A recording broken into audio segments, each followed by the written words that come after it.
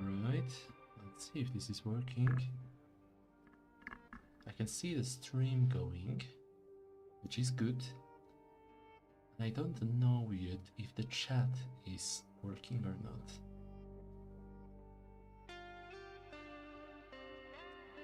I asked a friend of mine to try and test it to see if it works. Should I wait? I feel like I should wait instead of just playing. At least a little bit.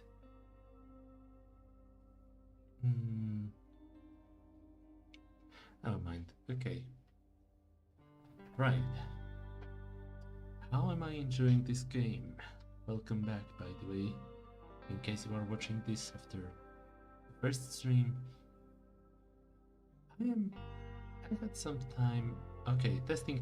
I can see the message. That's good. Good to know. Back. Very good. Right. I had some time to think about the game itself, and I have some theories about what exactly could be happening regarding the time loop itself, but for now I will keep it to myself just in case. Maybe it's gonna be the truth, maybe it won't be. I could, in theory, write it down somewhere or something, but let's just enjoy the game.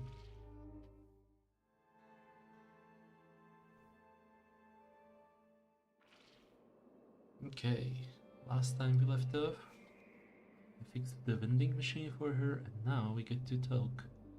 What do you know about Coral Destiny, or I have a question about Anita? Let's go to Coral Destiny. I like to think I've learned a thing or two in my 11 years there. She sees the confusion on your face, and giggles, but there's no malice in her laughter. Oh yeah, I work there. Damn it. Worked there. Worked. It's kinda tough to get used to the new reality. Absent-mindedly, she scratches her jacket where the company badge is sewn into the fabric. You get dragged into a post-to-post diplomacy game. You think it's gonna be fun and you don't get taken out early. Best of luck, JJ. I hope you won't get eliminated quickly. Calculated mode. Oh yeah, I've maxed out the calculated meter. They may call you too calculated. But what if they are only saying it to confuse you? What is in it for them? Better think it over. I am somewhat extroverted. You're somewhat extroverted. You often actively seek ways to prolong conversation more than is strictly necessary. And as a somewhat sensitive person, you easily empathize with others and are prone to surrender to your own emotions. I also am rather nosy, so I'm a social creature, interested in other people's lives just to prove you're not self-centered. I am indecisive. Well, let's not make any rash decisions. We should look at it from the other side as well. I am paranoid. You shouldn't trust them. But keep in mind, you shouldn't trust me either. Most of all, you shouldn't trust yourself. And finally, sensitive. As a somewhat sensitive person, you easily empathize with others and are prone to surrender to your own emotions. I am dramatic. People may prefer comedy, but life only writes dramas. Okay. So what did you do there? I'm an engineer specializing in automation and robotics. I was also training to be an astronaut, but... She makes a lips zipped tight gesture. That's all I can say. Destiny had me sign some book-long NDAs. I don't think I understand what the company does or what's up with the company's name. Let's go with company's name. Super paranoid. It makes sense when you think about it. Mars is our destiny. If we want to survive and thrive as a species, it's our first stepping stone to colonizing the whole solar system. And then she shuts her lips so fast you almost hear a clap. Sorry, I'm kinda evangelizing here. Miss Holmes always insisted that every one of us should be the company's ambassador. So it's kinda hard to get out of that mindset, you know? Mrs. Holmes named the company. As I said, Mars is our destiny, and the planet's red, so that's where the coral comes from. I guess that's her favorite color. She often dresses all in coral. I don't think I understand what the company does. Well, you must have been living under a rock then. Mrs. Holmes has been preaching about it to anybody who wants to listen, and plenty who don't, like our cheese elderly Congress people. The ultimate goal of the company is to establish a colony on Mars that will trade resources, mostly rare Earth stuff, with Earth until we can establish self-sufficiency, and until the colony is set up. Well, anything they need to do to get there. So why don't you work there anymore? No, I don't really want to talk about that. Still sorting things out.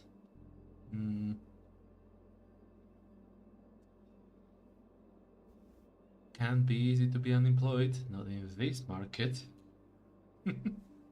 Don't worry about me, I'll manage. You know, people around here just don't give a damn about Coral Destiny. I mean, those that don't actively hate it. I guess when you're living in such close proximity to the future, you get kinda desensitized. It is nice to talk to someone who cares. I have a question about Anita. Sure. Anita? She's the queen of hospitality here in Rue Valley. What's up with the hat? Nita always dressed like that. You better believe it raised a few eyebrows, or a few dozen eyebrows around here. Ever since the divorce, she cranked it up to 11. Oh no. I don't know. Maybe that midlife crisis or whatever, or she's finally a free woman and can do whatever she wants. Aunt Nita? That's a very long story, and I'd rather not talk about it right now. Let's just say we're related. Kinda. I don't get it. Why is Anita the queen of local tourism? Well, she was running the motel with Uncle Benny back in the day, and now she opened a bar with that hunky dude from Bothwood. Oh, I guess the city got renamed. Back in the day? Yeah, well, back when they were still living there, happily ever after. Nowadays, they're split, or more like cleaved clean down the middle. I don't think Kuipers is raking in the big bucks, but considering no one else is doing any tourist stuff around here, that kind of qualifies her as the queen of tourism. Okay, thanks. You're welcome. Bye. What do I do next? Oh, there's nobody inside. Okay. Let's have a look at this poster, just to see. Poster definitely reads Rue Valley. Okay.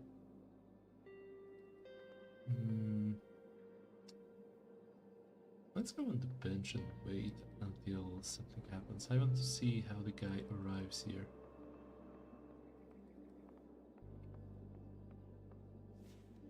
Sit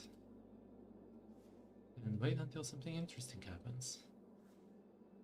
The moment around the vending machine is gone, he took a mental note of that at around 8:08 p.m.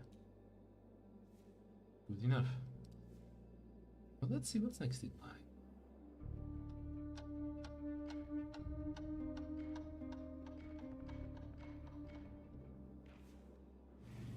You are careful not to miss anything. Not even the tiniest detail. Like a faint sound coming from room 5 of the upper floor of the motel. The sound of a door unlocking. Oh, it's the guy. The modem guy. The door did not animate. Yeah, he's going downstairs. Jason Burns walks down the stairs and enters the reception area. Wait and see what else happens. What you are doing now is exploration in 4 dimensions, and you're doing good. You're pretty certain you know everything that happens before this moment. You keep it all in your mind. The woman leaves the vending machine at 8:08 p.m. The man from room 5 enters the reception area at 8:12 p.m. Let's see what happens next. It's the guy! Soon after, you hear the familiar sound of the reception area door. Yeah, he's gonna exit and rush to the bike.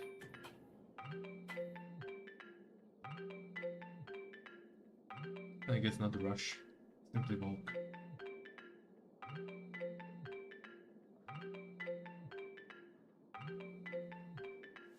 Being mind phone, Jason leaves the reception area, hops on his bicycle and heads north.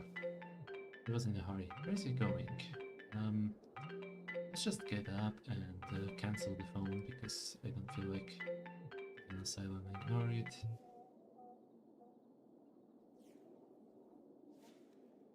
State. And wait and observe more. By now you're certain that the timeline of this location is mapped out in your head. All except the last part. Bingo, let's go. The moment you've remembered since before you even realized you're in a time loop. The guy arriving on a pickup. Want to know how he arrives here.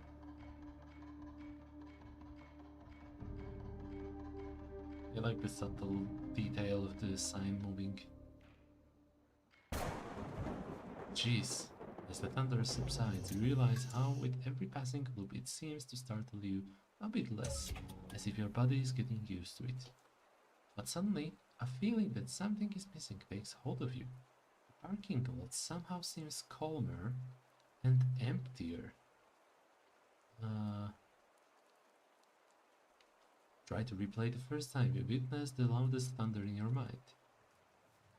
Right, so you left your room to find something to drink, and the careless driver was here just before the thunder. An eerie sensation creeps up on you. You haven't seen him since the very first loop, and he mysteriously disappeared from the gas station, somehow. Ooh. Ooh. A slew of questions surrounds you like a swarm of bees.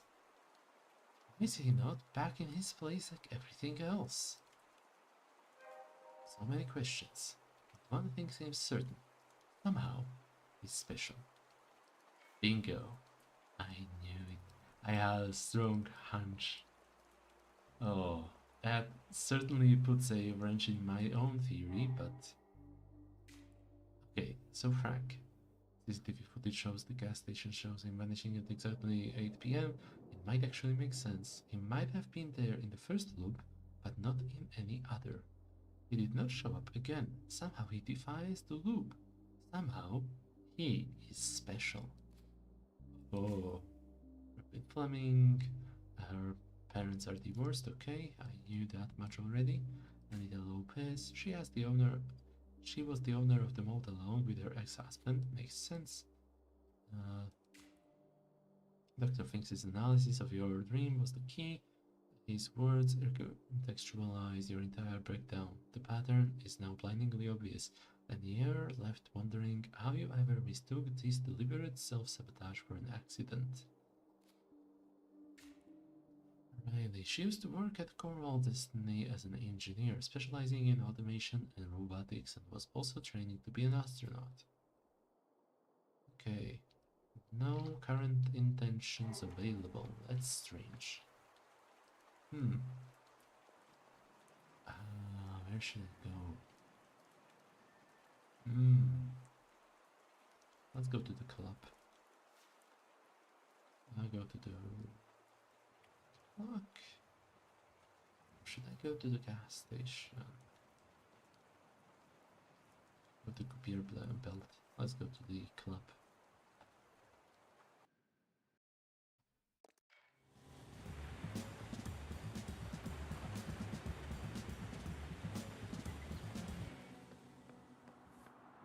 Right. Oh no, it's raining. Oh shit, okay. I need to go earlier than that.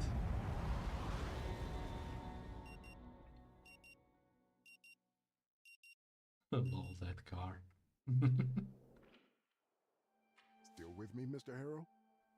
Uh, Still with you, Dr. Fink.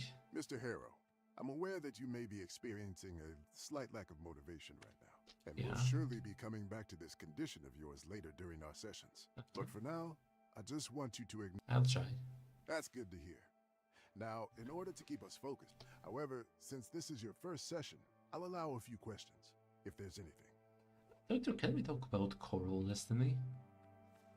His eyebrows lurch upward in an already too familiar gesture.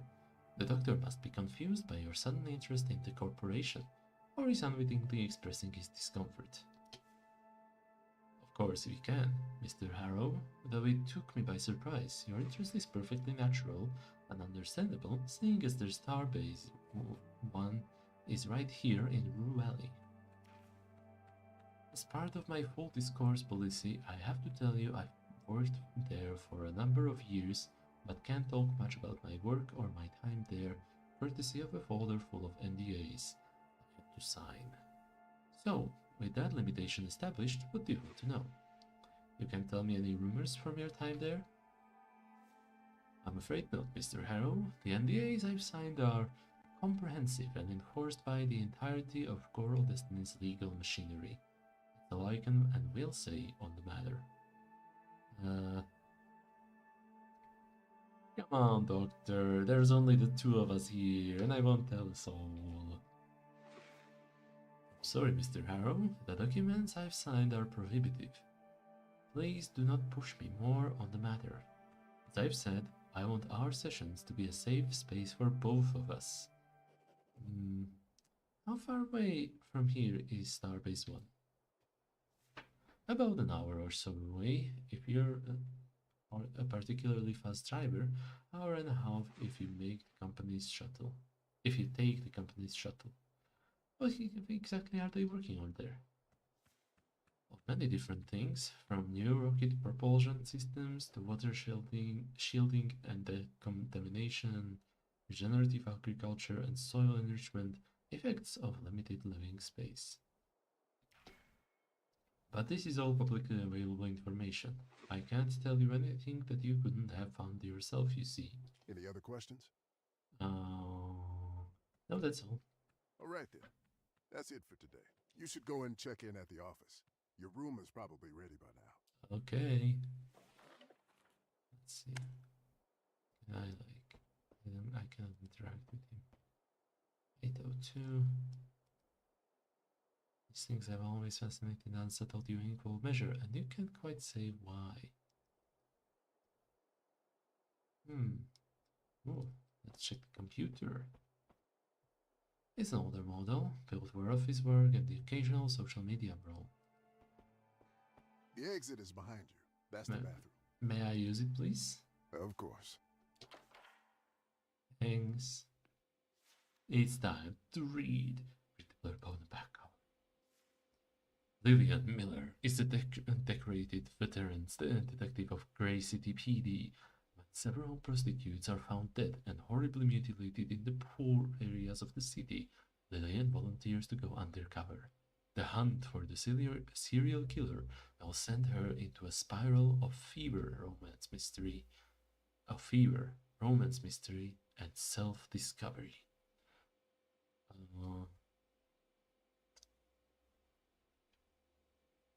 Yeah, what? Screw it. Let's read the whole book. Take a look at the first couple of pages. The first page bears the unusual book blabber, publisher, printer, copyright owner, international standardized book number, all the boring stuff. The second page has the author's dedication to Rosemary and her tea. Without both, this book wouldn't exist. Below the print scribbled by hand, to Gideon. Good fun. You need some of that in your life right now. And an illegible signature. Read the first couple of sentences. That didn't do anything. Read the blurb on the back cover. Lillian Miller is decorated veteran. Oh, I already did that. Inspect the book.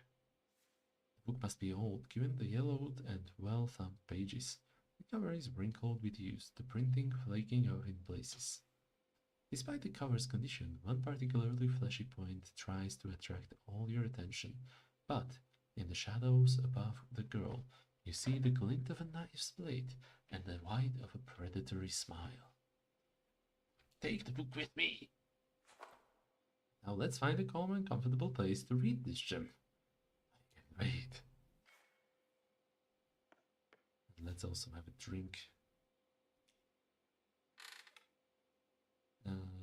Take a few sips of whiskey.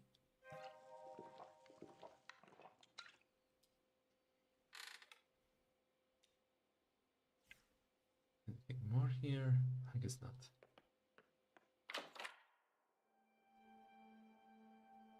I cannot interact with him at all. Interesting. I'll break you open if I have to. Okay. Near her won't be a calm and nice place.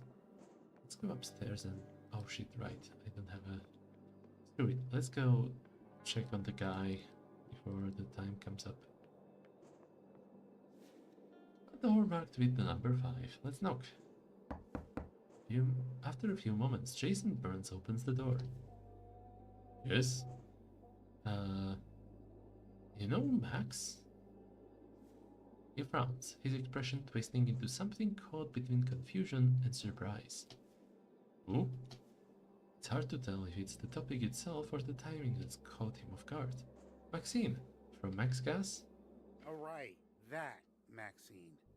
I met her a few times during my earlier stays in Rue Valley. Max Gas is the only choice in these parts when it comes to fueling up. Hard to miss it. So, why are you asking about her exactly? I'm just gathering facts for an investigation. Investigation? You a cop? The emotion in his voice is clearly suspicion. A journalist, actually. Can I see your ID? Alright, you got me. Listen, either you come clean with what this is really about, or I'm out. I don't need to be part of some weird detective drama. Not tonight, anyway. Alright, it's for research. He squints, processing. So not an investigation, just research? What kind of research are we talking about?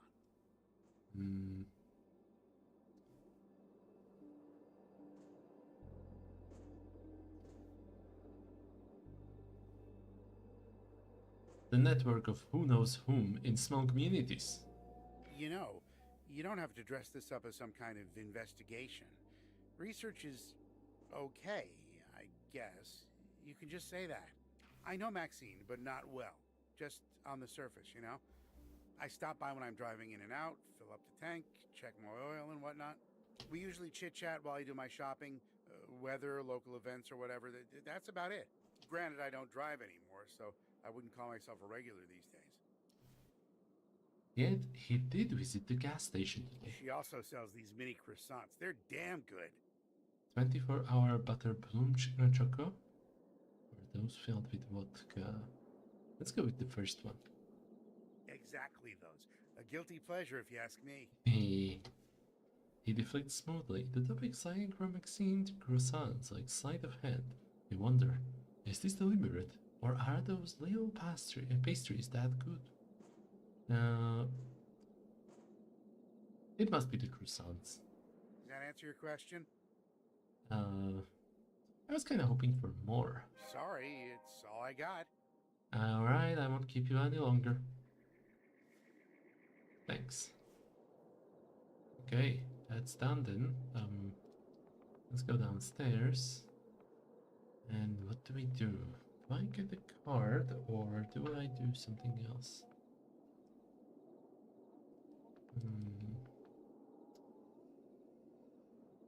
Actually, it's been a while since I laid down, so let's go into the bed and... There's nothing you can do to help me? How about check the repair log or a supervisor?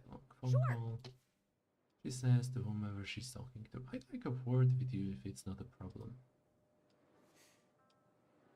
Hey, listen, I have to go now. So let's Hey, listen, I have to go now. So let's yeah, we'll have to manage without it today. I know. Oh, hello, Mr. Harrow. How are you? Are you ready to check in? I'm looking for Frank. You know Uncle Frank? She gasps. Yeah, he drove into the transformer at the parking lot. Again? Just a few days ago, he crashed into a street lamp near the shuttle stop. He's so reckless. But, you know, he and my dad go way back, so She shrugs. I guess that's also why he lets him stay at the motel for free. So he's staying right here? Point my finger down. Yep, right here. Eyebrows raised, she points down as well. In fact, he's been living here for the last 2 years. Huh. Dad says he's a good man that fell on some hard times. I want to believe it, but I don't see it. So, why are you asking about him? I just need to talk to him. Oh, alright. His room is number 1, but I don't see his pickup outside, so he's probably not in there.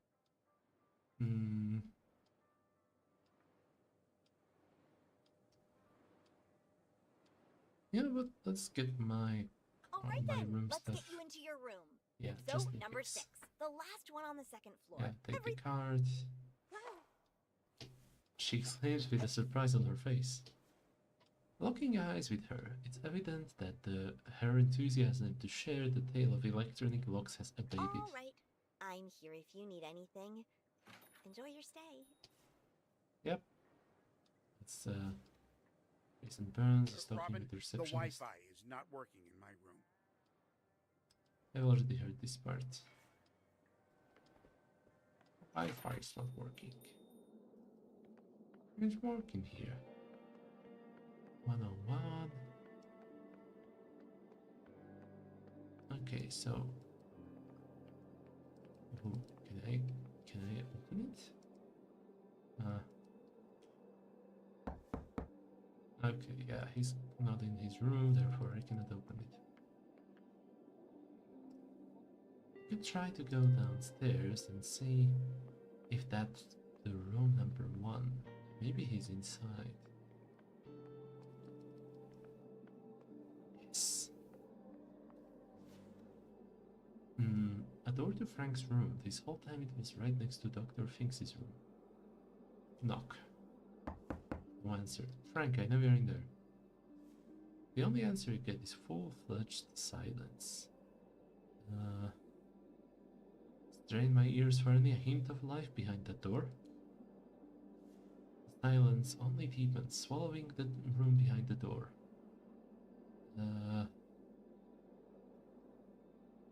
I just want to talk, Frank, nothing more. Even if he's in there, he clearly doesn't want to engage. Ignoring me will solve nothing, Frank. No response, not a single peep. Maybe he's deliberately shutting me out. Or maybe he's just not there at all. Frank, cut the crap, open the door right away. Open the door harder, longer, insistently. The door remains stubbornly closed.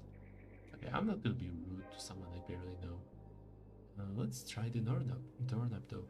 Locked. Maybe the card could somehow be decoded into a form I could use.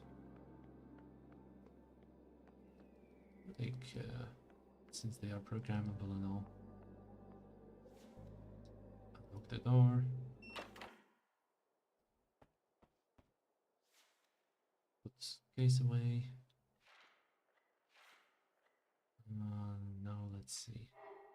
Updates on this. Enter Frank's room.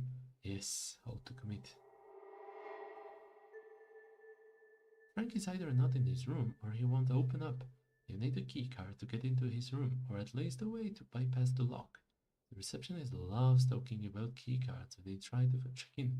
You could try to find out more that way. Next loop, as you already checked in this loop. Yeah. You talk to him and he admits he knows Maxine, but only in passing. He's staying at the motel in room 1, but it seems he's either not there or he won't open up, plus the room is locked. It would make sense he's not there.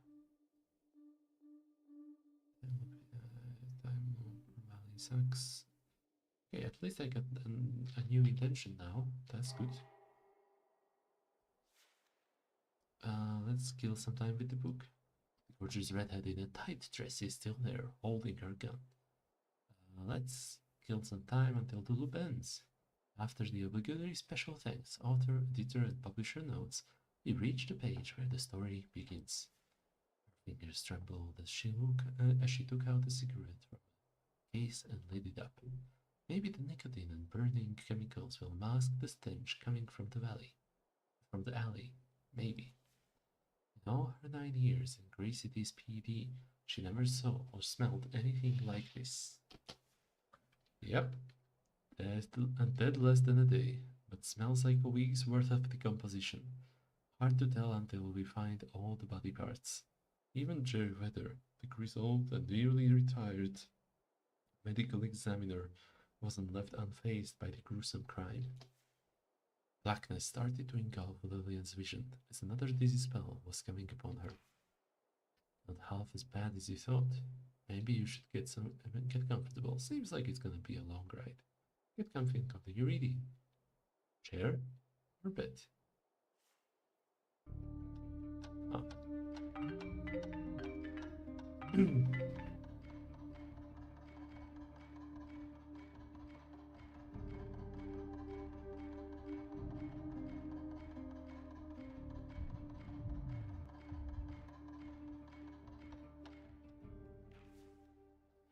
As the half-decently written words carry you through the story, your internal clock nudges you back into reality. That's enough for now.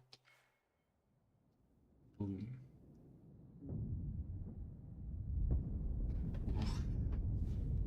You are getting used to this. A fire in the sky, loud noise, your typical Sunday. Close my eyes.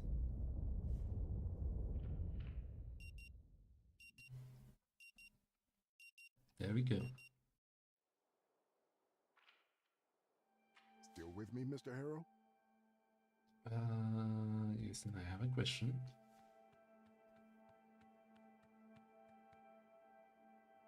Let's leave the office for now and head outside to see if there's anything to do. Yes, Rue Valley Motel. Our Coral Destiny internet antenna is down? Yeah. No. Yeah. Sorry for interrupting. Oh, hello, Mr. Harrow. How are you? Are you ready to check in? Okay, I'm ready to check in. All right then, let's get you into your room. So, number 6, the last one on the 2nd floor. Everything is ready for you. And this is your key card. Whoa, a key card? That's right, a key card. She barely contains her excitement. You were expecting an old-fashioned key, weren't you? Well, we've decided to modernize for a number of reasons. Safety must be at the top of that list. You did it because of aesthetics. A modern lock on the 90s retro door is such a unique look. I would love to hear all of them. I would have never taken you for a locksmithing enthusiast, Mr. Harrow. I'm sure you have some theories, but you'd never guess what our primary reason was. People losing keys. She stops just before the reveal, letting the silence stir your anticipation. The guests just kept on losing their keys. It was exhausting, and my dad didn't like the cost of replacing so many locks. Now you just need to change the card, right? Yeah, not a super simple process, but still quicker and cheaper than buying and installing a new lock. Regardless, the new system is still totally worth it. So, you had no issues so far? No malfunctions of any kind? Not once. But even if something happens, we got like a literal tome of a manual. I thumbed through it. It seems to cover all the possibilities. And I know what you're thinking. I hope she didn't leave the manual behind an electronic lock. That would be unwise. She laughs. Don't you worry a bit. It's safely tucked away in the storage room with the other manuals and warranties and whatnot. Thank you very much. You must have spent days researching which model to pick. The look doesn't have any weaknesses. There's no way to pick it. Might want to mask the desperation in your voice a little bit better. As far as I know, There's no way to hack it or to disrupt it electronically. Physically? Heck yes, but it would make a hell of a lot of noise. She seems to be clueless about your That's intentions. the advantage of the electronic system. Safety and cost. In the long run, nothing beats your keys being pieces of programmable plastic.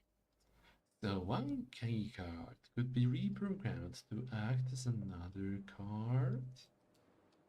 Sure they can, if you have the right equipment, that is. Which I don't. Whenever I need a new key, I have to take a card to a company in Bothwood. They take care of it in minutes and get me the card back. Well shit, Bothwood is an hour's drive away. This makes my life so much easier. No more stressing about whether to change the lock or risk that lost key falling into the wrong hands. How great is that? But what happens if there's an emergency right now? Oh, well, that's easy. I have a master key card that can open any lock.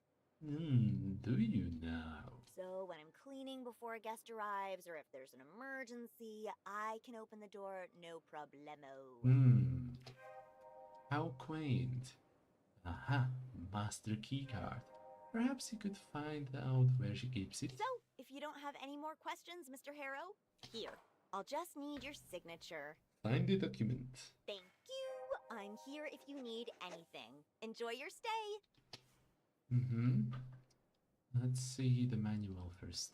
Just out of curiosity. Finally, I know what this pile is for. Search the box labeled documentation for the lock's manual. It holds several unmarked ring binders, forgotten and carelessly stashed away. They are overflowing with papers. Also, documents of various sizes, some haphazardly shelved into plastic file folders, are simply piled on top of one another next to the binders. Check the documents. Lo and behold, close to the top of the pile is the manual for the door lock. Its pages are crisp, white, and unnervingly pristine, standing out against the time-worn binders that clutter the box. Decisional check. Search the manual for any useful door opening tips. Oh boy. Too calculated. Shit. As you thumb through the manual, an unsettling need begins to simmer within you. An insistent compulsion to master every nuance of this lock before daring to breach it. Start reading the first chapter. Introduction and System Overview. The introductory chapter is filled with the unusual platitudes about the brilliance of electronic locks, particularly the model used in this system, Secure Lock 2.0. Alright, I'll remember that. Next, the manual outlines that the keycard system is designed to function seamlessly with power grids that adhere to the QMS 1100 standard, ensuring reliable access control. QMS 1100 standard. Check. The rest of the chapter features no specific information of interest. On to the next chapter then, the installation and configuration. This section dives into the nitty-gritty installation instructions, wiring diagrams, and meticulous schemes for hooking the door up to the grid. The provided wiring diagram in Appendix B must be cross-referenced with on-site configurations to ensure that redundant power lines are isolated, otherwise the primary lock may malfunction intermittently, especially under conditions of high electromagnetic interference as defined in section 6.7. The ground diagram is sprawling across several pages like a folded poster. Unfold the wiring diagram in Appendix B and look at it in detail.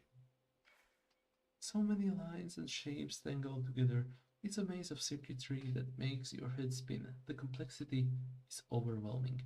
Maybe this puzzle is just a bit too tangled for me. Or maybe this is exactly the insight you needed. Hunt for the solution further down the line.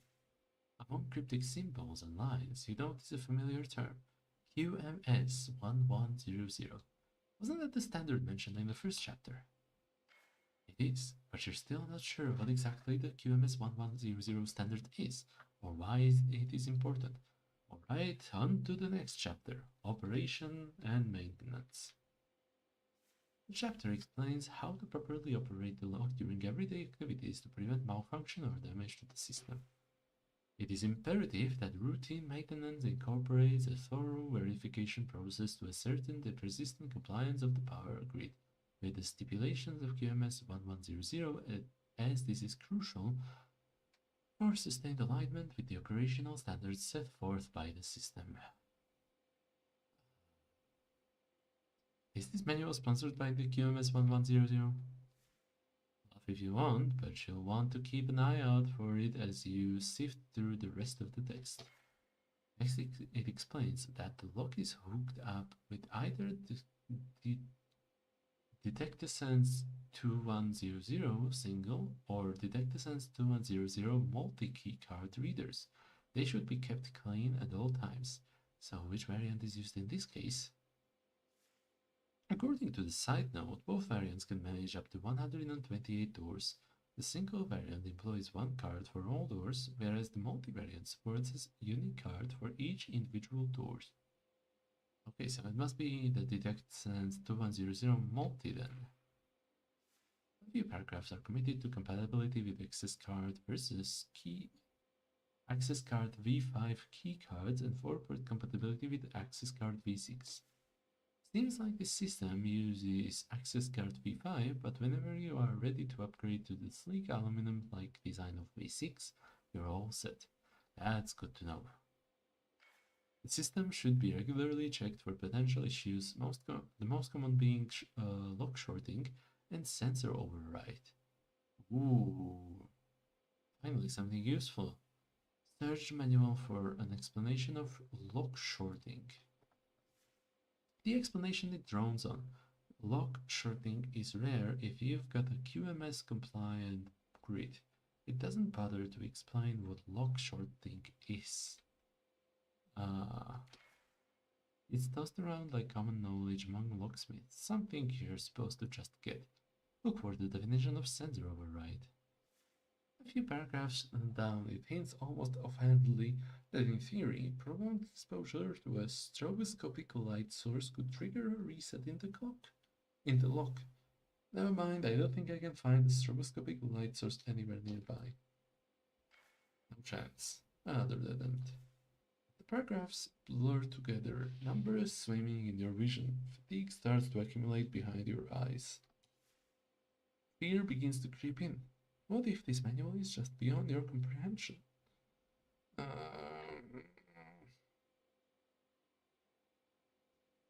Screw it, I'm already here. Let's just keep going. I have this. I got this. 2 chapters left. There's got to be something you can use. Security advanced features. The most prominent of the advanced features is the latest version of the anti-burglar system, something called Intruder Alert Pro, which should be connected to the local authorities and configured accordingly. Intruder Alert Pro. Okay, next.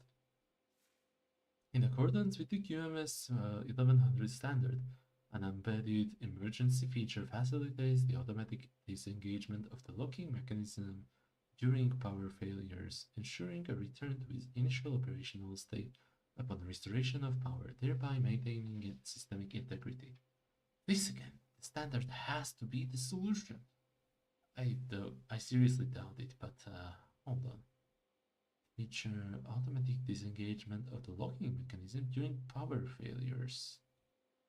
Automatic disengagement, ensuring a return to its initial operational state upon restoration of power. Okay. All this reading is paying off. Now to figure out what this standard is and how to use it to your benefit. You continue, page after page, eyes scanning every line, every word, hoping for an answer, but nothing else is worth your attention in this chapter. One more chapter left. The solution must be there. The final chapter, called Compliance and Standards, might just hold the answer you're looking for. The details of QMS 1100 and how to use it to crack the lock wide open. Read it all, from start to finish, to get the whole picture and see how QMS 1100 fits in. After an avalanche of paragraphs filled with legalese, You slowly begin to understand what the QMS 1100 standard is. Unfortunately, it has nothing to do with opening the lock without the keycard. Shit. Fear you staved away comes roaring back, dragging a tidal wave of despair with it. You gave it everything, laid it all out, and for what? Nothing. You've had enough. Just shove the manual back in the box and let it gather dust where it belongs.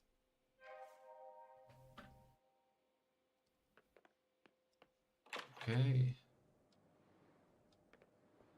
I already heard their discussion. What is this? Stairs through the window. No.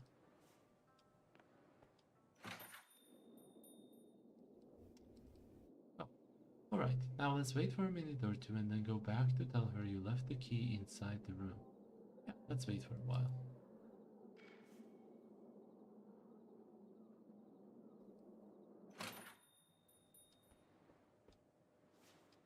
Jason Burns is talking with the receptionist. The motel may be offline, but there's internet at the belt. Continue listening. The what? The new bar. Oh, And the... you'll need a Oh, thank you. Just lean the cart against the marked surface on the steering wheel and wait for the green light and buzzing sound. Oh, wait. Take these noise-canceling headphones, too. My mother is not in the best mood. Thank you. I hope... Let's hope I'll make it... Don't worry. Drive carefully. Bye. Your ears are pierced by a ringtone, put it on silent and ignore it. How can I help you, Mr. Harrow? I left my key card in my room. Any chance you could open the door for me? No worries, Mr. Harrow. That happens all the time. Good thing I have my master key card here with me. Yes. She opens the drawer. Is that where she keeps it? But then she freezes, as if she just remembered something, her face becoming a mask of intense concentration. Let me just check something real quick. Oh? She closes the drawer and puts her hand in her back pocket, then looks at you again. Sorry for waiting, but I'll need to confirm something. Out comes her phone, fingers flying across the screen with practiced ease. It vanishes back into her pocket just as quickly. Confirmation should come in a minute. Her breath comes in quick, shallow bursts as she rummages through the shelves. A loud ping fills the room.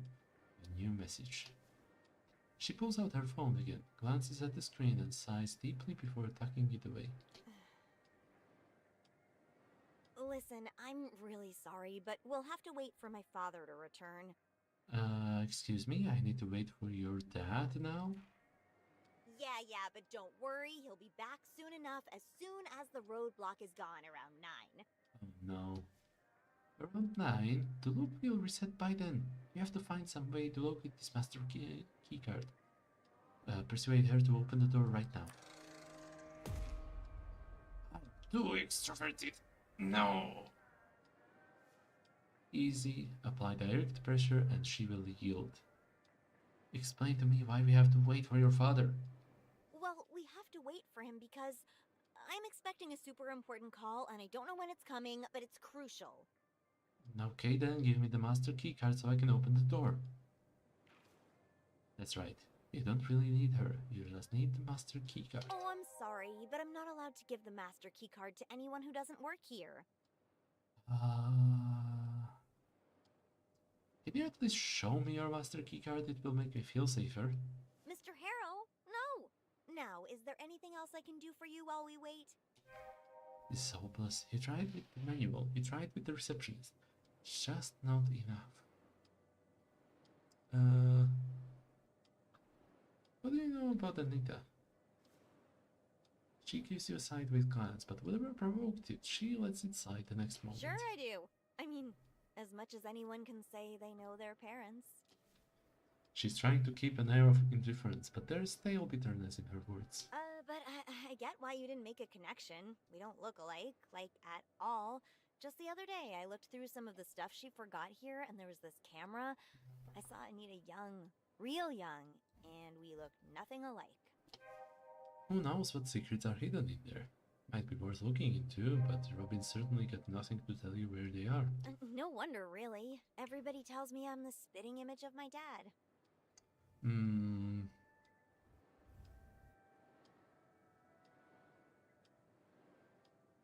What do you mean? Your mom left some things here? And the more important unspoken question, where are they? Yeah, there's a whole box of it down. She suddenly stops, her lips burst. She forgot some of her stuff here when she left us. After the divorce, you know. She's running that Kuiper Belt bar up the road with her new boyfriend Travis. But before, yeah, this was a family-run operation. Though it would be better to say she was running things and Dad just followed her orders. Oh man, Anita would never allow me to install the key cards. But your dad stayed. Ben, he's running the motel now, and I'm helping him. Which means this is still a family business, despite Anita walking out on us. I take it you don't like Travis? Oh, no, Travis is a decent guy. My problem is with Anita. To be honest, I don't understand why she left us. I guess I never will. Why did they get a divorce? I've been thinking about it a lot. Like, trying to learn some lesson here. Short answer? I don't know. And the long answer? I don't know. It's not like they ever included me in their conversations, if they had any. Like their divorce doesn't affect me. I mean, I know they had issues, but I never imagined all of it would break apart so quickly. It really fucked Dad up in the brain, though he's trying not to show it. And the worst thing? Everything is different, but feels the same. Mom still calls me every day, still pushes me to do the things she thinks are best for me, and I know she's pushing Dad the same way. She doesn't have the right to meddle in our lives so much, because everything changed. A dark cloud ripples across her face, and she closes her eyes. For just a moment, her lips tighten. Then her eyes open. Is there anything I can do for you, Mr. Harrow? If not, I have some things to take care of. Leave. Okay, well, keycard is not the answer. And I think... Okay, let's have a study here. I am not going to give up. You tried asking the receptionist, you tried reading the manual, enough is enough. No, not yet. Find Anita's old stuff. Let's try that. Yeah, Ben's phone number. It's time to call him. Robin feels like Anita is trying to control her life. She has a master key card which can open every door in the motel. She was the owner of the motel along with her ex-husband, and she still has some of her stuff at the motel. Travis is Anita's boyfriend. Robin complains that Anita is trying to control her life. Okay. Loudest thunder you've ever heard rings out as lightning strikes the motel. Right, when is the lightning happening?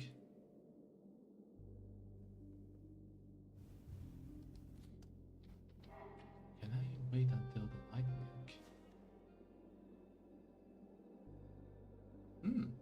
I could... No, let's do that another loop. Until the thunder strikes. The game starts and the familiar token is pushed out. Let's go. Hopefully this will work.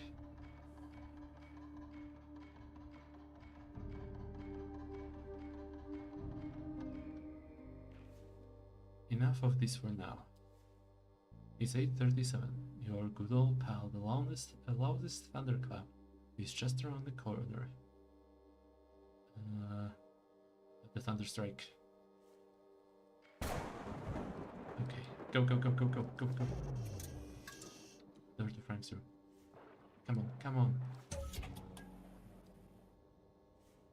I really hoped that would work. Oh well, let's go sleep. I know I won't have enough time, 9 minutes left, but it's better than nothing. Okay, 6 key card. I'll put the suitcase away. and lay down.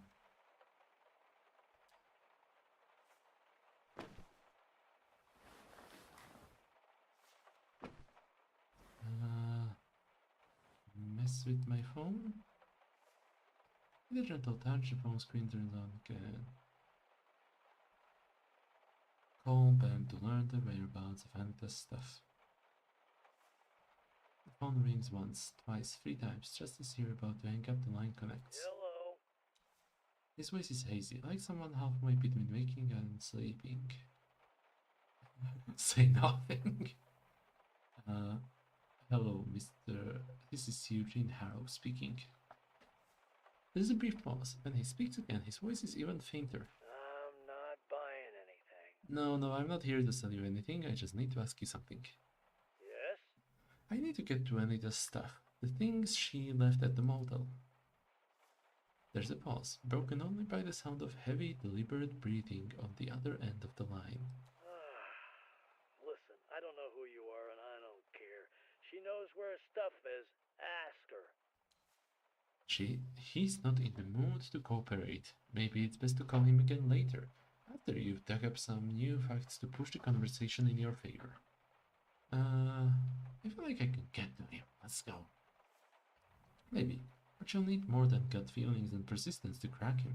I just need to know where her stuff is. And I'm telling you, leave me alone. Stay silent, with a threatening undertone. So quiet, isn't it? The undertone flies right over his head. Listen, I'm out.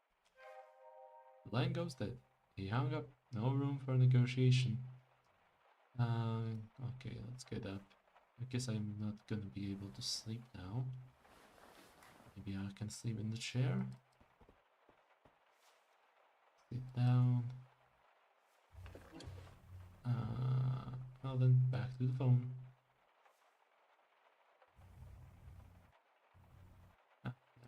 No, it's a bit silly. Let's at least check the mind map. Entering Frank's room. I don't want to give it up. To get anything from Ben, you should find some information that would shake him up. Okay.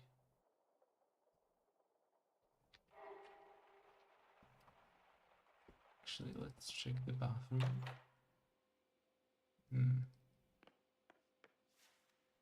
Look at the mirror. This watches an interesting pattern on your face. You can see a dark circle here, a mole there, a patch of wrinkles. A mole? Could it be skin cancer? The good old mole under your left eye. It's been with you as long as you can remember. Yet still, has it grown in size a little? Changed its color perhaps? Pretty sure it has. Perhaps you are imagining it. Or it may be too late to worry about it, and it'll die in a matter of days. Look at the mirror again. Yeah, leave. Okay. Anything else here?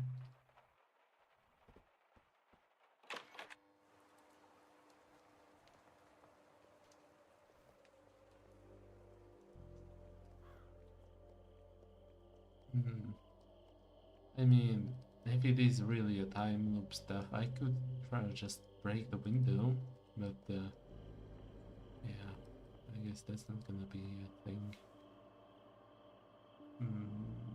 Press the reddish button. Take the bottle of water. Take a sip. Refreshing. And let's make coffee.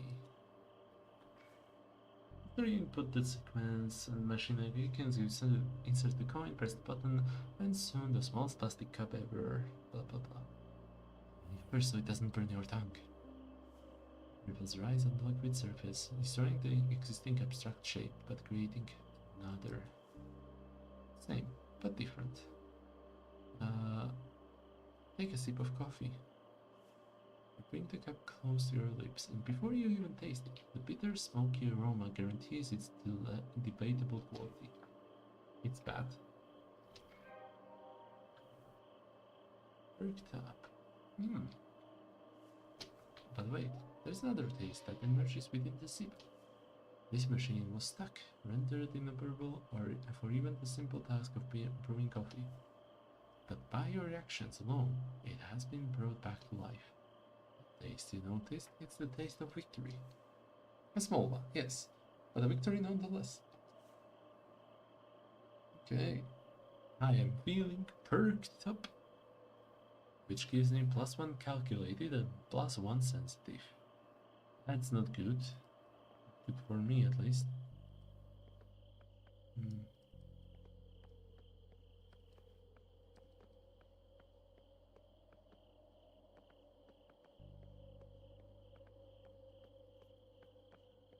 Okay, nothing of interest here. Let's just wait until the end of the loop then.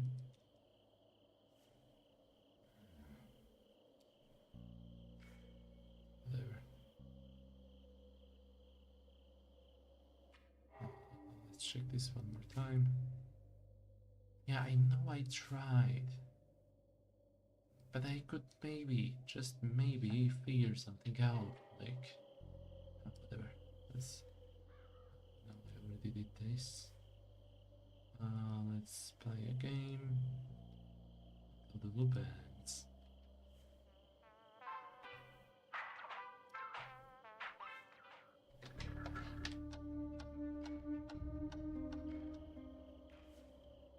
Enough of this for now.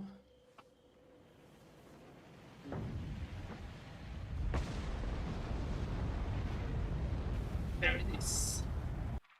Oops.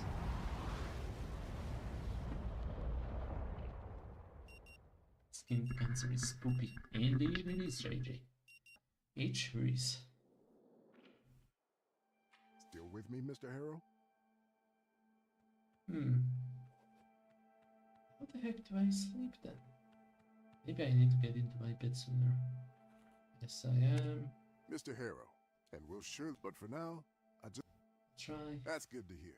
However, since this is your first session, I'll allow a few questions, if there's anything. If someone has an overwhelming need to control everything, what could be behind it? He raises a bushy eyebrow. I'm sorry.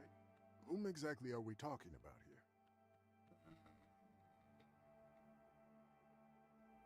Just an acquaintance of mine. And this acquaintance is important. Why? Answer me first and I'll return the favor. Fair enough? Fair enough. There could be many reasons why someone develops an intense need to control others and their surroundings.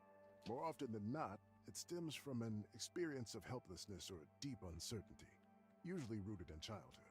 Those experiences might have been triggered by traumatic events or events perceived as traumatic, without anyone there to provide comfort or safety.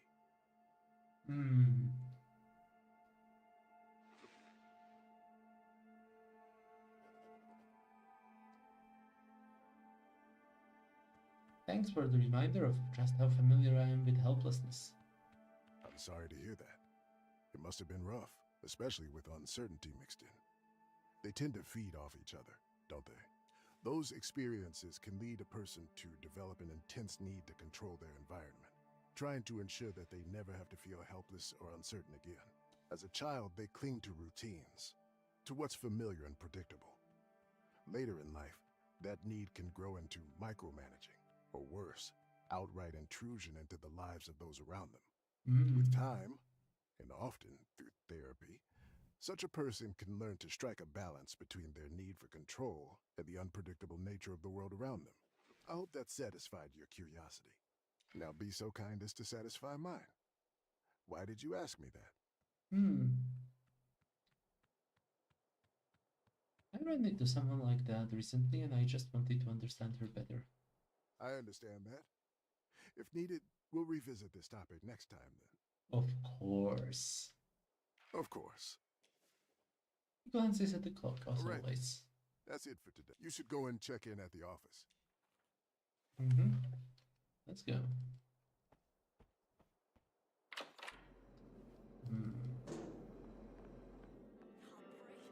Screw it, let's go to the office.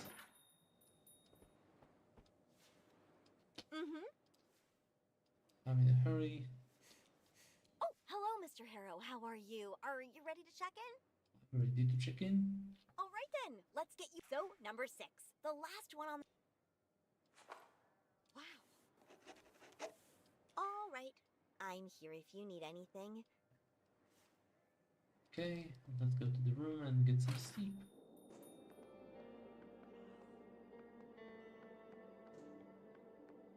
Hopefully it's gonna lead to dreams or something. It's been a while. Lock the door. Suitcase away.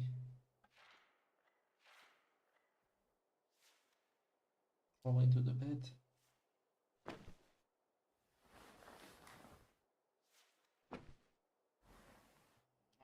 I can't.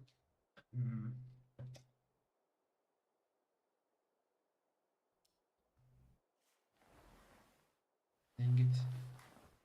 Okay, how about the chair? Can I sleep in the chair? Get up. Okay. I cannot. Well, that was a waste of time. How about we go talk to Annie?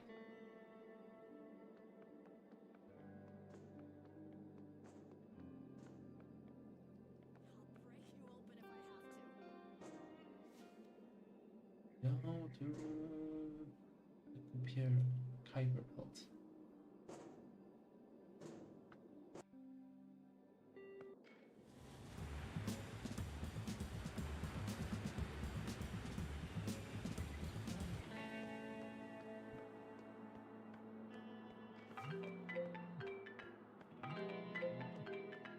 Total silent.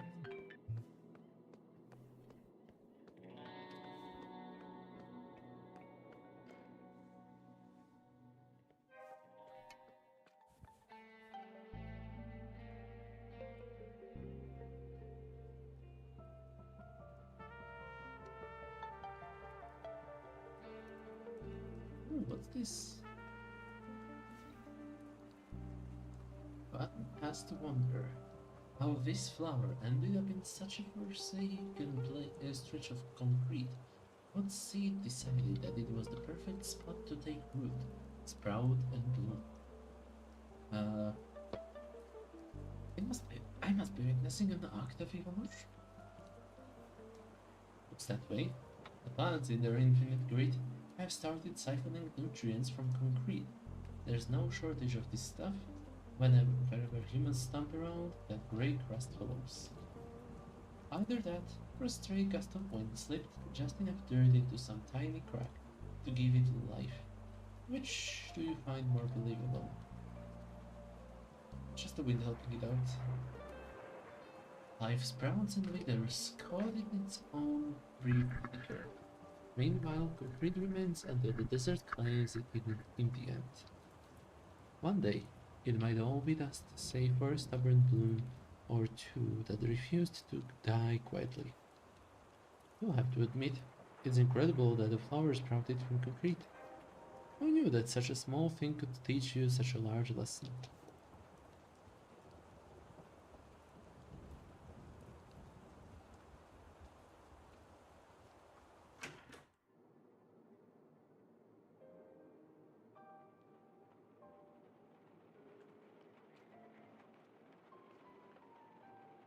Let's not disturb them right now.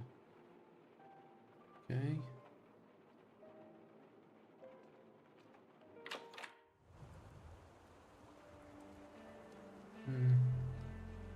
Thing up here.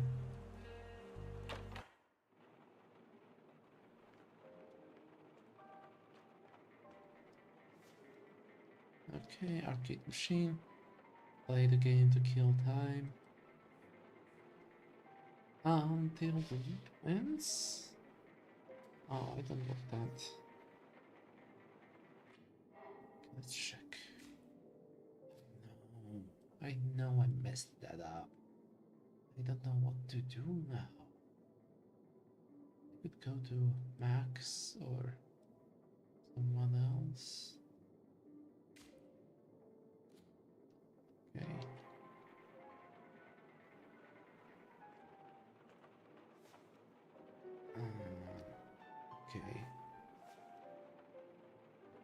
Check available Wi-Fi connections. Oh yeah, you see a single Wi-Fi connection, strong and steady, like a beacon in a digital maze. However, Alternate Station hides its signal behind the password. Someone around here ought to know it. Look around for the password, it might be posted somewhere.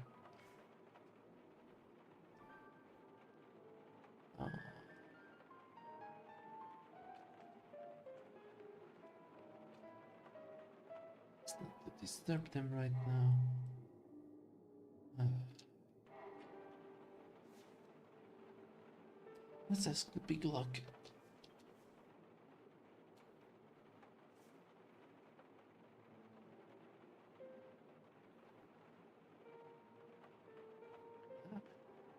This chair invites me to sit down and casually blend. Wait until something interesting happens. It's hard not to be distracted by the woman's intimidating appearance and the bartender's muscle ratio, but she managed to let the time pass.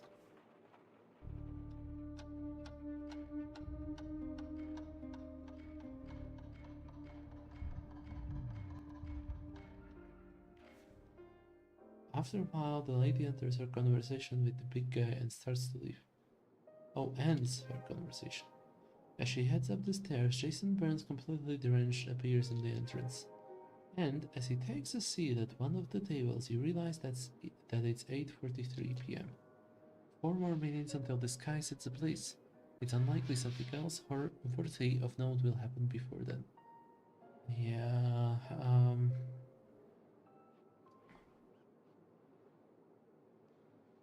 let's wait until the end.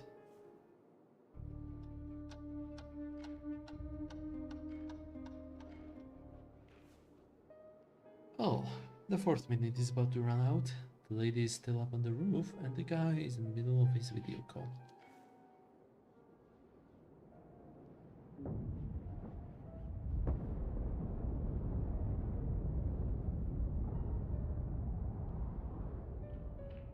Okay, let's try heading to Kuiper Belt as soon as I can.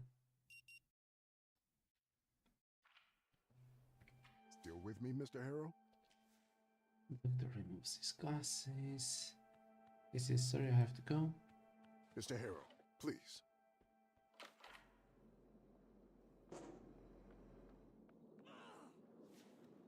Go to the Kuiper Belt. Give me my coffee, you jerk!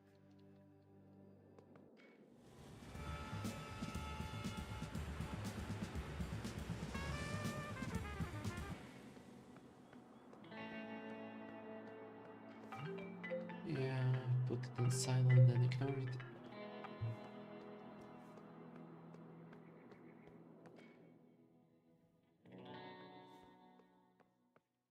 Okay, 8:23. That's the earliest I can be here. Oh, hello. Yes, Richard. Some kind of token appears in her hand, spinning from finger to finger. A brief pause follows while she listens to Richard, daggers shining in her eyes. Give me just a moment. Then the daggers point toward you. Do you always eavesdrop on the conversations of strangers so flagrantly? Or am I a special case? If you've come for the bar, the entrance is right there. Just remember to wipe the sand from your shoes. Wipe at least 3 times. Total control If you freak. didn't come for a drink, move exactly 5 yards away from me. Well, it was just passing. By all means, continue. Okay. There's a whole firing squad behind the lady's eyes. You have no choice but to move away. She continues talking in a hushed voice, still casting an occasional glance toward you. Jeez. Let's talk to him. Hey, welcome to Kuiper Belt. Oh, he is still annoyingly full of life. I'm Travis, and you look like you could really use a drink. Hi, so what's your Wi-Fi password? Sorry, buddy. It's reserved for guests only. He just points his thumb at the framed signature on the wall like that answers everything. But we can quench your thirst as well as your curiosity. It's just a 1-drink minimum. I'll have what you're having. Protein shake? It's not exactly on the menu, so I don't think so. Okay, pour me a glass of your finest water. I see you like living dangerously. Good on you. The password is Kuiper's Cipher. All lowercase. Kuiper Cipher. He doesn't bother hiding his disappointment, but rules are rules, and you're a paying customer after all. Not from around here, are you? My accent gave me away, right? When I first came here, I had the hardest time adjusting to the way people talk. It's just so thick. Man, oh man. Let me tell you, it doesn't get easier with time. I've been here a while. And what brings you here? Sorry if I'm prying, but you're obviously a stranger. I'm here for therapy. Oh man. Good luck with that. It's visible on his face he wants to know more, but he's stopping himself. Listen, next drink's on me. I think you need it. Okay then, I'll leave you to it. I got stuff to do. Just call me if you need to top up. Yeah, get me a drink. Sure thing. What do you want? Our bar is top notch. Not even Bothwood has some of the stuff we have. A numb night on the rocks. The man turns, grabs the bottle from the pack, and pours you a drink over his shoulder, all in one quick liquid motion. Not the drop stains at the not the drop stains the countertop. Here. First one's on the house.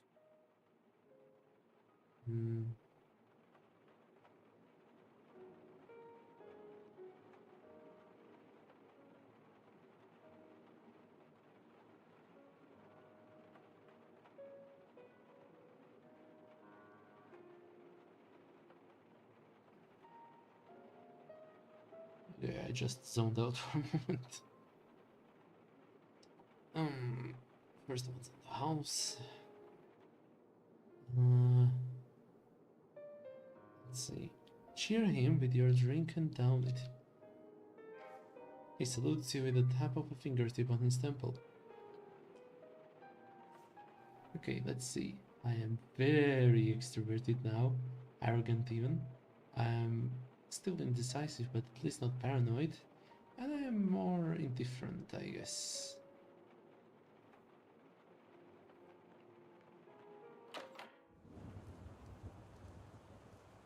Okay. Now then.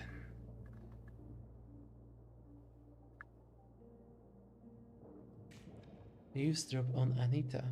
Like peering through a keyhole, tempting, but ultimately intrusive. It offers your fragments of a story not really meant for you, leaving just enough room for misinterpretation, but sometimes it reveals the truth.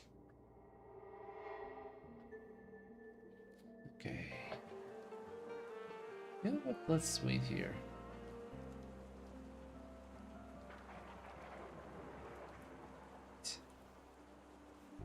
How about this? Can I sit here? I cannot.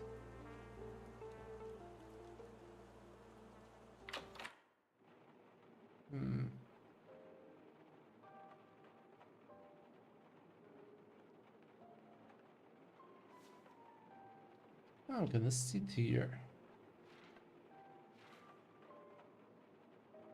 I'm gonna get up because there is nothing there to do. Let's just game.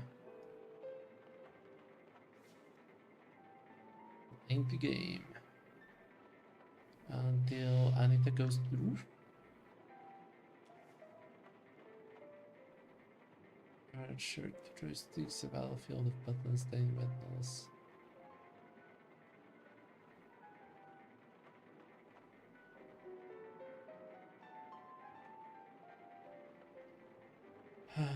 Ballester staring at it for a brief moment. You are unsure. 2 joysticks, battlefield of buttons. What is this thing? Oh, that? It's a game where you land different flying vehicles. Give it a shot. It's fun. He's not lying. Take that same neon text pulses on the screen. Lander Simulator 3. Insert coin. Let's insert the coin. The machine whirs to life. The introduction screen prompts you to choose your craft. Helicopter. The space shuttle, but it will do for a warm-up. You'll bring it down on your first try, obviously. Familiarize yourself with the controls in our tutorial by piloting the experimental aircraft PHS-1, which contains features of all the three aircraft. Give this environmental burst. Quick spin. A strange sci-fi vessel fades in third-person view. You take the voice. The screen floods with control indicators. Oh, the yoke, not the voice. Feels like you've got the hang of it, maybe. Quick tutorial, start the game. One hand grips one of the joysticks, rubbed smooth by years of failed attempts. Your other hovers over a minefield of buttons and levers. The countdown begins. 3, 2, 1, go. Screen morphs into your selected vehicle. A dizzying heart flares into a life attitude, direction inertia. A timer ticks ominously in the corner, merciless, unblinking. It's not just about the cleanness of landing. You need to master the fastest descent if you want to score big. Ignore the timer. Let's try to land gently. You take a breath, steady your hand, guide the machine downward like it's your own tumbling heartbeat. Next experience. That went about as well as expected. The screen flashes a green report card. A long list of failures, critical and embarrassing, absolute. Then it shows the leaderboard positions 100 through 90. You're at 100, barely made the cut. Let's try again. Now you're taking it seriously. Practice, discipline. You have no choice. You could also revisit that turmoil as well. You could also revisit that tutorial.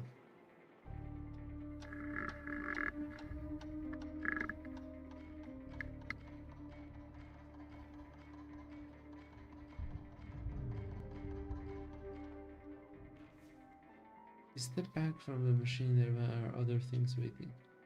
More urgent, or at least more real. Okay, I could talk to the bartender now, but screw it, let's just see what's upstairs.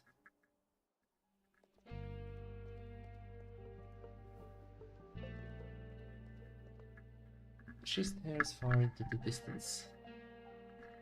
Okay, that was so worth waiting for.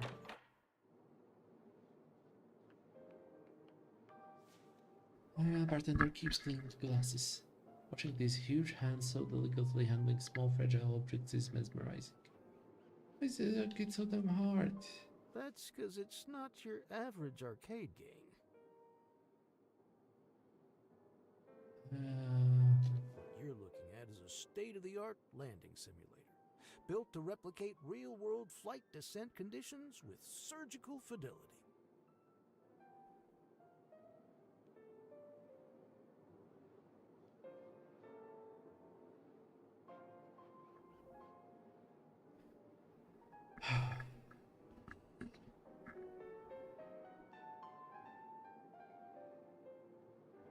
You don't exactly look like an astronaut. What's with this thing doing here in the bar? It fits the vibe, don't you think?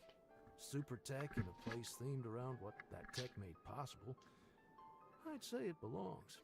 I give it a go sometimes. Not great at it, but I can get the paraglider down in one piece. Most days. I wanna bet I'll land it faster than you. No need for a bet. I believe you. I never chase the clock. I just aim for a safe landing. The timer's for folks looking to etch their name in the high score table. You mean for winners? If that's how you see yourself, you're halfway there. The other half? That part you still have to earn. Good luck.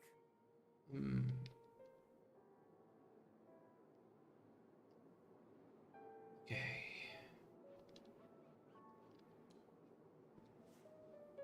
I guess that's it for the conversation with him.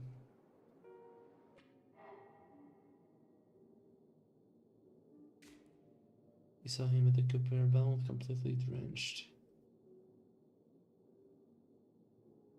Anita Lopez. After the conversation with the bartender, she goes to the roof at 8:43 p.m. Let's go upstairs and see if there's anything else new.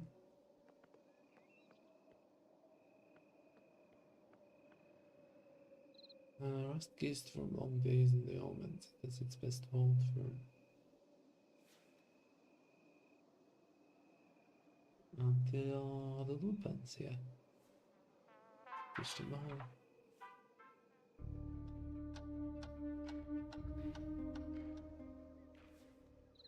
Enough for now. Boom.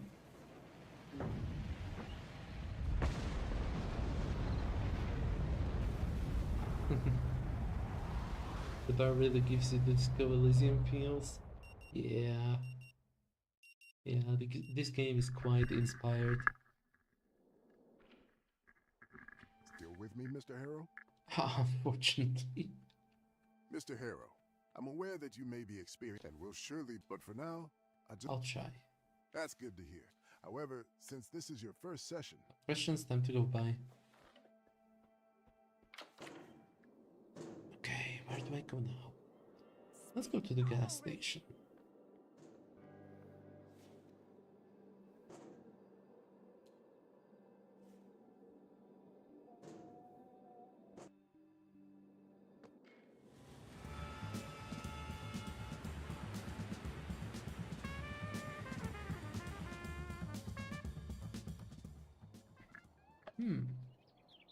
Okay, let's see.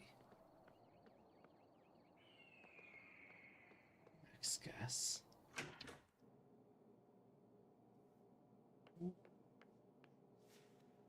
Casually abandoned ledger lies on the counter, left out like a leaflet in a cheap magazine.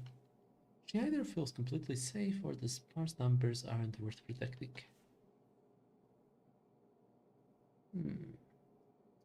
Let's talk to her. She holding a phone to her ear. Alex, fucking finally, I thought you'd never pick up. You must be the last person on this earth to still use a landline. I know cell phones are a security risk. Listen, can you check on Dad, please? Just to make sure he's okay. I called him, but he doesn't answer. Yeah, I know, but... Her jaw tightens while she listens. Well, I'm sorry that our father's well-being is such a pebble in a boot of your precious work. Before she answers again, you can already see she's gonna start yelling. Because I have a job. I do real work that pays bills and food for you and Walter while you're playing spy in your little bunker. She shakes her head in frustration, then continues in a calmer tone. Come on, just check on him, please. He's your father, too. Right. Thanks, Alex. Call me later. Yeah, bye-bye. Okay. The monitor cycles through cameras over covering every inch of the gas station inside and out. Oh, no wonder Maxine rarely leaves the counter, if ever. Even with all that tech, Frank still managed to disappear.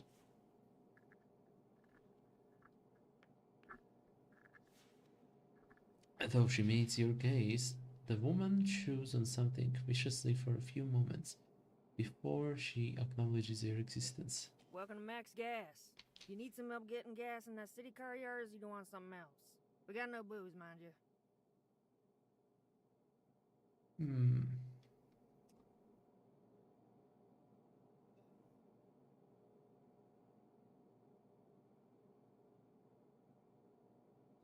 What's wrong with my car? It's ideal for the city. Sure it is for that narrow rat labyrinth you call streets. Out here, you need a vehicle with a little more muscle. Hmm.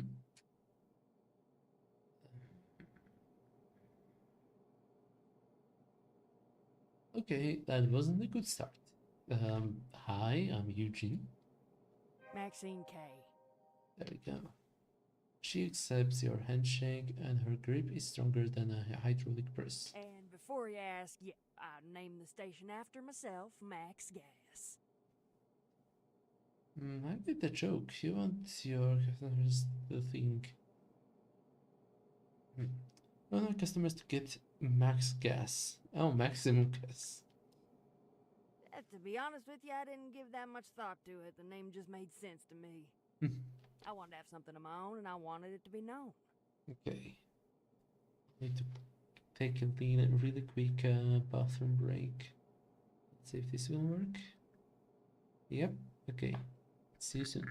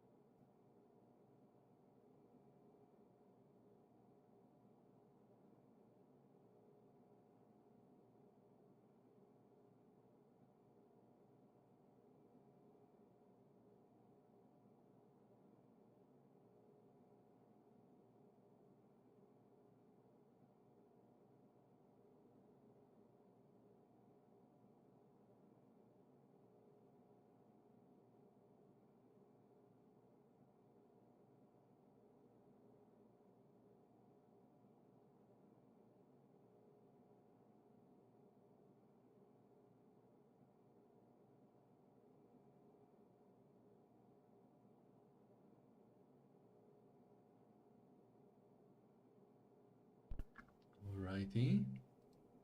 I am back. Now then. To be honest with you, I didn't give that much thought to it.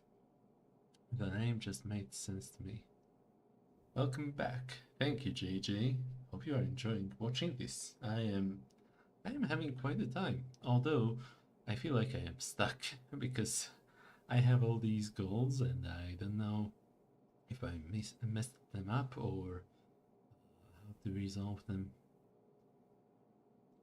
I wanted to give something on my own and I wanted it to be known. This is why I always felt like shit when I had to use pseudonyms for articles. I didn't really even mind that. Pseudonyms? Articles? You just continued a story that was already underway in your own head. I was a content writer and was forced to use fake names for the articles that I wrote. I know what pseudonym means, thanks very much. And this content writing thing sounds much like lying to me. But you do have a point. One must stake a claim to what they own, otherwise outsiders just gonna take it all. I reckon this might look strange to you, but my family used to own this whole place from the mountains and the source of the River Rue to the canyon that goes to Gray City. But the only thing that's left out of all is the ranch house up north. And from the whole large family, the only ones that's still alive are Pops, Alex, and me. Whole ranch house just for the three of you? At least you still have a family. To be honest, I don't know if that's a blessing or a curse right now. You didn't come here to listen to me rambling about the sad history and state of the K family. What can I do you for?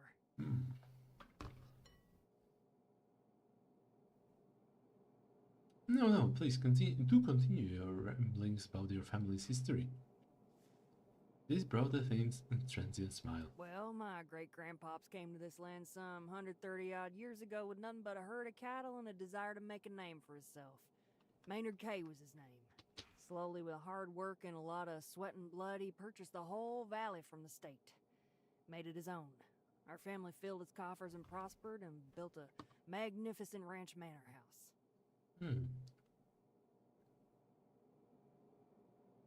If I knew cowboys earned so much money, I would have been one. Not anymore, they don't. Today's all about industrial farming. No cowboys in there, let me tell you. That's exactly what happened. What killed my family. Fucking industrialization of food production. It became much more profitable to cram as much cows as you can into concrete and metal boxes, make them live in their own shit and pump them full of antibiotics. I even heard the poor things are forced to eat their own dead.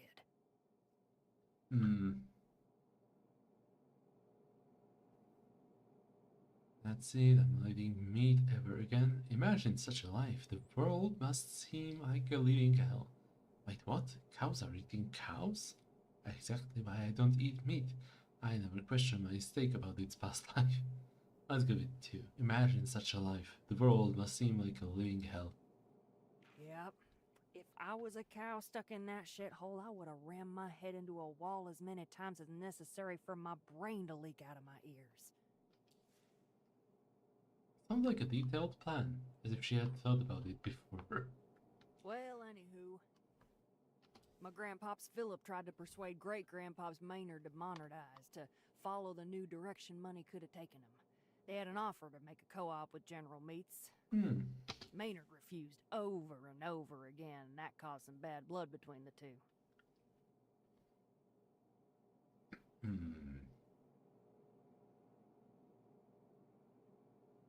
Well, I agree with Philip. If you don't follow the times, you get left behind. From this vantage point, you're right. Of course you are. But back then, nothing looked written in stone as we know it was. But this wasn't why great-grandpops refused. Nope. Maynard refused because herding was the only thing he knew how to do. And he was damn good at it. For him, 'twas a way to live, not just work. So, Kay's kept on doing as Kay's ever did, herding through the whole valley. But the industrials were making more cheap meat over flooding the market. And eventually that choked the family business dead. And as his business was dying, Maynard died. I'm just grateful he bit the dust before all he built with his own 2 hands fell to nothing. He died all of the sudden. Yep, all of a sudden. Don't get me wrong, he was 80-something, but still vital, still kicking, still riding through the valley till his last day. Philip always claimed the old man died out of spite, but I think he died from a broken heart. Oh. Still, he tried to rally the family, to industrialize, but it was too little too late. We were cornered out of the Gray City market by then. So, with no source of income, the family was forced to declare bankruptcy and sell land back to the state at dirt cheap prices. And that was the end of us. Within 1 generation, rise and fall of the House of K. Damn. That's just rough. Just imagine everything going well and then shit hits the fan.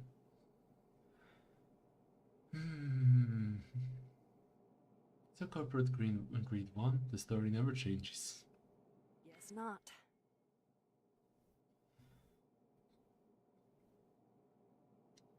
Can we talk about Anita? Oh, you came to get her car? I expected that pal Travis, but if that's the case, you came for nothing. Why would Travis come? Wait, Anita's car is here? She gives you a look like you're strange. Yeah. Frank towed it this morning. It's sitting in the garage, and I reckon it's gonna stay there for a long time.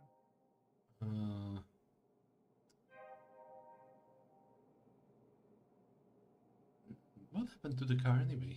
Anita drove to Bothwood, probably to do some errand for a fancy place up there. But her car broke down and she had to call Frank. He is the only mechanic around here. And lo and behold, her car is here to stay for a while. Or forever. So why did I come for nothing? Because Frank, pal. If I was bleeding on the floor right here, right now, I wouldn't count on him to help me. Ooh. That car is not fixed, and who knows when it will be. Will it be fixed? So, yeah, Travis can come, you can come, Anita herself can come herself. Doesn't matter, waste of time. It's that bad, huh? Not as bad as what happened between those two during the ride. Ooh, what happened during the ride? Don't know about the details, but when they arrived, Anita left his truck red in the face. Didn't even say bye. Ooh. Frank was pissed all right, smoking 2 cigarettes at once, cursing like a sailor. Left immediately after. Okay, 2 cigarettes. Holy shit. Whatever they were talking about, it wasn't nice at all. They haven't fancied each other for some time now, you see. It seems no one can get along with Anita except Travis. Her head is high and all, and she and her outsider deserve each other. Tell you what, I would have loved to be in that car like a fly on the wall during their ride here. It must have been a festival. Oh, that makes 2 of us. Like 2 flies on a horse's tail. She winks to you. Why would Travis come instead of Anita? Well, she usually sends him. Like she doesn't want to have anything to do with us, like she divorced the whole valley instead of Ben. Oh, so about that car. What about the car? Alright then. Thanks a bunch. She gives you a strange look. You're welcome? By the way, I'm trapped in a time loop. The only thing worse than the sudden stare she gave you is the excessive eye roll that followed. Look, I ain't got no time for crazy. You either gonna buy something or move on. I Okay. got enough of this shit at home. She looks very annoyed. Maybe this wasn't such a great idea. No, seriously, I'm reliving the same 47 minutes over and over again. Alright, listen now. She leans on the counter and points her finger up the road outside. Just follow this road north and you'll reach the motel. Ask there for Doc Fink and you'll be all settled. Now either buy something or move on. She thinks you're crazy. I get it. She nods and returns to her routine. Do you know Jason Burns? She flinches. Pardon me, who now? You know, the dumper. The look she gives you could curdle milk. Like you just dumped something grotesque right there in front of her. Listen here, I don't know this fella, don't know him. End of story. Now, are you buying something? Or you just here to ruffle my feathers? Fine, give me a 24-hour butter bloom choo-choo. Not any dime. Now that was a pretty emotional response for simply not knowing who you are talking about. Something's going on here, and she's hiding it. Pretend you're just looking around. Okay, that was a very, very rich conversation. Search Maxine's room. It is suspicious. Maybe you could find some clues inside her house. Ooh. Whoa. Let's look for clues to her secret in the room. Okay. Owner of Max Gas. Where does she live? I talked to him. He admits to know Maxine, but only passing. You asked Maxine about him, and from her reaction, it's obvious she's hiding something. What are they cheating or something? He towed Anita's car to the gas station to repair it. Frank towed her car. Search Anita's car. Yeah. Eavesdrop on Anita. Okay, not too much there.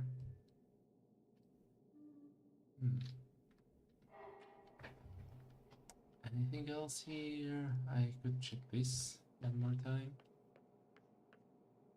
So many flavors to choose from yet none that you like.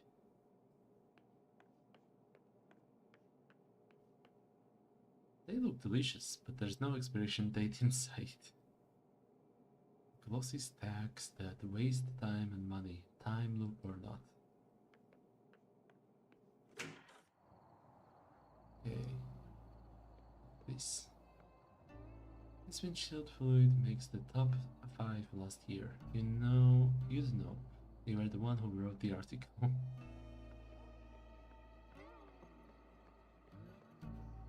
It's a dispenser with an attitude. Just ask Riley. Let's check the car though. Where is the car? Rather, where is everything?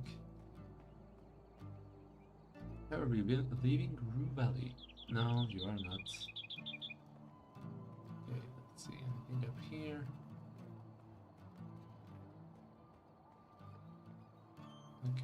Okay. I guess this is the car. Ooh. More interesting stuff here. Overflowing, but it wants more. A gas tank stands alone, either left behind or simply forgotten. It might be full, ready to blow and turn everything nearby into hellfire, or it's empty, useless, slowly rusting under sun, wind, and rain, unwanted and wasting away. Let's assume it's full. Just like you. Did not mean to click that.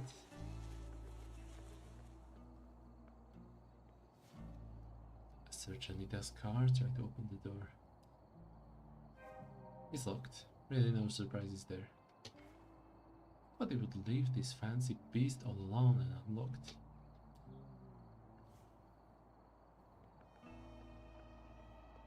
This.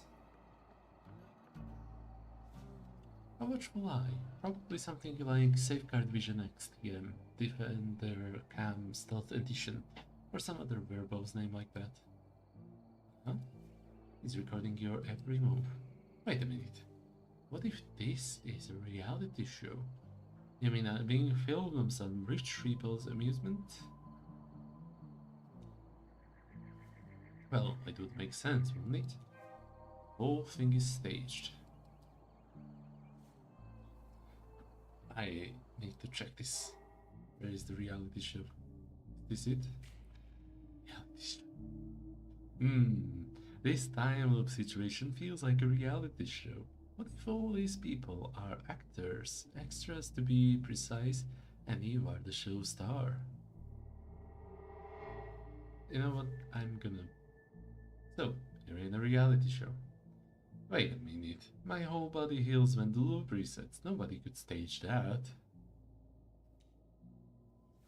Ah, yes. You did have that experience. So this can't be a reality show.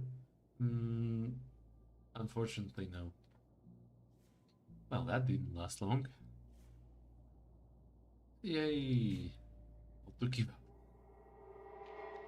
Intention failed. Your body automatically resets when the loop resets. Yeah. Makes perfect sense. The car is locked, what a surprise. Now you only need to find an experienced criminal to show you the ropes, but there's probably a tutorial online. Oh. Okay, I don't know if I can manage to get back in time. The dirty curtain looks to be inside the trailer, probably for the best. They look completely worn down, just like your life. It reminds you of your mind, sometimes better left alone. Okay, let's have a look this way. Anything of interest? Nothing, just a wall. Nothing of interest this way.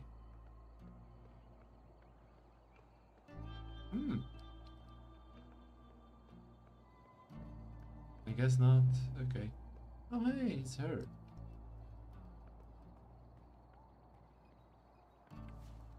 She looks busy and completely ignores your existence. Can I ask you a question? She jumps, startled, behind the bike, then looks at you just for a second before her gaze refocuses on the machine. Sorry, I'm in a bit of a hurry right now. Just need to finish this and I'm off. Okay, bye. Oh, what's this?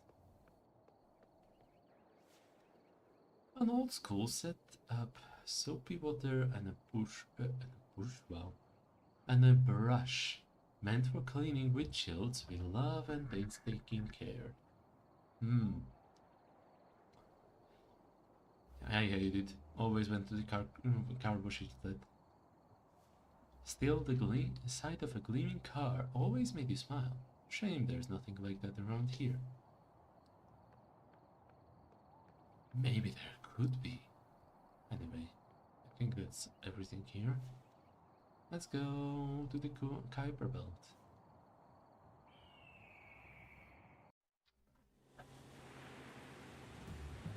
We'll get a call now. I'm gonna put it on silent and ignore it.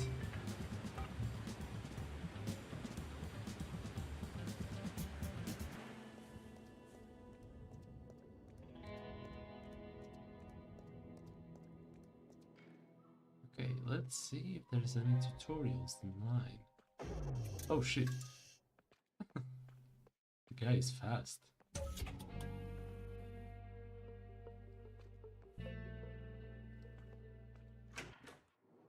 Okay, and now, home time. Search, look up how to break into a car on the internet. You know, it's all about them keywords, so type wisely. Break into a car quickly, car breaking tutorial. What's the easiest way to break into a locked car? Breaking into a car, step by step. Two videos catch your eye. On the first page, speedrun car breaking video tutorial and car break and entry explained by a professional. There's also an article, car breaking in 4 easy steps. Let's see that article. We've all been there here. It's Monday morning, coffee in hand, you're rushing to avoid the hell of an early traffic jam when you realize, no keys. Worse yet, the keys are locked in your car. How does that happen? All the doom scenarios swirl in your head. You'll be late for work. Again. You'll get fired. Again. You won't make your mortgage payment. Again. Your girlfriend will leave you. Again. But fear not. There is a quick and easy way to get into your car and avoid all those self-fulfilling prophecies. Below the intro are 4 steps for how to force open a car's window. There's something about this article, a vibe of desperation that it gives off that is very familiar. Wait, who's the author? Is it me? Nothing at the top of the page. Suspicious. So scroll down, all the way down, and there it is, in small print. Roger Dwyer. Roger Dwyer. And then you realize, it's you. Roger Dwyer is you. One of the pseudonyms from your past life as a content writer. Question is, can I trust myself? Can you? Did you do your research, or did you word vomit out this article while chasing an ever elusive deadline? Worse yet, trust yourself or some random stranger from the internet? The article won't make any sense. Let's see some other options. Car break and entry explained by professional video. That's gonna be long. Speedrun might be unexplained and confusing. The video begins with a glitch effect that hurts your eyes and a lo-fi beat running in the background. The glitch fades to a shot of a brutalist project building bleached only white by the sun. Then, as a jack from a box, a guy pops into your view, his face covered with crude tattoos. Despite the restless sun, a black turtleneck covers him up to his pointy chin, and a wave of golden chains covers his neck. Hey yo, sly side, not gonna lie, not gonna waste your time. Just explain how to crack cards with a killer rhyme. Nice. This guy looks like he knows what he's talking about. Let's keep watching. Yours or not sly's worry. If it's illegal, you better hurry, or 5-0 will get you caught, and you'll do time for not. So listen well. Car's locked, so's the trunk, the handle has a button, you press it till you hear a clunk, and that's your tell, you sign you're doing it well. Car's locked, so is the trunk, the handle has a button, you press it till you hear a clunk, and that your tell, a sign you're doing it well. After that, easy peasy, just press it in the rhythm, tap tap tap, 1, 2, 3, 4, open up the trunk door. Just crawl through that mother. Drive away before you get caught by the blue brother. Fly out. The video just ends after that. No outro, no summary, no like, share, subscribe, no money begging, just nothing. I'll try, but there's no way in hell it will work. Check out other searches just in case. Those thousands of likes might suggest otherwise.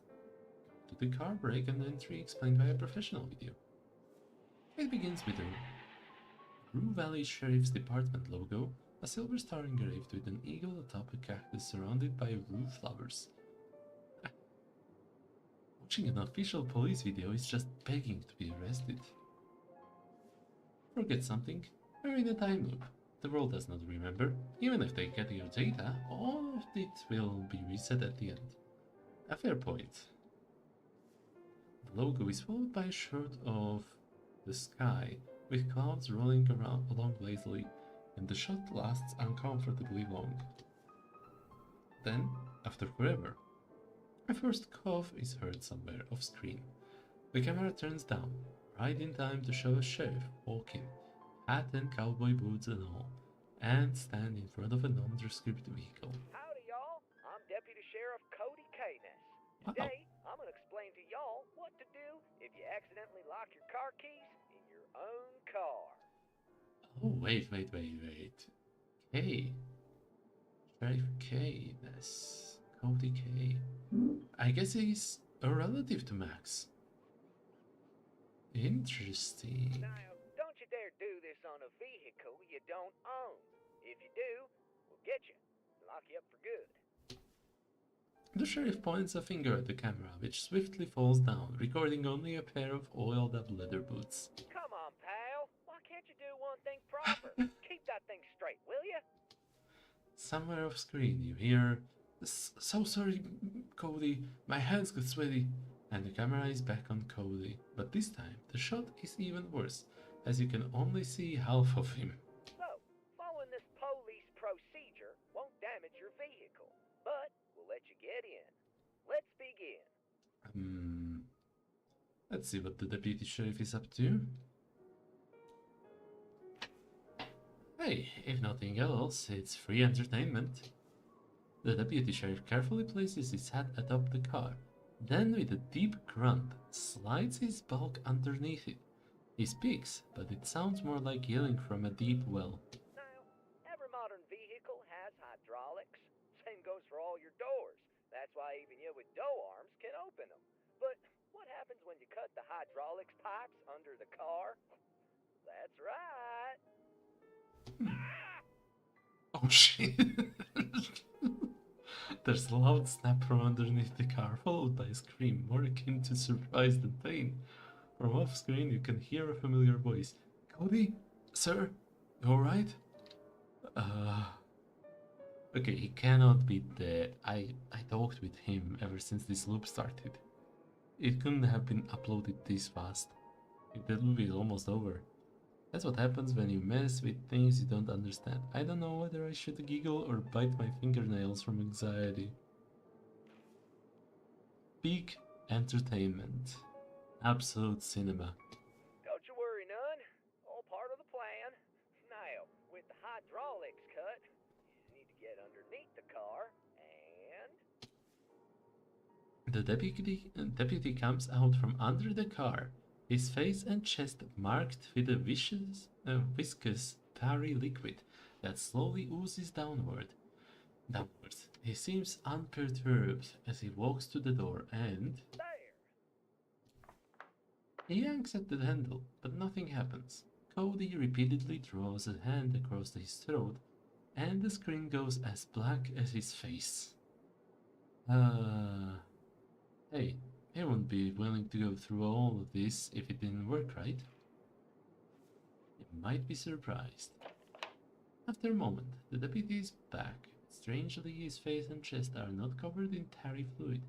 He yanks at the door again and it pops right open. There! 6 out of 10 times, sheriff's method works every time. Excuse me, that's two very different things. 6 out of 10 times or every time. So, if you get locked out of your own vehicle, cut the hydraulics and the door opens itself. Practically. Almost always. I've got nothing to lose, so I'll try this quack method. Just in case, I'll also check other searches. I probably found all there is to find. Okay. Now let's see. Entering Frank's room. I could give up on that, but I don't know. Let's look for clues. Rue Valley sucks. Find Anita's old stuff. Eavesdrop on Anita. Search Anita's car. Okay. SY says you can get in through the trunk. Maybe try the deputy solution. We'll try both, I think. If possible. If not possible, I will be mildly disappointed. Let's try finding other methods. Okay, I found all. No. Play a quick match until the loop ends. Switch them all.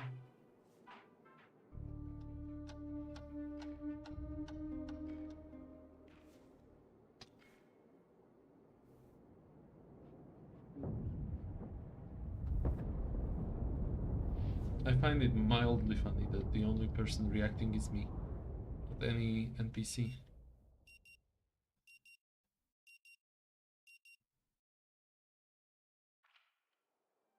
Still with me, Mr. Harrow? I have to go, bye. Mr. Harrow, please. Come on, you thief! Okay, go to the gas station. I could try going to the graveyard early in the morning, but do I want to? Good, let's go there first. Might as well cover that. Graveyard.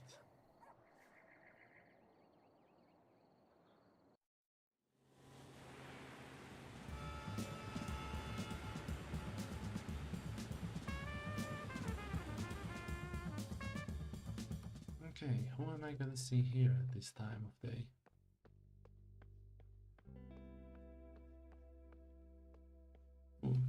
graveyard? No, nobody.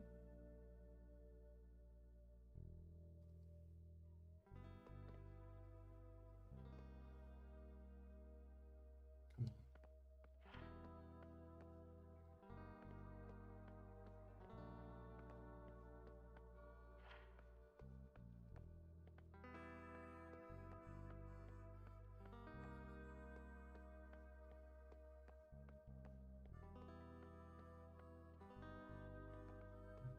Think here.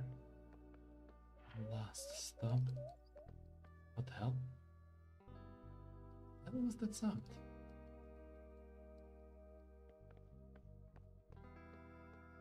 Okay, whatever. Let's go here.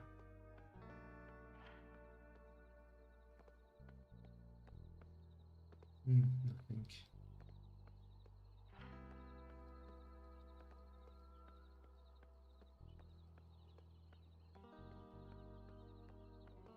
Okay, gas station time.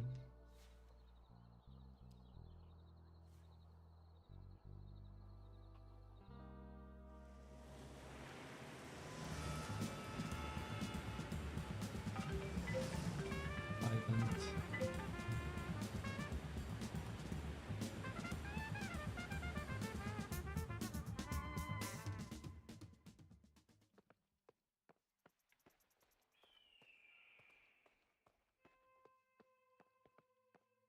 Okay, let's go.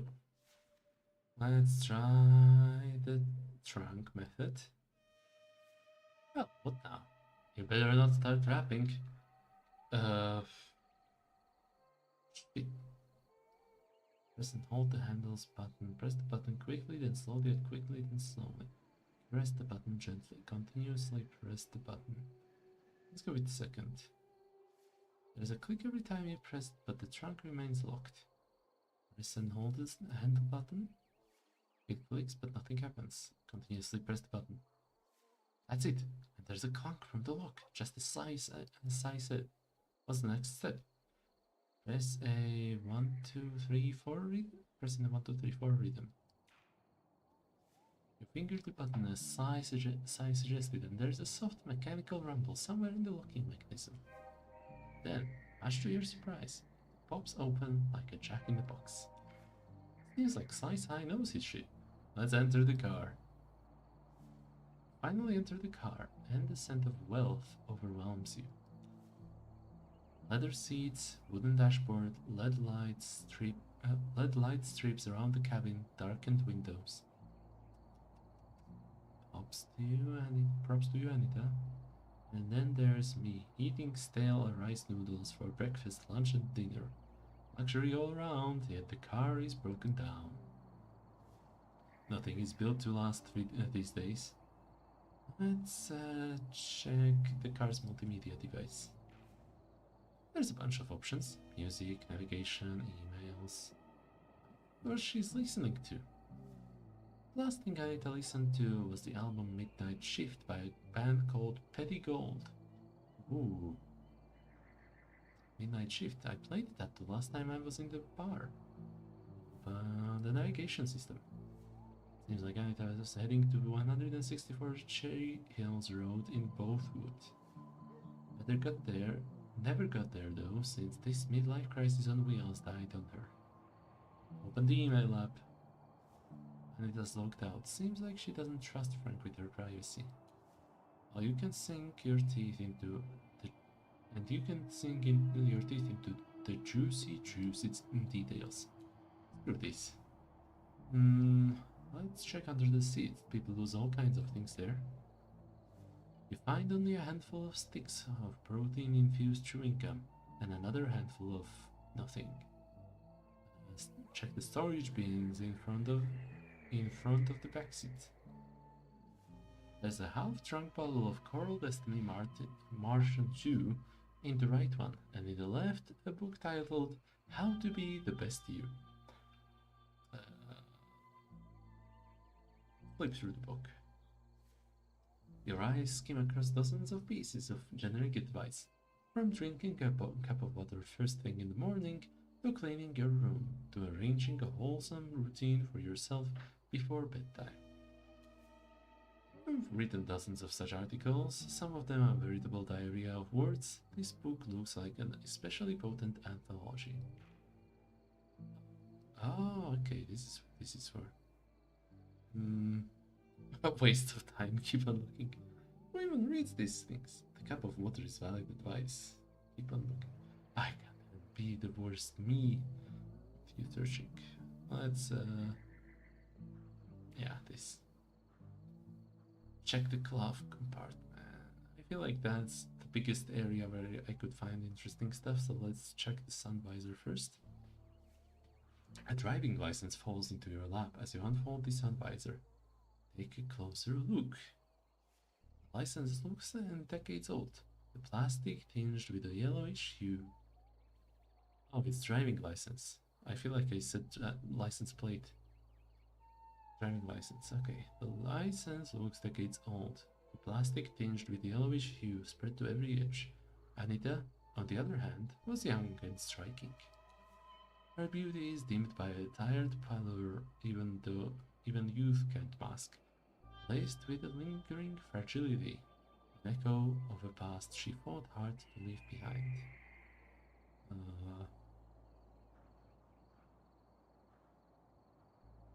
Maybe she was a party animal back in the day. Nothing like a few sleepless nights to really elevate your skincare routine. A birth date catches your eye. June 4th, 1977. Okay, June 4th, 1977.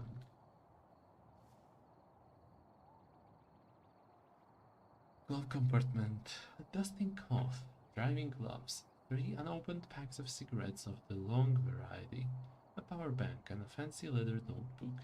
Let's take the notebook. This is something worth checking out.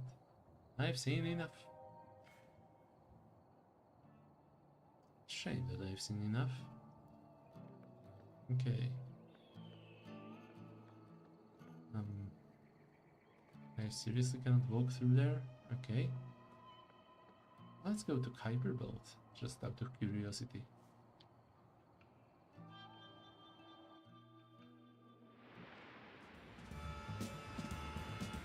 Can I make it? Who knows? Oh, the Thunderbolt. And it's end of the loop. Yeah, that was a bit too far away for me.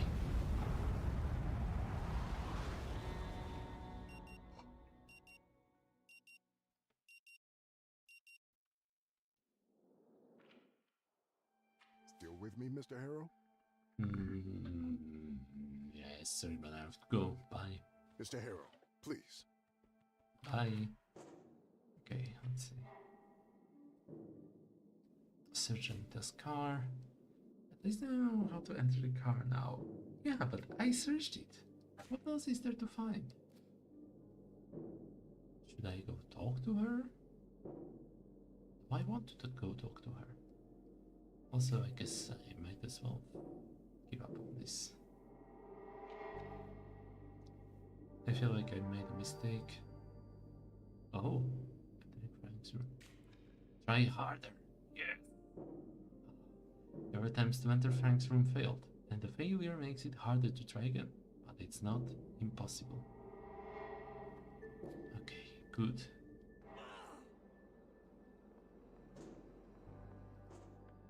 Okay,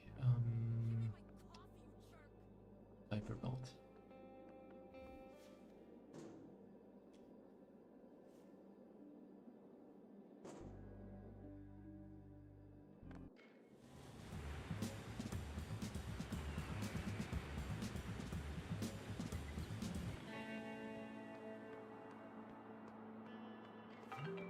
Ignore it.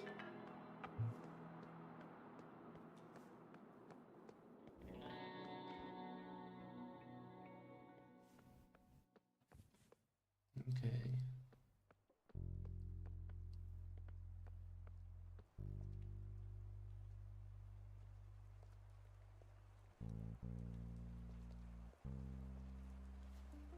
Eavesdropping, hide and silent, and listen to her conversation.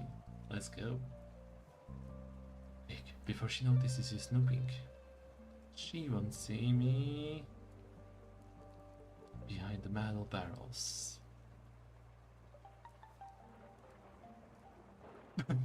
You're not alone here. The pungent smell of stale beer is so overwhelming that it has a presence. What?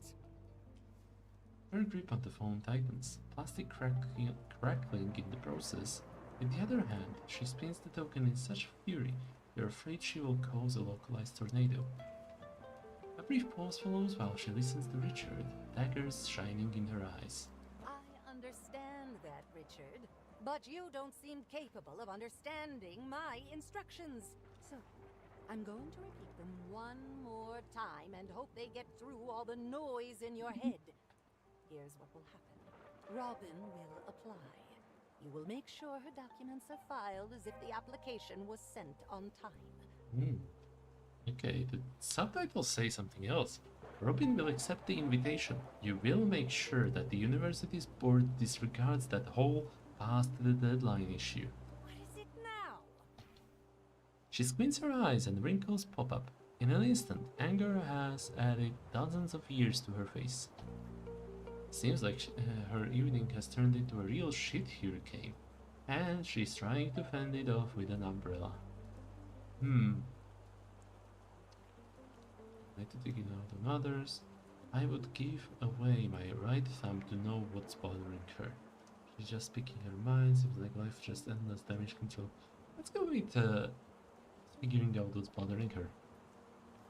Well, she's so furious that she might bite off your whole hand, bones and all. No. If you stick to my plan, all will be well. If you stick to my plan.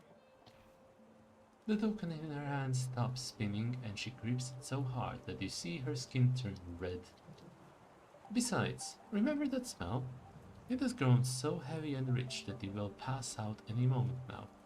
Then the smell will take over your body and venture out into the world. What's freaked up is it would probably take care of your life better than you do. Flee. Before the stench could wrestle control, the call is over, and with the angry press of a manicured fingertip.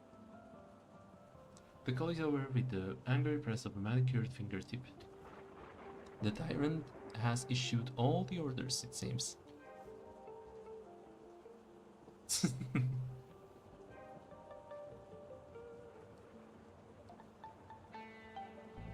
Okay, eavesdropping is done. So, to wrap up. Alright. You did it once, you will do it again. Once you cross that line, it becomes a part of you. Now she declined an offer to enroll at a university. Finding Anita's old stuff, entering Frank's room, damn it. All of these seem like pretty good goals. Where is Maxine's room? Let's look for clues to her secret in their room. Where is Maxine's room though? Did I see that yet?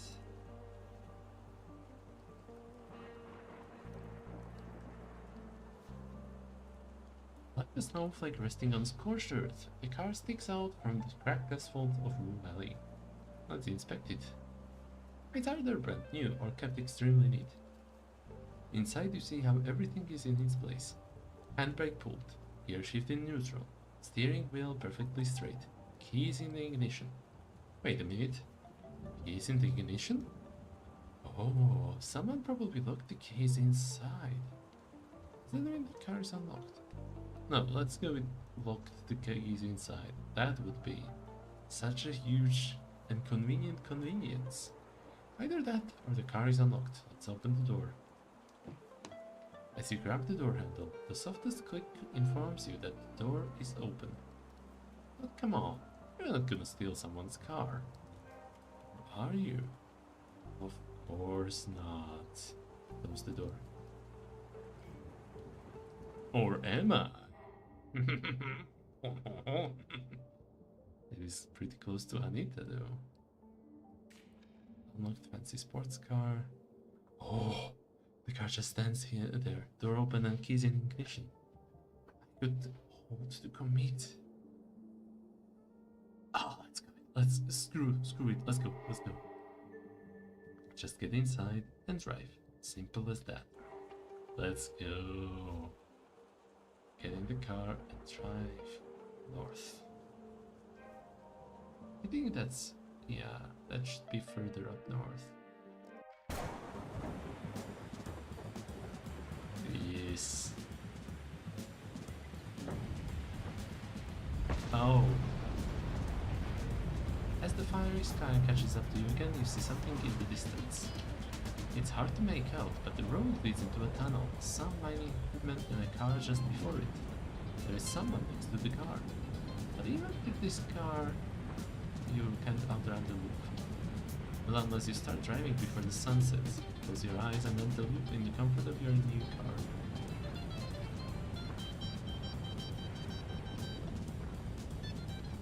Okay, we're gonna go as fast as we can and see what's up there. Still with me, Mr. Harrow? Bye. Mr. Harrow, please. Spit it out already! Let's go. Driving time. Kuiper belt. Come on, you thief!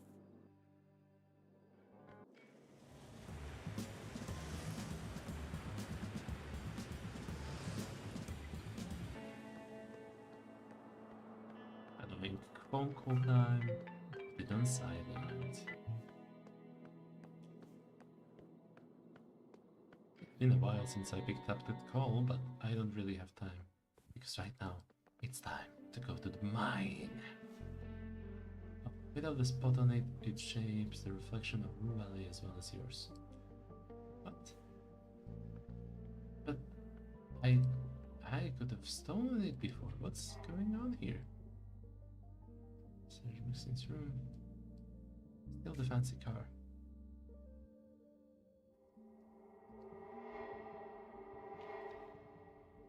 This car is now your car, as you saw. During these 47 minutes, nobody even notices your little family. Enjoy it. Yeah, that's neat and all, but now I cannot drive it anywhere. Not to the motel. Oh. Okay. Screw it. Let's go north.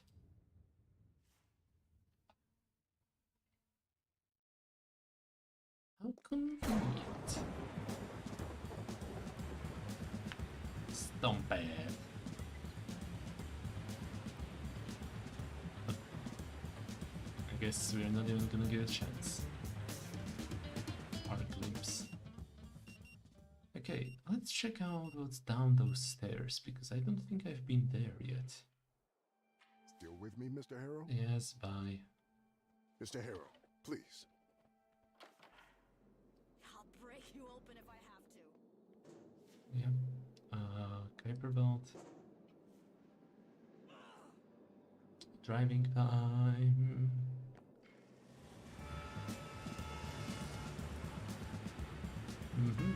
Keep on going. Annoying phone call time.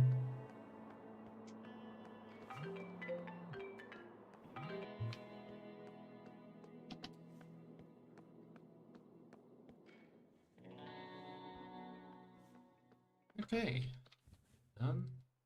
Therefore, let's go down these stairs.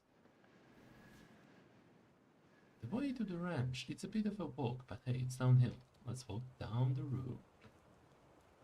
Walk down the road, I say. Howdy, partner.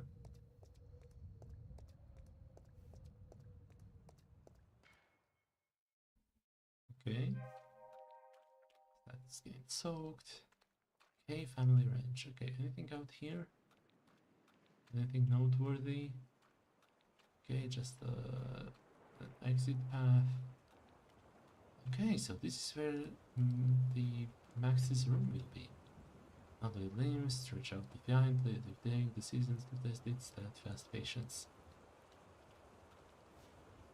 An old swing hangs motionless, suspended in time. The chains creak ever so faintly in the breeze, but the seat having been torn from one of the chains, refuses to sway. It reminds you of many different things. A childhood filled with innocence and joy. Because everything used to be simpler, right? A simpler, brighter time when all you had to decide was how to have fun and how best to waste the endless hours. But never had to make the kind of choices that would eventually land you in therapy in this gosh-forsaken backwater daydreaming about better days.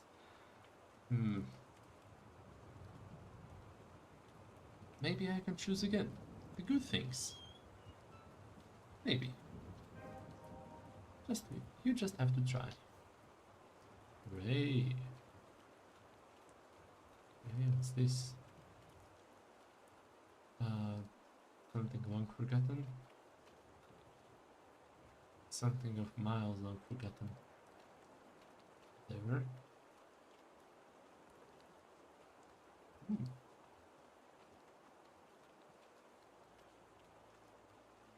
Green tide creeps forward with a strange strangler's patience.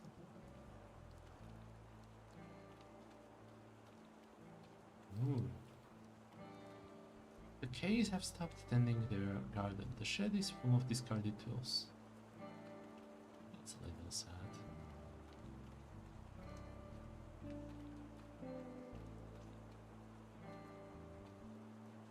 Its days of rocking back and forth are long behind. Dignity lingers in the tall frames, though iron bars twist them into something prison-esque.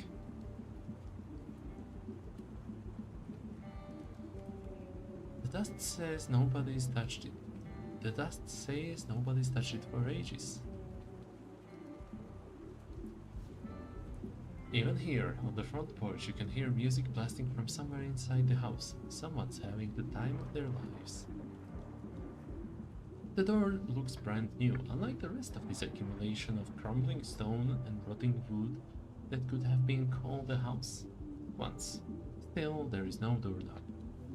Next to the door, you notice an ancient bell button held together by layers and layers of yellow duct tape. Let's ring the bell. Surprisingly, it works. A large cowbell hanging above the door rings in unison with the electronic one deep inside the house. But nothing happens. Surely, no one inside could have heard you, not with the party raging somewhere in the house. Ring the bell again. Again, nothing. Starts to look like no one will open this door except you. Try to open the door. Wouldn't that be lucky? However, the wooden frame squeaks in protest and the door remains firmly shut. Try knocking.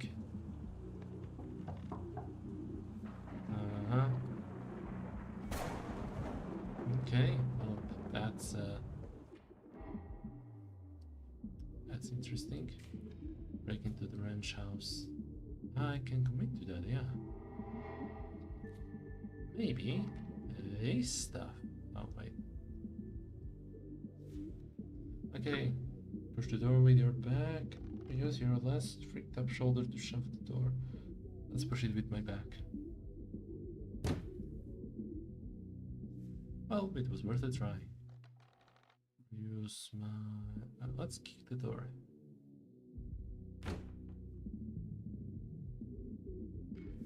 Feels like it moved a tiny bit. Maybe kick it harder.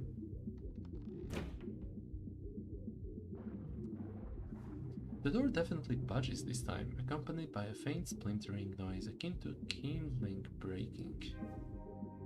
But a wave of pain shooting through your leg suggests an alternative source of the sound. Does it always hurt? Maybe that's the point. See how much you can endure before you break, you or the door. Continue to kick the door hard.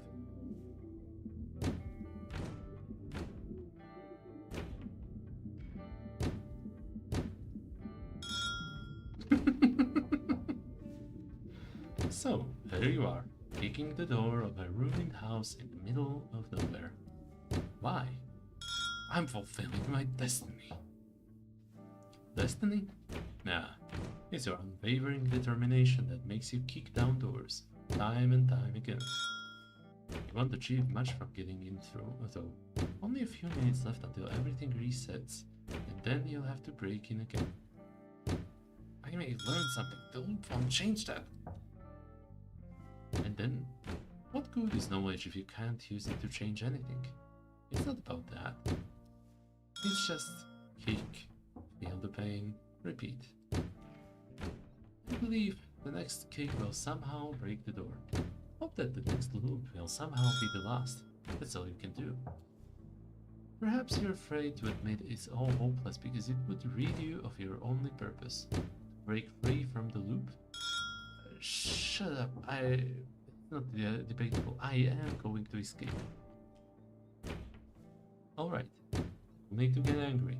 You'll kick the door down, and you'll get out of the loop, I get it. You'll be back to your life, the one that brought you here in the first place. It will be different. The loop has changed me. Yes, the loop has given you a clear purpose for the first time in years. Once it's over, though, once again, there will be nothing to fill the infinite void. Nevertheless, perhaps you hope the feeling of being given another chance will make things better? Yes, all I need is a fresh start. Indeed it is. That honeymoon period with a new you is always a delight. But eventually, you'll start feeling the void again. And then, sooner or later, a moment of weakness will come. And you'll trip down into it once more. You might crawl back out. You might crawl out again, even more than once. But each time you'll return to the starting point with a little less optimism and energy. Face it, even if you leave the loop will never leave you. It will be different this time.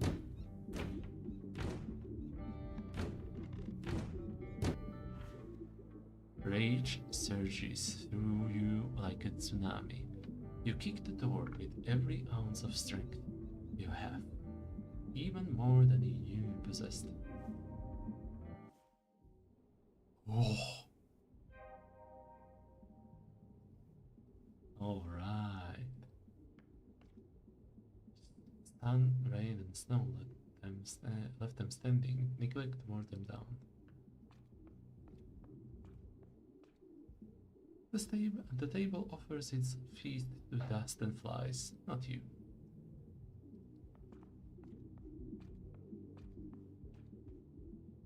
It hasn't been used in ages, yet the scent of fire still clings to the stone. A dust-laden tapestry of family branches, stitched with faded gold and the quiet arrogance of generations who built their kingdom on hooves and horn. Let's examine it. An example of the restless march of time.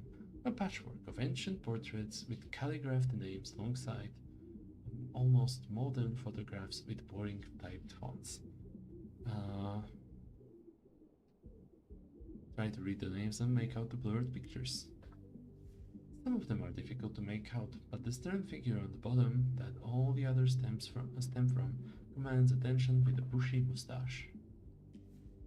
You're staring at Maynard O.K., 1867 to 1952.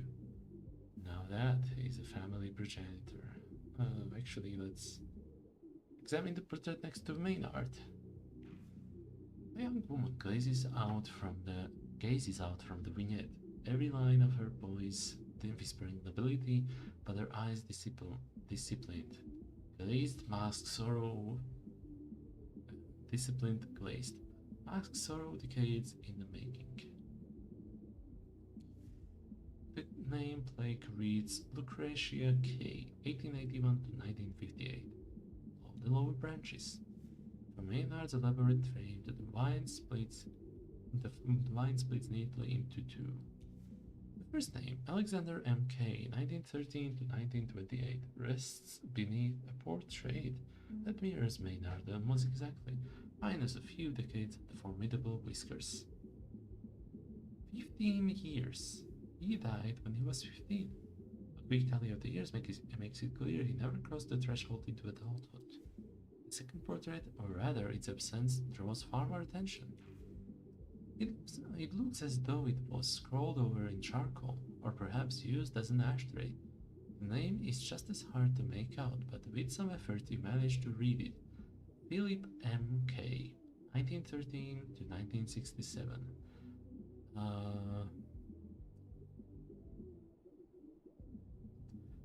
They must have been twins. I wonder if they were identical. Impossible to tell from their photographs. Go on. From this point on, the portrait appears more youthful. Not the people themselves, but the ceramics they're casting. Next one is... wait. Is this the Walter? Despite his age, he looks strong, confident, strapping in. Not at all the man you imagined when you'd heard he's missing. What about the Walter's wife? Helen K., 1952 to 1990. So she's been dead for 37 years at this point. Holy shit. The portrait shows a stern, blonde woman whose face says she's ready to carry babies or a rifle, or both. Check the two characters above Walter. Maxine K. and Alexander K., born in 1986. Another set of twins for the family. Okay, Maxine and Alexander are twins. That's good to know. Examine Maxine. Yep, that's Maxine. A woman who takes no bullshit from anyone. She's staring at you from a gilded, ornate frame. About Alexander. You can somewhat see the family resemblance, but it looks like Maynard's genes skipped a beat here. When you really look at Alex's spindly face, he closely resembles his grandfather Philip. Tree ends here. Guess that's all there is to see. Okay, that was a bit long. Let's go to the phone. An old school relic, its body held in place by tangled cables. A small defiance against all this run. Okay, I did break in. Where is that? There it is.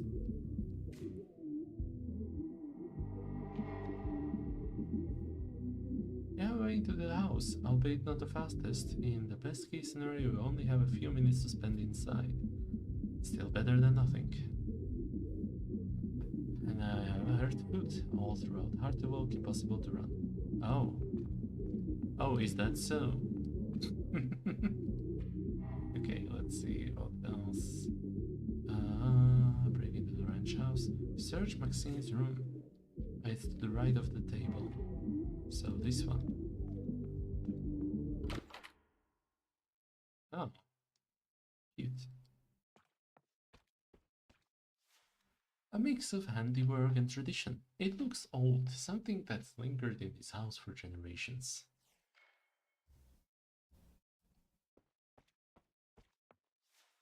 Golden trophies line a rickety shelf, not a speck of dust or grime on them.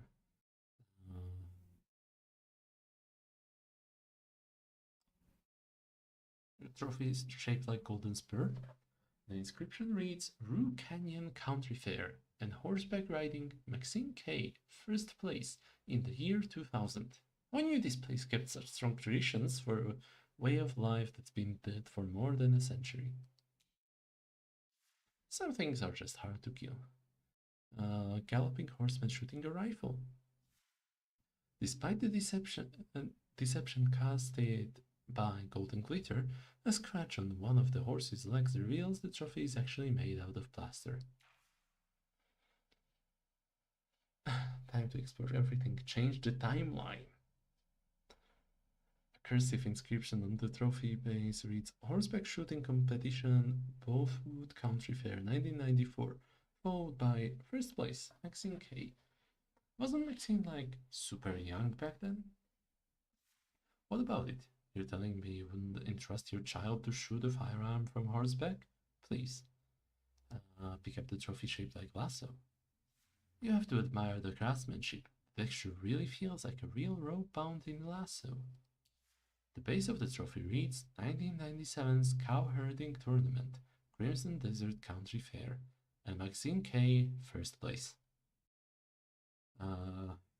What's underneath all this gold paint?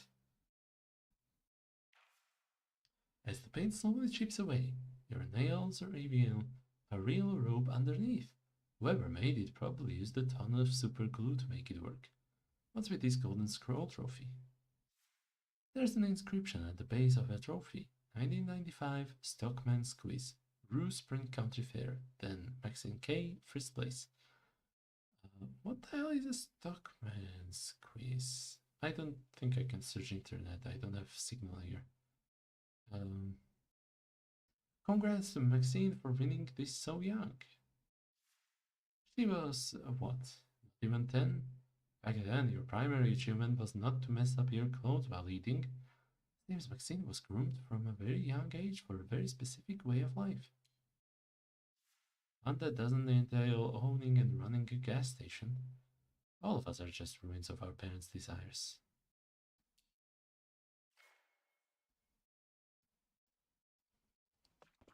A saddle?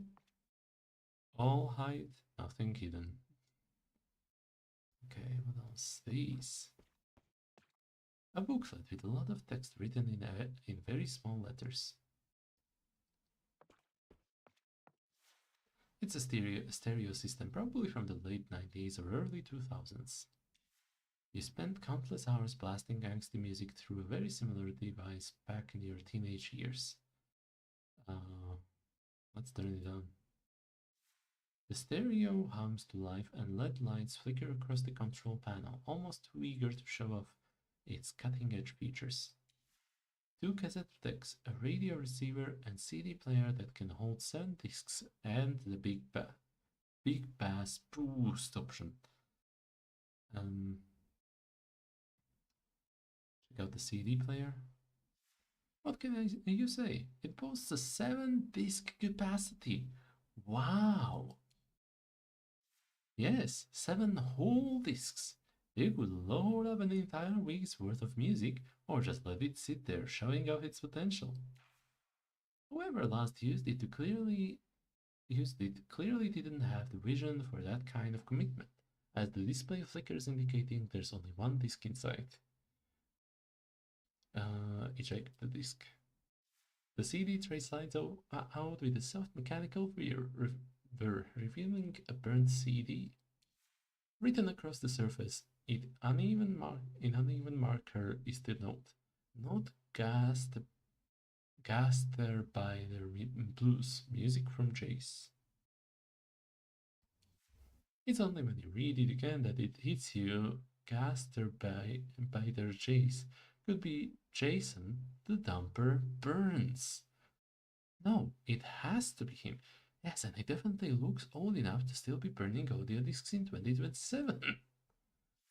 Speaking of audio discs, don't you still drive a car with a CD player? If you'd thought ahead and burned a couple of discs yourself before coming here, you could have been cruising through this desert to music you actually like. Play the disc. The disc begins to spin and the speakers come alive with a surge of grinding beats, metallic melodies, and harsh synths screeching like factory alarms.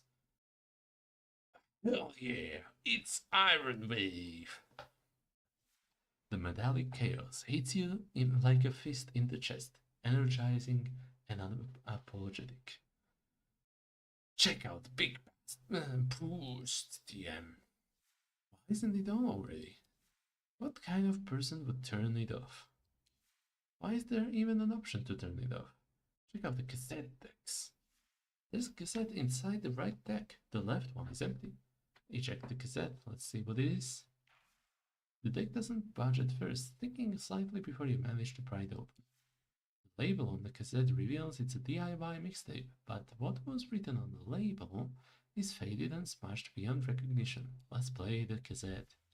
A slow, pulsing bass fills the room. Over it, a smooth, plaintive voice glides over a steady rhythm of accordion and guitar. The lyrics speak of leaving everything behind and long nights spent far from home. It's country music. It's country music. What's here? You've already given it a once-over duct-taped Dusty, unused for some time. Yes, give me all the clues. Inside, a few ornaments, some coloring pens, a clip, and several pins, trinkets, little things that feel more like memories than objects. Without the one who kept them, you can't be sure what any of it means. You can only guess. The ornaments, maybe from her last New Year's with her mom. Maybe, possibly. You can't say for sure. Enough of this guessing game, better to focus on what can be known without imagination. Put the lid back. I don't have much time. Let's check this. The shelf holds several photo albums. One of them is made out of cowhide. The black and white pattern is still vibrant, despite the album's apparent age. The second album is made out of faux leather, with an even faker gold print of K Family. A crumbling plastic cover barely holds the third album, and there's a faded title, Bothwood High School, Generation of 2000. Check the Bothwood High School album. It's filled with prom photos of pimple-infested teenage faces that mean nothing or less to you. Look for... Is Frank here? If Frank Anderson wasn't written under the picture, you would never recognize the man. Frank looks like life wasn't kind to him, but almost normal. Let's search for Maxine K. Maxine took her prom picture in jeans and with a cowboy hat. How's that for a statement? How about Alex K? Alex sports punk spiky hair, a purple suit jacket, and a once black t-shirt with Leo Thatcher for mayor. Flip through the whole album. All in all, 32 pictures of teenagers that made an effort to look their best or their worst. At the end of it, you find an instant print picture from the celebration. It says Frank, Alex, Maxine, 2004. Frank and Alex are draining whiskey bottles from intertwined hands, while Maxine is cheering them on. I'm through K Family album. The first few pages hit you right in the feels. All of them are packed to the brim with pictures of a funeral. Well, you always have to have a strong opener. And is there anything stronger than death? One photograph stands out. Walter in a black suit and black cowboy hat. Black-clad Alex and Maxine by his side. All of them are holding a fistful of soil, like they are preparing to throw it into the gaping grave. The date is February 15th, 1990. Don't know why people insist on burials. I don't want to be no warm food. That must have been tough. Maxine lost her mom when she was, what, 4 years old? Oh, noisy. Old enough to remember her, far too young to have any coping mechanisms. Tough is an understatement. The following pages are all filled with instant print landscapes of Rue Valley, with a horse or two in some of the shots. Someone went on exploration expeditions. But all the pictures look wrong. The frames are askew or there is too much light, like a young child was handling the camera. One particular picture from this series pops out. Walter staring at the endless desert, cheeks and eyes bloodshot. Below it says only Pops, 1991. I know that Red has that empty stare. A year later and he's still devastated by his wife's death. It looks like he found some truth in all that emptiness. Let's go with number 2. A year later and he's still devastated by his wife's death. Some pains never go away. You of all people should know that. The next pages are filled with similar photographs. Walter on the porch, an empty bottle of Nam Night next to him, Walter next to the ranch house that's deteriorating even more rapidly than him, Walter with kids who look so full of life, like they're leeching his own vitality. Among many, another photograph from the graveyard stands out. The title is Mom's Anniversary, February 2nd, 1993. So February 2nd, 1990 is gonna be the death date, okay. Everyone is clad in black. Maxine is sitting on Walter's knee, wearing a cowboy hat. Alex is further away, his arms folded and full of rocks. At least they still have each other? Or is Walter ill? He looks ill. No, let's go with positive. At least they still have each other. It's incredible. You found a picture so depressing that it drove you to optimism. You continue flipping through pages and start noticing a pattern established with the last picture. Maxine is always around Walter, always dressed like him. And Alex is always around, but always occupied with something else. One of the photographs from this period pops out. Maxine is determined, holding a golden trophy shaped like a lasso. Walter is gleaming with pride, and Alex is further away, his face filled with dismay. Oh. The title below reads My First Golden Lasso, 1997.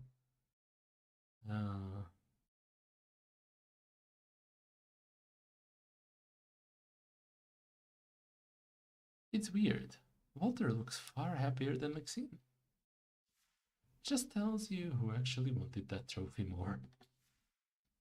At the very end of the album, you find an ancient photograph. It's so old that it has almost utterly faded away.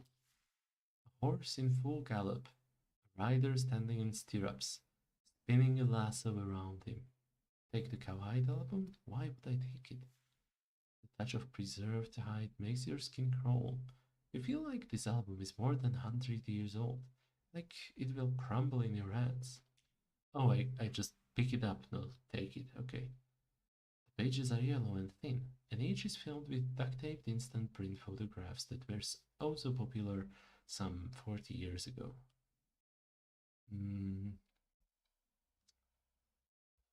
Look for a dedication or any sign of ownership.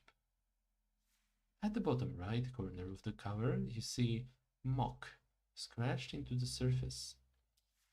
But it is so obscured with age that you can't be sure it's even there. Maxine something K, maybe. Flip through the pages, see what this album's story is. The album is mostly filled with instant pictures of a man in a cowboy hat and a blonde woman that's taller than him. Below every photo are names of Walter K. and Helen Dewey, and dates in a time span of 1980 to 1981. Seeing dozens of pictures from various locations, it seems to you that Walter and Helen have explored the whole area, from mountain slopes to river canyons to vast open expanses of a desert.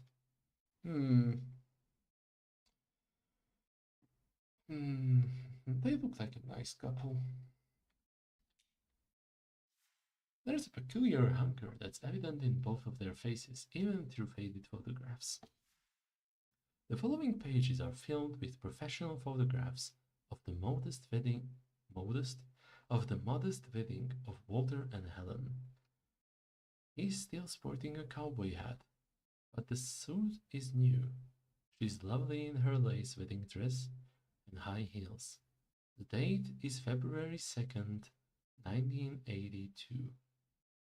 So exactly 8 years before she passes away. They were married for 8 years. The ranch house looms in the background of many celebratory pictures. It's practically unrecognizable from the ruin you saw today.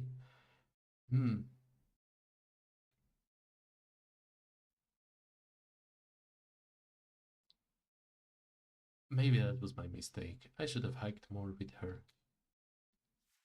And she would still leave you in her dust trail.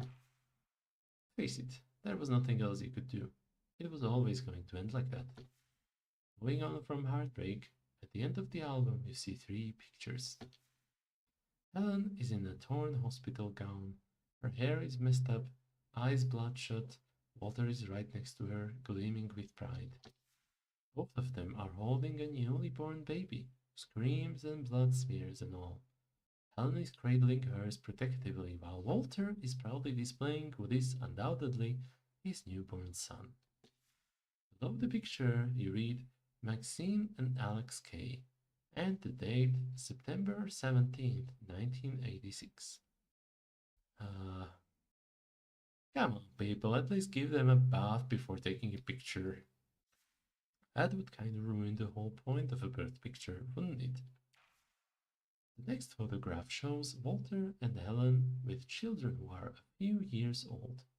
Walter is holding Alex, who is dressed like his clone, along with a baby cowboy hat, while Maxine is with her mom.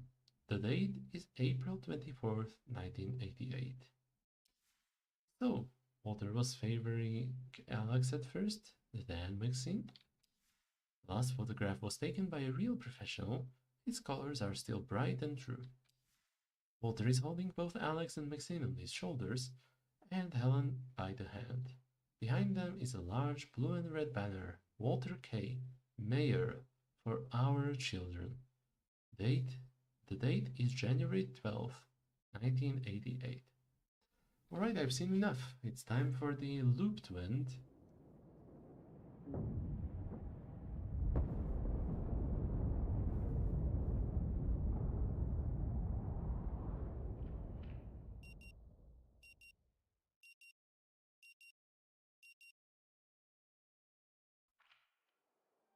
Still with me, Mr. Harrow? Yeah, I know. I'm gonna have to go. Mr. Harrow, please. Bye. Okay, first let's check the thoughts. Frank Anderson. What the hell do I... His name is Frank Anderson.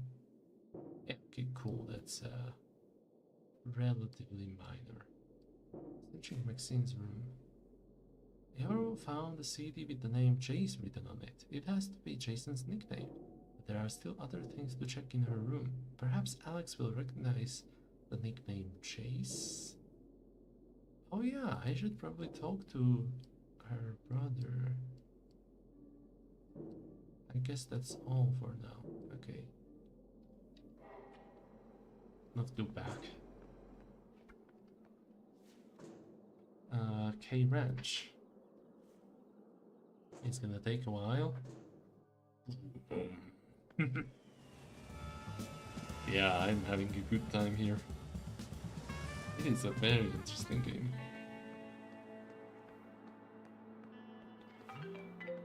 I'll put it on silent. Bye.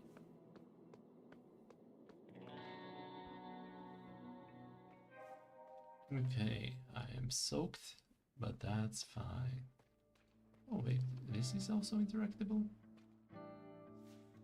A homecoming heirloom offers a welcome white casting the weight of generations behind the name.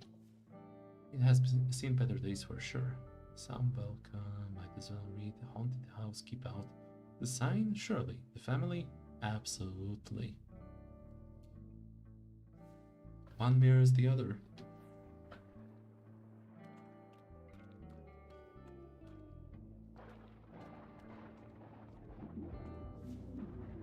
Back into the house again.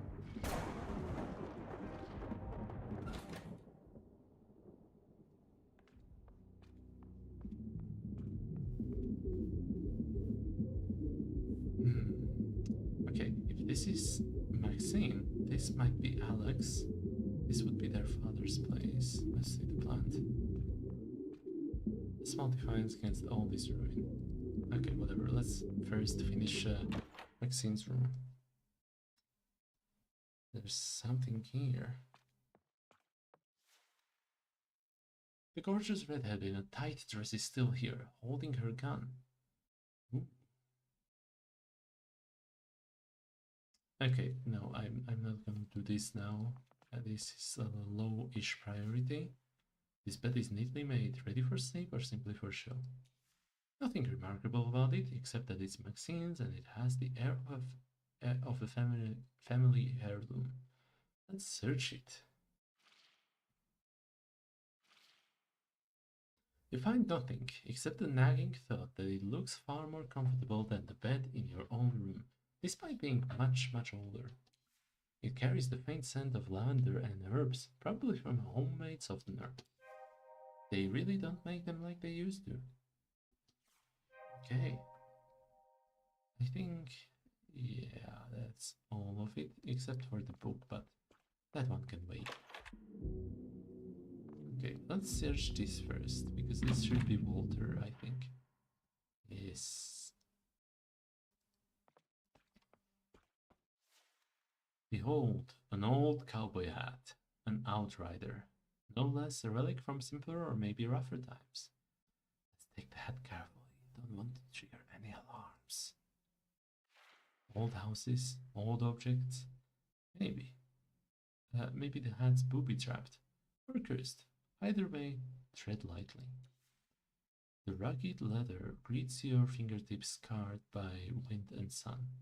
Beneath it rests a surprisingly soft lace strap, the kind of lace that would rather dance in a ballroom floor than face the desert grit. And yet, it endured, shielding its owner from the elements day after day. It's no wonder someone saw it fit to display it like a trophy of a bygone era, and ever a reward for loyalty that outlasted reason. Pull a rabbit out of that! You picture the perfect flourish, the theatrical reveal. Now you only need the right words. Panexis, abracadabit. Commands slip from your mouth like half-remembered magic syllables as your hand plunges into the hat's depth, searching. You pull the rabbit out, holding it gently, but your astonishment doubles when it produces a hat of its own, and, with a flourish, drags out a miniature you. It's just a fleeting mental sleight of hand, a playful dance with your own imagination, but it shows how little it takes to spark real joy, and how empowering that spark can truly be. A motley collection of trinkets from a bygone era. The tall case still gleams, but its pendulum hangs still. The gun! Let's take the gun! Relic from a bygone age, an ornate revolver in a frame from curling wood. Below the antique is a plaque, Iron Fang 45, and below that, Maynard Orville K, 1910.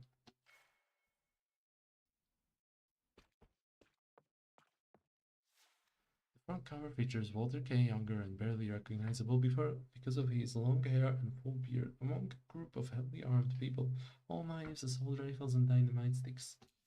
The title is Grassroots to Bushfires, Walter Group, and For Our Children by Julian Gregerson.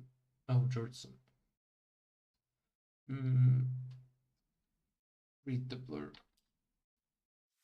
Wolfwood Chronicle proudly presents the fifth installment of George Sand's book, A Tale of Three Towns, The Impact of Economic Decline, an Anthropological Analysis.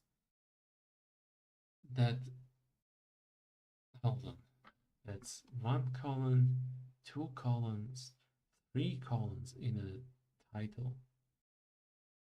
Yeah, this issue is dedicated to the troubling times of the 80s, to the arrival of Apex Ore Incorporated, and the reaction of the local populace, from workers to former oligarchs. This issue covers the formation of the infamous Grassroots Walter Group and its transformation into the short-lived yet potent populist For Our Children movement, and the enduring impact of both on Rue Valley, published collaboratively by Wolfwood Chronicle, Grey City University, and Coral Destinies Community Relations Center. Who even has the will to read? Fifth issue, it's a wonder they got past the first one. People of Rue Valley clearly like to read about themselves.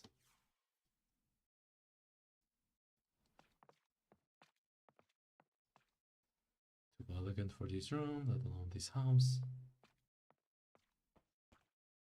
These tidy sheets reek of old sweat mixed with fear and desperation. Let's check the gun again. Maynard's antique revolver is serving the only function it can, dust magnet. Oh.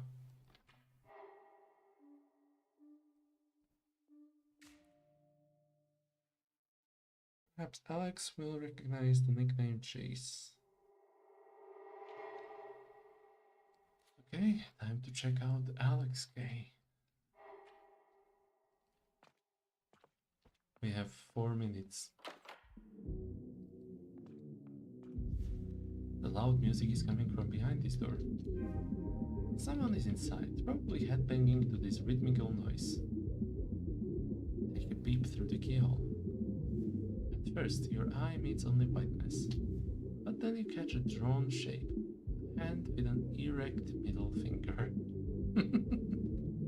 Open the door slowly. Locked. Knock. Nothing happens. Even if there's someone inside, they would never hear you knocking through all the loud music. Slam your hand hard on the door. The soft leather that covers the highly secured door muffles the sound, which becomes lost among the loud distortions of music coming from the other side. Your attempts are futile. Until the song is over, nobody inside will notice your presence. Let's wait until the song is finished.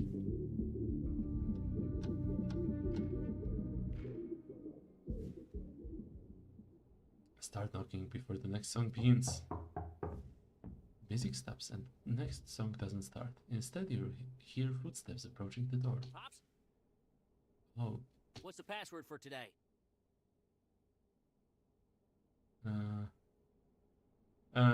It's not Pops.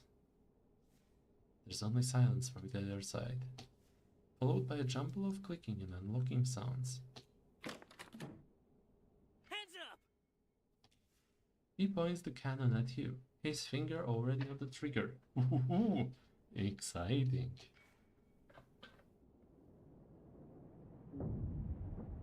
Oh shit. But before you get a chance to react, you are interrupted by a familiar sound, followed by streaks of red lights tearing through the small openings in an otherwise very secure house. If you really want to have any interaction with this guy, you'll have to come here before this loud song begins. Ooh. Okay, I guess that's gonna be our goal. Should I take the gun? Still with me, Mr. Harrow? Yes, bye. Mr. Harrow, please. Spit it out already! Go to Key Ranch. Come on, you thief!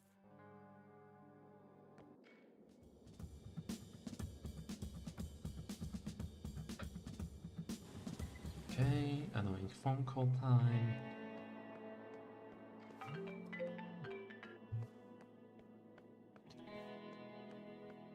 And finally we are here. Okay.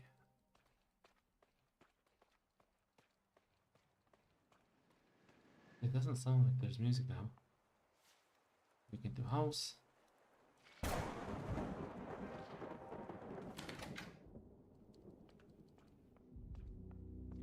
Oh shit.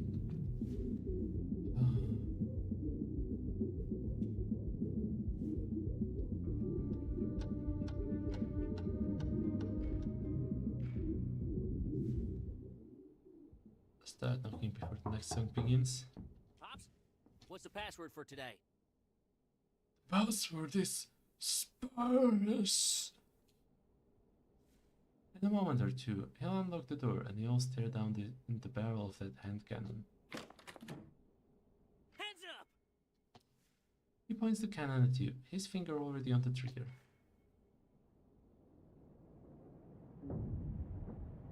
Time flies fast. Small opening that raise very secure house. Loud song begins. Okay. Need to figure out a way to get into the house faster. That's Still interesting. with me, Mr. Harrow? Yeah, bye. Mr. Harrow, please. Bye-bye. Okay. I'll break you Let's open see. if I have to. This is Metalhead from Ranch House. Someone is listening to very loud music at the ranch house. You manage to get his attention by knocking on the door after the song ended. But to have enough time for a proper conversation, you will have to get there before the song starts. Enter the K Ranch house faster. You heard that Walter has a secret way of exiting, so there might be an alternative way to enter it too. Okay. Now then. What do I do? Find Anita's old stuff, search Anita's car. I feel like I have plenty to do now. Should I go to the ranch? Actually, what if I dare to take the bike? Give me my coffee, you jerk. Would that get me there faster? It's a nice car to be used, but you have your car anyway. I guess not. Come on, you thief. Okay. Let's go to K Ranch. I have a suspicion that the poison ivy might allow me to climb up. Or there could be another way in. I think on that side? No. Goodbye.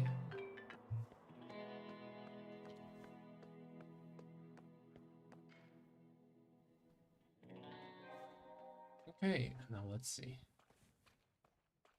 If I go over here, this is still white, and this is also still white. Let's go to the tools.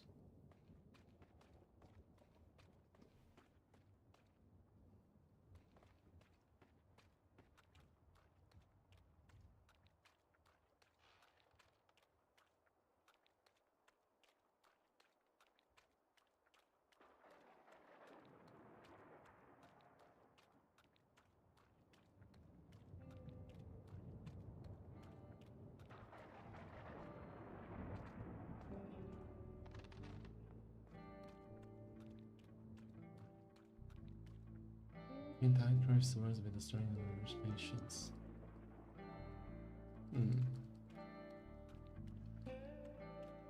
Screw it. While I'm here, I might as well break in.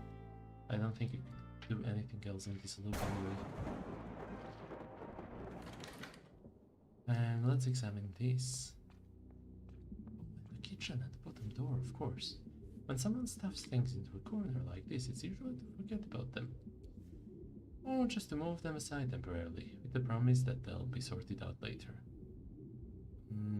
Things look frozen in a moment here, like a snapshot of life. And when movement stops, so does life. It hasn't been used in ages, yet the scent of fire still clings to the stone. Okay, first, what's this? Something is covered by sheets.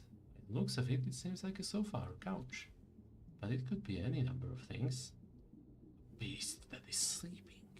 A monument. Perhaps a tombstone. Boxes piled in the shape of a couch. Someone pressed pause in the middle of moving and just left it there. Now, just to be sure, let's peek under. It's just an old couch, for better or worse. Boring. What's this? The table offers its feast to dust and flies, not to you. Anything here? No? Okay. Now then, these two doors have eluded me for quite a while.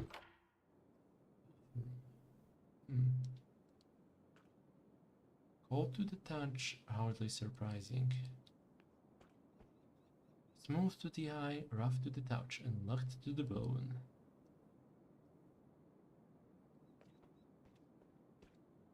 The brass shower holds its head high, too dignified to notice the mold patches below.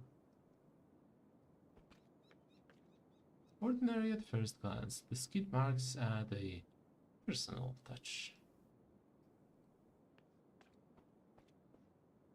An ugly sink below a pretty mirror, a mismatched pair with you caught somewhere in between. I guess that's it for this room. Oh, whoa, whoa, whoa, whoa. Okay, let's have a look at the trophies first. What was once a banner of pride now reads as cruelty without purpose. A lone cowboy on his horse gazes into the distance across the vast prairie.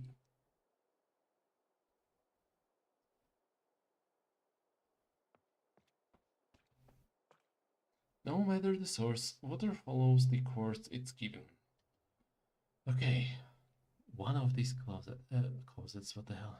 One of these bookshelves has to be it. Let's first check this also. Dust gathered on the mirror helps hide your image. This one is empty of books or items or anything else except dust, of course. Okay. Don't have too much time, so let's first start with this. A curiosity. A stack of papers lies in disarray. The first page reads the title, Walter K. Autobiography. Reading it from start to finish won't be... let's see what Walter has to say. Read casually. After the title page, all the sheets are empty. Well, mostly empty. Crude drawings cover them. A house, a ranch, cows, horses. One sketch looks like a hole, or perhaps the darkness swallowing everything, but not a single word of text. Walter was drawing his autobiography? Okay, that's fun. In his own way, he kept up with the times. Okay. Now then. Which of these three bookshelves? Actually, let's start with this. A metal cabinet which somehow escaped the teeth of rust, with an intricate golden insignia above the drawers. Looking at the letters more closely, you see they spell out Philip K. A couple of drawers are half open, revealing they are filled with documents and dust.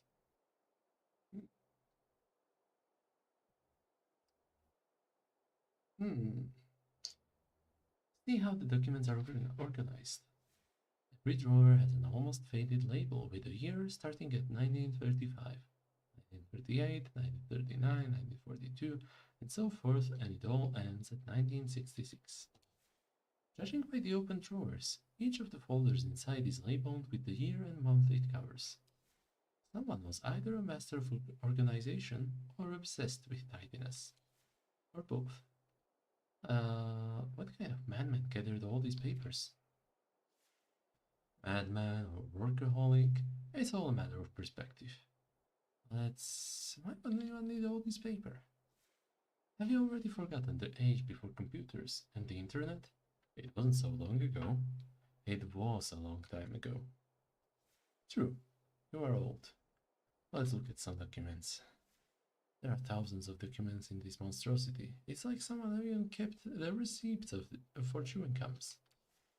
No way you can just casually inspect them. It would take too many loops with just a few minutes to get in this house. You'll have to look for something specific. It's not a matter of time, it's a matter of willpower. Let's leave it for now. Unlike other shelves, this one is colorful. The hues are faded, dried by time, but they still stand out of place, almost. Look at the green books. They're cheesy romance novels, all of them. Old ones, really old, early 20th century by the looks of it. Inside, a damsel in distress, Mysterious but devastatingly handsome stranger who turns out to be wealthy too. They fall in love against all odds and live happily ever after. All of it set in the cowboy era. Herds and horses galloping across ranches, lavish parties in grand manners. Uh, Love triumphs always. At least in cheesy romance novels. The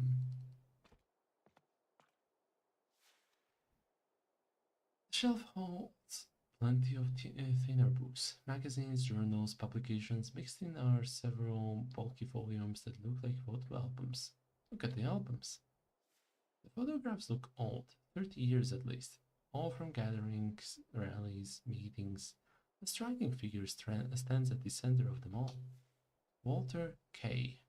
Younger, sharper, almost unrecognizable compared to the photo of the man you've seen. Hard to imagine someone that old even looked this young. That's the fate waiting for everyone, unless fate skips you entirely. Look at the titles. Most magazines and publications from the late 80s, some crumble in your hands, releasing a dusty cloud that stings your eyes. Each one carries something about Walter K's For Our Children movement, interviews, analysis, option pieces, opinion pieces. Seems Walter dabbled in politics too. A few articles are circled over and over with words like lies and traitors scrawled angrily in the margins. Looks like Walter didn't enjoy how the media portrayed him, or at least his movement. Seems like a type that blames everyone else for his own failures. Simple, isn't it? Ignore reality and you're never at fault. Enough dust for one day. Nothing else worth choking on here.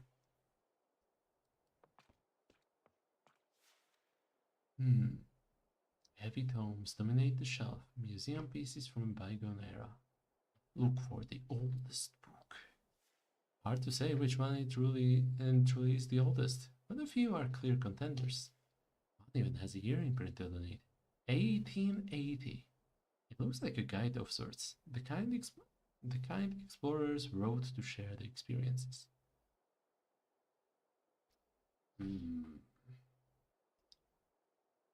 So travel reviews before reviews were even... No, let's go with the second one. 1880? That's a long, long time ago. Probably even before the case, let alone the later masters of this place, Apex or Coral Destiny. Predating the rest by decades, it holds only dust and bygone stories to help you. No help to you. Look at the titles. Most of the books don't have titles on the spine, only leather, each bound by a slightly different shade. Whoever owned them must have known each one by heart, even needing words on the cover. Let's explore the largest book. It is almost as wide as your hand. The title is written in gold, cursive letters. A brief history of the saddle and stirrup. Brief? You could kill someone with this thing. True. Fitting perhaps, since you could also kill someone with saddles or stirrups.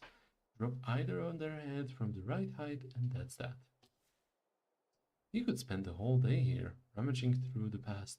Better get back to something in the present. Well, shit. Okay, anything else here? Metal cabinet, light Philip K.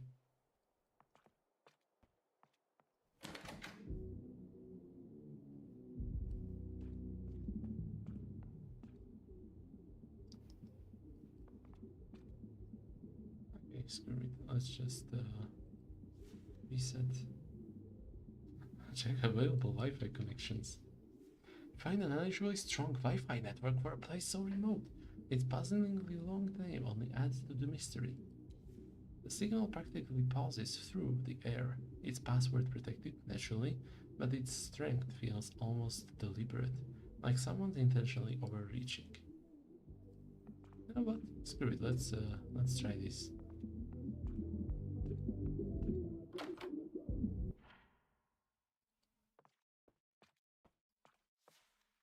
Okay, dust magnet. No, whatever. Like quick match. The loop ends, of course. Enough of this for now.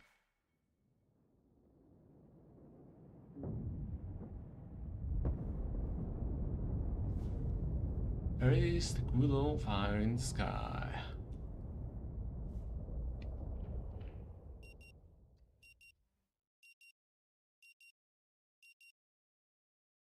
Still with me, Mr. Harrow? Still with me, Mr. Harrow?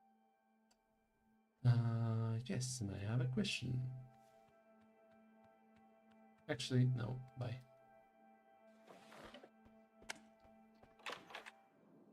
I'll break you open if I have to. Let's talk to her. Okay. Maybe I can help? Okay. Sure. Give it a Your go. coffee. Wow, nice. I don't know how you figured it out, but thanks so much. She takes one long sip from the plastic cup and savors the moment. I guess that's it. Actually, let's try this. Yes, I have rebooted the modem. Oh, jeez. Of I course haven't talked to her in a long time. Whisper apologetically. Oh, hello, Mr. Harrow. How are you? Are you ready to check in?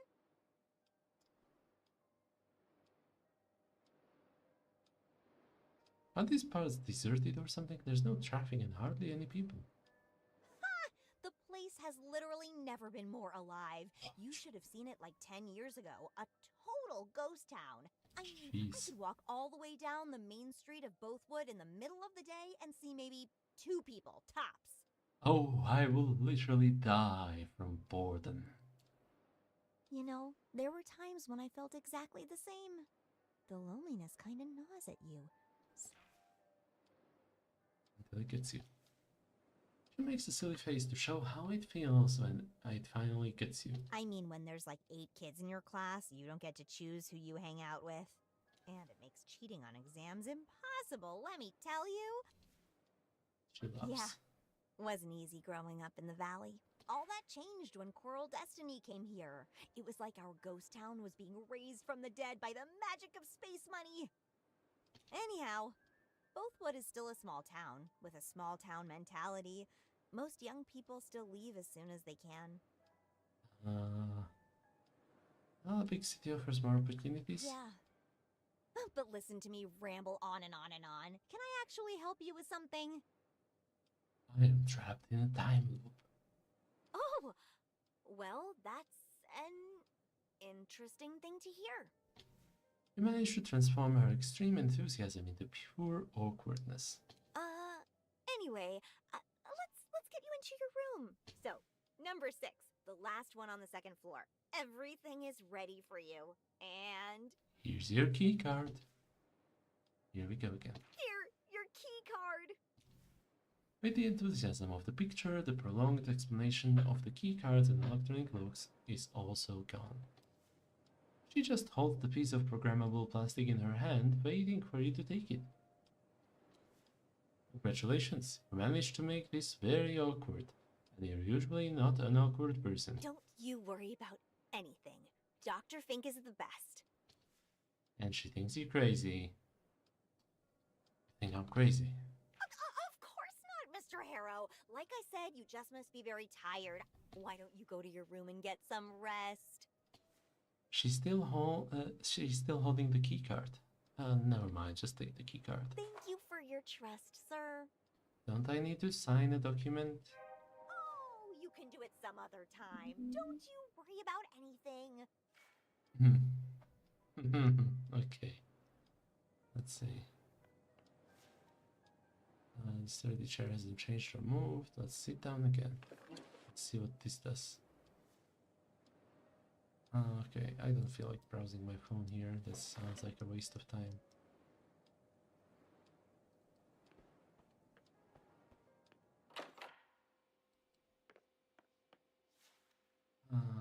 Take the car. I'm still too calculated. How do I become less calculated? How do I become impulsive? Alcohol. Oh shit, I already missed my chance there. What is this? Like bunk pads.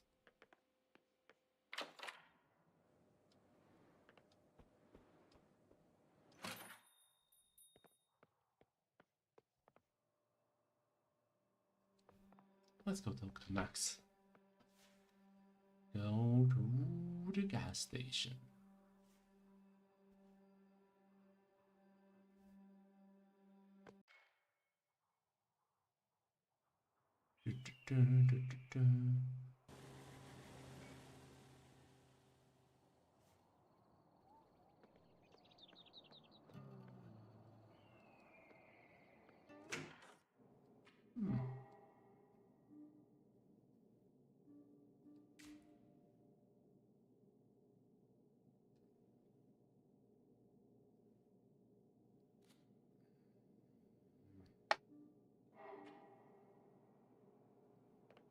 Welcome to Max Gas. You need some help getting gas in that city car yard, or you don't want something else?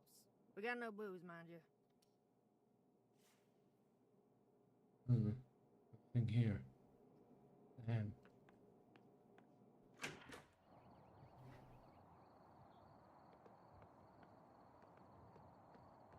Anything here? Let's try deputy's Cody's methods. Actually, let's crawl inside. Pick up the notebook again. Item Anita's notebook. Now then. Let's see. Luxurious leather-bound notebook with a built-in ink pen holder. Seems barely used. Do people have phones? Why would anybody use a physical notebook? Some just prefer the feel of paper, especially those who aren't cursed with your chicken scratch handwriting. What's on page 1? It just says Anita Lopez, month of August 2027. Flip through the notebook.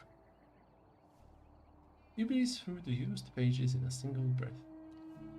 All you find are a few meetings scheduled this month, filled with names that mean nothing to you. And then the very last entry for today, a meeting at high noon with one Aaron Sloan, along with a phone number, presumably his. See what else is there. Blank pages of high quality stock, dozens of them.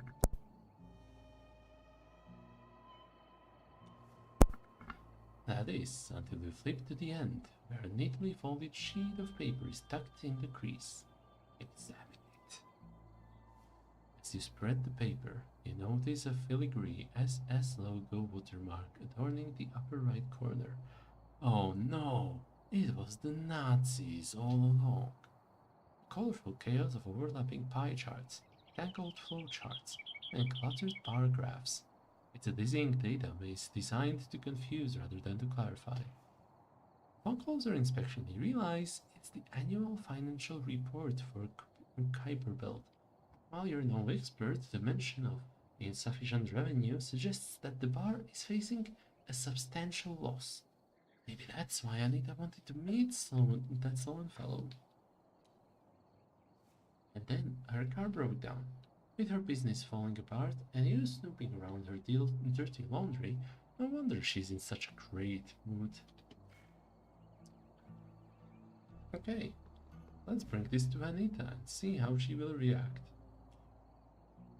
That's my notebook. Give it back. You broke into my car. Ignore it.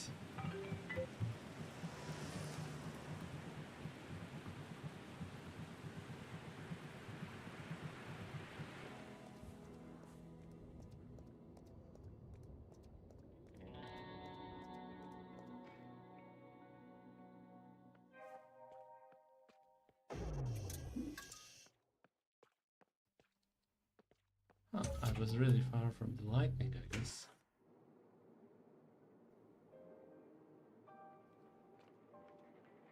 Snooping as usual, I see.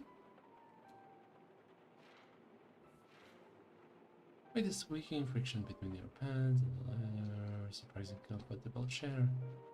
Why do I immediately have to get up?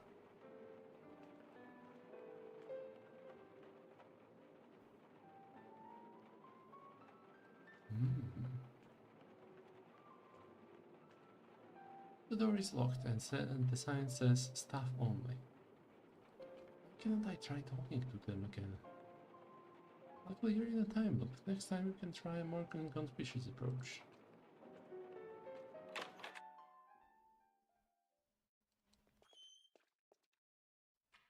Okay, let's check everything. Searching Anita's car. Found the phone number in Anita's notebook. Call it. Ooh. She missed some appointment when her car broke down. Frank towed her car to the gas station to repair it. Okay, so that's the route. Call the number from Anita's notebook. The line rings and rings and rings endlessly, like it's never going to stop. Just as you're about to hit end call, a deep, exaggeratedly masculine voice, clearly trying too hard, answers. Hello, thank you for calling Some Solutions. How can we assist you on this fine day? I was just checking if Anita Lopez maybe managed to meet with you today? And who might be asking? Unfortunately, we are not at liberty to disclose sensitive client information.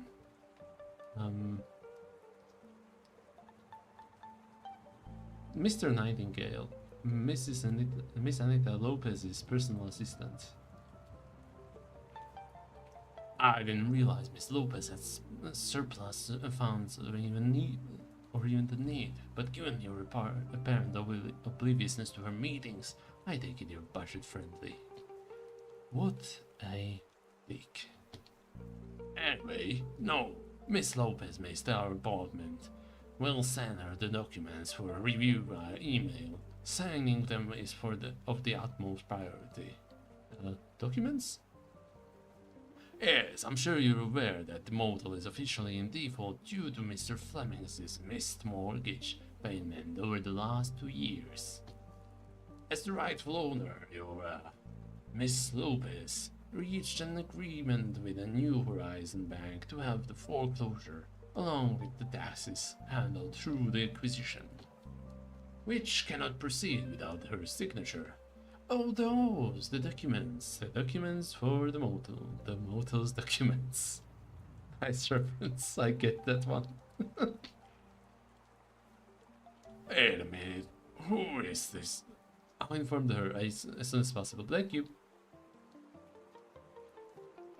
Well, that's an interesting development. Now, why would Anita want to meet this Sloan Shark? That Sloan Shark? In person, if she already agreed to let the motel go under? Drop the axe herself? Or is she actually trying to save it? So, is she coming upstairs now?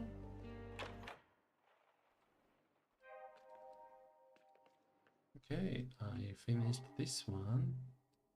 Yay! Wonderful. This is gonna be tougher.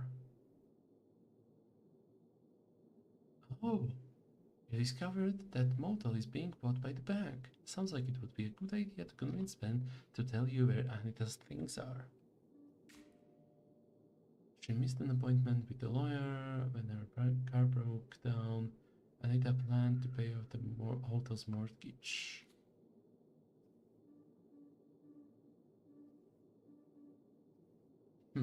Okay. Best not to disturb them right now. let's play a game until Anita goes to the roof. Alright, let's see. I'm going to break my own record. As the spirit, cocky, hopeful, tragic.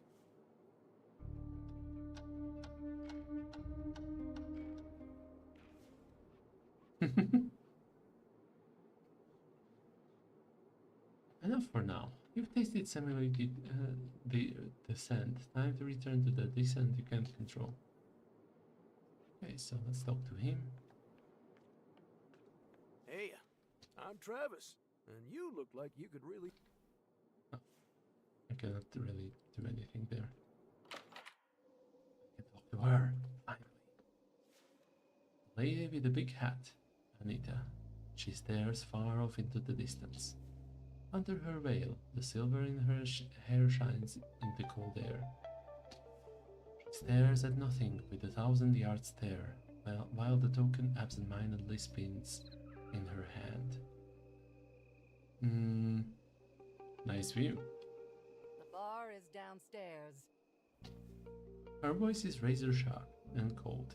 She doesn't want you here. It's not to disturb her anymore. Well, shit. Okay.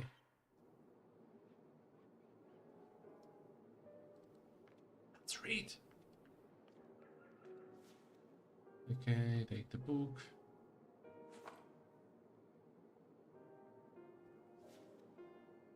Kill some time with this book until the loop ends.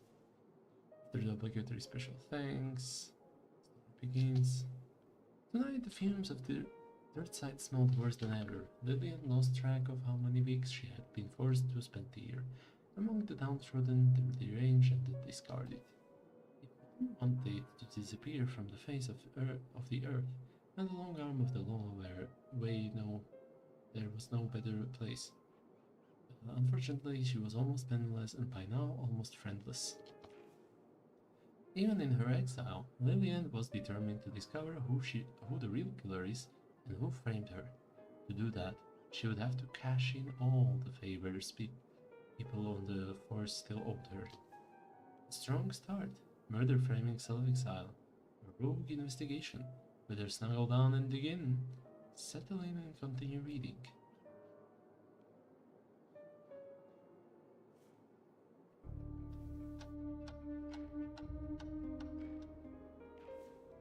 As the half-decently written words carry you through the story, your internal clock nudges you back to reality. That's enough for now. Boom.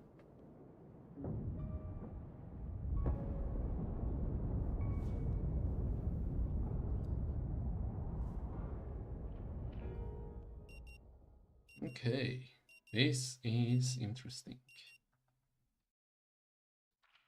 The plot thickens. Still with me, Mr. Harrow? Yes, bye. Mr. Harrow, please. Bye. Give me my coffee. Let's just call Ben to learn whereabouts of Anita's stuff. The line rings and rings. And just when the monotonous ringing finally finishes drilling a borehole straight to your thalamus, a raspy male voice answers. Ben Fleming. Sorry, can't talk now. Quite busy. Call later. And when will you be available? I don't know, around 8:30 or later. Gotta go now. Bye-bye. Line is dead. Okay, so he's busy until 8:30. Is that it? Frank's room. Wait. Oh, I forgot to drink once again.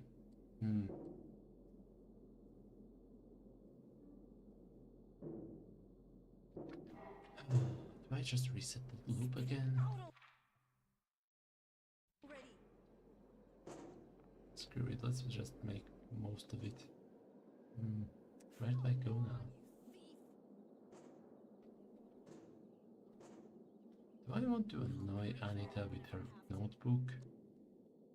Could I even annoy her with that?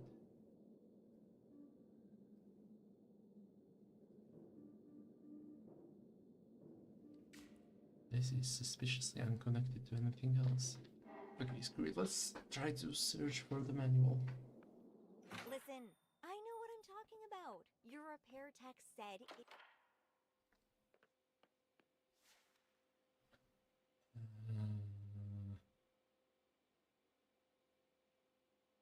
This won't work, I think. Do I want to try it again?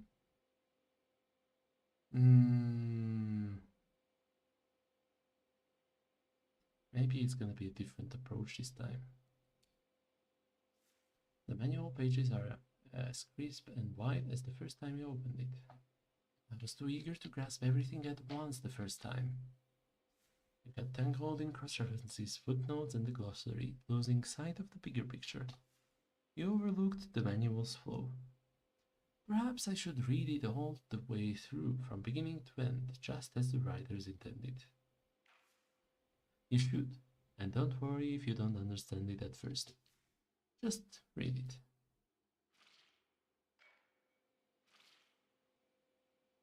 Designed with cross-compatibility in mind, this system can adapt to various operational environments, provided the keycard firmware is upgraded to match the version specified in Table 4.2.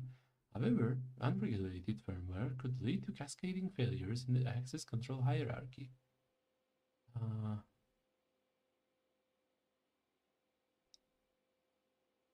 I need to let it come to me, like a whisper carried on the wind.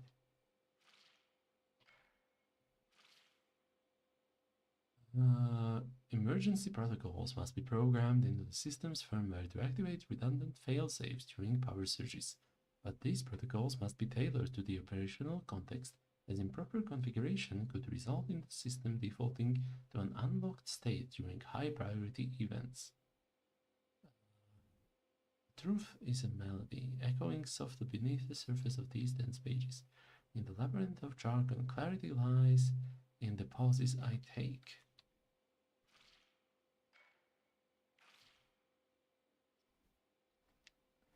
The Intruder Alert Pro, which integrates with law enforcement systems, should be configured with delay parameters to prevent false alarms. However, over-adjusting these settings can increase the risk of a delayed response during actual breaches, which could result in unauthorized access remaining undetected for extended periods. I'll let these thoughts marinate, allowing the essence to seep through. In accordance with the QMS 1100 standard, an embedded emergency feature facilitates the automatic disengagement of the locking mechanism during power failures, ensuring a return to its initial operational state upon restoration of power, thereby maintaining system integrity. In other words, if I am reading this correct, it's gonna go out when the thunder strikes. Answers are stars hidden in the fog. I must wait for the clouds to part. Like the changing tides, understanding will come in its own time. Oh yeah, it's all coming together. The automatic disengagement of the locking mechanism during power failures just happened, as well as the return to its initial operational state upon restoration of power. Disengagement of the locking mechanism.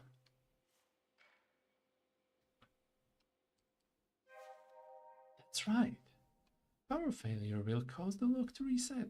It's built to unlock in emergencies. I don't need to break in. The system itself will let me in. In Storm's embrace, the lock yields to the darkness, inviting me to step inside. Lightning will unlock the door. That's right. You may have just found your way in. I knew it! I knew it like hours ago. Ah. Okay. Do I have anything to do on the phone? Oh, call Ben.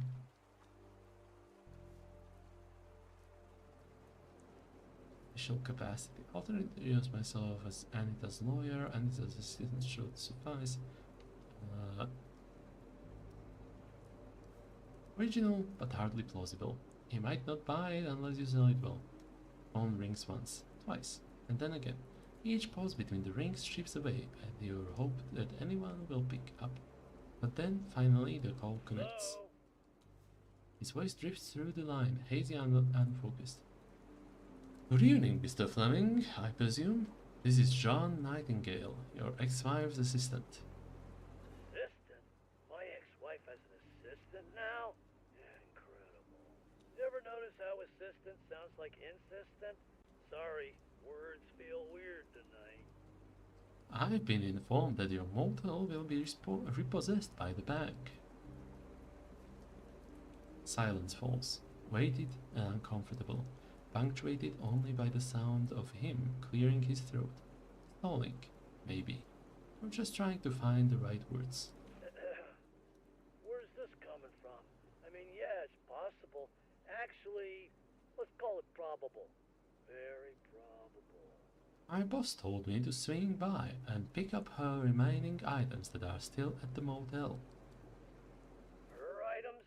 You mean the stuff in the boxes, what she left behind? Yes. It's in the lost and found room. Should be a yellow box with blue markings. Thanks a lot. I'll be sure to sing your praises to the boss. Just leave me alone already. Goodbye and have a great evening. John Nightingale, signing out. Rude, sure, but you've got what you needed. No harm done. Lost and found.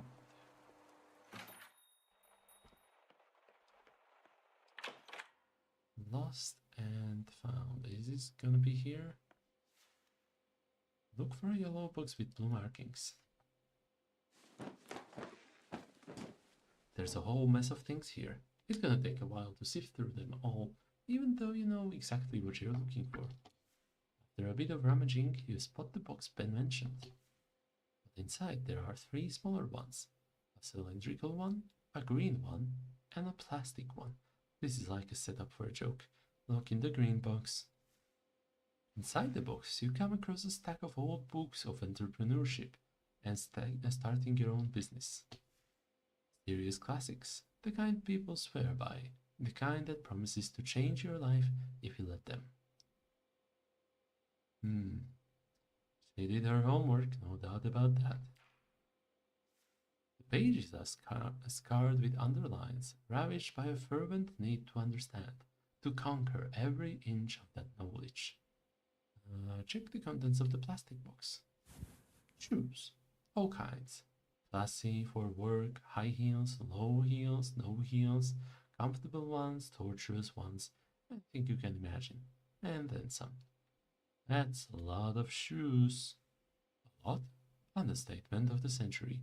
It's an invasion. A whole army of souls waiting for their next mission, their next step. Adunts. Explore the contents of the cylindrical box. There's a pile of notebooks, all dated from the 1990s, but the writing is a chaotic mess.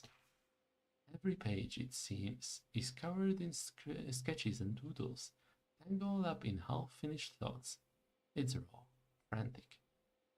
It looks like this was from the time when Anita was unhinged. A different side of her, the one she's been hiding from you all along. It adds up. Flip through the notebooks.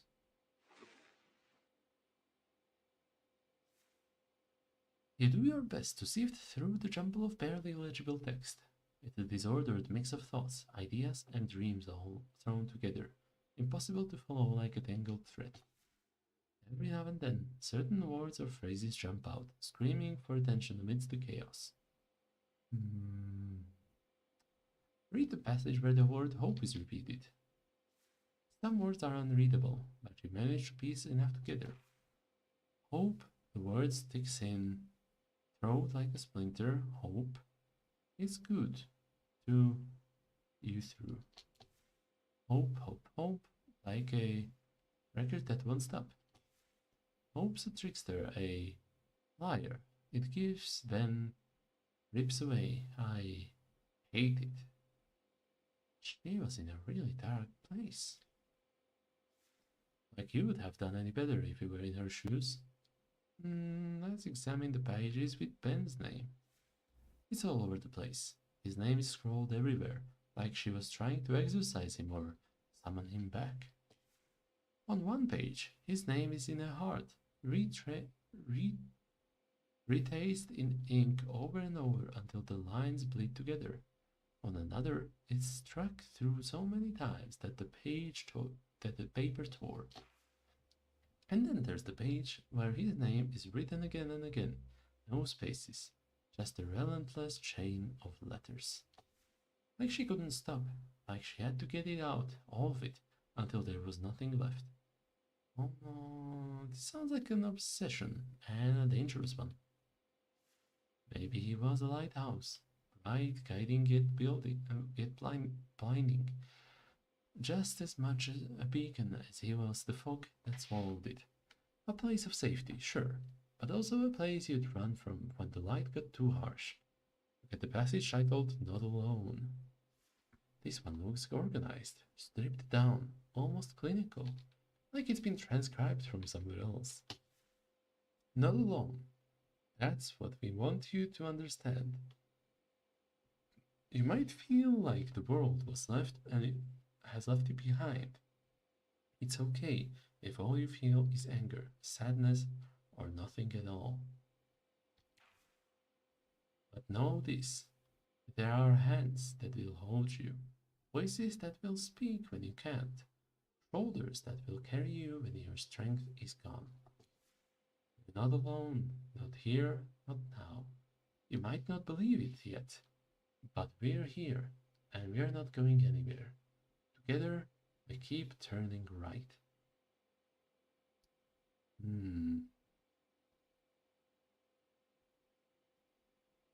This sounds so supportive. There's something ominous about it as well. Makes you wonder if this was pulled from some spiritual guidebook or one of those self-improvement manifestos. The drawings alongside the text are a strange mix. Hollow, despairing faces, and suns that beam across entire pages. In one of the notebooks, two calendars from 1997 and 1998 are taped to the center. Most of the days are crossed out, like someone was counting down to something. Doomsday? Whatever she was counting down, it ends in 1998. The writing stops there too. I wonder what else is there.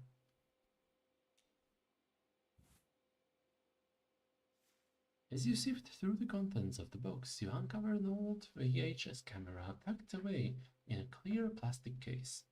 Examine what else is in the plastic case.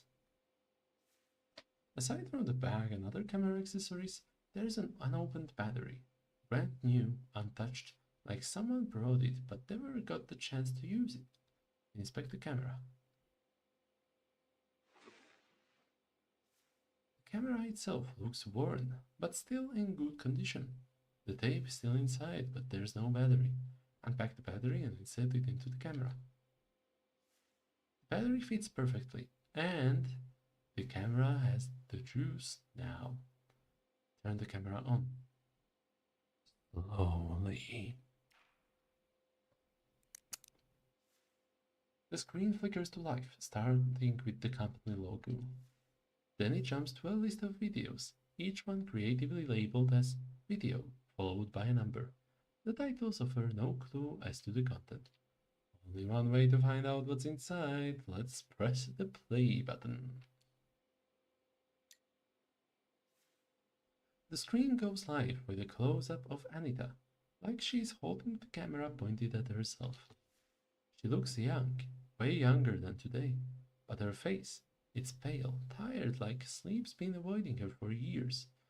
The date in the corner reads March 9th, 1996. Thank you for using word instead of a number there.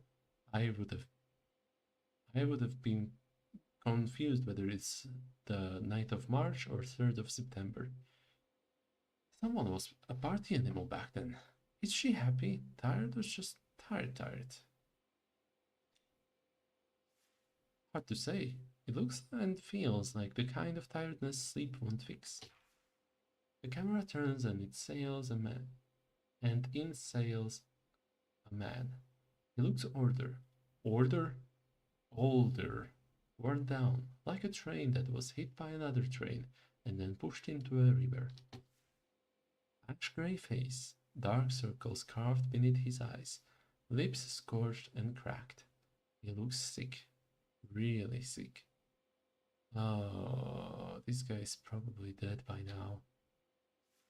If not, he truly is a testament to human endurance, or maybe just stubbornness.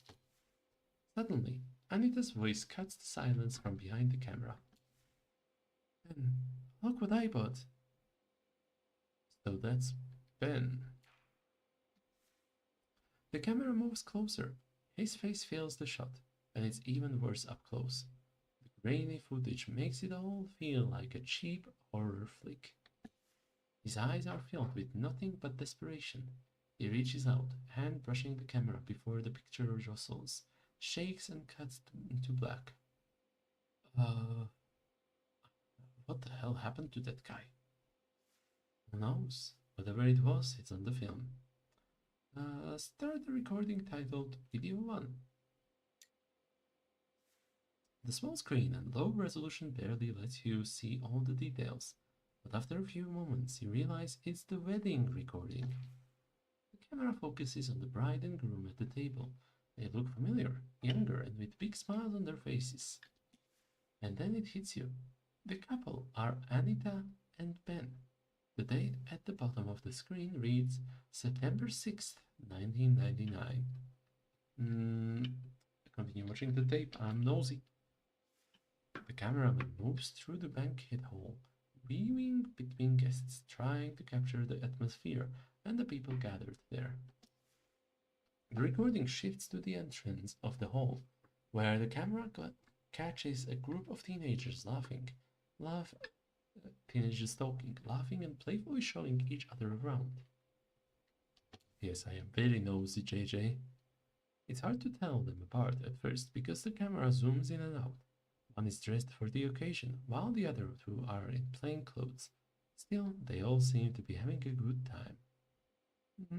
Let the film roll for a while. Suddenly, shouting erupts and the camera swings to an obviously drunk man stumbling toward the teenagers from outside. The well-dressed kid walks to the man and tries to calm him down. Mr. K, please, they did nothing wrong. Maxine, Alexander, get out of here. You don't belong with this lot, not her. The two of them bolt, leaving the well-dressed kid behind. Walter snarls at him. You Anderson boy, stay away from Mackin, you outlander scum. The frame quickly swings back to the hall, like the cameraman is pretending none of this ever happened. Looks like Max and Alex were raised with a strict no fun allowed policy. Oh, Anderson boy, is this Frank? Must be. Fast forward a little bit. Anita and Ben are back in the frame, sitting and talking to each other. The cameraman is clearly far away as he zoomed into the max, so you can't hear their voices. Still, by her smile and the way she touches Ben's cheek, it's clear that both are happy beyond words. He kissed her on the forehead and hugs her affectionately. This Anita appears so different from the one you've met, moody and quick to get into an argument. People change, Harrow. People change. Yeah, people change. She changed so much that it's nearly impossible to grasp who she was or who she is now. Okay, I do want to watch the other videos, but first I feel like I need a bit of a break. I think I'm gonna get some food. Let's see. These. All right.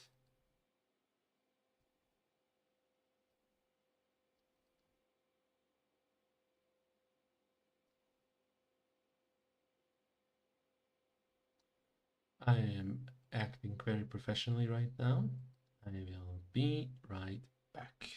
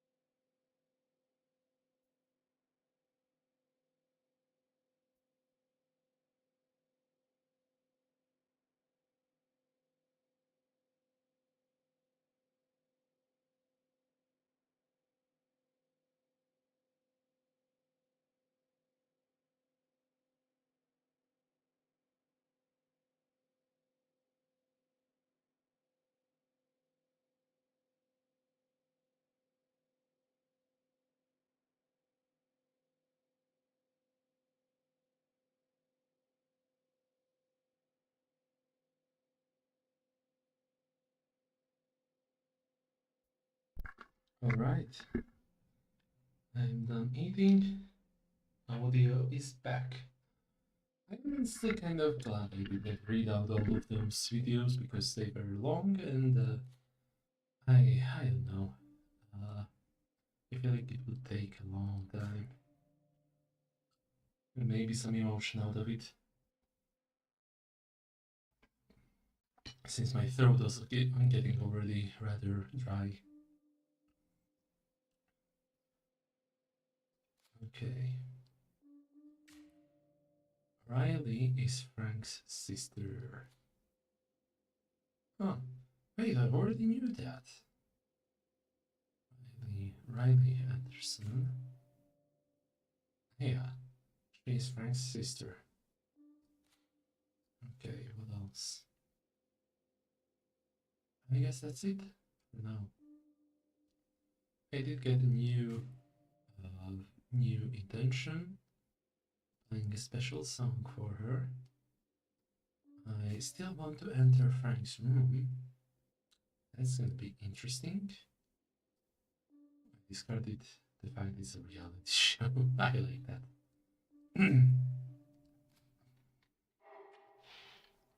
Okay. That was a surprisingly long sequence.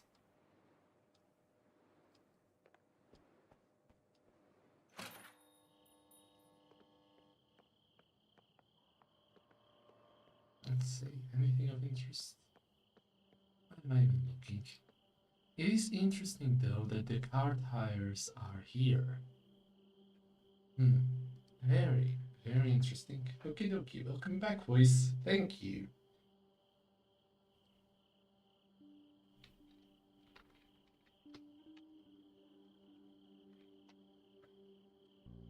Okay, screw it. I don't feel like doing much. Let's just play a game until the loop ends.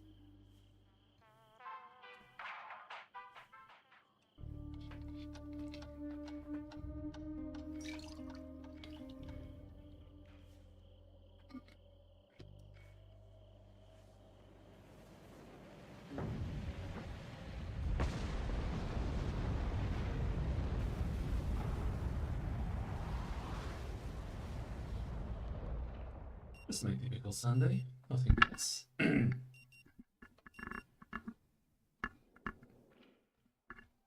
Still with me, Mr. Harrow? Right.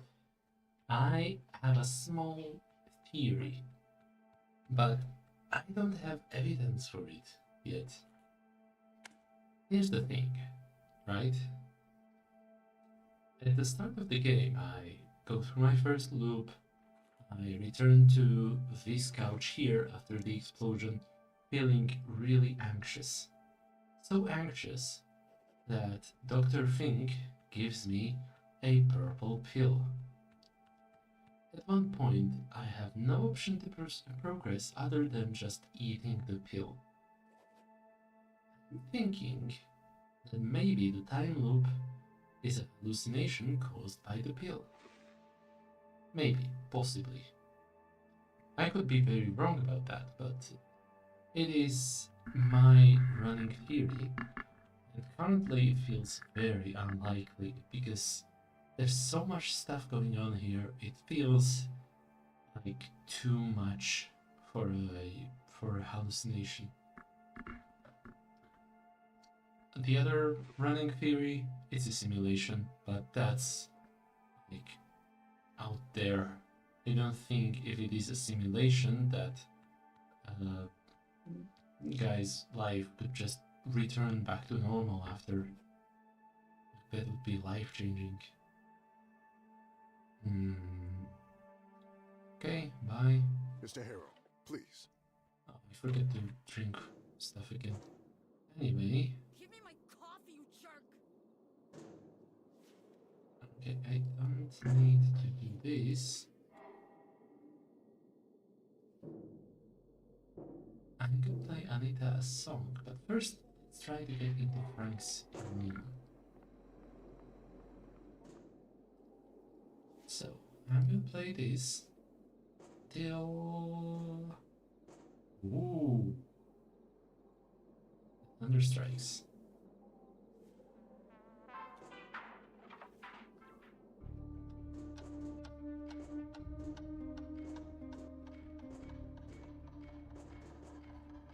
Where's the stocky man? Oh, there he is.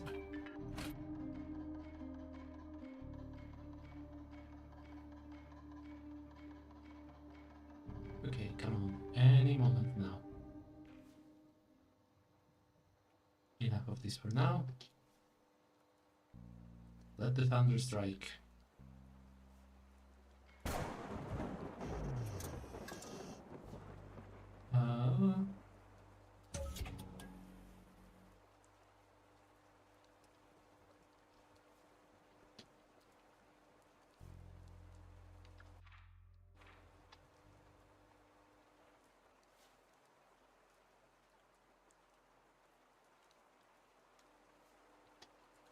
I'm so disappointed. I did it right. I did not know I need to. Oh, I could just put the door, I guess.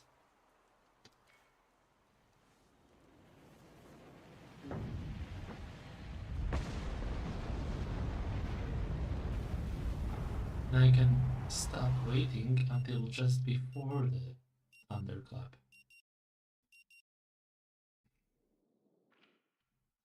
Here's You Mr. with me, Harrow, Mr. Harrow? blah blah blah. Yes, and I have a question. Actually, you don't need the office. You can wait until the next session. All right then. You should go and check in at the office. Okay. Gonna go drink some booze.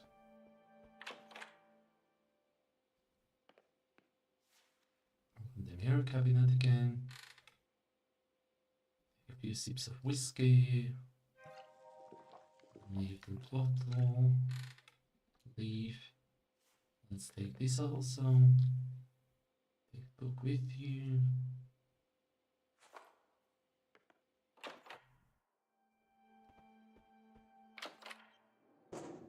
Way more extroverted now. Yeah, less sensitive. That's somewhat good. Wait until the loudest thunderclap causes a blackout. Okay, hold on. Let me just kill some time with this book until the thunder strikes. You struggle for a while to find the part where you stopped reading last time. Read a few random passages until you find the one remembered and go from there. Check if there's any deformities in the paper that would indicate where to start from. Yeah, the second one is not gonna work for me. But you're here to kill time, works either way.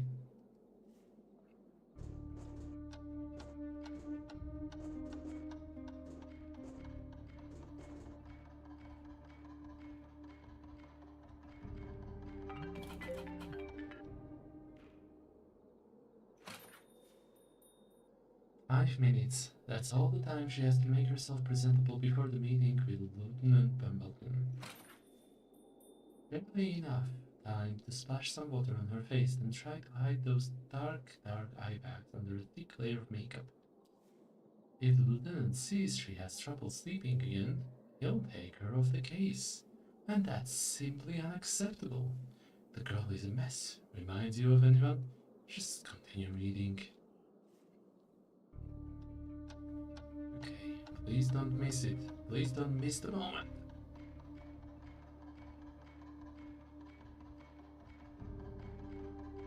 Stop. Word by word, you reach the end of a chapter, eagerly awaiting the next one. But enough for now. Here it comes. Ready? I the first taker. Raise your hands and let the thunder strike. Quickly, do something else before it strikes. There we go.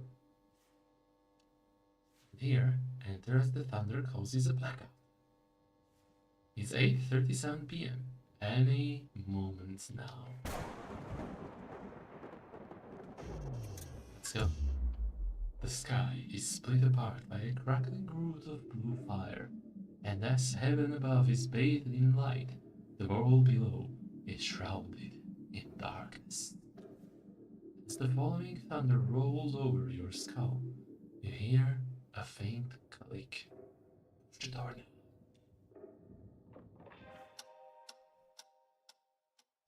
There we go. Okay, So what do we have here? Let's start with the white ones.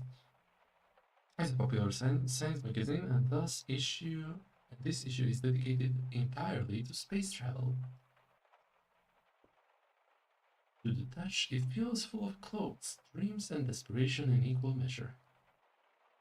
For some reason, they remind you of home and of a rare, quiet kind of relaxation. A hotel room is no place for something like this, especially when it's occupied by someone unstable. People stare down at you, judging that they know you're breaking them. Looks like Fran dropped something here. A phone, to be exact. Holy shit, that's why nobody can pick up.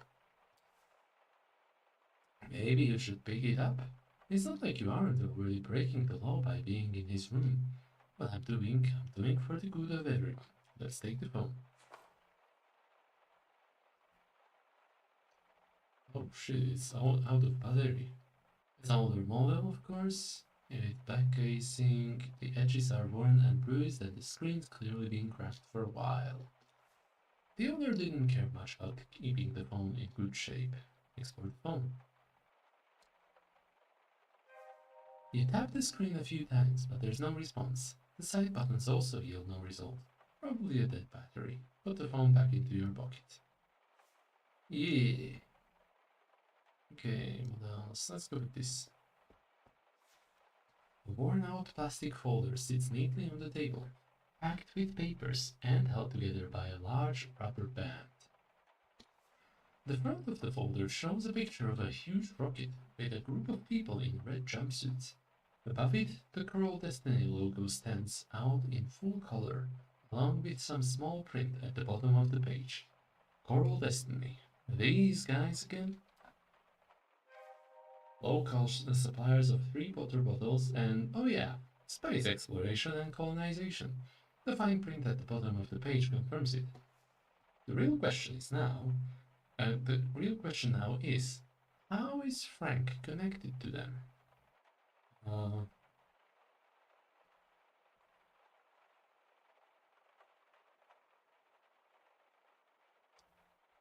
They've got a facility here. Chances are all the locals are tied up with them somehow.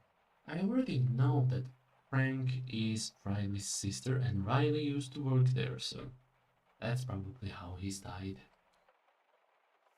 As far as you know, Frank is just a mechanic at the local gas station. What could he possibly have to do with the Spacefaring Corporation? It's probably really important. Let's check out the folder. Inside the folder is a jumble of printed documents and handwritten pages, all mismatched in size and color. It's an eclectic mix. Some pages look official, while others are covered in messy scrawls, like notes scribbled in a hurry. Everything's piled on top of each other, with no rhyme or reason. It's like Frank just crammed everything in without a second thought. Go through the pages as they are now. You take a deep breath and start sifting through it.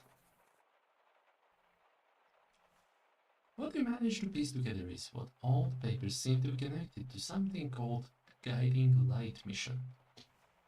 Judging by the writing style and the diagrams of the printed pages, it looks like part of an official report, the kind with all the formal language and precise formatting. But it's incomplete. There are pages missing, gaps that make it impossible to get the full picture. Every single page has underlined words and comments scribbled in the margins. That sounds ominous. It sure does. And now you're right in the middle of it. The handwritten notes, on the other hand, look like personal reflections referencing the report. One page in particular stands out at the top. In large bold letters, the word liars is scrawled. Take a deep dive into the pages, examine the note titled Liars, go through the handwritten notes. Let's see liars.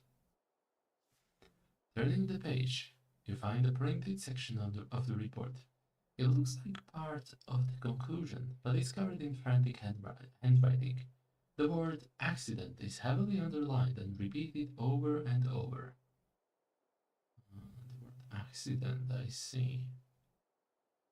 This report triggered him, all right. Why am I not surprised they lied about the accident? Hold on. Frank's calling them liars, but at the same time, he's been exhibiting some erratic behavior lately.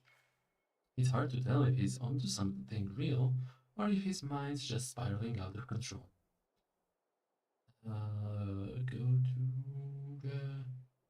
Let's go into the printed pages. A lot of this is just technical mumbo jumbo, procedures the crew was supposed to follow during the mission. The comments in the margins are mostly explanations of clarifications, as if Frank was trying to make sense of the technical jargon on his own. You get the impression he was determined, almost desperate, to figure it all out himself.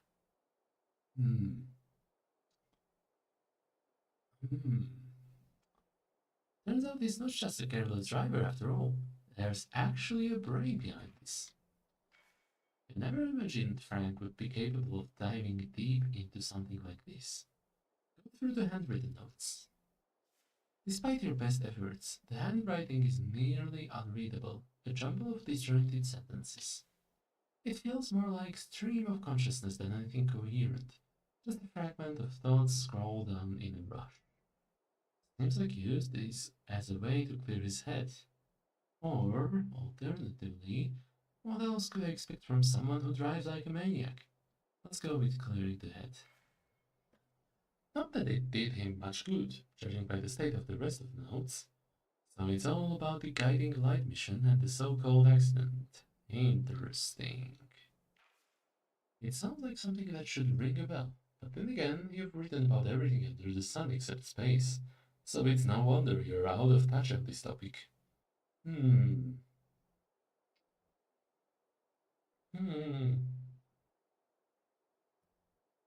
True. After a certain point, it all just starts to blur together. Blurred or not, you're going to have to look for more information somewhere else. Time to dig deeper and beyond these pages. This folder is a start, but it's not enough. There are too many gaps, too many unanswered questions. Oh boy. Let's go into this. A stack of popular authors' books on flying, space travel, and life beyond Earth.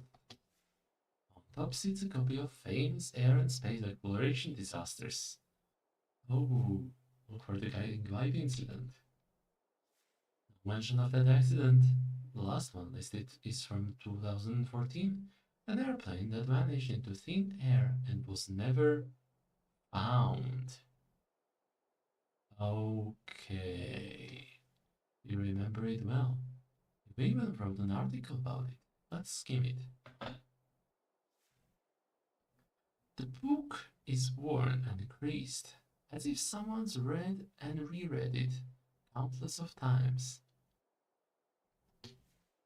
No notes, no underlining, nothing to mark a favorite page.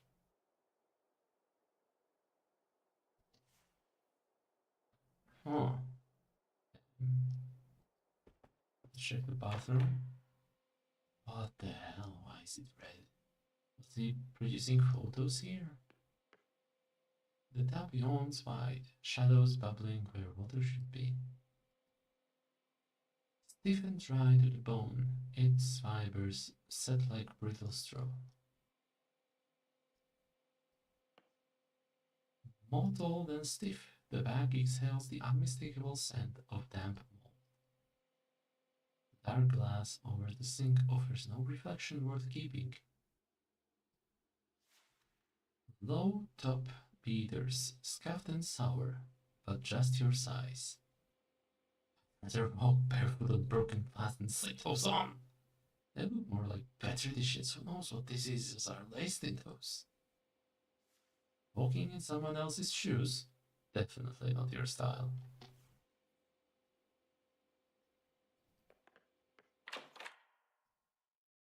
Okay, for a moment I was afraid that he would, like, try to enter his room or some shit.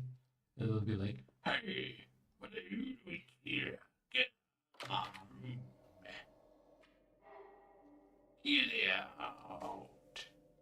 And yeah, okay. I can wrap this up. I found this cell phone lying on the floor, as well as a lot of documents related to the guiding flight mission. The phone looks dead, but it might just be out of juice. There has to be a phone charger somewhere around here. You're pretty sure you even packed yours, or did you? Guiding light accident. Wait. There was an accident on a mission to Mars. In Earth orbit, the whole crew died. Holy shit. Okay. Okay. Let's start with this. And maybe she has a charger? Are you ready to check in now, Mr. Harrow? Maybe she can charge Frank's phone. But wait a minute, are you sure you have enough time to charge the phone? The battery is dead. You need to charge it enough and still leave some time to actually check the content. So I should start charging it at the earliest possible moment. Exactly. I'll come back when the loop reset. Screw it. Maybe I can make it. Let's give it a go. That doesn't sound like a bad idea at all. Excuse me, do you have an extra phone charger lying around? I'm terribly sorry, Mr. Harrow, but I only have my own. Can you charge this for me? I mean, sure, but to be perfectly honest, Mr. Harrow, it's going to take like forever and my charger is super slow. How could it not be? The way she abuses that phone is a miracle. The poor thing hasn't self-destructed by now.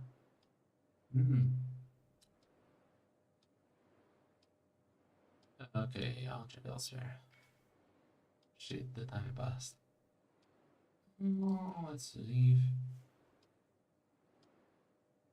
Alright, I don't even have a keycard to my own apartment.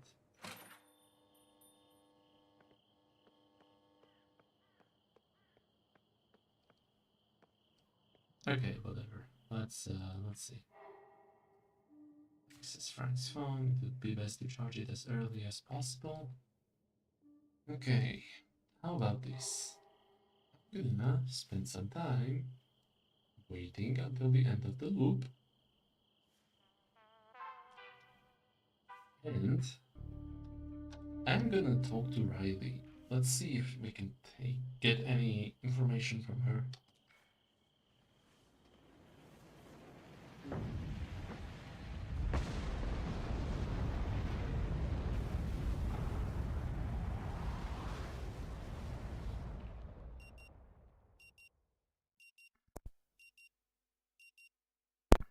Are you with me, Mr. Harrow? Still with me, Mr. Harrow? Yes, and I have a question. Of course, Mr. Harrow, feel free to ask anything. Ever heard of the Guiding Light mission? Instead of answering, he stays silent. His bushy eyebrows shoot up like rockets, his eyes widening as if some unfathomable truth has just been revealed. Then, just as quickly, his composure returned. Guiding light? Why do you want to know that? I asked first, so you answer first, and don't skip any details. Your curiosity is commendable, but I'd prefer it if you focused on your therapy with that same level of enthusiasm. He dodged the question like he was swerving to avoid a stray animal while speeding down a desert road. And not only that, the absence of the usual follow-up question, something like, how is that related to you, is highly unusual as well. Suspicious. I need to dig deeper. Exciting, isn't it? You could get used to this. It's like a puzzle, and you can't help but want to see it through to the end. Anything else? No, that's all. All right then. That's it for today. You should go and check in at the office. Your room is probably ready by now. Okay. Wait. Didn't you feel that weight shifting in your pocket? Like something is in there when nothing should be? That shouldn't be possible. But it is happening. Didn't you put something in that pocket in the previous loop? Frank's phone. Yep. However improbable, Frank's phone is still there. Which means, you know, shit all about the way this loop thingy actually works. All of a sudden, everything starts to feel wrong. I feel overwhelmed even by such an instinctive task as breathing. Mr. Harrow, you're shaking. Are you feeling unwell? Or inspired. Oh no! You feel pumped and ready to tackle the world. +1 impulsive, +1 extroverted. Ooh, give me a drink, and I'm gonna be just out there. Your throat tightens with a noose made out of pure anxiety. You thought it was over and done, did you? Emotional check. Trying to untangle that noose before it chokes you dead. Okay, emotional check. Yes. Success. I am not too sensitive. You've battled anxiety once before and emerged as the victor. This gives you strength to grab that rope, woven from pure unease, and tear it to shreds. Breaths come back. Again, shallow at first, then deeper. So what if Frank's phone doesn't abide by the rules of the loop as you know them? This only means you've learned something new. Something that might help you get the hell out of here.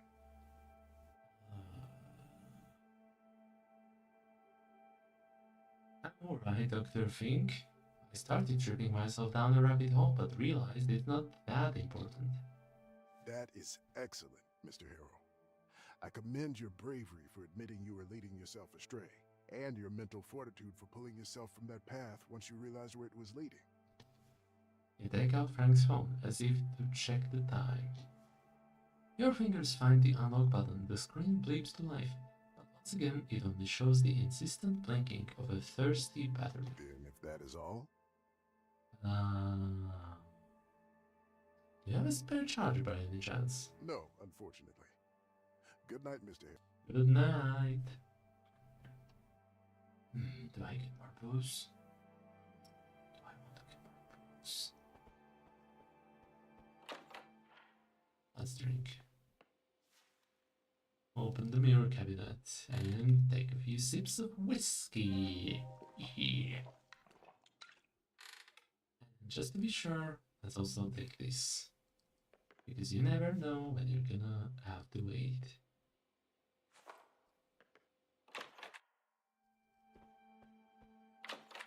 Okay. Now then. Give me my coffee, you jerk!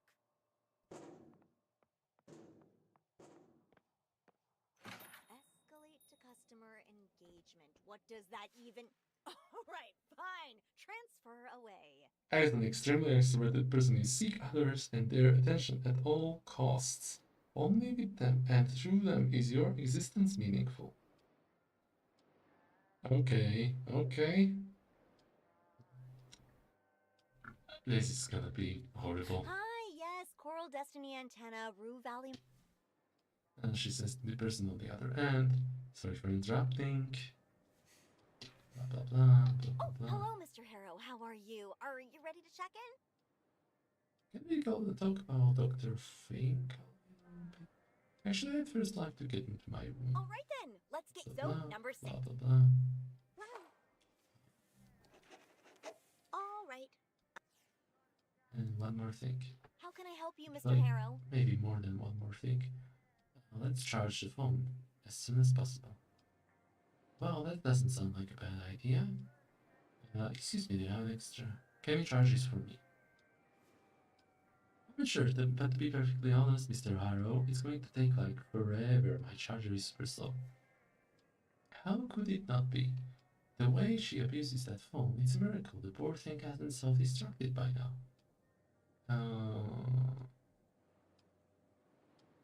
No problem at all. I'm in no rush, maybe. Actually, I'll charge it elsewhere.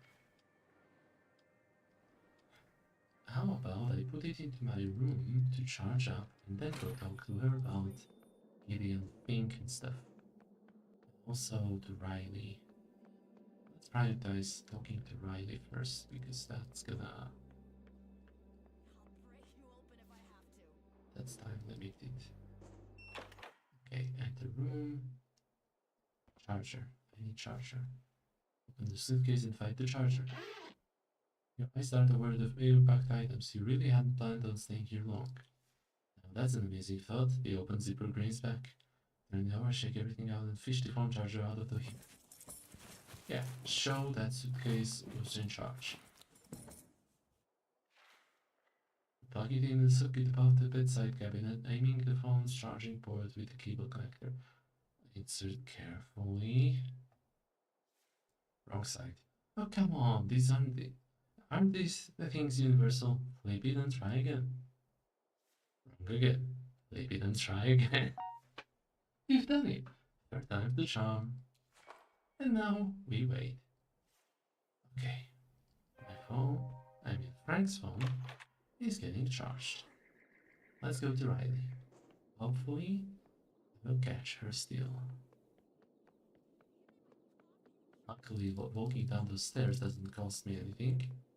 And also, before that, let's check if I have any intentions to use my inspiration on Gideon Fink. Get inside Dr. Fink's room. You need to get into Dr. Fink's room and discover what secrets he's hiding from the world. Yes. Intention. I'm still over-inspired, dang it. He used to work for Coral Destin and seems uneasy when you ask him about the Guiding Light mission. Well, of course he does. He's probably been doing therapy and stuff. Its location, content, and unfortunately battery is unaffected by the loop. And it defies the laws of the loop. There has to be a phone charger somewhere around here. You're pretty sure you even packed yours, or did you? You left the phone in your room. Okay. This is great. Let's go. Maybe I can help? Let's go. Sure. Give it a go. Make your coffee. Wow, nice. That's it? That's everything? Oh, finally. Okay. What do you know about Dr. Fink? Why do you ask? Is there a particular reason?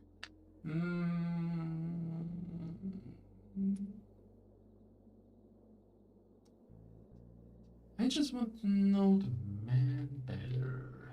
Here's the thing about therapy. You don't need to know your therapist. All you need is trust. That's the point, right? Or so they say. You didn't think you two were gonna be like friends, did you? Of course not. Right. Good for you. It's important to keep expectations in the right place. Well, if you need help feeling better after I just crushed your dreams, go ahead. Ask away. Maybe my answers will help. Maybe not. Who knows?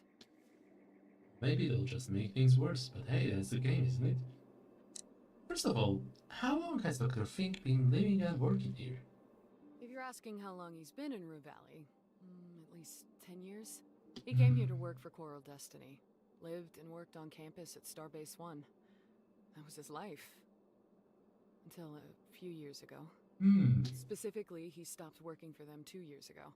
Packed up, left the campus, and moved to the motel. He's been living and working there ever since. 2 years ago. Oddly specific thing to have locked in your memory.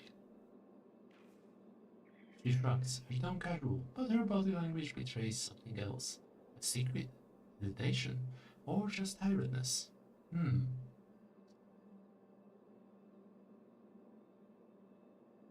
Just stopped? Just like that? That's suspicious. Yeah, well, you'll have to ask him for the details. All I know is he quit and ended up here. I mean, back then, all I ever heard were praises from the people who worked with him. Not me, though, for better or for worse. Tell me, what's the trick?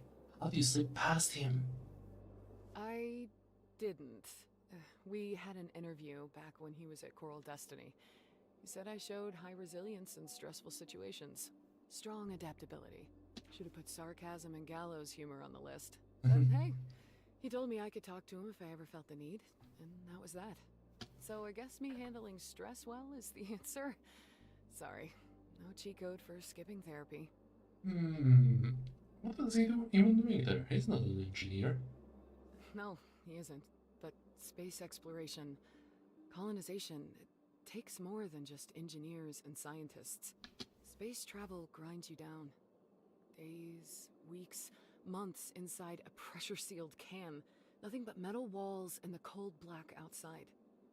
It does something to the mind. Ask any submariner. Ask any prisoner. Jeez, when you put it that way, yeah, that sounds rather dark. And then you land and you realize, this is it. The rest of your life. A foreign sky overhead, a different gravity under your feet. A planet that does not love you, does not want you there. And home? You'll never see it again. Jeez. Dr. Fink's experience in selecting the right people and teaching them to endure the pressure, clear their heads, make the right call when everything is wrong, tolerate the unknown. It was invaluable. Without the best people with the right set of skills, you won't last long out there. I'd never be that weak. I'm certainly not drunk. That's what they all say. Right up until the engines roar and the thrust kicks in, crushing you against your seat. The planet, your planet, shrinking in the viewport. And then it hits you. Any idea what he did before Coral Destiny? No clue. Probably more of the same, helping people or, whatever you want to call it. He's got the look. Someone who's been through it. Knows what he's doing. His methods are unique, in a way. But that doesn't mean they don't work. They work for my brother. That's all I need to know. For that, I'm grateful. I think I'm out of questions about Dr. Fink. Good timing. I'm fresh out of answers. Well, this was fun and all, but Oh. gotta go. He turns around and leaves. Well, shit. I guess that's it then. Inside Dr. Fink's room, creep up to the window eagerly. Position yourself strategically in front of the window, finding the perfect angle. The blinds block much of the room, but your focus on the doctor remains undisturbed. By the looks of it, the dog's made himself right at home at your respawn point, kicked back, feet up, and relaxing in the breeze like he's on vacation. With your ear against the window. You realize he's lulling himself into a soothing trance, guided meditation softly spilling from his phone speaker. Somehow, the muffled voice sinks even lower than his own. So that's his idea of self-care. Meanwhile, you get called to the world capital of nothing for the same purpose.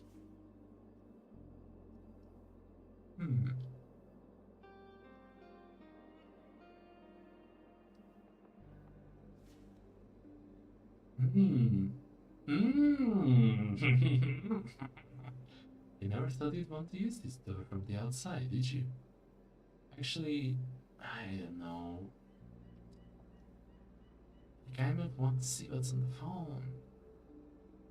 Fascinate to enter the K Ranch, get inside Dr. Fink's room, access Frank's phone, play Anita's song.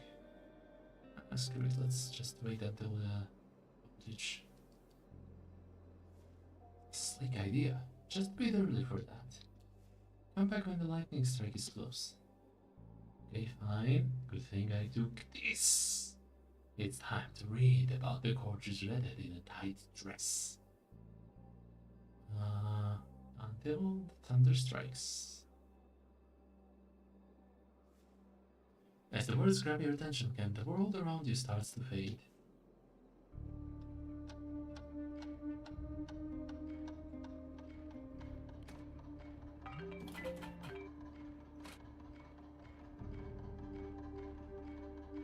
I am definitely not a creep, by the way, for waiting outside of his door for over half an hour. Your thoughts wander off, and he can't remember a word from the whole last page. Has to take some rest. Here it comes, ready? Do something before it strikes. Get inside Dr. Finks's room during power outage. Strangely, this door feels more like home than the door to any other room, even yours. Perfect timing. Neither too soon nor too late. Here it comes.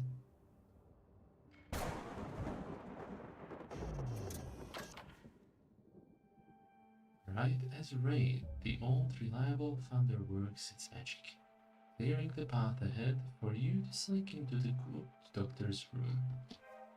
Seconds drip down like cold honey from a spoon, slow and heavy, yet the silence stays frozen.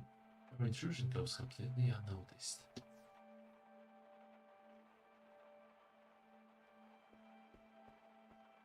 The journal's title reads Frontiers of Integrative Psychotherapy.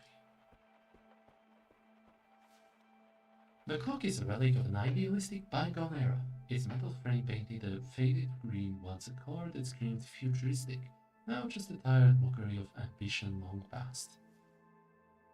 Despite the years, it carries a subtle, well-preserved luster, as if it's been maintained with the kind of care reserved for cherished possessions. Red-lit numerals grow with a sharp clarity, casting an ominous glow. Oh. Examine the clock. Its metal frame feels heftier than expected, but after a few moments of fiddling, you spot an engraving etched on into the bottom.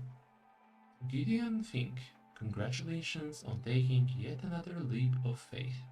Wishing you success, growth, and just the right amount of chaos. GCU faculty members. Faculty, I guess. Another leap of faith. What was the first? The doctor doesn't strike you as the leaping type.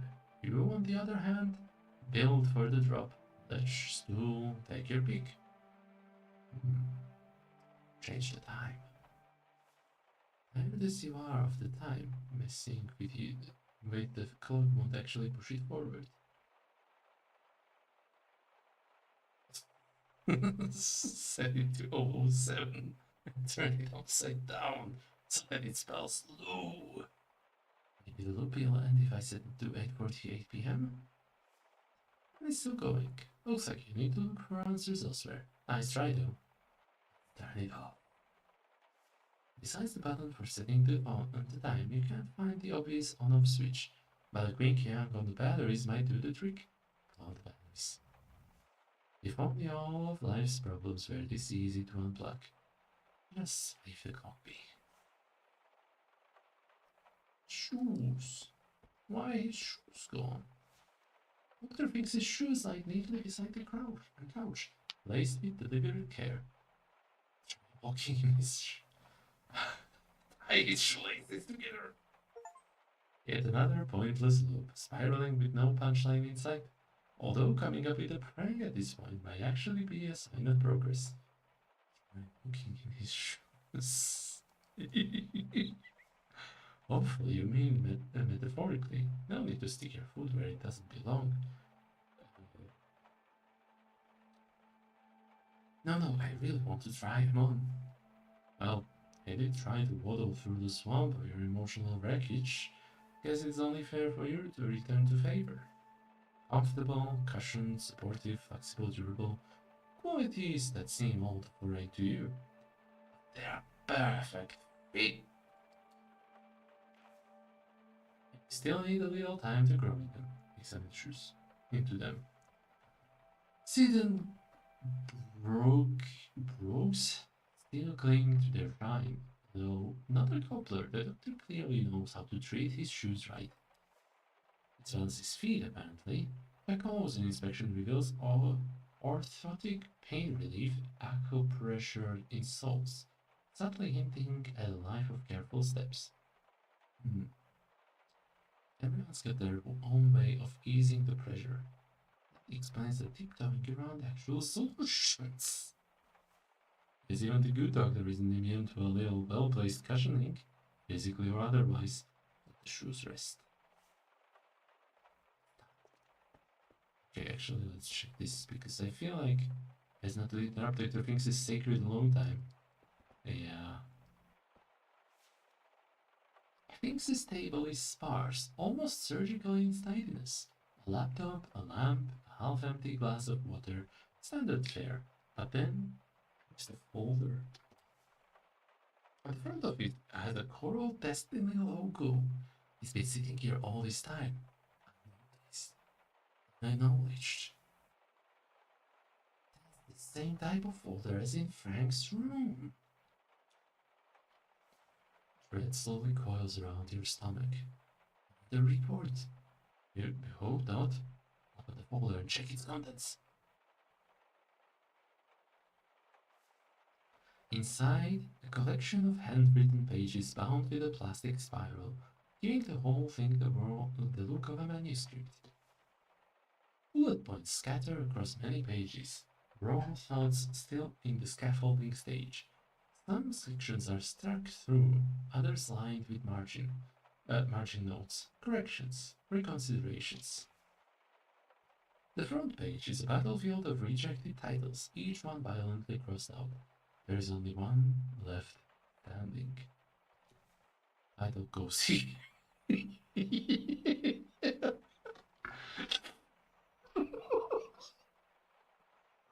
Oh, that's so relatable. Okay.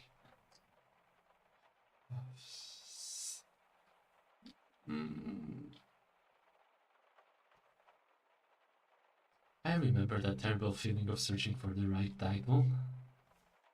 Title is the make or break moment. The difference between being read and being forgotten. That's the grim reality of modern life. Attention is currency, and titles are the price of entry. The only way to know what this is, or try to figure it out at least, is to read it. Skim through to see what it's about. Oh, dang it, I'm not paranoid enough for this. If only I was not drunk. Or tipsy, I guess. It reads like a book, a fractured, unfinished book divided into 3 sections, some fully fleshed out, others skeletal, mere descriptions waiting to be filled in. From what you can piece together, the parts are the introduction, the Coral Destiny, years, and everything that came after. The dates in the margins mark its timeline, a year's worth of work, maybe more. Skim through the introduction. It's mostly about Finks' life before Rue Valley, before Coral Destiny, a collection of bullet points, fragments, placeholders for a story yet to be written, and there's a lot. PhD, a slew of published papers, some solo, some in collaboration, a private practice co-founded with his wife, also a colleague, a successful career in mental health. Fink is married? Not everyone is hell-bent on dying alone and miserable like you. He also mentions that when he and his wife decided to divorce, he left her the entire practice and took a job at Coral Destiny. Fink is divorced? Explains, at least partially, why he's living in a motel room. Just a small part, though. What else? This personal detail intrigues you the most. Admit it. He also knows his specialization, working with people in high-risk professions, firefighters, test pilots, those who stare death in the face for a paycheck. Which actually explains how he ended up at Coral Destiny. That's all there in his section. Let's see what else is here. Read the Coral Destiny years. This is where Fink details his time at Coral Destiny, his role, his work, the minds he was tasked with understanding and supporting. He writes about working with astronauts and future colonists, preparing them mentally for the vast unknown, the uncrushing acceleration of space, with Pluto in defense of another planet. One case stands out. A particular astronaut who exhibited slight agoraphobia, an affliction that is not just inconvenient, but outright lethal beyond Earth's atmosphere. He doesn't name her.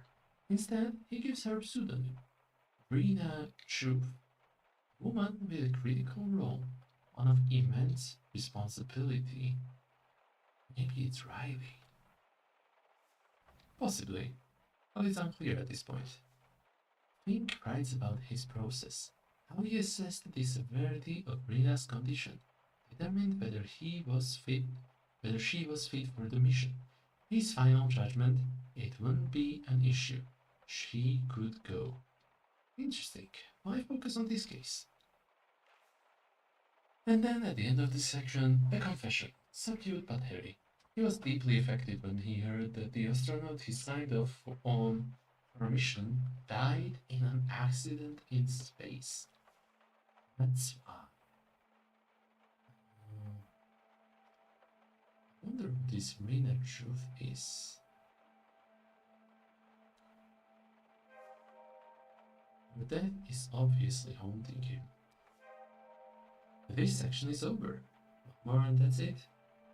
Post-Coral Destiny. This part is the shortest, the messiest handwritten notes scrawled in the margins, the entire paragraphs crossed out. Fink writes about life after Coral Destiny, what little of it there was. He describes an encounter that, according to him, happened by pure chance. A meeting with a man, the husband of the astronaut. A widower, devastated, holding on to the past with a white-knuckled grip. Fink felt obliged to help, not compelled, not driven, obliged. He refers to the man under pseudonym, Dr. Frost. Yeah, that sounds eerily close to Frank's name. Still, you can't be certain. He writes about Anders' refusal to accept reality and move on, how Fink chose not to confront him directly, to antagonize him. Instead, he focused on stabilizing him, getting him back on his feet, back to some semblance of a normal life, and it seemed to work, at least for some time. And then, the last session, the husband arrived with a story, the breakthrough, the realization, a story. His wife was alive. That's a twist. One no one saw coming, least of all, Fink. One no one saw coming, least of all, Fink. Fink expressed his concern, of course. He wrote about how fragile the situation was, how the work they had done together was beginning to unravel at an alarming speed. And then, the husband vanished, stopped answering calls and avoided Fink entirely.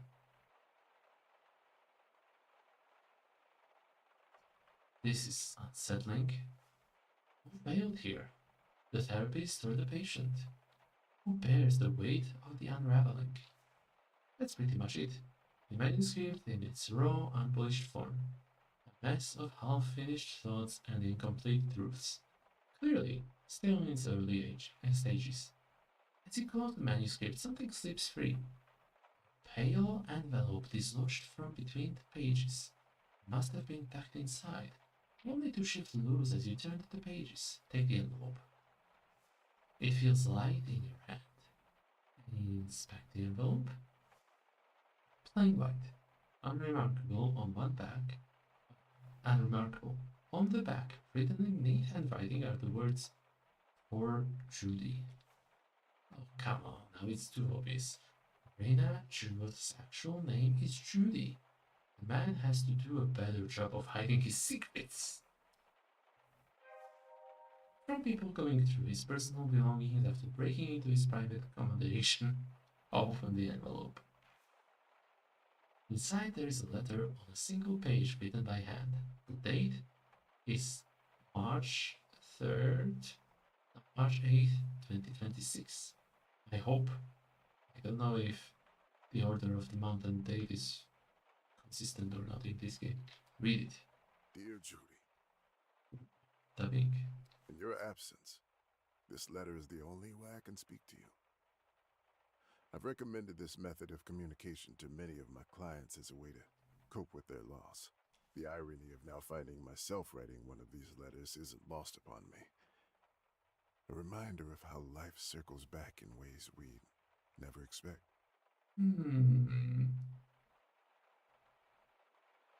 So the good doctor thinks using his own remedies. That's encouraging. How do you say goodbye to someone who trusted you with their deepest thoughts, fears, and dreams? How do you find closure when life ends so suddenly, so unfairly? It's funny in a way, and sad. No school teaches you something like this, something truly worth knowing. When I heard about the accident, I was hit with a wave of emotions I wasn't prepared for. Shock, sadness, anger. All your courage, resilience, and determination to face life's challenges, gone in an instant. But above all, there was a sense of loss. The thought that we would never meet again, never exchange another word.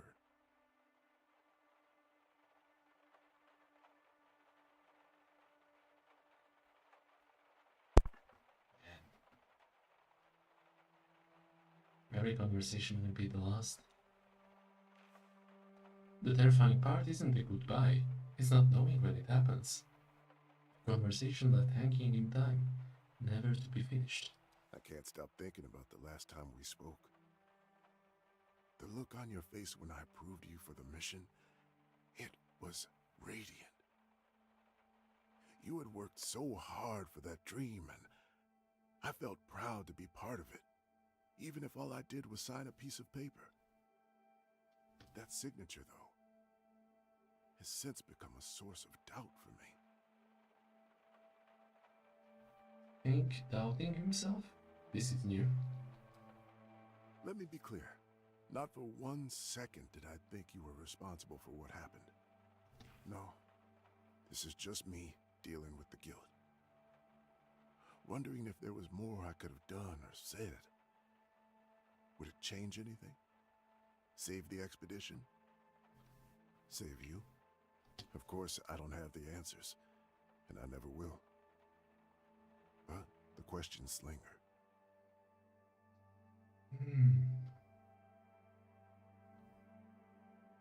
This doesn't sound like the Dr. Fink I met. Of course not. He and Judy worked on her issues. You've barely let him in. Still, I believe in second chances. Or third. Or however many it takes. I met Frank at the motel and saw how devastated he was. So, I offered my help. Frank and Judy were probably dating. Some of my colleagues might call it a conflict of interest. But deep down, I knew it was the right thing to do. We honor the dead by fighting for the living. I wanted to honor your memory by helping Frank find his footing again. If you're wondering how his therapy is going, it's been rocky. He's a tough one. In that way, he reminds me of you. Progress is slow, but it's there. He loves you. Utterly. Fiercely. But you must have known that. Is it love, or is he just incapable of moving on? Why choose? Love's whole thing is holding on. If refusing to let go, even when it hurts, especially when it hurts. And, strangely, helping him is helping me too.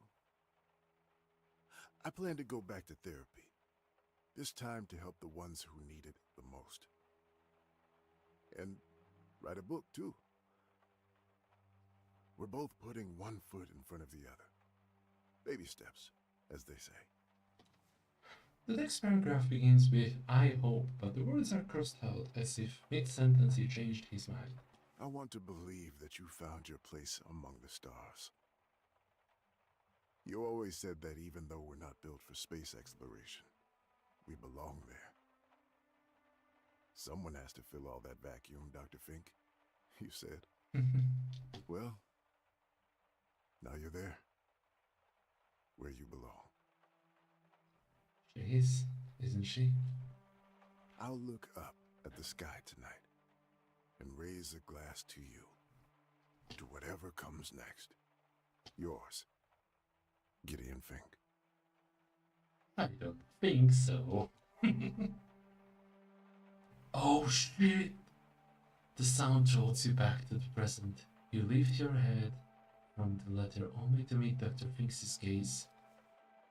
It's then that you realize the sound you've been hearing is the toilet flushing. Dr. Fink's belt is unbuckled and his shirt is untucked. Mr. Harrow? How on earth did you manage to get in? And what are you doing here? What the plot thickens. The confusion on his face is undeniable. His bushy eyebrows shoot up higher than ever. Then his eyes land on the letter in your hand. That letter. It's private. You have no right to be holding it. Put it down now. And get out of here. He stands there, angry and frustrated, his belt unbuckled, his shoes missing, revealing a pair of ridiculous socks. Behind him, the sound of running water from the toilet fills the room. Eugene Harrow made Gideon Fink. Okay.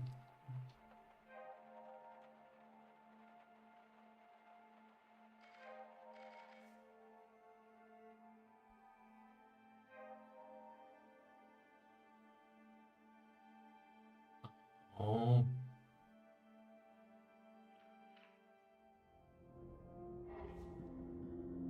That one. I have to reach it. High above the branches are heavy with fruit. High above the branches are heavy with fruit, and among the highest branches hangs a special apple. It may be slightly larger than others, or not. One could say it's unremarkable, but your eyes are locked on it, and you don't care why. You are young and unbothered. Begin to climb. You grip the rough bark with your soft, virgin hands. The first branch holds your weight. You pull yourself up. Each branch creaks, complains, then gives a little under your weight. As you ascend, the other apples brush against your shoulders, arms, and face. Ripe, fragrant, and easy to pluck. Don't be distracted by the lesser fruit. A branch splinters under your grip. Calluses start forming on your hands, but you climb higher. Another branch snaps, then another. Each branch makes the ascent harder and the path down more treacherous. But there it is, near the top, now glowing with a soft, internal golden light. So close, just a little more. Nearby branches bear flowers. They bloom, become apples, then rot away in a silent, perpetual cycle. Fewer bloom each time, but still, there are some within reach. They don't matter. Carlos is there. Another link cracks under your foot. Your breath thins. Take a break. You pause, heaving for breath, and glance down. Below the ground is a distant map. The lower branches are shattered wreckage. A chilly wind rises. No, look up instead. Your special apple. That's all that matters. Enough rest? Let's go. Bark under your palms feels harder now. Your stomach aches with hollow hunger. You pass by a lone, slightly shriveled apple, but cannot bring yourself to reach sideways. It would be betrayal. But as you look up, your golden fruit turns grey, becoming cold stone, cracked and heavy. Doesn't matter, continue. The wind is bitingly cold now. You begin shivering. Soon your hands, now old, bloody and numb from the rising cold, cannot find a hold anymore. You're stuck. At last, you let yourself look down and the despair overcomes you. All those apples you ignored. A few still there, tiny golden dots glinting in the sunlight. And the chosen one, still up in the sky, petrified and unreachable, still special. It was almost yours. It was always almost yours. Hug the tree and wait for the winds of winter to come.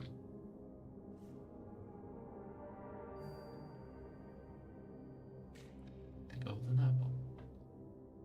He climbed toward the golden apple, only to be trapped by the broken path he left behind.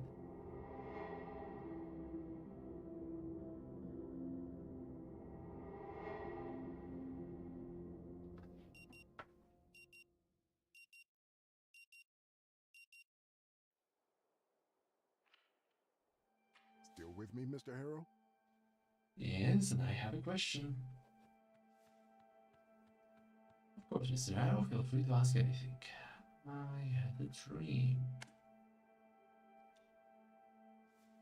A dream? A small pause in his speech and is accompanied by low-key static.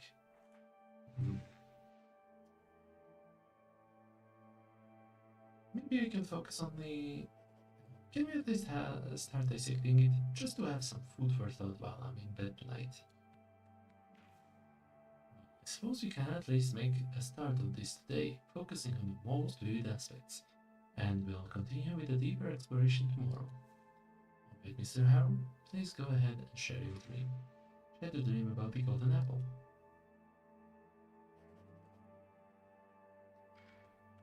That's a pill. Oh. And then I woke up, still shivering. Dr. Fink leans forward a bit, eyes fixed on you with sharpened interest. Thank you for trusting me with this, Mr. Harrow. It's a powerful, poignant dream. Several elements demand our attention. The tree itself, special apple. The branches that break, and the other fruit you ignore.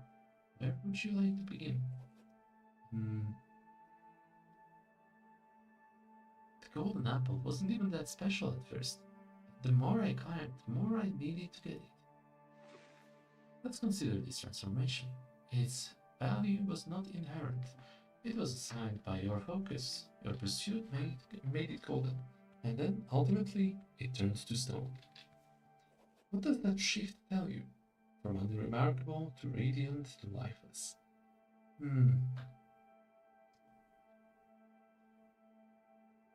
Perhaps I couldn't see it that well until I climbed high enough. It had its own special life cycle. Indeed, since it was special, only because you decided it's special, what the special life cycle is really telling us is how you feel toward it. It looks to me that the apple was a potential that, through fixation, became an idol. An idol and idols inevitably disappoint. When you finally see it has petrified, it's no longer a living fruit, but like a monument. A monument to what? Potential became idol, petrified, no longer a living fruit, a monument. A monument to my effort. Yes, your effort was commendable in the dream. The problem lies elsewhere, in your refusal to let go of a singular, rigid idea of success. Alright, Perhaps we should consider some of the other symbols next. Every branch that snapped made it harder to go back down.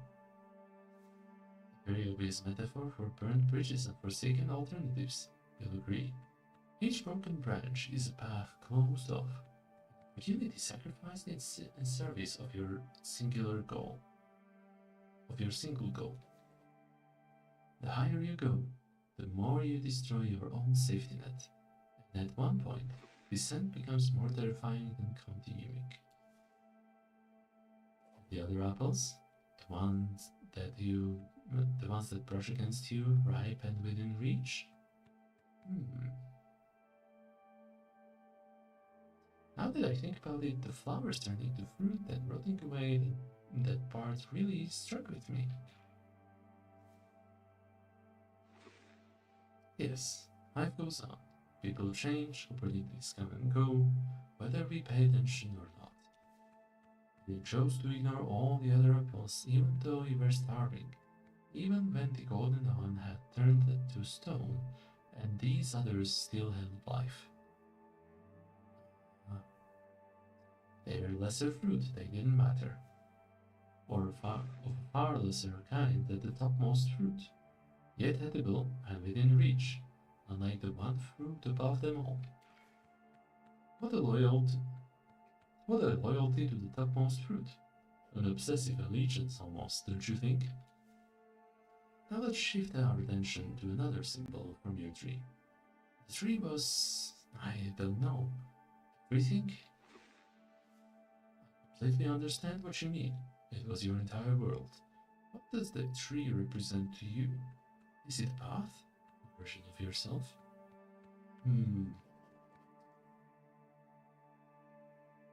The only place I could possibly be, there was nothing around the tree. Interesting. So the tree isn't just a means to an end, but the entire structure of the effort itself. It's the journey you're committed to. In psychological terms, we might see it as your identity narrative. The specific path you believe you must climb. And you begin to climb it with soft virgin hands. The calluses form only later, yes? Yes, it grew more unwelcoming as I climbed.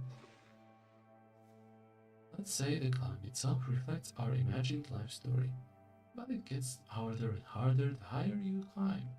Why do you think that is?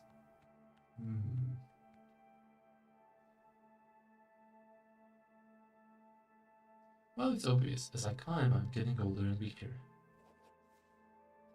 The rising wind and the increasingly rough bar are both the consequences of you getting older, in your opinion.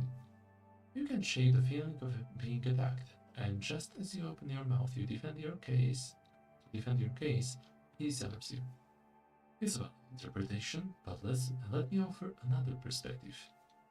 Initially, the dream was hopeful, but the process of climbing for so long without reaching the apple, it will really harden you, weakened you, and metaphorically aged you. As you climb higher, the surroundings seem to echo the mental and emotional challenges you face, and not necessarily the material reality. The cold, biting air might reflect the isolation that comes with clinging to an ambitious goal for so long. Dr. Finn leans back, his chair creaking softly. He looks at you, not as a patient, but as a fellow traveler who has just described a very familiar prison. Let's synthesize this, Mr. Harrow.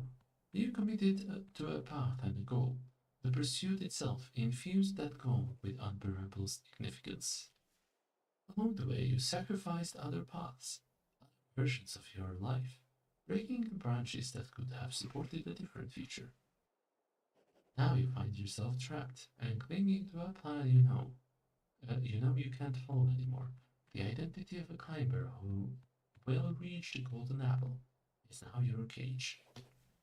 To let go of that dream feels like the death of who you thought you were supposed to be for so long. So you chose a slower, more agonizing death by stagnation. How could someone like me climb down? You can't climb down. Those branches are long broken. But looking at their choice, as either up or down is part of the problem here. The tree always branches upward, and it's never too late to switch your focus to another reachable fruit. I don't think I'll think about it. So I ask. Let it breathe in your mind for now. Later, we'll return to this stream, and the picture will be clearer. The edge is sharper. Explore its nuances in our next session. Glances at the clock as always. All right then. That's it for today. You should go and check in at the office.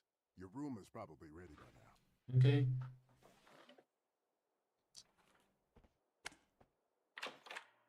Coffee time. Sending machine. Sure.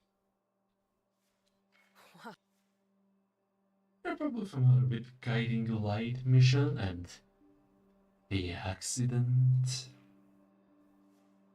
Her face turns sour at the mention of the mission, eyes narrowing as they look onto yours. Do I have a tattoo on my forehead that says I worked at Coral Destiny, or is it just my energy today?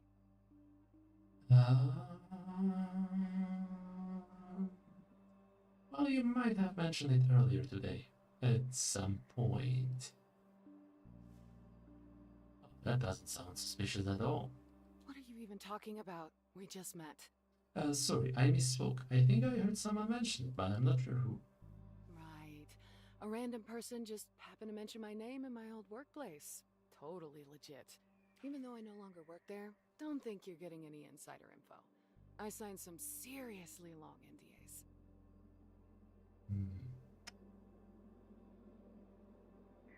Alright then, tell me what's not buried under the pages of NDAs? I see. Well, I suppose I can tell you what I know. Just don't expect much. Do you need the whole story from the beginning, or just the part about the accident? The whole story, if you don't mind. Guiding Light was a crewed space mission destined for Mars. The mission was to prepare the groundwork for a future colony. It carried supplies, everything from food to construction materials.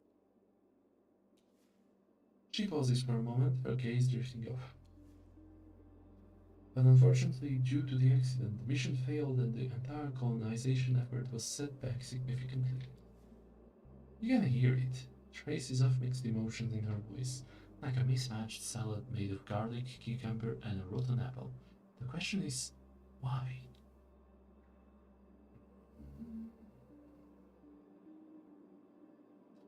You seem pretty personally wrapped up in this whole colonization effort. Now, are you sad because of the accident? Of course, I'm sad about it, especially because... Well, never mind. Let bygones be bygones. She looks aside, shaking her head as if in disbelief before turning her gaze back to you. Now, concerning the accident. The moment they could, Coral Destiny launched an official investigation. The conclusion? Human error. Oh no. Specifically, Judy Resnick, the mission commander. She deviated from procedure, and her actions led to the explosion of the vessel. Everyone on board lost their lives, including her. That sounds terrible. It is. The silence that follows speaks louder than any explanation ever could, heavier than 1,000 words. Did she know Judy? Something shifts in her, almost imperceptibly, but you feel it. Suddenly there's a distance, a barrier that wasn't there just a moment ago. You know what? I'd rather not talk about it anymore. She says it with finality, her voice dropping into a tone that leaves no room for argument. I've explained what happened, and as far as I'm concerned, that's enough.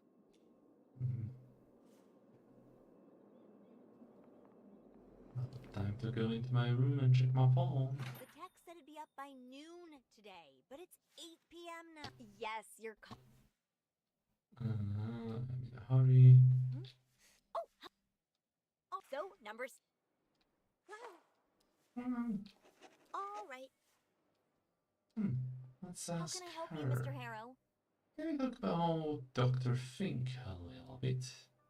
We could, but I don't know if it's proper. You're his client, Mr. Harrow, and Dr. Fink is our guest.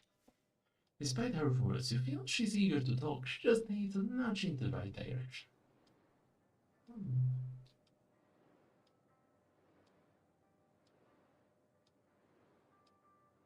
Hmm.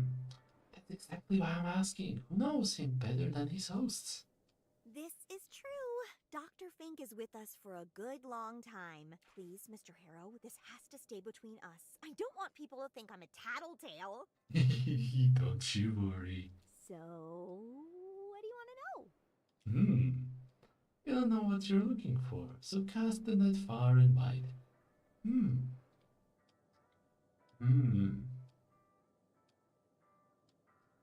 Do you know anything about his history? Not really. It's not like we're ever hanging out, and so he casually talks about his life before. One thing I do know, he worked for Coral Destiny before they parted ways, and he came to live here. Everybody thought it would only be a couple of months, but there you go. Do you know why he left Coral Destiny? What do you think why has he stayed here for so long? Did he begin holding therapy sessions as soon as he came here? Let's go with the middle. What do you think? Why has he stayed here for so long? I have no idea, to be honest. Maybe he likes it here? It is the middle of nowhere, but this place has its charms. Does he have other clients? As far as I know, yeah. Some folk come here from Bothwood, and a few even from smaller desert villages.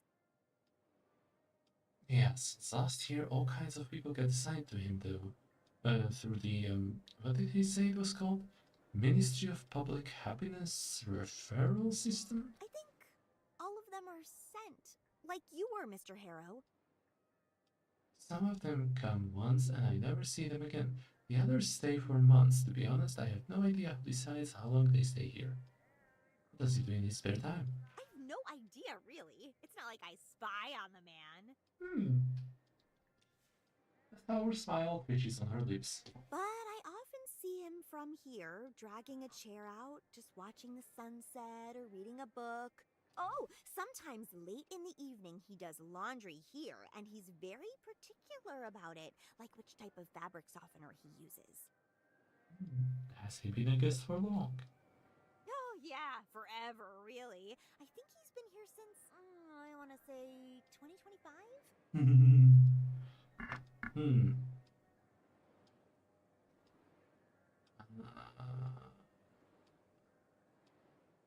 I hope I won't spend years here. Come on, Mr. Harrow. No chance in hell that your therapy will last that long. But just in case it does happen, I'm sure Dad will give you a special deal as well. Alrighty, thanks. You're welcome. Let's save the guiding bolt incident for another time and check the phone.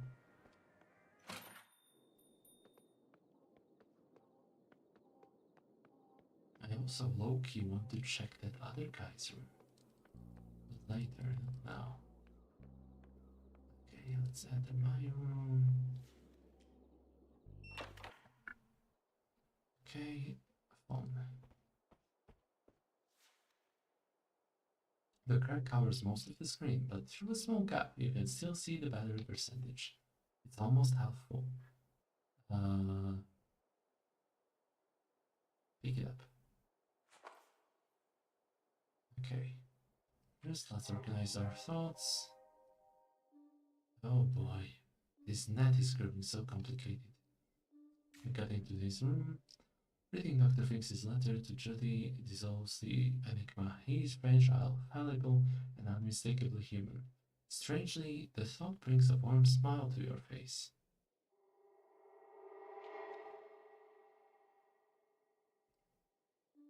Now, what's this?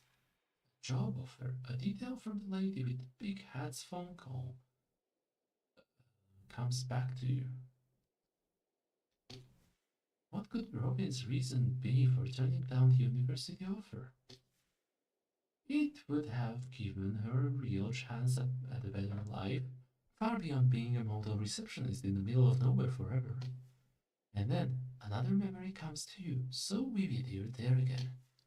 You sink into your favorite and only chair, staring at the laptop screen, waiting. Another pointless little pop-up in the bottom right reminds you 5 more minutes until the meeting. The first one came and went not more than an hour ago, during one of your traditional self-sabotaging writing sessions. You wouldn't have noticed it at all if it hadn't synced almost mockingly with the blinking cursor on the blank document you've had open for longer than you'd like to admit. 5 minutes. Just enough time for your mind to drift or decide which version of you will log into the online meetup. Both possibilities unsettle you. Better try something else.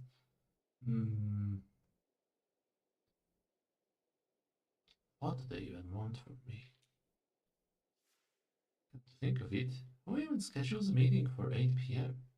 Someone who wants to send a message. The kind that says, I own your evening too. Or, we're no longer in need of your services. It's not like they are interrupting a particularly productive writing session, at least. Let's go with first.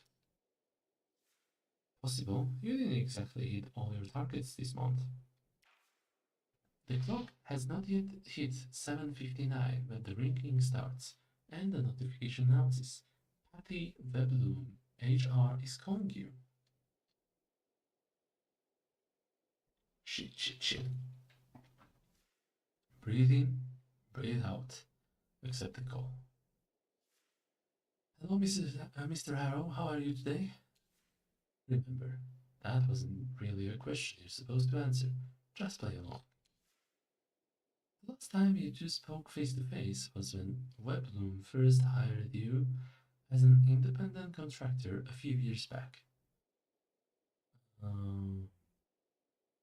Hello there? There it is, that practiced fake smile first. It already makes you ache from the inside out. I'll have you know Mr. Weber will be joining us personally for this meeting. I won't spoil anything, but there are some major updates regarding your status with the company. The CEO? Why? Okay. Before she gets a word out, another face barges in, pushing hers to the left of the screen. He's in his mid-40s, slightly tanned, with a huge golden mane strategically combed over what you suspect is a bald patch. The sun behind him is almost comically bright. It's the man. In another universe, he'd be a certified comic book villain. But here he is, smiling wide, with what seems to be far too many pearly whites. Eugene, Gino, how are you, my guy?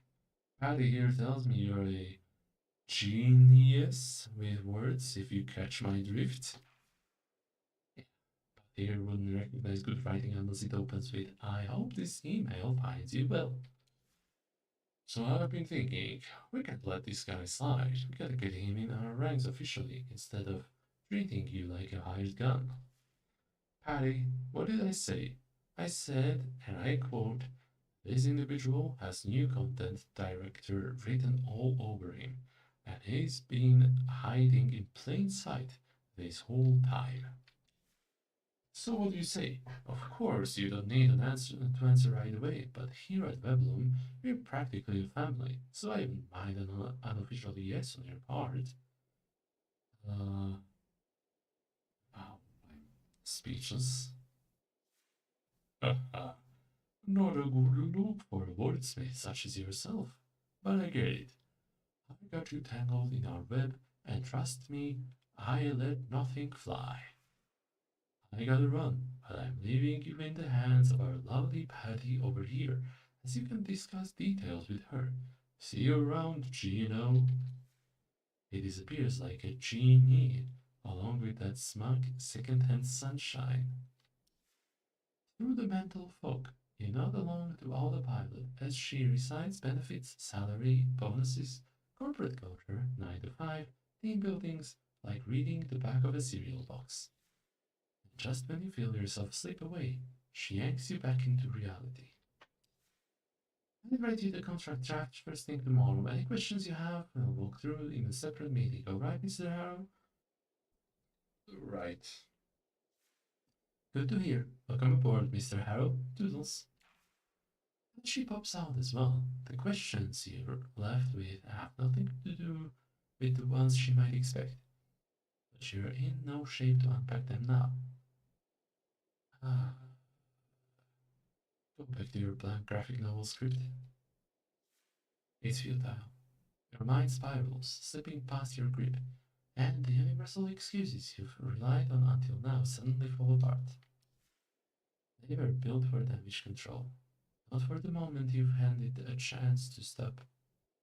Not for the moment you're handed a chance to stop playing the wounded party. Uh, Snap the laptop shut. A tiny, delayed string sharp, like biting consciousness.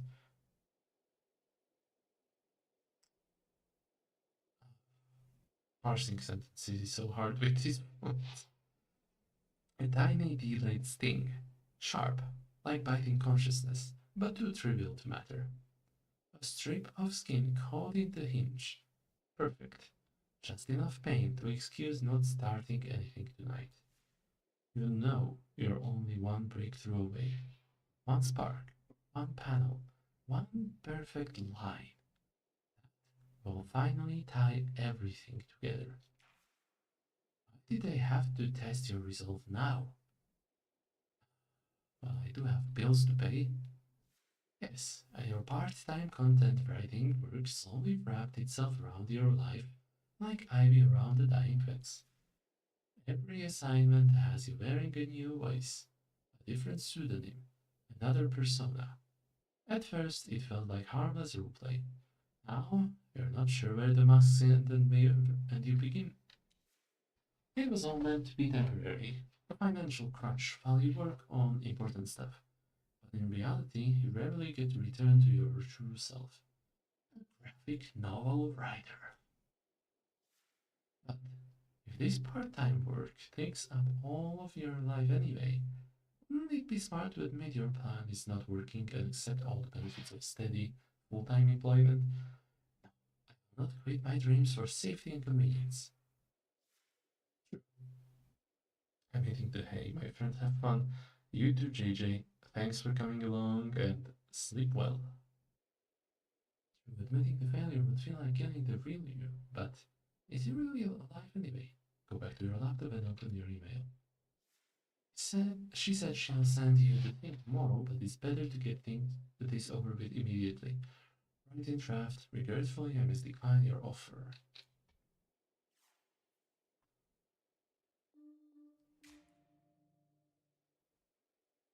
What could be Robin's reason for turning up the university offer? He could have given her a real chance at better life. Or being a motel receptionist in the middle of nowhere. Let's commit to this. Judy the astronaut. An astronaut named Judy died in an accident during the guiding operation. Interesting.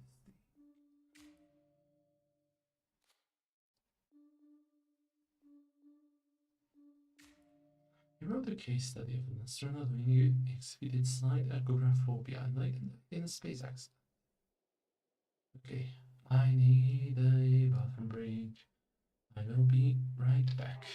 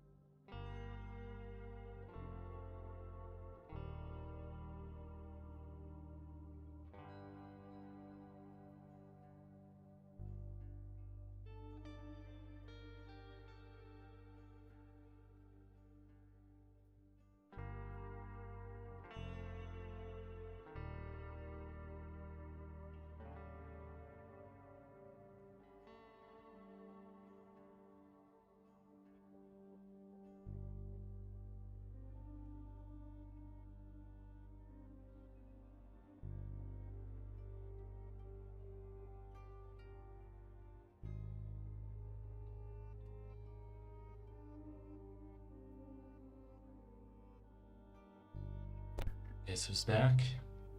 Back again? That's right, Prof is back. Back in the game. Let me just have a drink because I finally brought back some more water.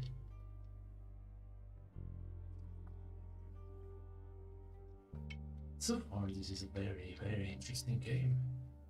I am surprised at the personality trait mechanics, although so far I know very few effects that alter it, that alter the personality stuff.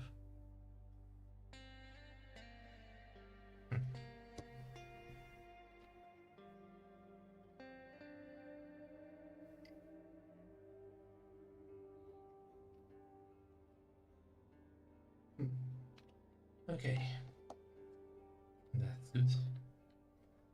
Let's see what more the game has to offer. This is Frank's game. Frank's phone. The screen lights up and you are welcomed by a 4-digit paying request.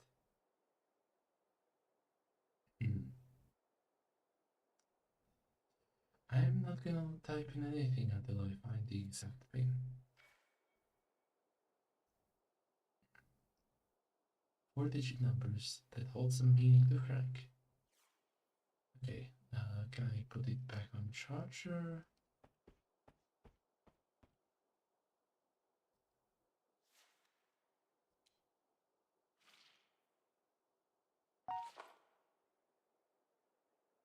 Okay.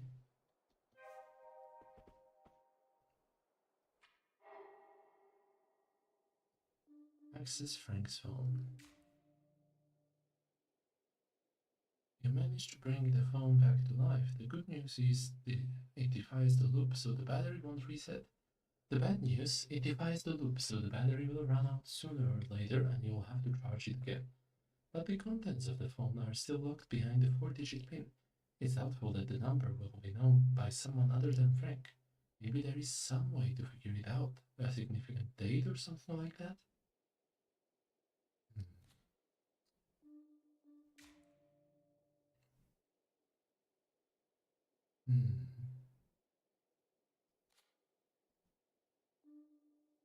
Very, very interesting. Okay. Let's forget about the phone for a bit.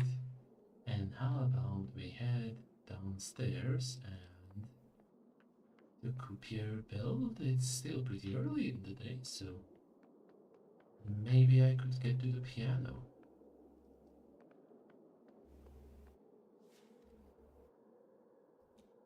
Oh, Kuiper belt, sorry. Not croupier. Kuiper. Phone call. Is it ringing now?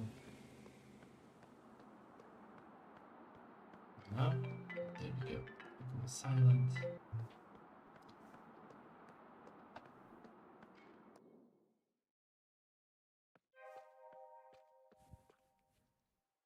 Okay. Back of my head is done.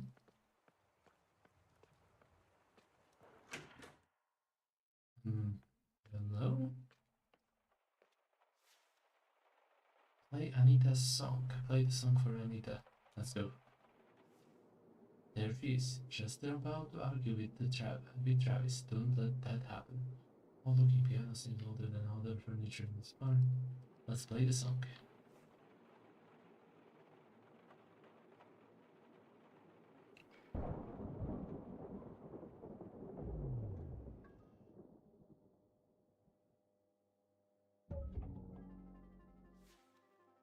You place your fingers on the dusty keys.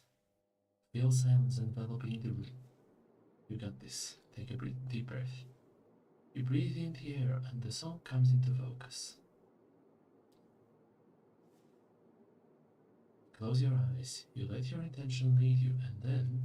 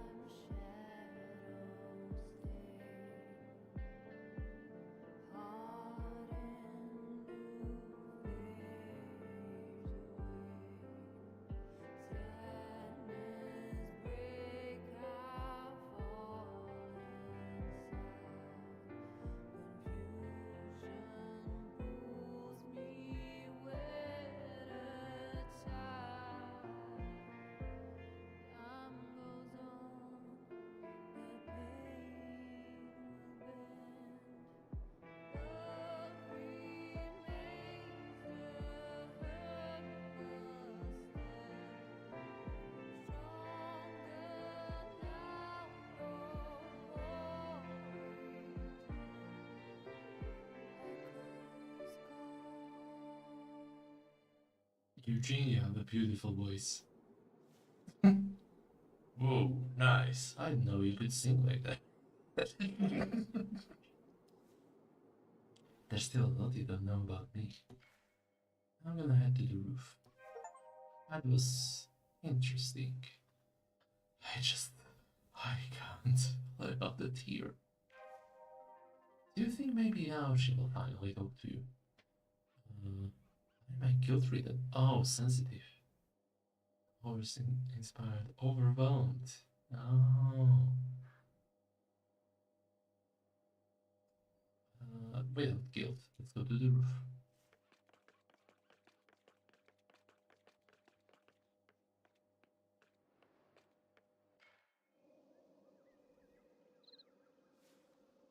The sharp edge of her usual anger is gone, replaced by trembling shoulders that shake without rhythm, like a clock wound too tight. Wound too tight. Approach her. Your steps draw her attention, and she turns around slowly. Her face carries the tracks of fears, but her expression is something else, like someone pulled out of a deep, distant dream. That melody. Why did you play it? Here. Now. I just like the melody, that's all. I didn't know you'd enjoy it. I did. I loved that song. I'd forgotten how much it meant to me. Especially during one moment in my life, a long time ago. The support group made a thing out of it. They wanted me to feel like it was an achievement, to let me know how important a step it was. It was the day I'd been clean for a year. Clean of what? It's funny that this song popped up today, alongside another achievement. A sarcastic smile lingers on her lips. And what achievement is that? I decided to respect my daughter's and my ex-husband's decisions. Did she give up on the multiple mortgage payment? That's what's bothering her. She finally took a huge step toward improving their relationship, but at a huge price.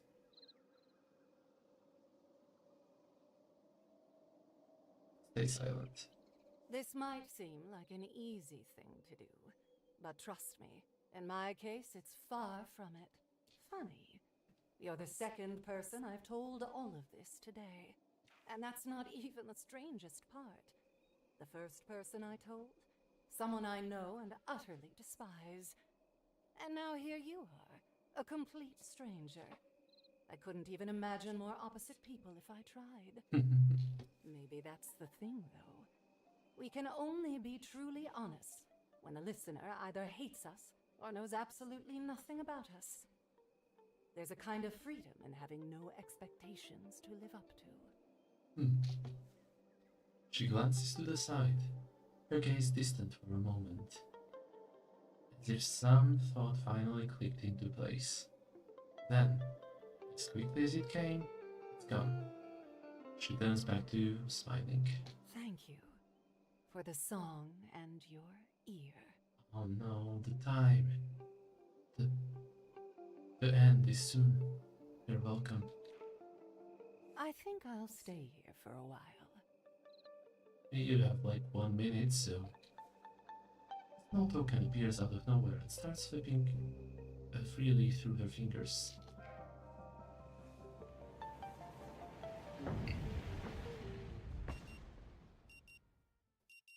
Dang. Still with me, Mr. Harrow? Yes, and I have a question.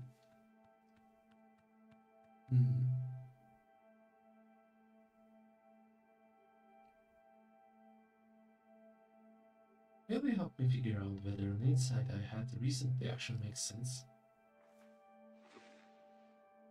An insight? That sounds promising. Still, I'd suggest we leave it for tomorrow, when we both fresh and have enough time to do it justice.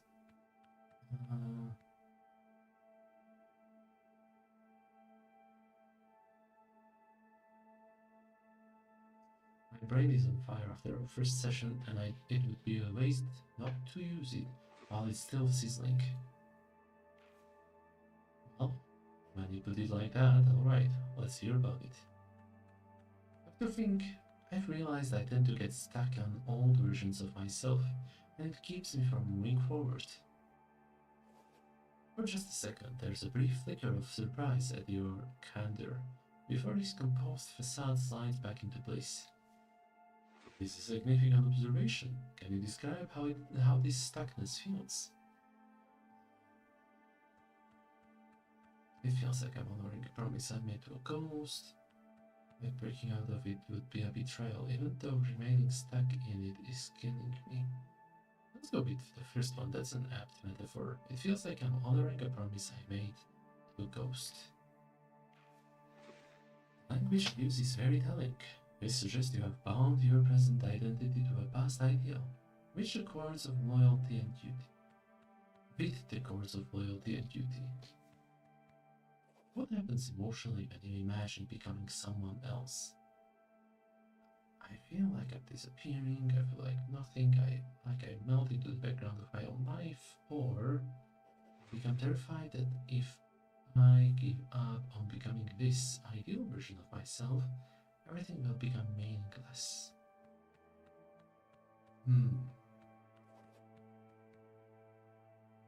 Let's go with the first one. Like I'm disappearing, or like nothing, like I'm out into the background of my own life. That level of fear tells me this feeling of yours transcends ambition. It's survival in your mind. Since you acknowledged it as a problem, it means a part of you is ready to notice the cost of such a mindset. At the beginning to see that having an identity so rigid is exhausting and wrong. That awareness, even if uncomfortable, is the first step towards exploring or eventually adopting a new identity, or even identities that may suit you better.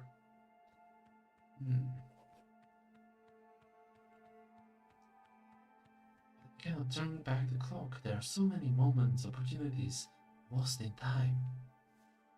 True, but you'll find that if you keep your eyes open, there might be more on the road ahead. This is where our work begins, not with the examination of your current and past goals, but with understanding the person you can only see when you stop relentlessly running toward them. Can you do that for me? I think I'm ready. He smiles. It's genuine and comforting. Alright, Mr. Harrow. We have a long road ahead of us, but I can promise you I'll walk it together. Can you believe him? We might not have yet uncovered who this new future you is, but at least you're starting to see he can exist. He glances at the clock, as always. Alright then.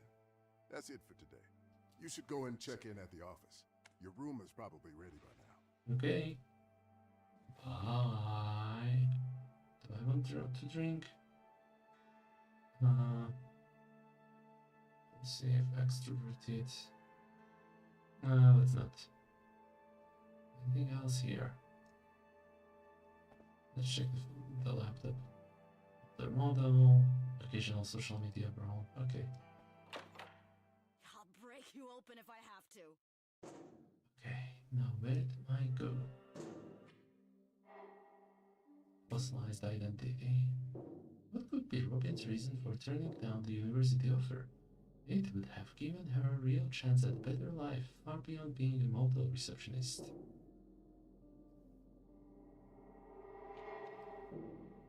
Dr. Fink thinks that clinging to your old identity at any cost is dangerous. You aren't keeping your old dreams alive, you are using them as a tool.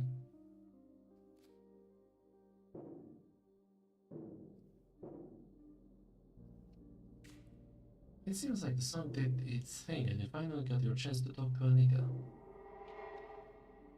She claims to have already made some hard choices so she could respect the decisions of her daughter and ex-husband. Is that really true?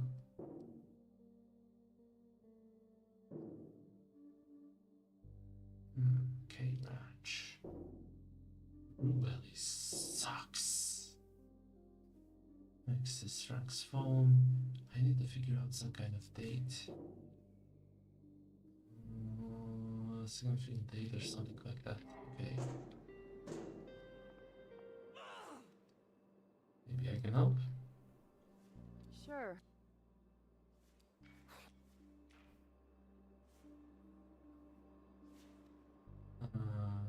Yeah, nothing else here, I guess.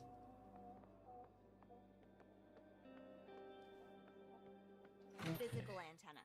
Yes. On the roof. Mhm. Yes, the roof. What do you mean? Oh, hello, Mr. Harrow. How are you? Are you ready to check in? Let's talk about the guiding light in accident. Oh, it's one of those things this area is known for.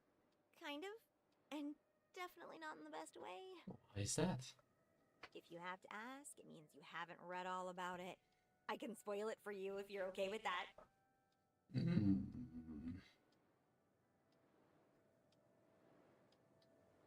Sure, eat it.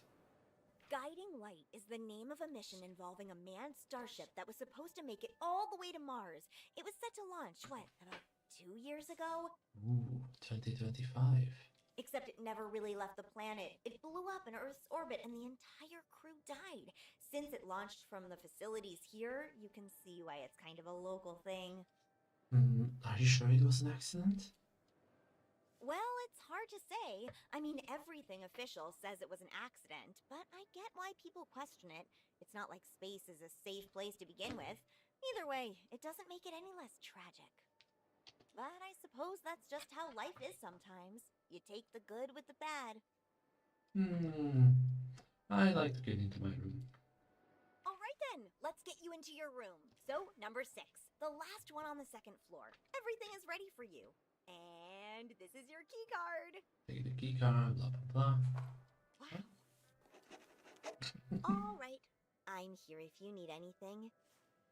Yep. Hi. Let's see, what else? Maybe it's the date when Judy died? Let's go to the graveyard to find that out.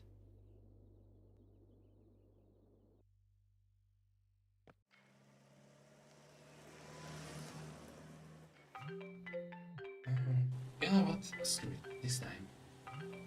The screen simply reads unknown number. Let's answer the phone. Hello, sir. Am I speaking with Eugene Harrow? You are?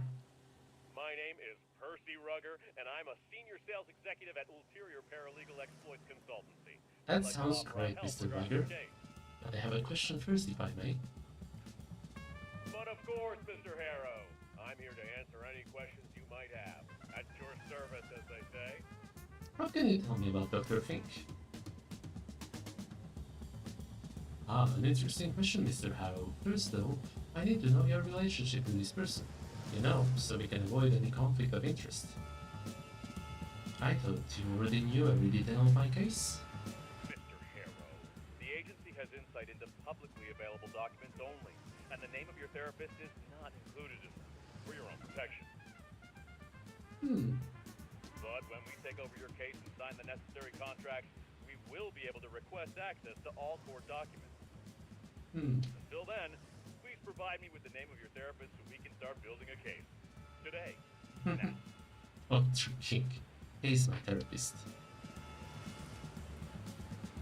Very well, you said Dr. King. What's his first name?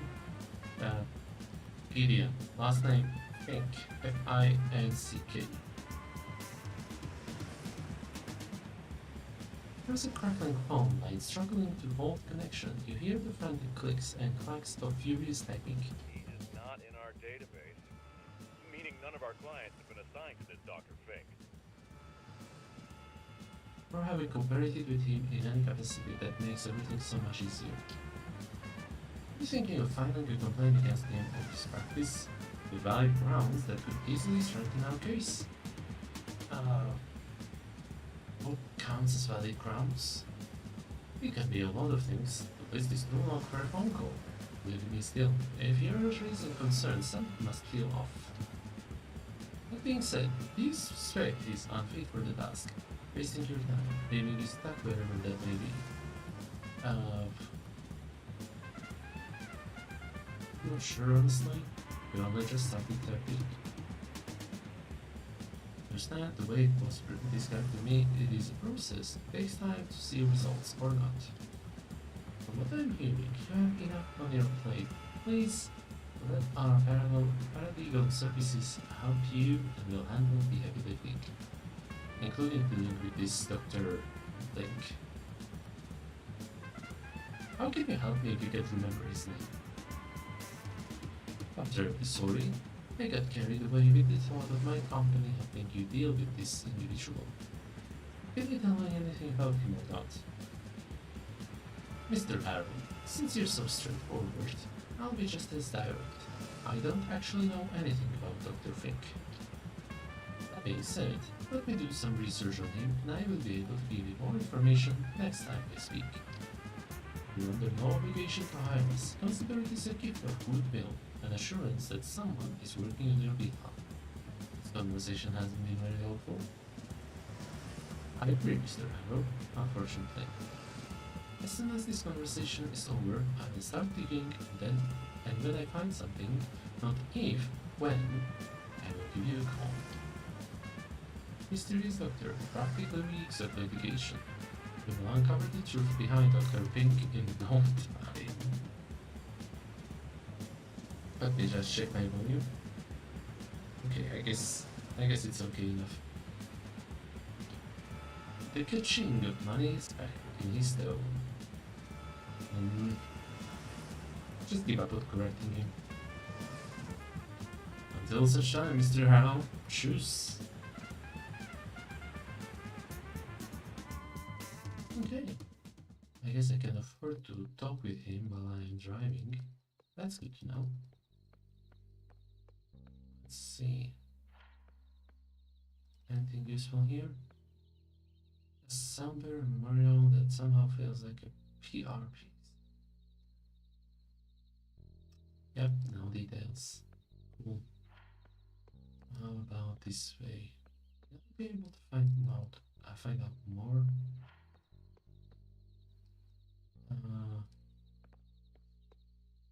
Okay. Forever in our hearts, our husband and children. Flag sits in the corner. Alexander Walton K. Walter K. Okay, so Alexander and Maxine. Okay, these are the two that are alive. Another okay. Lucretia K. Okay, whatever. Maybe the Walter's grave. Still green with hunger for his body turned cadaver. Oh, this was a waste of time.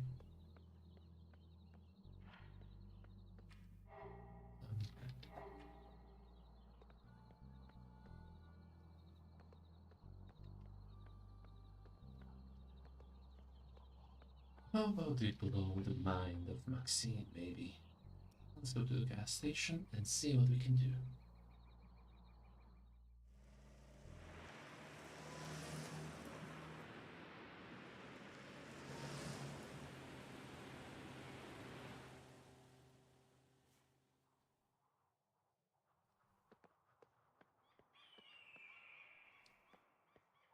Yeah, that sound like him, but still, I swear I've been standing right here looking at the only road the whole time. And I didn't see or hear. I went outside about an hour. Well, couldn't you... Into the mine pit? I would have heard. Hey... Oh, great idea. Let me see.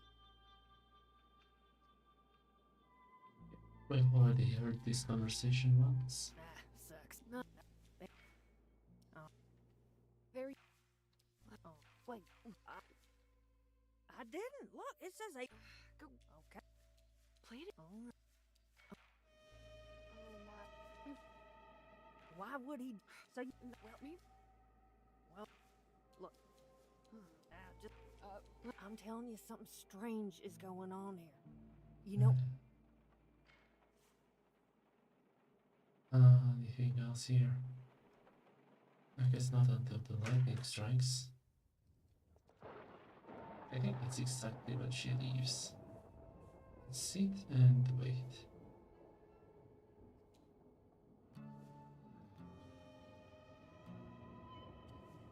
You know that the woman arrives here at 8:14, pumps gas and enters the shop at 8:16.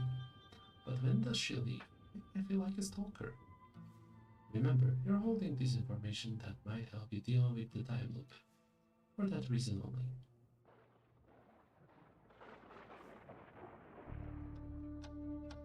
When the lightning strikes, she exits. Let's go. If you remember correctly, the rain is about to stop.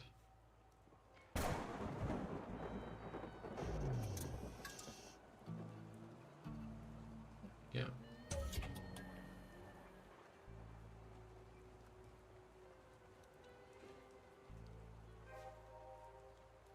Just after the thunder, she left the shop and drove south. Yep. Okay, let's talk to Maxine. welcome to Max Gas. You need some help getting gas in that city car of yours, you want something else? We got no booze, mind you. What can you tell me about Gideon, Dr. Pink? Oh, the therapist that works from the motel, right? Wait for me to continue. She never does. Her eyes are averted to something hidden by the counter. It looks like she forgot all about you in an instant. And that's it. I have no interest in the man or his profession. Am I wrong or is it personal? Ain't personal, not at all. I got nothing against the man, I don't even know him. Wait, what's all this real? Wait, you hate therapy.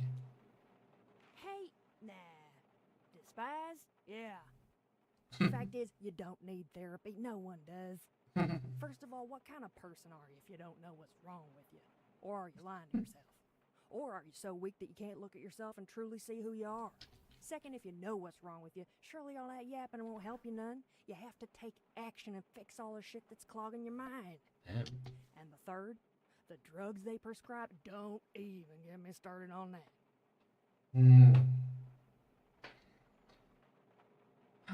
Wow, I didn't expect a lesson.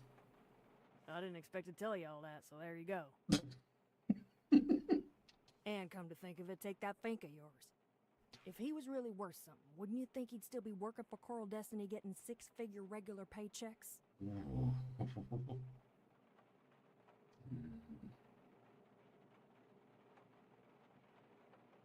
Oh man.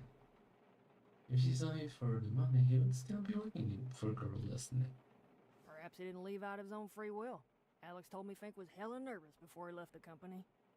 Wait. Alex worked for Coral Destiny? Yeah, Alex worked for everybody around here.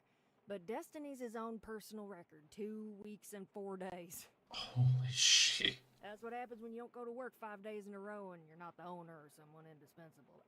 Listen, I've had enough yapping. Do you want to buy something? Is there anything you can tell me about the guiding light accident? Do you know how many people ask me that every couple of days? Why are you answering my question with a question? I don't know how that's relevant. Must be a lot since you ask. I don't know how that's relevant. Let me tell you then. Tell me, what is this place? What am I doing here? Selling gasoline? Yep, and diesel, right? It's a gas station, not Coral Destiny's info center. People be acting like I know everything about propulsion science, orbital mechanics, and all that bullshit. But the worst are people like you, who want the drama, the scandal, without care in the world, how it messes up real people. I care. Tell me how this accident affected real people. Speak you care. Your face says you're someone who gobbles up other people's misery, so here's a treat for you. May I choke on it? My car guy, Frank, his partner was the commander of that Mars mission. I don't think it would have been better if he bought a farm the moment he heard Judy had too. Wait a minute. Judy and Frank were together? Are it simple? Haven't you been following the tale? Judy was Frank's partner. She died in the Coral Destiny accident he had asked about and took all the blame for it. And that messed up Frank's brain so much that he was never the same. No, don't get me wrong. Even when Judy was alive, Frank could be brooding and dark, especially toward everyone that wasn't her. But now, it's like he's walking back home. Pardon my horrible destiny term here, just sucking the life and joy out of everything that gets near. And the worst thing, he's making my life hella difficult. On good days, I can barely make income work. Imagine the bad days.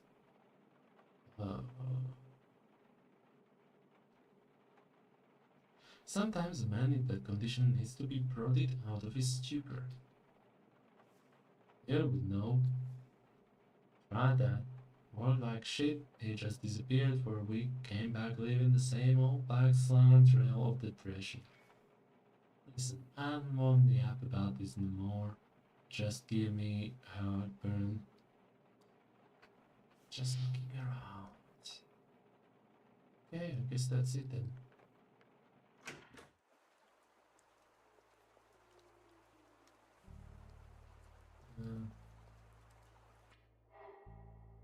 Okay, let's see. Julia and Frank were in a relationship. She and Frank were in a relationship. Yeah, thank you. I already figured that out long ago. Julia, just as the rain stops, she leaves the gas station. Okay. Anything else new? I guess not. Let's see if I can make it back to the motel.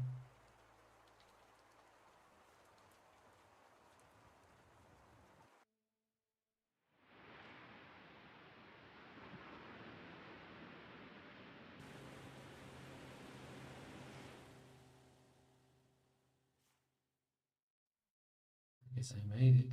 Just 1 minute left.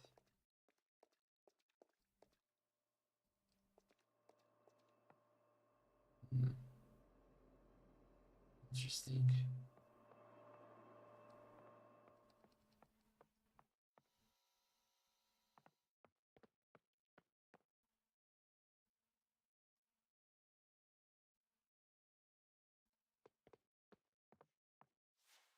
Six.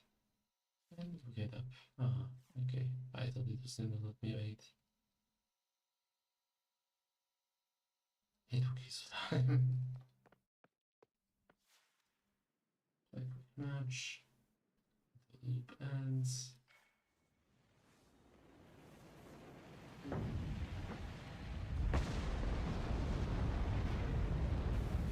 What's this?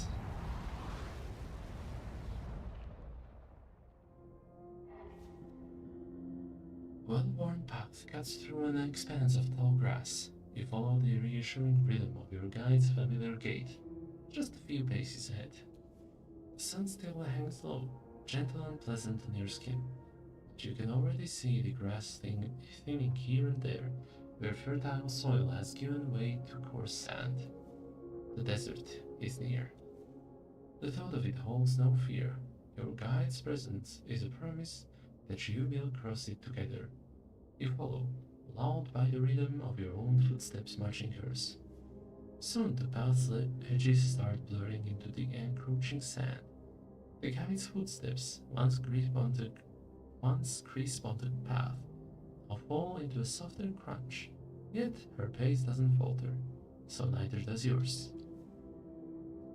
Nevertheless, the distance between you, once a comfortable few paces, begins to stretch. I'm gonna try to lengthen my strides. It's trying to push your legs further, fighting the sinking feeling with every step. Sand pulls at your shoes, turning each stride into a conscious, exhausting effort. The rhythm you shared is broken, and the gap between you keeps growing. Call out. Deep from your heart, you call her name, but the desert has made your throat a dusty corridor, and it comes out as a dry, rasping cough. She doesn't turn. She doesn't stop. Keep walking. She has now become a dot on the horizon, flickering like a mirage. Don't blink, she can't disappear. Is she even moving, or has she stopped and is waiting for you? A hot gust of wind kicks up a whale of sand into your face. Let's blink. When your eyes open again, she's gone. The strength leaves your legs all at once, and your body collapses into the dust below. And the sun, once your gentle companion, has climbed its ladder to become a blinding, white-hot coin ruling over you. Surrender to the bittersweet feeling of hopelessness. This spot will be your grave, the sun your executioner. It will be no swift act of mercy. You will be tortured, and keep wishing for it all to just end. Look at my executioner. As you gaze at the sun, green and purple after images start appearing on your eyelids every time you blink. And the sun, it keeps staring back at you relentlessly, without the slightest intention of ever moving away from the zenith.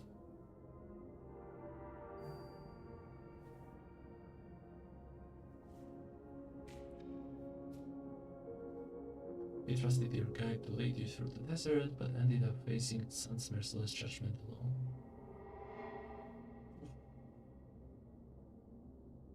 It's all to wake up.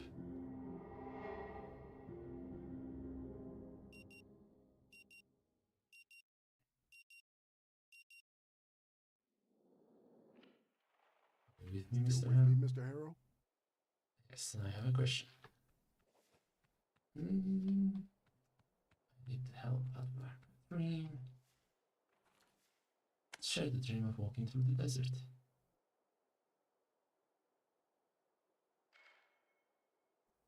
And that's when I woke up with a feeling of dread. The big notes, glancing between you and the page as he takes notes here and there. Thank you for sharing this with me, Mr. Harrow. I understand it wasn't easy. How about we take a look at the key moments in the dream to guide the sun's desert? Would you like to share your thoughts on any of them? The guide was supposed to be my safety net, someone I could rely on. I understand when you say safety or rely on. Could you elaborate a bit? What does that mean for you personally? That I can trust the person to lead me or follow me without any doubt. I see.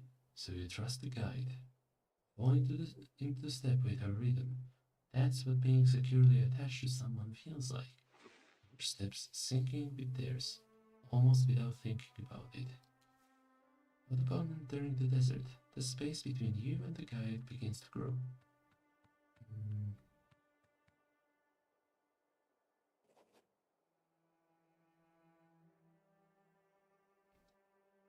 I lengthened my strides and gave it everything I had, but it still wasn't enough to keep the pace, let alone catch up with her.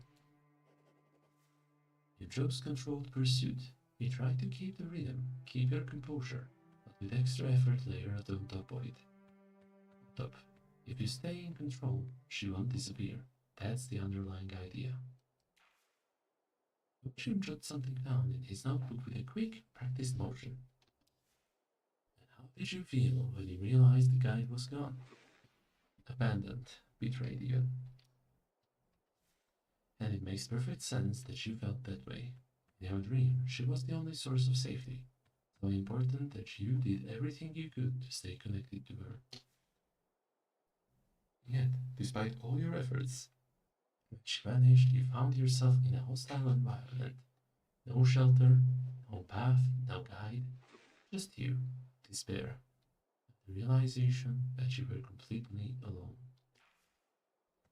Shift our focus to another element in your dream. The sun. Its transformation from a gentle companion into an executioner hanging over me. That is quite a radical shift. What was the feeling in that moment when you realized it had turned on you? Shock. Danger suddenly appearing from a place I never expected. And yet, in the dream, you chose to do nothing. You just collapsed and waited for your seemingly inescapable end.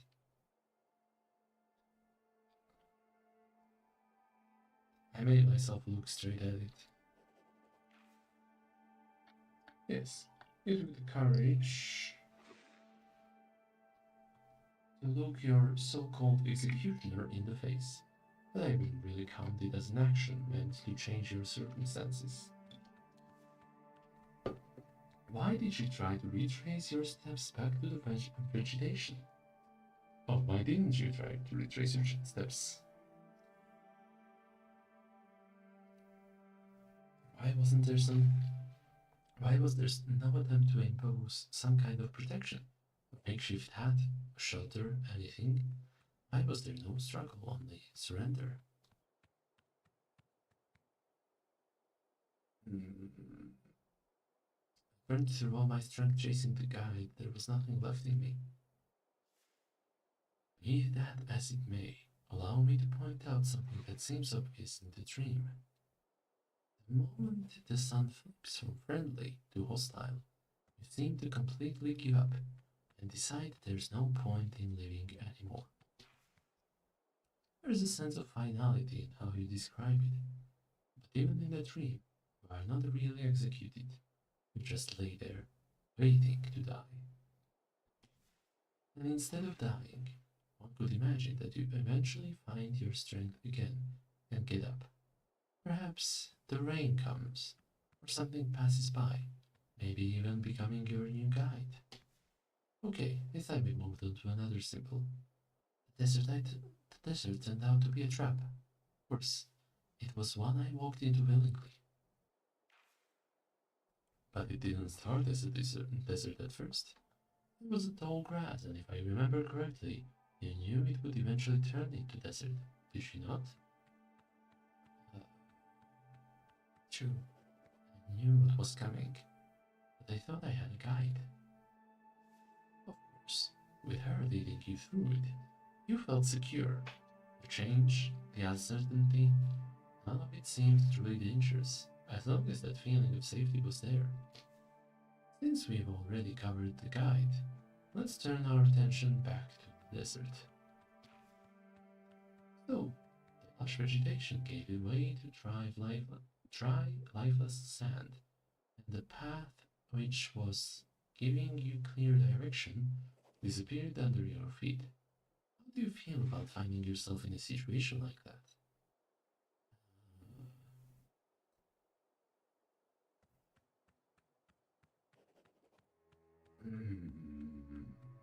That's a tough question. How do you feel about finding yourself in a situation like that? I shouldn't have entered the desert if I didn't want to die in the desert. So you think you should have anticipated what would follow? The way I see it, the desert symbolizes the difficulties we come across in a relationship, or even life in general. So when you're left there by someone you trusted, you figure, I would have never ended up in this lifeless place if I hadn't let that person guide me there in the first place. The doctor's gaze is deep and intent. Somewhere behind those eyes, his mind is working hard to connect all the dots you've just laid out. Let's take a step back and look at the dream as a whole. You begin this journey confident in your guide to help you cross the desert. But as the dream unfolds, everything starts to fall apart. No matter how much effort you pour into keeping her in sight, pushing yourself harder, refusing to blink, you still end up losing her, which means losing your lifeline. In the end, you collapse onto the ground, bracing yourself for what feels like unavoidable doom. I would argue that this dream is telling you something, that if someone dear to you disappears from your life, One day, it will be the end of you.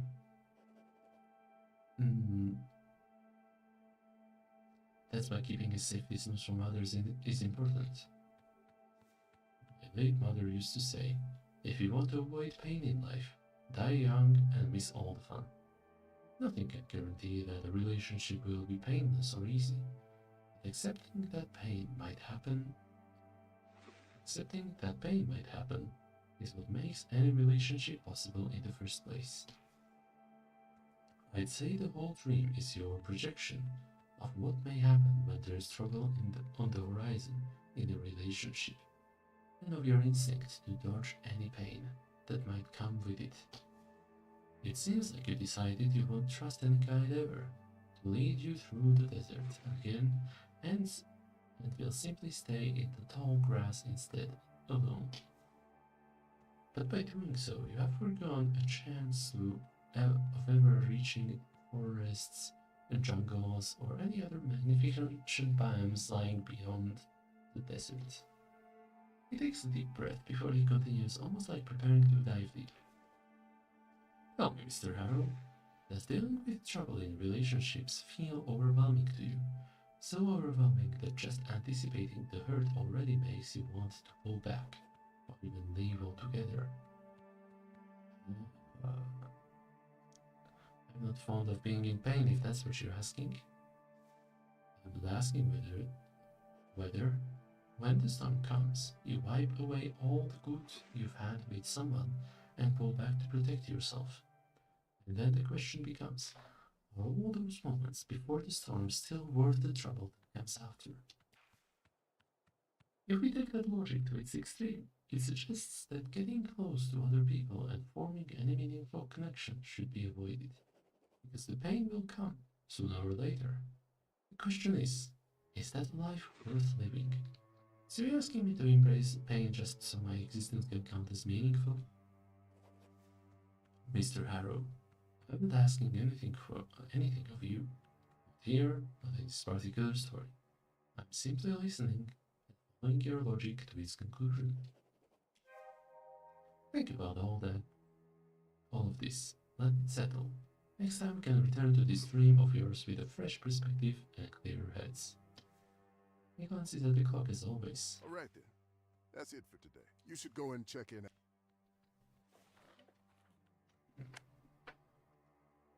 So much reading. 2 minutes have passed. Spit it out already!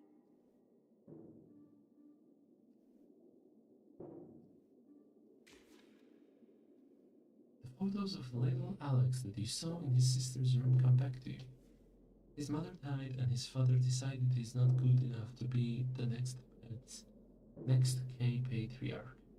No wonder he felt abandoned. So he isolated himself not to be hurt again. And then another memory unravels before you. You stand in the hallway of your family home. The scent of mom's perfume still lingers, or maybe that's just your imagination. At your feet sits a suitcase, frayed at the edges, one of those old sturdy kinds that feels like it could last forever.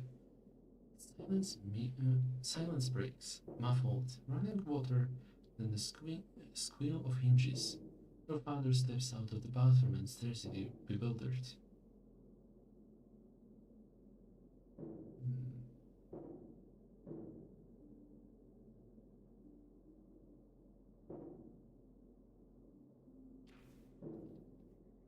Eugene, what are you doing here?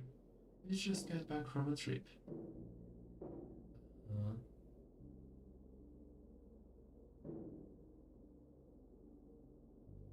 No, Dad, we're going on a trip, you and me. Really? That's great. I haven't traveled since your mom... where's the old girl? The spark of adventure drains out of him, replaced by worry and confusion. He looks around and listens, waiting for a familiar cue that someone of utmost importance is around here somewhere. This one's just for the boys in the family. Father and son on an adventure. Even better, I'm sure your mother won't mind. There's something frightening in how happy he is about what's coming next. Strange how the joy of the people you love can make you want to step back from them. In moments like this, you feel the void where mom's presence used to be. She grounded him, and she steadied you. Now the burden is all yours. Take your father by the hand. His rough grip is warm. It should impart a sense of security, like when you were little. Instead, it makes you feel worse. There was a time he could greet you with a glance, which makes being this father, here, now, so heavy. Especially when you think about what's coming. Let's pick up the suitcase. It isn't heavy, considering a whole life fits inside it. Or what's left of a life, that is. You're part of it. Maybe the last link, maybe the most important, which is why you'd rather drop the case and run. But this needs to be done. There is no one else to do it. So where are we going, son? You didn't tell me. We're going somewhere nice so we can rest. Rest from what? I hardly do anything these days. If you say so, I'll follow your lead. He's like a child, full of trust in you. Is he prepared to hand him the unknown, a place that's supposed to be better? I'm not capable of taking care of him. Keeping someone alive and safe, not just from the world but from himself, is what matters most. Asking for help, even handing him to people who can do it better, is nothing to be ashamed of. It hurts, but watching him slowly disappear would hurt much more. This is the best option for both of you. Whatever the case, the road is laid out before you. All you have to do is follow it, hand in hand with your dad and his suitcase. The drive is enveloped in silence. He stares out the window, lost in thought. The quiet starts to gnaw at you. You should say or do something.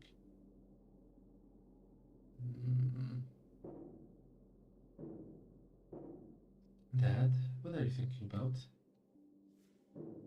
This town has changed. I hardly recognize it. Everything changes just to end up the same.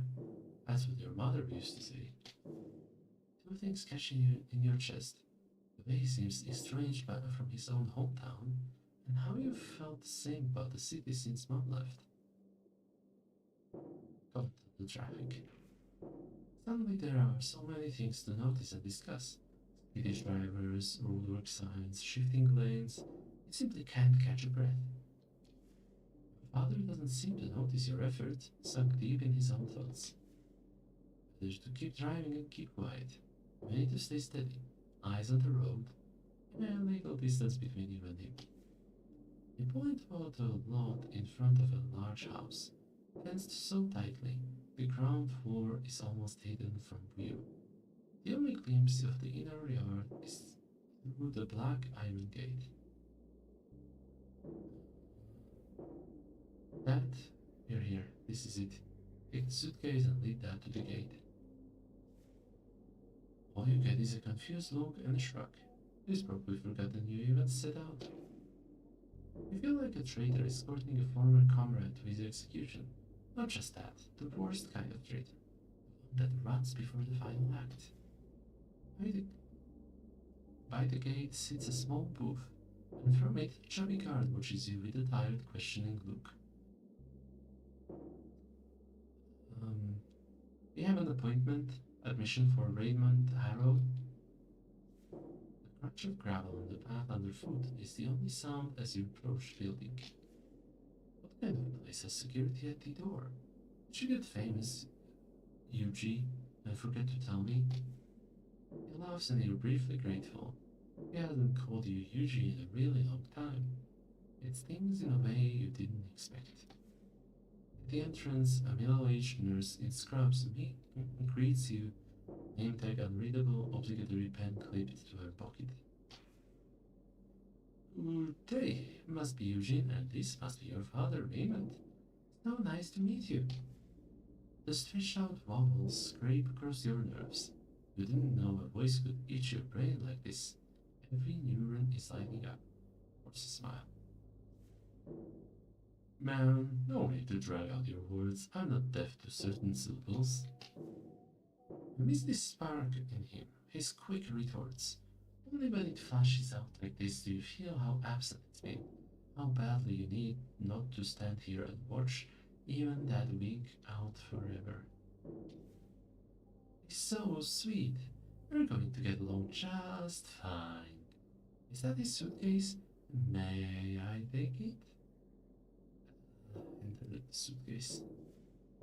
You're handing over something far more valuable. Your father. Might as well round up the transaction. She takes your father by the hand and leads him, taking a mile a minute. He turns back to you, confused, mouth opening as if to say something. Dad, I love you. He nods, and in the next heartbeat, the nurse pulls his attention away with her relentless patter. As the two of them fade away, he spilled a house slipper on one of his feet and a shoe on the other. This is too much.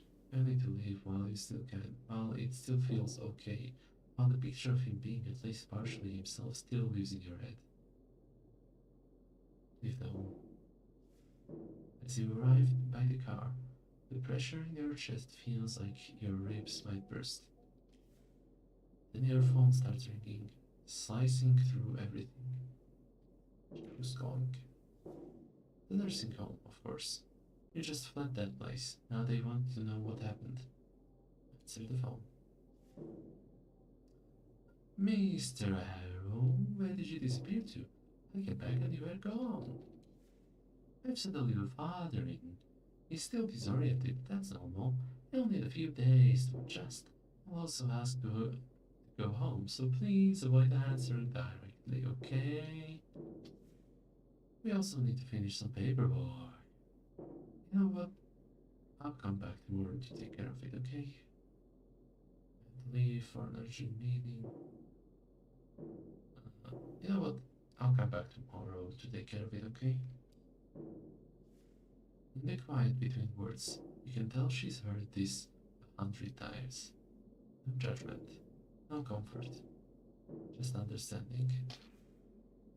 I understand. I'll tell him you had to leave and that you'll come soon. He'll text you about the details. Bye-bye.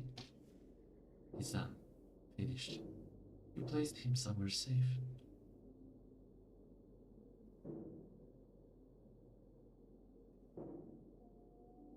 I did everything I could. It's not in my hands anymore. You did more than most. You offered him a safe haven. Right until the end. He'll soon start to forget who you are, so it won't matter to him if you're here or not. But for you, it would be too hard. It was a tough day, and you should leave it at that. You need to get in the car and go home. Your home. The tiredness really starts to creep in. That story is down to its last pages, and soon even those will be blank. No need to continue reading it.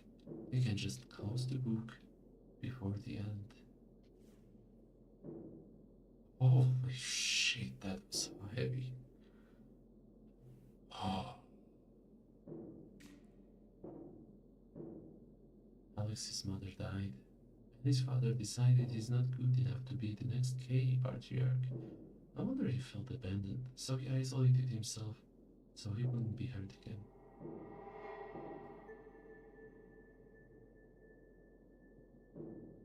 Have you really been abandoning others to prevent being abandoned, as Dr. Fink says?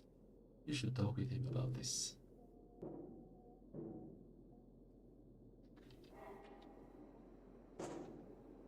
Oh, that's the noise. 2 minutes have passed. 2 minutes. Holy shit, what a day. Okay, you know what? I'm gonna... Shit, do I have any of those books? I don't, do I? Well, I could head to the Kuiper Belt. will it take? I forgot. 20 minutes? It's 8:02 when I started. Yeah, I know. 8:02, and soon it's gonna be 8:25, so it takes me 23 minutes. 48. By the time I make it back, it will be plus. Okay. Hyperbelt. It helps with the pride, quite right, washing its surroundings with a neon glow that makes even the air itself feel styled. The name blends with the rookie terrain. The sign, however, refuses to. Is that a sign trying to show off? Looks like it.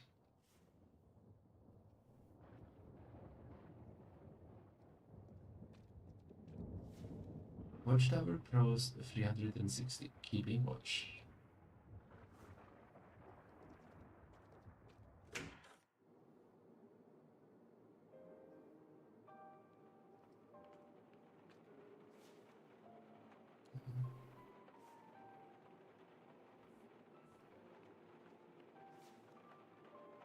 Stack the book.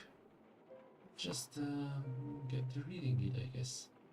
No real point in the little hands.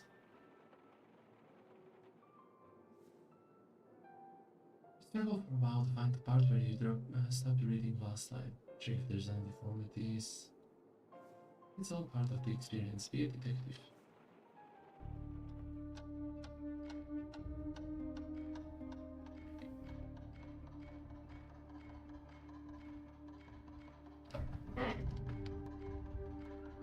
The guy's got her name, she's got her upstairs.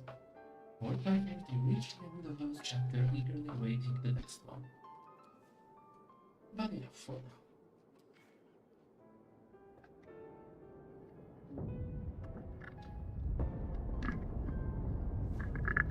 Let's close my eyes.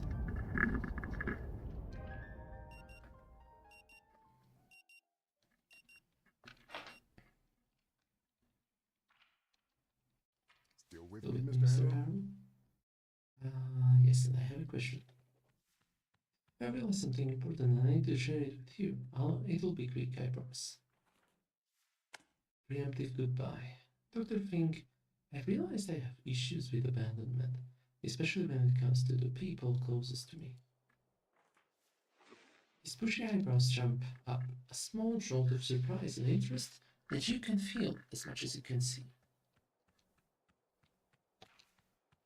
That's an important insight, Mr. Harrow. Can you give me a few examples of when you felt abandoned? When my mother passed away, it felt like I was suddenly left on my own. That makes sense. An important relationship was gone for good, with all the good and the bad of it. Anything else? After my partner left me. That's understandable. You were left on your own by someone you'd chosen to trust, that you believed would stand by you through both the good and the bad. Many other moments that got you thinking. My father's dementia made me feel completely cast away. For the people around the one who's fading, the failing of the mind can be even harder to bear than the failing of the body. It's like watching someone disappear piece by piece. And as he slowly vanished like that, you could only feel as if he'd left you behind, not on purpose, but just as surely. When did all this happen? About 4 years ago, all in the same year. All of that in the same year? Yeah, that must have been one hell of a period for you. As we go back over these old memories, or moments, tell me, how do you react to the abandonment? I tend to shut down and pull away from people when I suspect they're going to leave. I do it to avoid the pain. This very well put, Mr. Harrow. I'm not sure I could have said it any clearer myself. So, Did something happen recently that made you aware of how important this issue is? Uh, I remembered an event from some time ago.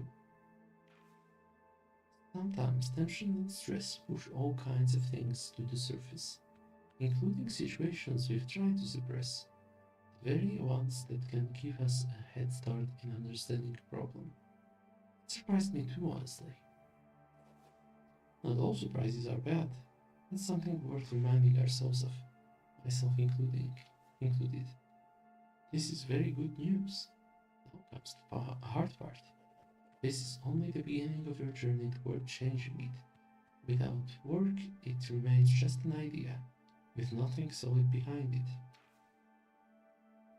The tendency to protect yourself from pain is natural, but sometimes we steer away from both the pain and the relationship itself, just to avoid getting hurt. When we do that, we often end up losing far more than we ever gain. He stops there, watching you, or listening for the way your breathing changes, studying your reaction. Take a moment and think about it. The relationships you've had so far, how do they look now, from the position of shutting yourself off to avoid pain? Like a series of botched attempts to connect with someone. You were acting out of a basic human need, the need to connect, and you did it in the best way you knew how. This is probably happening across all kinds of relationships in your life. Some you've noticed, some you haven't yet. It's something to keep in mind, especially as you start trying to change how you relate to people. Which brings me to an important point. Sometimes a conscious decision not to distance yourself might work for a while, but eventually it will fail, and that's okay. You can just tell yourself, I'm not going to do this anymore, and expect it to magically become true. Change doesn't happen overnight, especially not when we're dealing with ideas and experiences very deep in the subconscious. But don't worry, Mr. Harrow, I'll take care of it one step at a time. Haste makes waste, as they say. The work ahead will, in time, make room for healthier relationships, whether with new people or with those already in your life. So, how do you feel about it, Mr. Harrow? The future, I mean.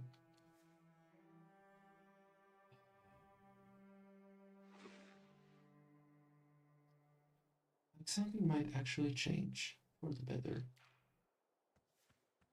That's the core premise of all therapeutic work. The hope that things can be different, and that they should change for the better. There's still a long road ahead of us, but you should see this not as a roadblock pushing you off course, rather as a small booster, something that can actually speed up your progress. I want to acknowledge your courage in talking about this and your willingness to believe that you can make your life better with my support. Smile. That was surprisingly less painful than you imagined, maybe even encouraging. It's not like you solved anything, but still, a glimpse of a better future can work small wonders on a tired soul. He glances at the clock as always. All right then. That's it for today. You should go and check in at the office. Your room is probably ready by now. Ah, what a thing. Holy moly.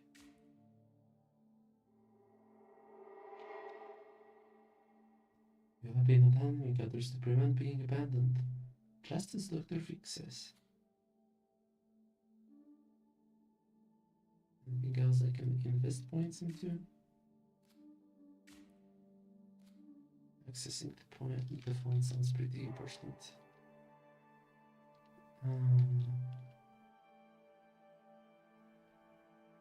Okay. Just 1 minute passed. Come on, you thief! Do I feel like trying to go to Kuiper? That's gonna take 23 I'll break minutes. you open if I have to. 23 minutes there, 23 minutes back. That's not enough time.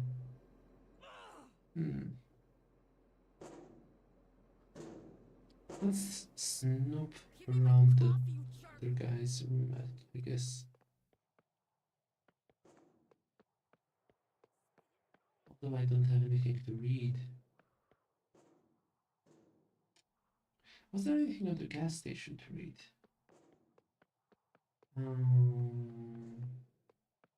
Maybe I can snoop around the back room here for a bit. No, I don't want a customer satisfaction survey. I want the internet. Hi, yes, my problem again? Rue Valley Motel, Coral Destiny antenna. Yes, okay. I understand, but the text said today. Okay, so let's have a look here.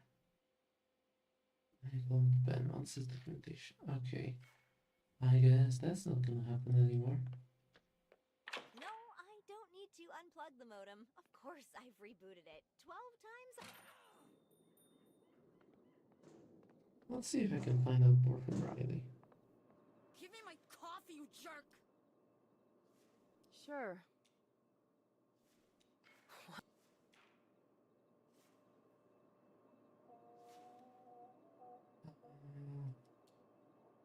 I think that's a bummer.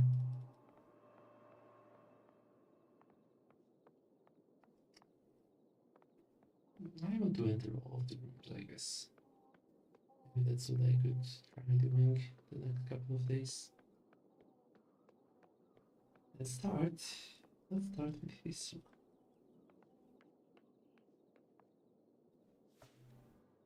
Play match until the thunder strikes.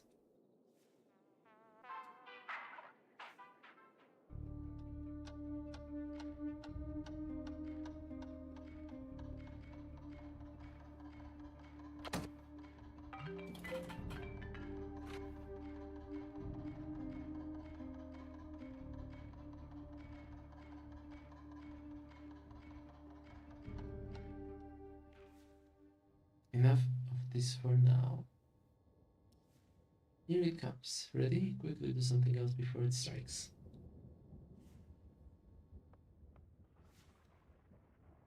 Oh, I cannot enter it. I was hoping. Sleeping as usual, I see. How about entering Frank's room, I guess. We'll try that one more time. There's the thunder blackout. The one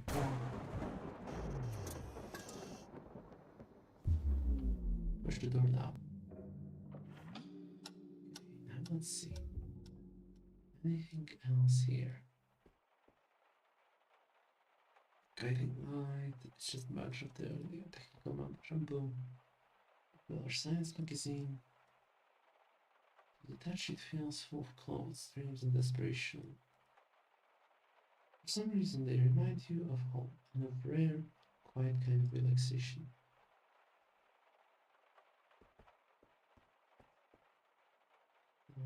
Yeah. Yeah.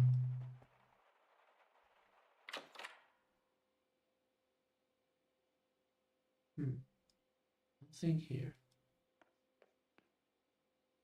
Need to run, left to rot. Definitely drive on.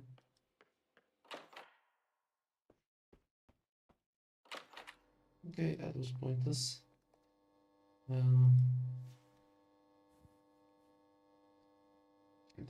Let's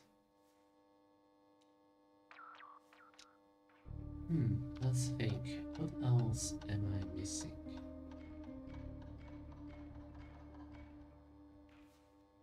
Yeah, I know.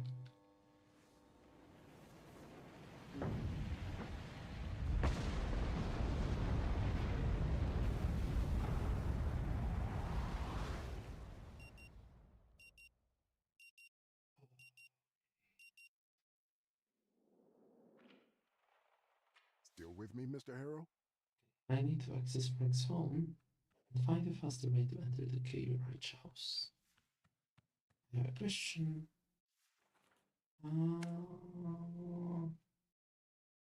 I can wait. All right then. That's it for today. Okay. You should go and check in at the...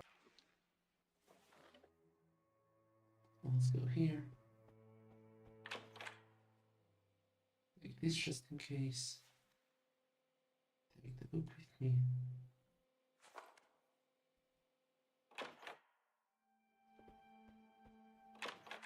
Okay, I'll now break you open if I have to.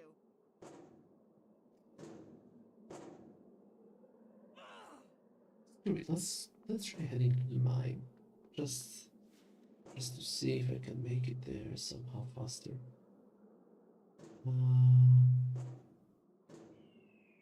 Hyper belt. It's gonna be 23 minutes.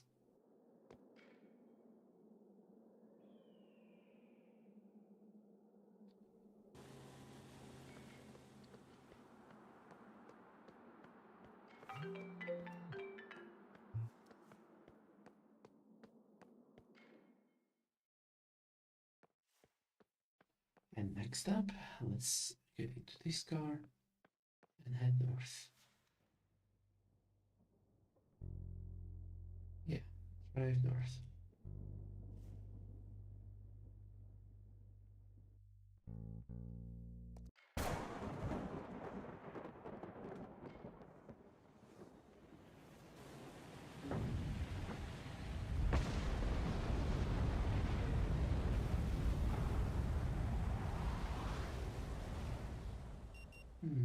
What am I missing?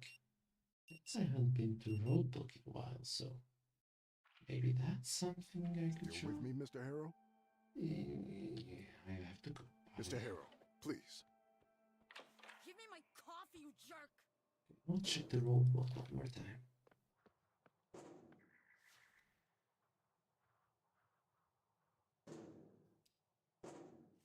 Roadblock ahead. Spit it out already!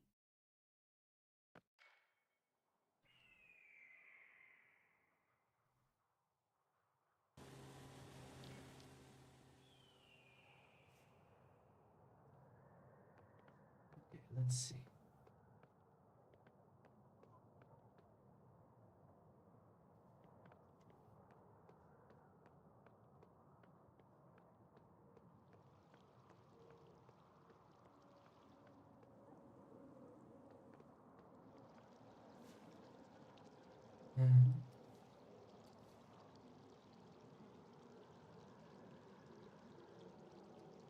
The creek flows on, untroubled by the worries of the road, or few for that.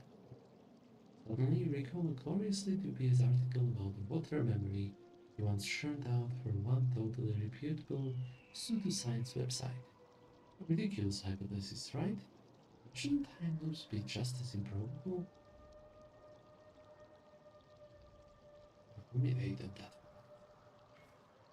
As the creek remembered, it marinates in your brain until the absurdity of it all hits you like a ton of bricks.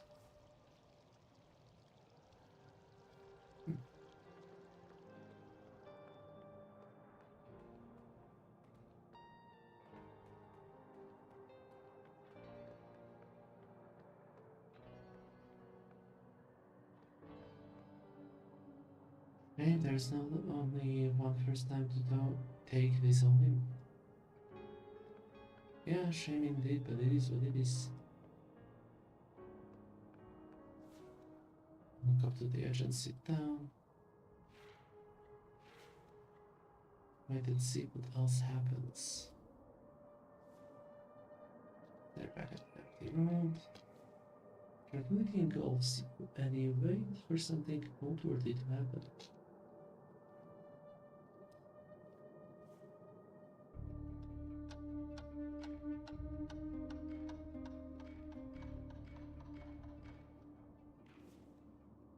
Other than the monotonous hum of the creek, to which you contributed your bodily fluids, nothing interesting happens. You still see the silhouette of the motel sign, in the distance as you feel time pass.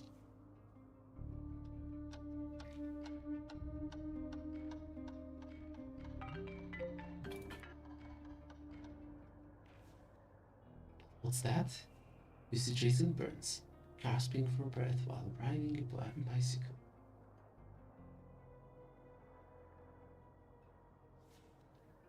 Poor guy is in a hurry.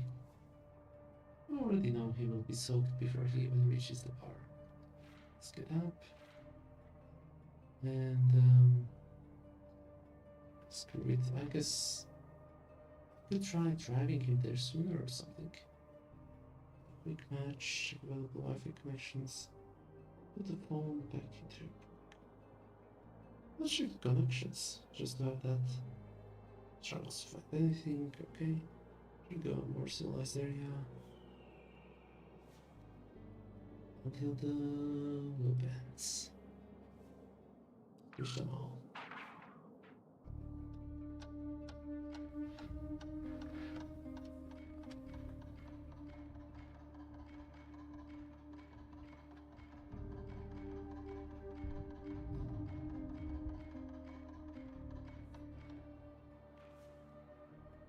I thought this for now.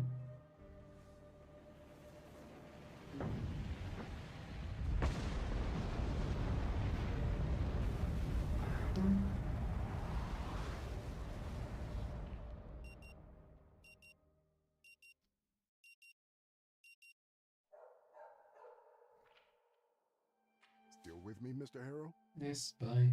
Mr. Harrow, please. Okay, let's just try helping him by driving him to the place. Kuiper Belt. I'll break you open if I have to.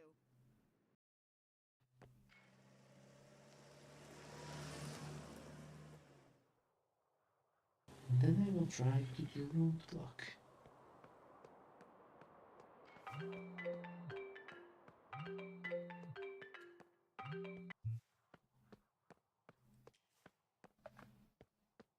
Is that enough time actually? Okay, let's try this. Because like, what else is the point? Get to the roadblock.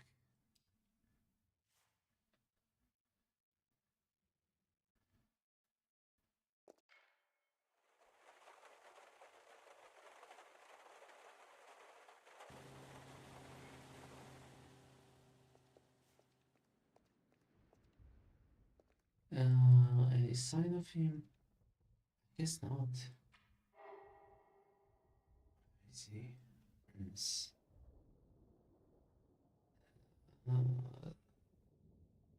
Jason Burns.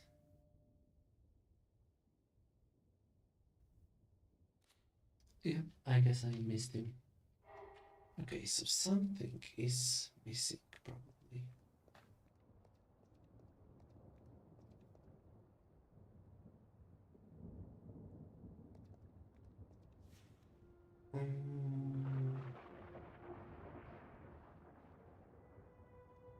Let's go to the hotel.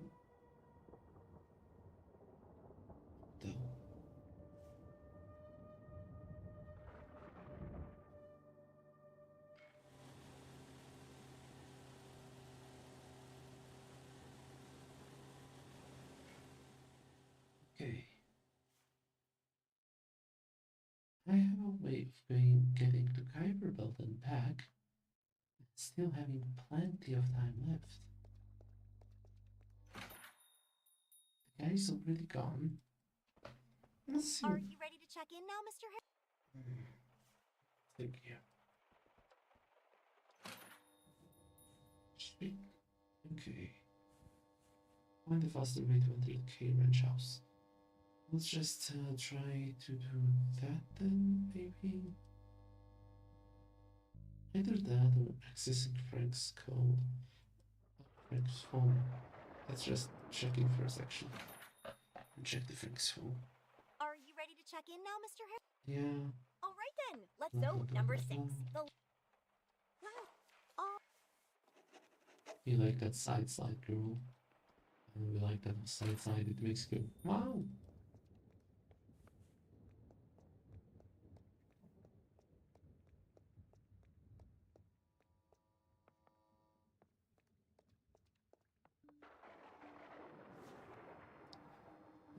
door. Check Frank's phone. Pick it up.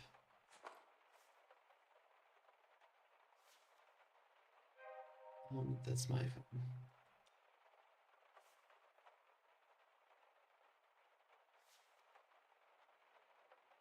Have it there for a while. Maybe the pin is connected to Judy somehow. That line of thinking has its merits. A four-letter word represented by numbers, something to do with Judy. Well, Judy is a four-letter word. That would be ABC H-I-J. So 5, 8, 3, 9, I think. On the screen you can even see the letter under the numbers. That's what. Now what's that one special word that Frank would use? 5839, that's what I said, Judy.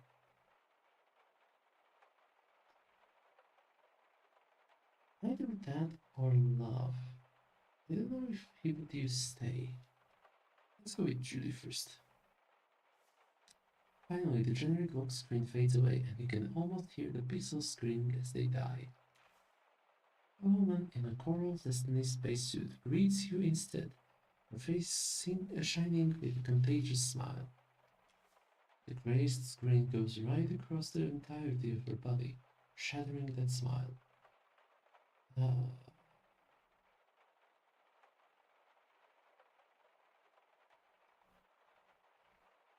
If that's not an omen, I don't know what is.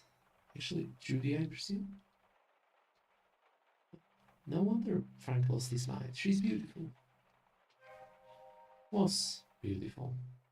Only the very best and brightest get taken, eh? Let's check it. Cross through the text messages. You're assaulted by a seemingly endless list.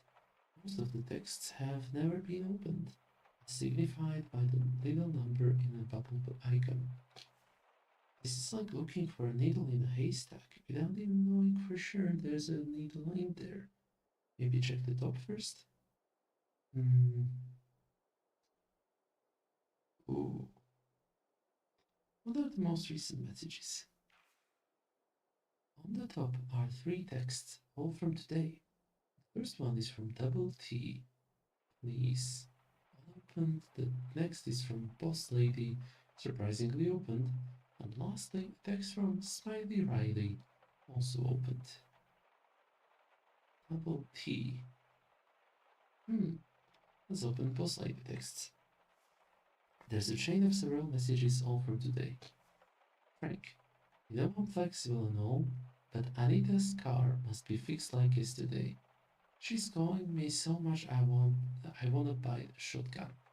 Oh, Anita is double T, okay. Read further. Earlier today, call Anita now. It's urgent. There must be something interesting in here. Or not. As far as you can skim read, it's all about work. But you do see Frank has very flexible working hours. Since I'm here, let's continue exploring this thread. As the thumb glides across the cracked screen, you scroll down and down. And finally, there's something. A text from some weeks ago. Listen, Frank, I've got 3 cars that are rusting here for 3 freaking weeks. If you don't want to work, just say so and let us part ways. The best, juiciest thing? Frank didn't even respond. Ooh. As far as I've seen, Frank didn't respond to a single text. Yeah, let's go with that. Maybe he's not an aficionado of the written word. That's it, as far as boss lady texts are concerned.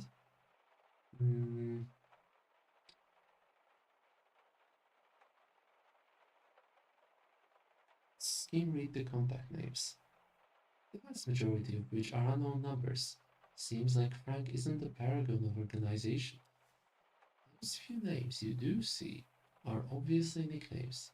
Some familiar: Smiley Riley, Old Man B, Double T, Please Shrink, uh, Double T Please, Shrink Fink, Boss Lady. Hold this message. You had to scroll down so much that you don't have an opposable thumb anymore. At least not for a while. And all this for an automated message from the mobile network operator with instructions on how to activate the phone. I'll check recent messages. And what does Anita want from Frank? Check her messages. To your surprise, there are only two. First one is from earlier today. Frank, pick up the phone now. It's important.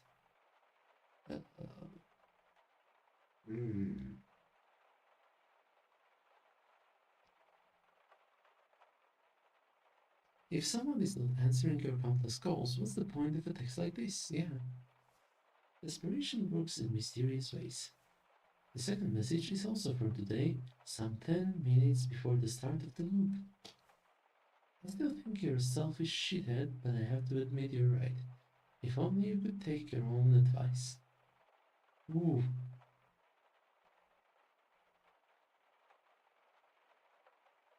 Anita didn't strike me as a person who takes anyone's advice. Book by its cover and all, remember? That's it. No more messages. The most recent messages can. Let's go with Riley. A read message from today. A red message from today. Uncharacteristic of Frank. I'll be at the motel at 8 p.m. Please be there. We need to talk. So, Spider Riley was always waiting for Frank all along. He's waiting for Frank. Scroll through Riley's texts. See what catches your eye. There's nothing. A long stretch of silence. More than a year. Maybe they were out of touch for that time span. And what if they communicated by other means? Well, like raw messengers. Oftentimes the simplest solution is the most probable one. You know, no need to delve into fantasy lands. And even after that period, there aren't as many texts as far as you can see. Mostly a regular organization, where and when to meet. But both of them must hate texting, or they weren't that close. Dig deeper. You scroll and scroll, your thumb tip going down from the cracked screen. And then, come to rest is tonight. I want you to meet Judy. Oh, I never imagined Riley as a matchmaker. Maybe it was a desperation move? But back to messages from other contacts. Maybe a search. What are you looking for exactly? Let's Judy. Judy first. Seems to be the only person Frank really exchanged messages with. The last chain of text reads, "Hey, before I go radio silent, watch me fly off from the hill tonight. Good luck, you know." For good luck, you know. Frank responded, "What makes you think I'm not already there to see you become a firefly?" And Judy concludes, "And if you really miss me, I left you a present. With it, you'll be able to see us for at least 2 days." There's no reply to that, but something seems off too. So Frank completely lost it. They loved each other so much. Nobody ever loved me like this. A firefly that's oddly prophetic. Someone messed with texts. Someone messed with the text, I think. There does seem to be a gap. Ask yourself, who would benefit? The next chain starts with Judy. "Hey, where did you leave my toolbox?" Frank never responded. There's just a gap. Another response from Judy. What's it doing here? What's it doing there? Never mind, thanks. Take the car for the juice. At first, it seems to be more of the same. Expressions of love mingled with mundane, everyday chit-chat. What catches your eye are apparent Q&A in the conversation. Like rogue virtual black holes just opened up, swallowed them whole, and vanished. Frank must have deleted some messages. Seems like words never stop hurting, even if they are just virtual. But were they fighting? Or just expressing their love so profoundly that it turned to post-mortem pain? Before you know it, you've reached the end. The first message that Judy ever sent to Frank. I had a blast tonight. Are you free tomorrow? I'll take you to a hill we can watch the stars together.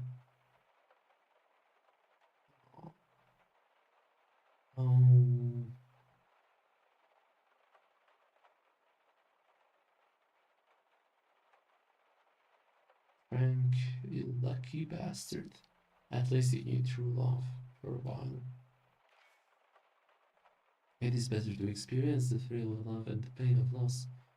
Oh, is it better to experience the thrill of love and the pain of loss, or to never know love at all? Let's do another search for Riley. Here's a message from this very evening. A red message from today. A characteristic of Frank. Okay, scroll for Riley's text. Texts from other contacts. Recent messages. Okay, I guess that's it. Stop checking messages. Boy, time is passing. Check the internal connection. That's not gonna be it. Check the email app. The app loads but clearly announces that you will be presented with limited content. No internet access. The message lingers at the bottom of the screen as a constant reminder. The inbox is full of unread emails that seem to be a compilation of notifications, promotions, and advertisements, made only a smattering of messages sent by real people.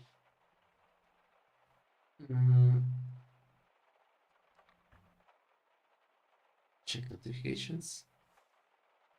Unread updates from the mobile network operator called Destiny and some bank spam. Mobile networks called Destiny emails. What's that bank spam? A long chain of superficially polite but actually threatening emails, demanding that Frank pay back his credit card debt. That's interest. A lot of interest. Oh no.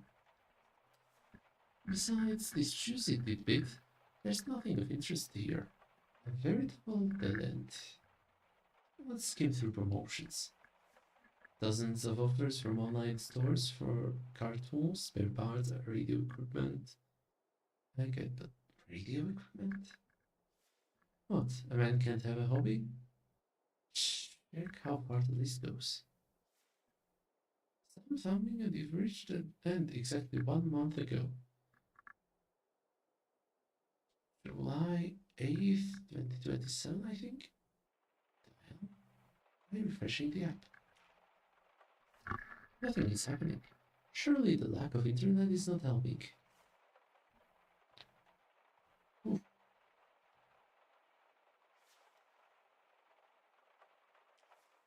Okay. Screw it, let's call someone.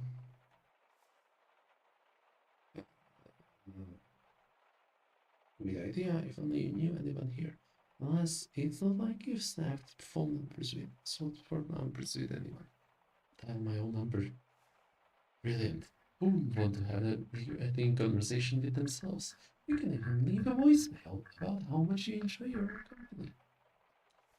Your service has been temporarily suspended due to non-payment. Please make a payment to restore service. Temporarily suspended? What a perfect description of your situation. Oh, I can make phone calls from here. That's crap. I've learned a lot of stuff, I guess. I access the phone. Need to be connected to the internet. There has to be a working Wi-Fi connection somewhere. Anything else I learned? She was and where every lobster is, waiting for Frank at the motel.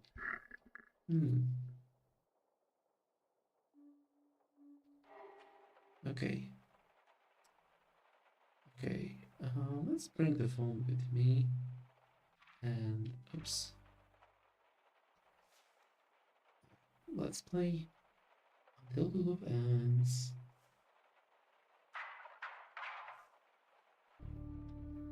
Lightning.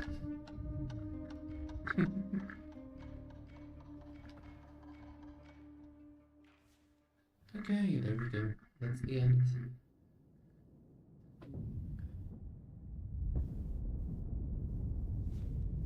Close my eyes.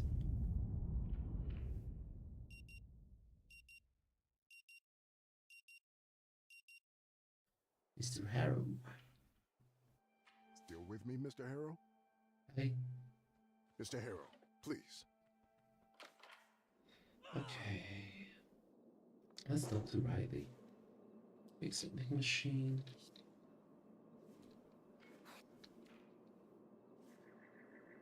Let's talk about Frank, maybe.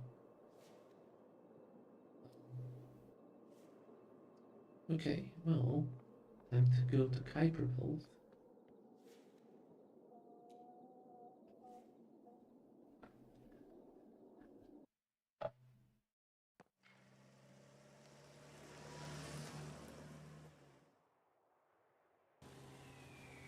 Number 3 and number 1, let's go.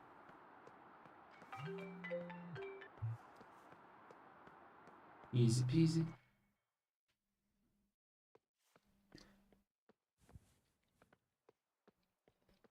Why is my head again invisible? I remember last time we want to get each slept again. Okay. Okay. I am here. I'm gonna go over here and try to connect.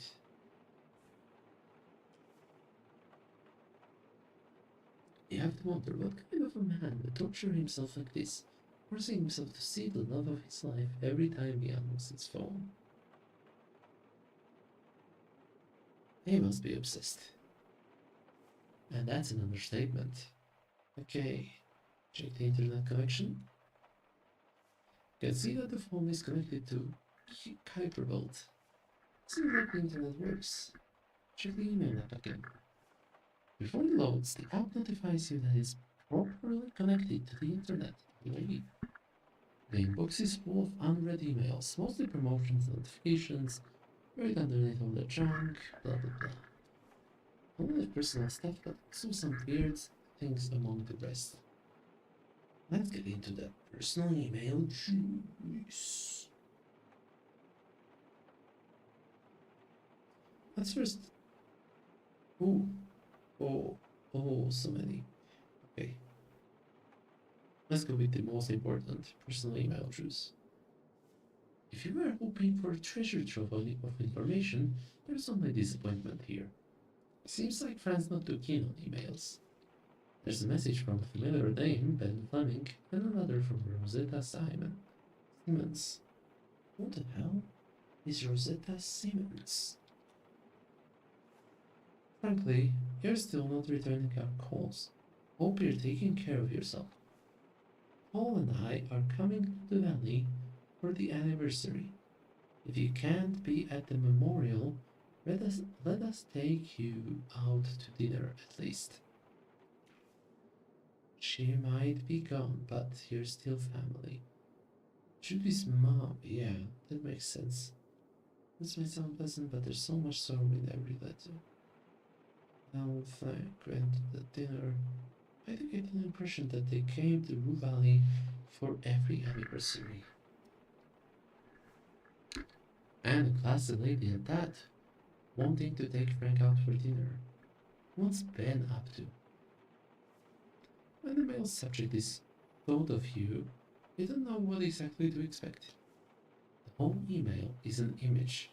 A man with his face stuck under the hood of a car, smoke billowing from the engine, sun setting behind a cliff at his back.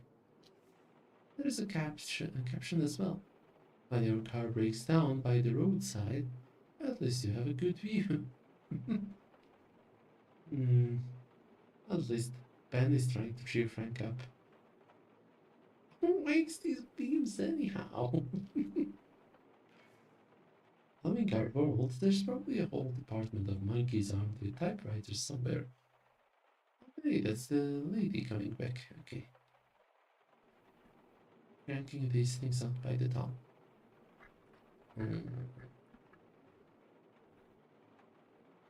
Open the strange emails. There's a number of emails with the exact same subject, and you're not sure if they're a part of a chain or different emails. Find the first ever email from that sender. It takes some scrolling, but you find it. 112524. 11125 starts the conversation.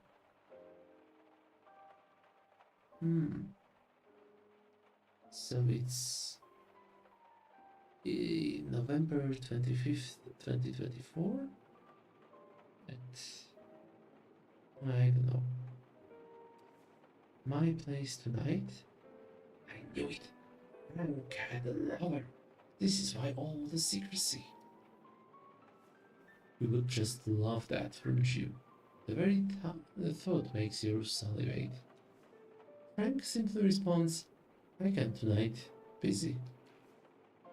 Then, just a couple of minutes later, come on, my place, 21H. Dad will be asleep and works late, and I have a new toy to show you. Toy? A toy? This confirms she has he's a lover. Decades of stuffing your face into other people's often unwashed laundry cause your mind to think only of dirt. After a couple of days, Frank sends another email. Tonight again, same time? It's that time of the year. Again. 112524 1125 replies. Of course, I have something special for tonight. Just come and bring some whiskey. If it wasn't any more obvious, there would have been a nude in it. If it was any more obvious, there would have been a nude in the email. Now that would be some juice. Then another email from 112524 11215. If you are right about the source of the signal, we discovered something big. Big. I'll expunge this whole account. You do the same. Before deleting the account, remember to manually delete the whole archive. Source of the signal. For once, Frank's carelessness works in my favor. Before you go all smug face, wait, there's even more. Frank sends another email straight after the last. We have to continue listening to the signal. To your surprise, 112524 responds, didn't I tell you to delete it all? Do you want them to catch us? Shut it down. Her mind starts reeling with questions. What signal was Frank chasing after? What's its source? It has to be something about Trudy, aliens, or I have no idea. Aliens. Highly unlikely. What's the real identity of this 112524 person? Who could be so paranoid? Except you, of course. Like to ask her. Come on, that mouth was made for talking.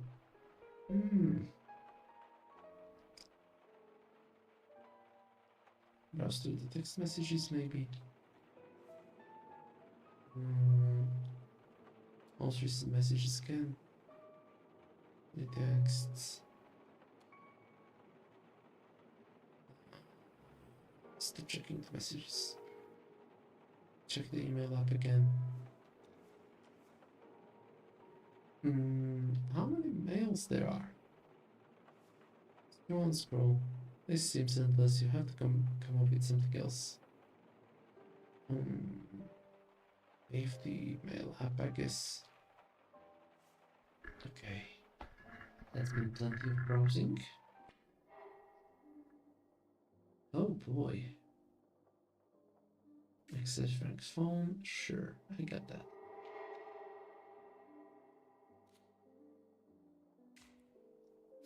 A signal. Frank was trying to catch some radio signal. This signal must be somehow connected to the time loop. He had email conversations with some mysterious person. Their email is 112524 underscore 11125 at email.com. I'm gonna ignore the fact that that domain would be pretty difficult to get. For now, at least. How do I find either way into the ranch? That's the real question now. What is this? Hangs on, but just out of reach.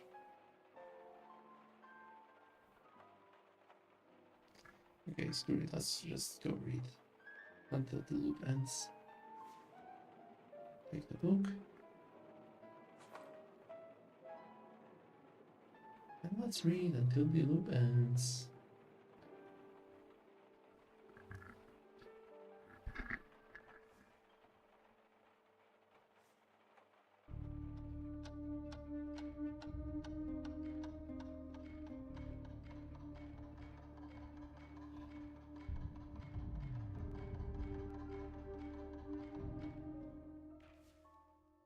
Your thoughts wander off and you can't remember a word from the whole last page.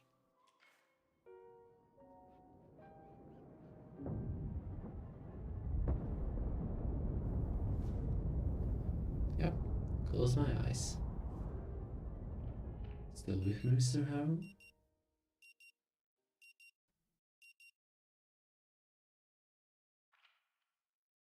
Still with me, Mr. Harrow? Yes, and I have a question. Do you happen to know anyone whose email is 112524 underscore 11125 at email.com? Pardon me? Could you repeat that? 112524. Starting to write it down. It does so painstakingly number by number. Underscore. Carefully, the line is drawn beneath 11125. At email.com. Got it. He pauses for a moment, his eyes fixed on the notes. A flicker of curiosity in his case, or maybe it's just your wishful thinking. No, I'm afraid that doesn't sound familiar at all. Why exactly are you asking me this? What does it have to do with our therapy?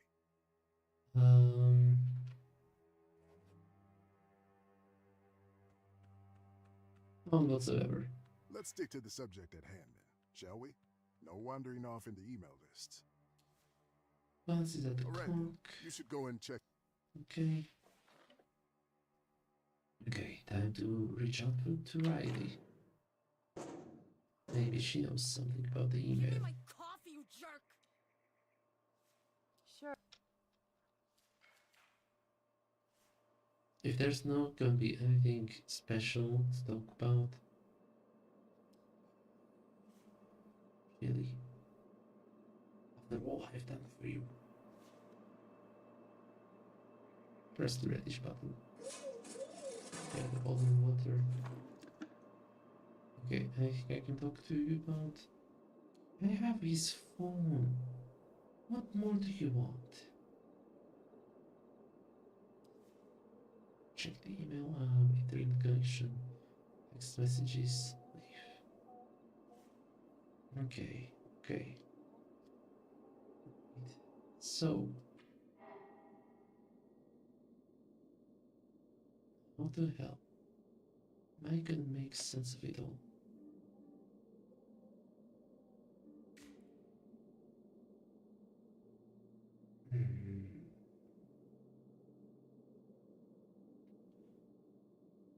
Secret way of exiting, so there might be an alternative way to enter it too. Perhaps there's a clever way he uses to bypass the door security. Let's search the house for any clues, or maybe the door manual. Door manual? There's a door manual? The hell? Okay. Hopefully I'm not gonna be too late. Go to K Ranch. And we will be searching through the house. Door manual. That is interesting. Okay. Ringtone.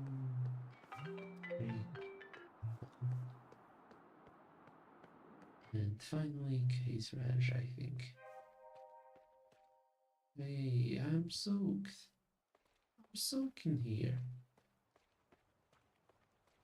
Okay. Into the house.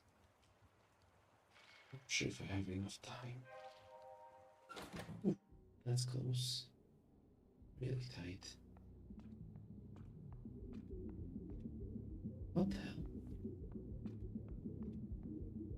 It's a dead-end street. Okay.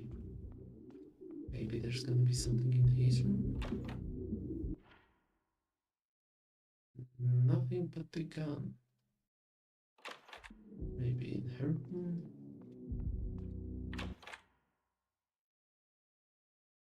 What is this? A booklet with letters and text written in very small letters. In your hand, its true nature unfolds. It's not a booklet at all, but a collection of folded papers. It's a warranty from the company that installed the house's front door. 40 locked door. 40 locked doors, oxen fortifications. Read it all carefully.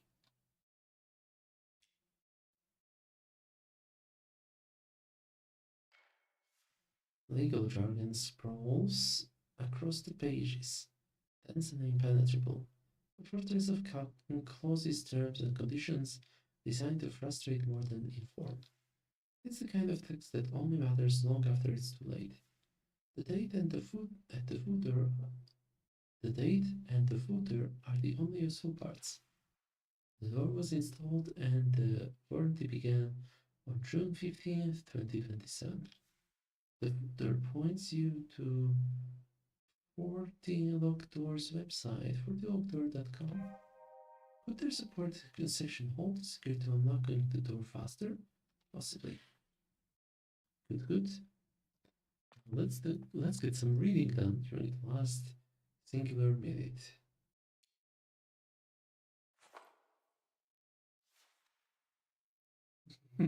Uphill to loop ends. Recently written words carry you through the story. Your internal clock nudges you, that's enough.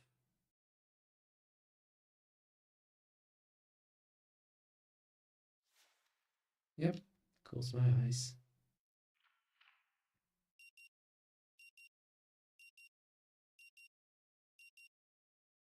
Okay, still with me, Mr. Harrow. Still with me, Bye. Mr. Harrow, please. Okay, I'm done. No need to wait for her. Let's go to Kuiper Belt.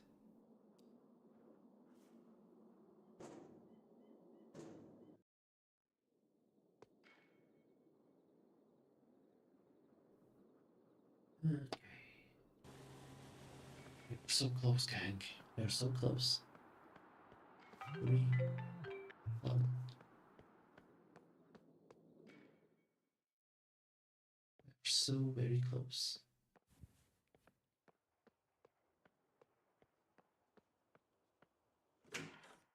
Okay. First of all, let's check the thoughts. Okay, progress on that, yeah. Then Find a faster way to enter the gay ranch. Go to 40lockdoor.com. Search leads to the official website of the door's manufacturer, 40lockdoor Doors, Locks and Fortifications. You are greeted with the blurry animation of door closing, followed by the sound of numerous locks clicking into place. The screen transitions to the homepage, which cleverly resembles the door from the intro. The logo for T-Lock Door prominently dominates the upper part of the screen. Along the left side of the screen, 4 distinct locks are arranged in a neat column, each one serving as a button.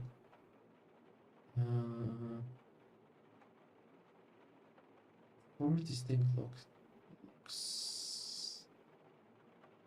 I guess classic?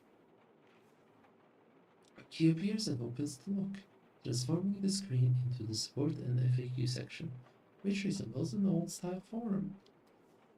The interface looks dated, with a nostalgic feel, complete with pixelated icons and retro fonts. It uses an old system for threads. One user creates a thread with a question, and everyone can respond. Finding the answer you are looking for might be exhausting. Search for this ID, thousands of results, you better add more keywords. Add the term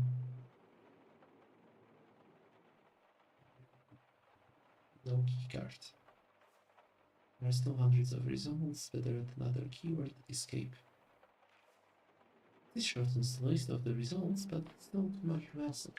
Add the term exit. Finally, the results are filtered down to a few posts, and luckily, one of them seems to be relevant.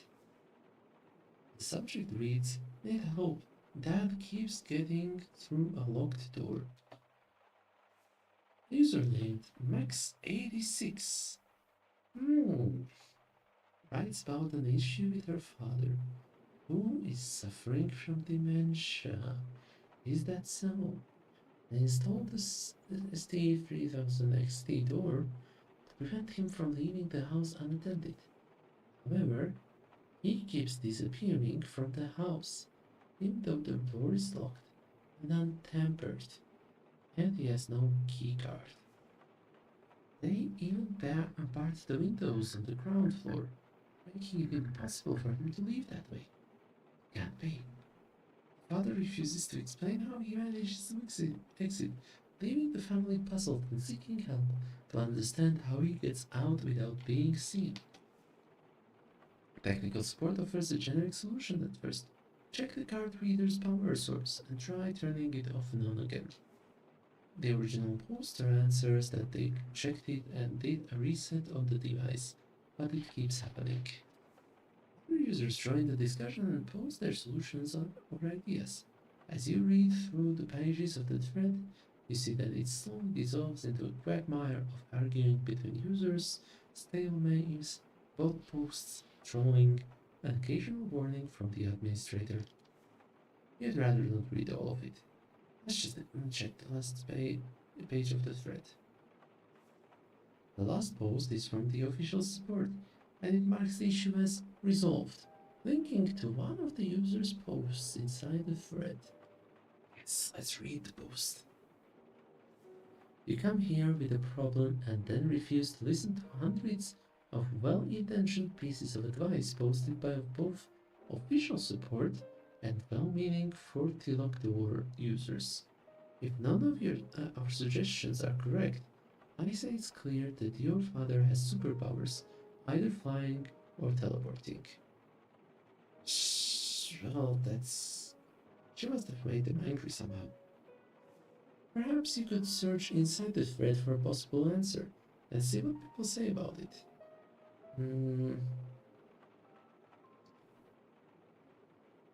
Oh boy. Let's go with auto unlock. On page 21, someone mentions the possibility of an auto unlock event. Another user replies saying it's impossible, followed by a long rant about the QMS1.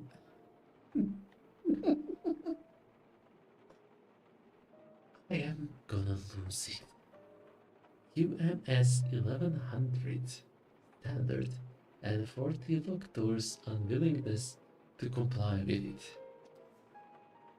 A reply from the moderator informs the user that post has violated forum rules and they are therefore being permanently banned.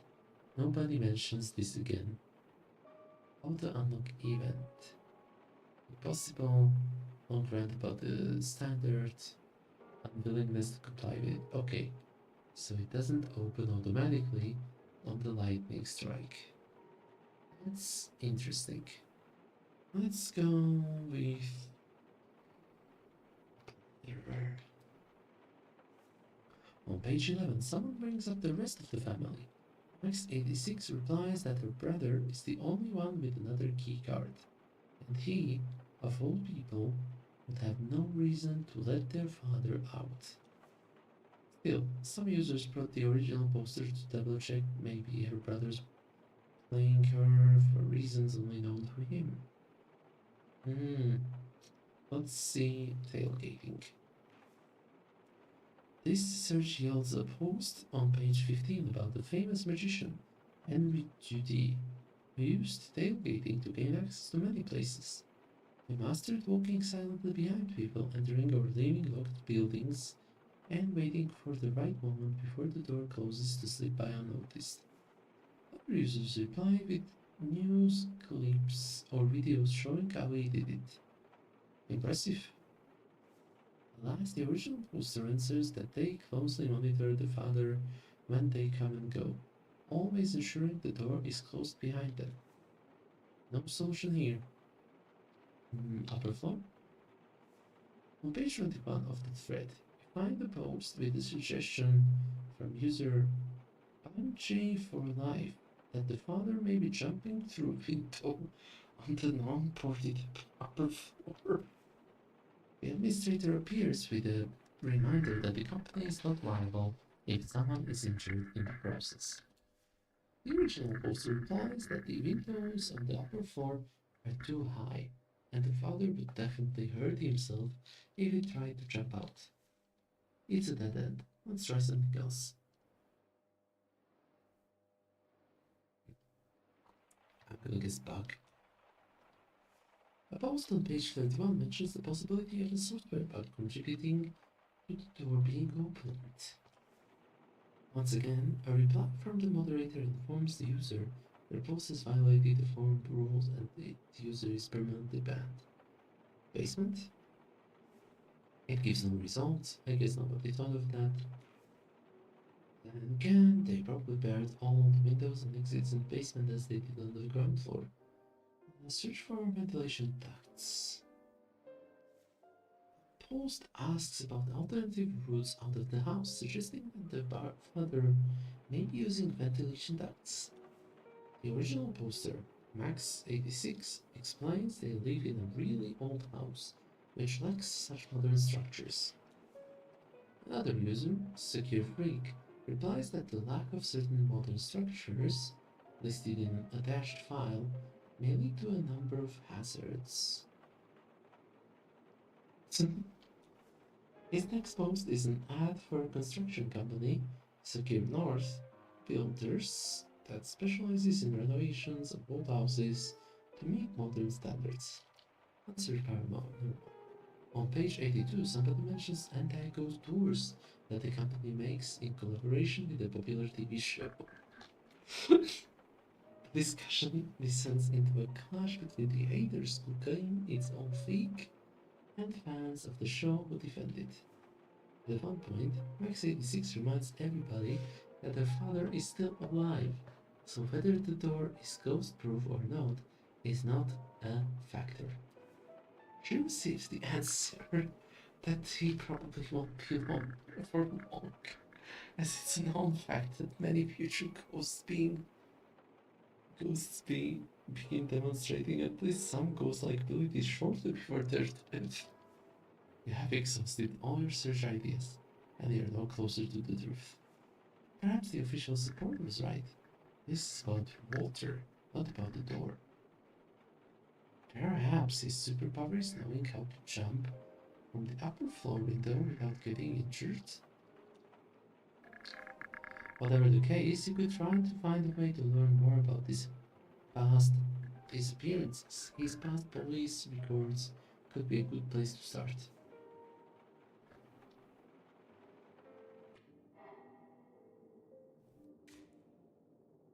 Okay. Let's call the police.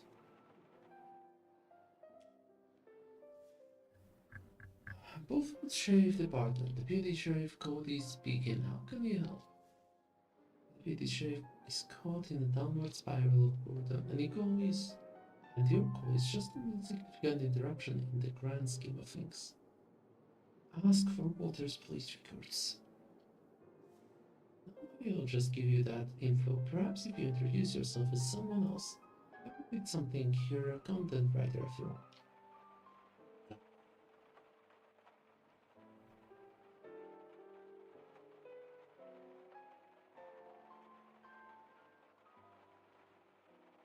Deputy Cody Jack John Lawson, private investigator, some assistance. Nurse Nightingale from Golden Age, a care home for the elderly. I'm trying to assess the mental well-being of a client. Gerontological social worker, Ministry of Public Happiness, conducting a check on your beneficiary. Ha! Those geezers, always causing mischief. So, what's this all about? You can't be sure whether you solved the lie that well, or if this guy is so bored out of his mind that he will indulge you even if you told him there's an ongoing invasion from outer space. I suppose you are aware that the Walter K is missing? Walter K? Cousin Walter K? Cousin! Mister, I have to inform you that Walt's disappeared before, many times in fact, but he always comes back home, alive and well. Maxine, his daughter that is, he even stopped calling us. It's not scary. It's scary that you're just willing to wait until the man shows up that they're alive. Let's go with 2.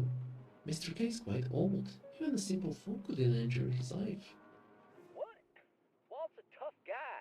If his head was any better, I guarantee you, he would outlive all of us. I just don't know what you expect me to do about it. The tone of his voice says he wouldn't leave his office even if it was on fire. For now, inside into the records the police have on him could prove helpful. Police records? That would be very illegal. Well, it was worth a try. But that's for Uncle Walt, so give me a few to boot up the app. Interesting. Voice actor says uncle, but text says cousin. Even though through the phone line, you can hear the slow, lazy keyboard strokes like Cody has all the time in this world. Oh, that's the devil. You're lucky the sheriff insisted on record digitalization, or this one here would be a blank slate. All right now, what exactly are you looking for? Are there any mentions of earlier disappearances? Sure, a whole bunch of them. For instance, there's one 5 months ago, and again 8 months ago, reported missing but spent all the time in the old corral. One more, exactly 1 year ago, reporter missing again. So he went missing exactly 1 year ago? That's interesting. Yep, to the day. The file says Maxine reported him missing, vanished out of thin air, she said. The Waltz returned like nothing happened 36 hours later. Thin air. 36 hours. See? No one knows. The old man ain't talking about it. You ask me? He went to Gray City for some geezer-loving action. I'm telling you. What was it about the coral? Well, there's an old corral for cows and such, you know, next to the K house. We found our pal there, shouting and trying to train ghost horses. Ghost horses. Case closed. 5 months ago? Let me see. Oh, that's nothing nothing, mister. Old man supposedly disappeared. Maxine panicked and reported it, but won't return to home in under 24 hours. Any other cases? Yeah, sure. Scroll down a little. Had to go all the way back to 91. Phew. Cousin was a model citizen, seems like. And even that report from 91 is only for public intoxication. Another from 89 when Apex Orr accused him of inciting violence at a rally. There's also a report from 88. Brought him in for questioning. What happened in 91? File doesn't say much. Just that a patrol picked up Cousin in Bothwood. He was shit-faced drunk and was running through the streets. Naked? Questioning in 88? I ain't gonna read you the whole transcript, mister. Summary says Walt was brought in for questioning about grave desecration.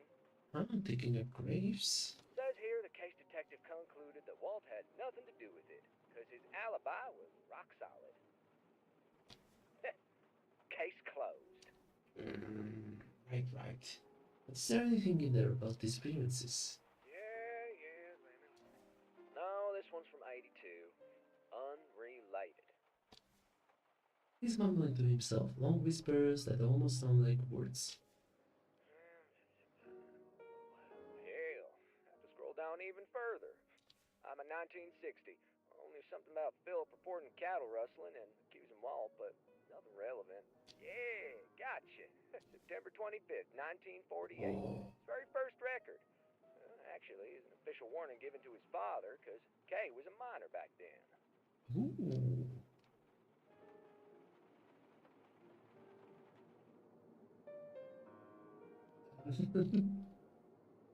Can you please read me that report in its entirety? Well, damn. But, alright. For Cousin Walt. He starts reading and it reminds you of a man slowly stumbling around the bottom in the night, afraid he'll fall into a bottomless pit. This notice serves as an official warning regarding repeated incidents involving your son, Walter K., being found on the new railway bridge, unattended and involved in mischievous activities. Previously, on September 16th, our officers responded to another report of Walter missing and found him in similar circumstances. It is imperative that you take immediate action to ensure the constant supervision and appropriate conduct of your child in public settings. Failure to address these recurrent safety and behavioral concerns may result in further action from law enforcement, including potential legal repercussions. Please prioritize the well-being and responsible behavior of your child to prevent any future incidents of this nature.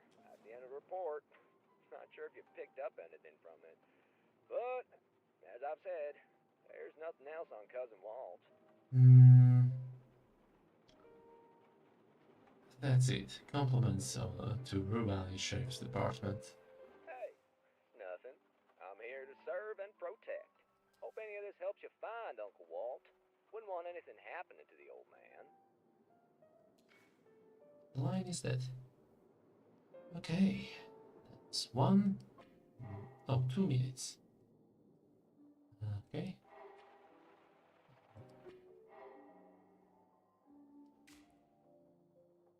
Walter's police records show he used to vanish out of the house even as a child. The earliest formal warning issued to his family dates back to 1948.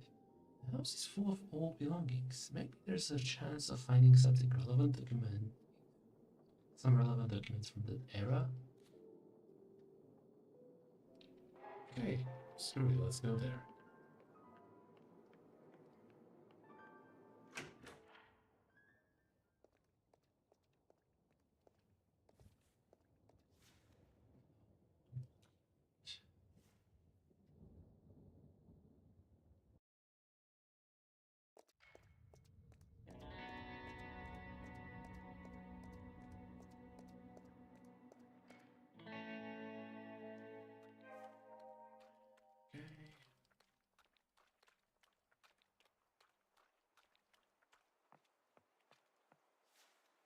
Right into the ranch house.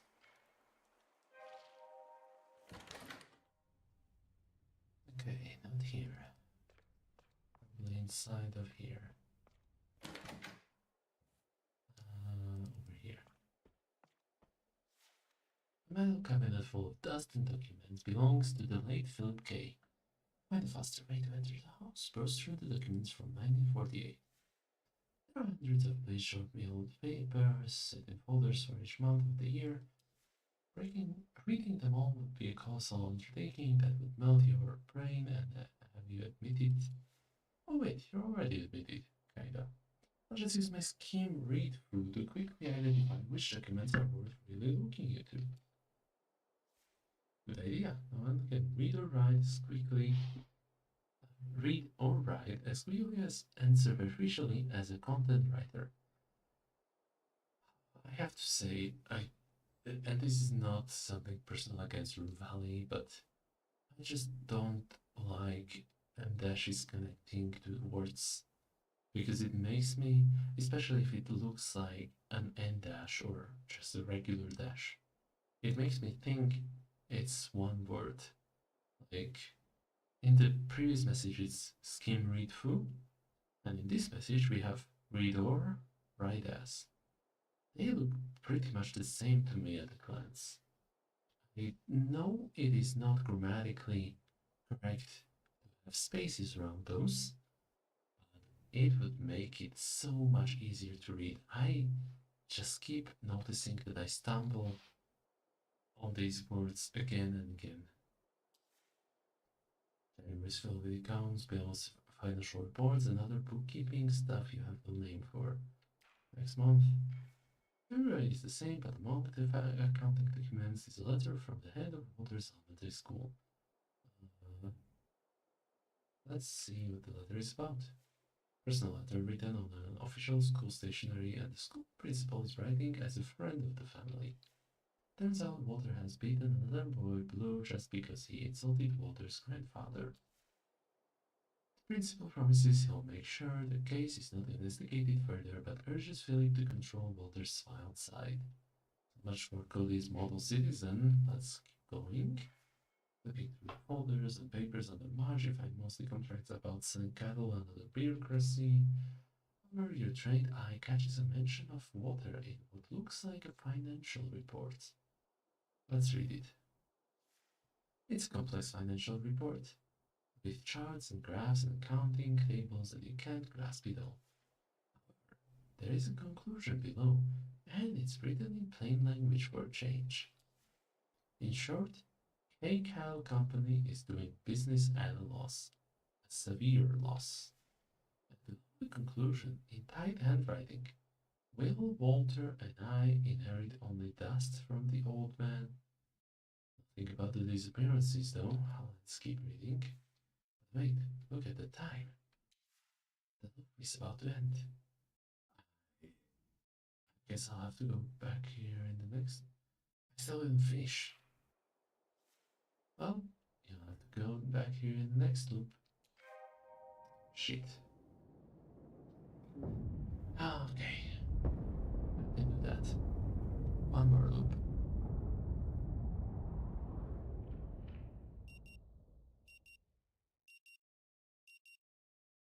Still with me, Mr. Harrow?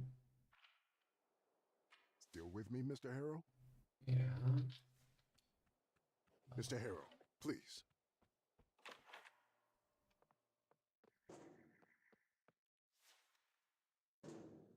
Okay, ranch. A little more time.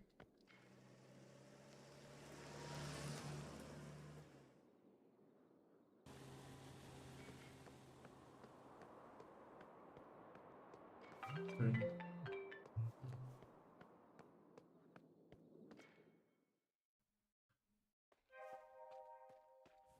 Okay, here we go again. Oh shit, here we go again. Right into the house.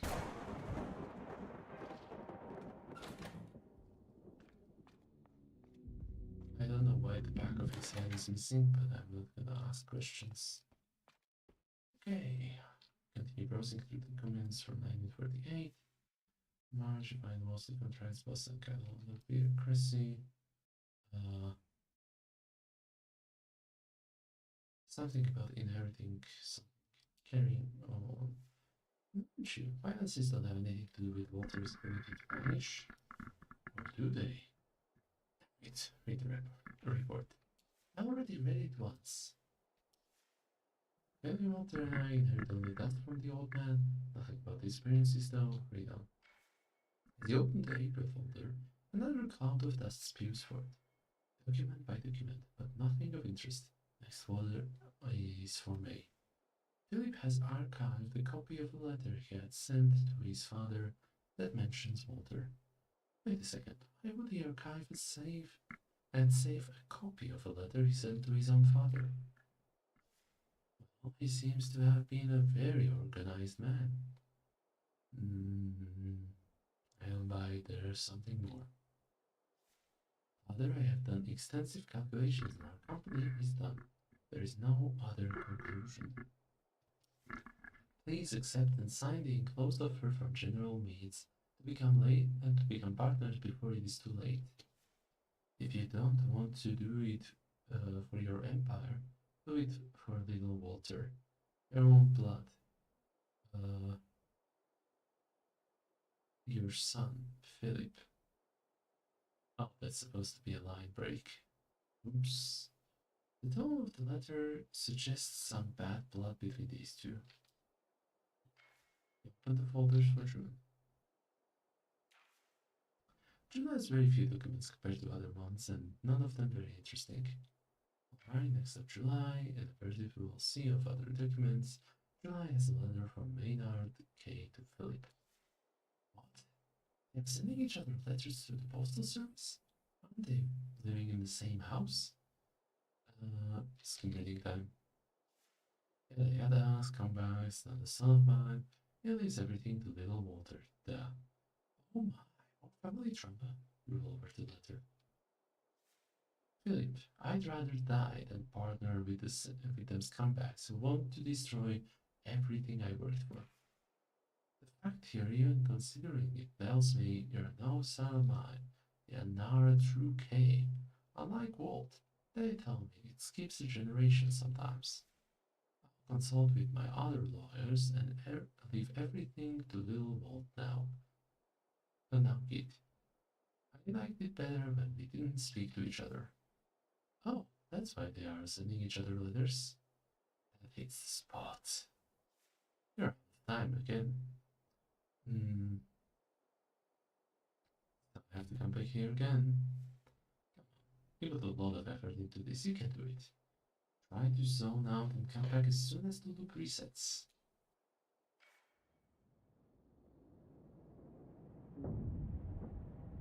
Let's see if this will work, I am curious.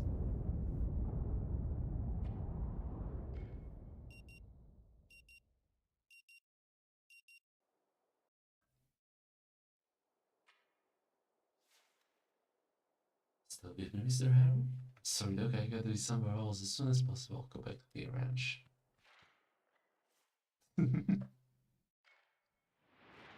Thank you for that game. Do I need to do the call? Yeah, I need to do the call. Oh. Okay. Holy shit. Okay, that was fast. Continue browsing. In a veritable sea of other documents, July has a letter from Maynard K. to Philip. Skim reading time. Nosy. Continue. That hits the spot. I think Rook is just accounting and tax sheets for that year. Seems like an enormous sum. Rich people. Shit. How big is this archive? I really do this again. I don't think I have a choice.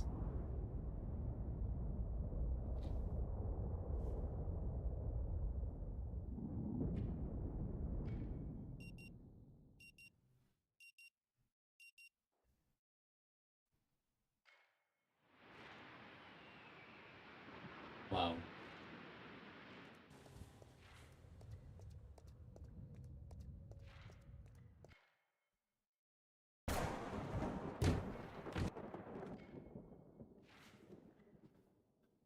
browsing. Yeah, one extra minute then. I think for August, rich people. Bank document is not related to disappearances, you never know, read the document. Just a few more months and the whole year is done. October is devoid of anything but business papers. You open November's folder, full of dust and disappointment. The usual fare, a mix of accounting documents and bank statements with decreasing revenues, all sprinkled with a heavy dose of dust. But then you stumble upon a letter to Philip from his wife, Eleanor, and your gaze catches a word. Disappearing. Read it. Oh, dear Philip, your recent letters regarding the police incidents struck a chord with me. The written warning you received feels like a slap in the face. It's disheartening to see our efforts overlooked and our legacy seemingly forgotten. The lack of recognition for our generosity towards the mayor is not just disrespectful, but frankly outrageous. On another note, I've been deeply concerned about Walter's recent behavior. His disappearing acts are not just puzzling, but increasingly worrisome. Walter has a vision. And Walter has a bunch of issues growing up here. But the old Walter has a heart of gold, according to Deputy Cody at least. So, monologuing, let's read on. You remember how your father had his moments of vanishing into thin air too, but refused to tell us anything about it when we confronted him, saying he would carry the secret to his grave. Well, I just can't help but wonder if there's a deeper connection between Walter's antics and Maynard's secret. Please, Philip, keep an eye on our boy, and I know it's not our usual approach, but try to have heart-to-heart with him. Yes, he's just a boy, but since you're not on speaking terms with your father, it might be more important now than ever. Disappearing seems to be their family trait. Maybe that's exactly where the secret is hiding. Let's continue reading. I'm thinking about reaching out to Madame Lorraine regarding this mystery. I realize you're skeptical about her powers, but I can't shake the feeling there might be something more at play here, something beyond our understanding. I hope it won't be long until they let me return home. The doctors say I'm improving, but it's all awaiting him now. So Granddad Maynard has a habit of disappearing, same as Walter. The question is, how? Maynard took that secret to his grave. What am I waiting for? To the graveyard.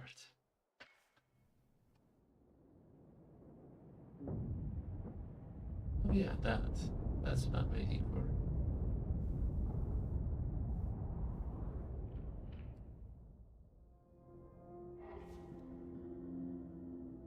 Oh no. Not a dream, that's gonna take forever. Screw it. I'm saving the game here. I cannot save the game here. You are standing in a high school auditorium, half-blinded by the stage lights and drowning in the smell of wax polish. Other singers around you, every single one wearing a white shirt and dark trousers. The choir sings Arise. The choir rise in tears before a velvet curtain. The conductor taps his button. The performance begins. Open your sheet music. You glance at it, and to your horror, the pages are blank. No notes, no words. Your stomach drops. But you know this piece you've sung it before. I'll just follow the others, I know the melody. Your mouth opens the bars, recalling the melody and mimicking the shapes of vowels from the singers beside you. The words are gibberish, bare of any meaning, but somehow you blend in, alone the deciduous. I never knew how to read this word. Deciduous tree hiding in an evergreen forest. I may pull this off after all. The music swells, you ride the wave of collective sound, guessing syllables as you go. Just keep singing. The others keep singing too, until they don't. On a pause you didn't anticipate, the entire choir goes silent. A single note escapes your lips. It hangs in the air, alone and naked, for all to notice. The soprano snorts. Two baritones smirk without turning their heads. The conductor? Of course he has noticed, but wait. He has your face. Your adult face, weary and disappointed. The baton points like an accusation. Your shirt is damp under your arms. Stop singing, just mouth the words from now on and pretend nothing happened. You abandon what little substance was in your performance and become a factory of silent, empty shapes now. Keep mouthing, don't risk it. But the audience knows. Their stares brand your skin. Cold sweat soaks through the armpits of your white shirt. A darker patch spreads between your legs. It's not what it looks like. The choir keeps singing, the old Eugene keeps conducting, and you keep opening your mouth. Cold terror under your armpits, hot humiliation between your legs. They slowly meet halfway in your stomach, freezing and boiling at the same time.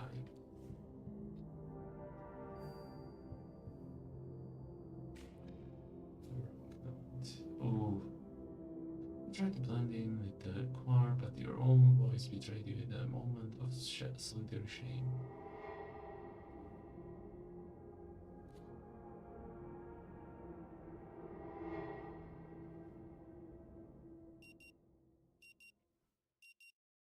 Okay, I guess now it's time for dream analysis. Still with me, Mr. Harrow? Yes, I have a question. Nope, still cannot save the game.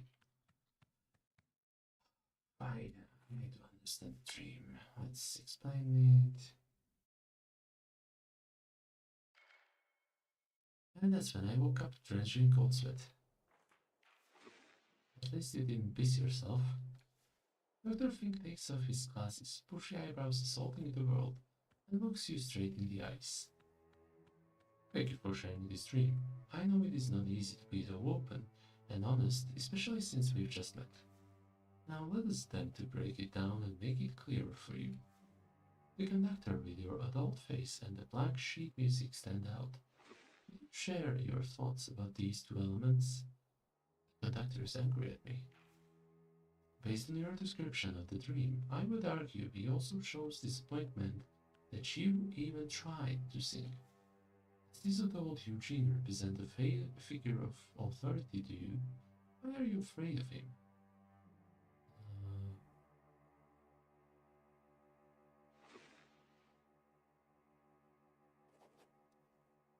Of course I'm afraid. He intentionally and secretly commanded the rest of the choir to stop so he could expose me. Expose you? I see. So, a part of that fear might come from your impression of the conductor as your worst enemy. That's it now. Let us now focus on the fact that the conductor has your face. Do you have any idea why?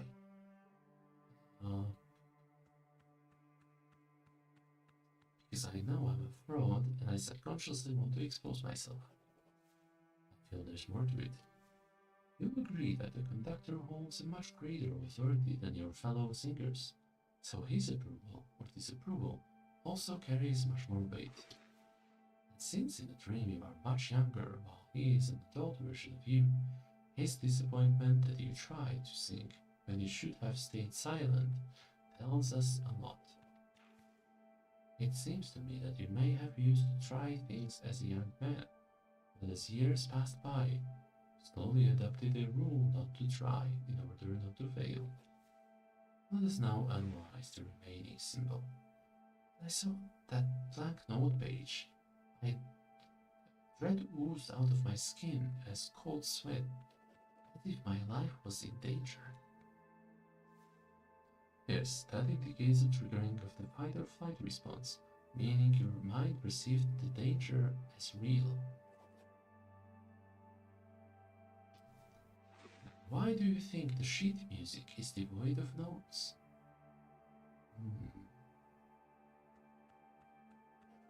To make me rely on myself, not some external source. What could be the purpose of making you rely on yourself in this way? It was a test, and I failed it. This sudden inability to remember the composition, coupled with the blank pages, may represent a deep and irrational self-insecurity. Another interesting point is every other choir member sings, which means that they still know the composition, and their sheet music is complete. The idea as to why? It means I'm the black sheep, the imposter, the one who does not belong. So they are doing fine, and you are doomed to fail. I see. Let us now look at your dream as a whole. Upon realizing your sheet music was blank, that you can't recall the words, you chose to improvise. When that attempt failed, met with the choir's ridicule and the conductor's disappointment, you gave up trying and merely pretending to see. Stripped to its fundamentals, your dream consists of attempt, failure, public shaming, but ultimately self-directed bitterness which stems not from the failure alone, but from the act of having tried. I strongly suspect that this scenario is what you fear would happen if you try doing certain things in your life. This fear that you will certainly fail if you try is irrational. Tell me, do you often feel like your actions will go wrong, even when there's no real reason to expect that?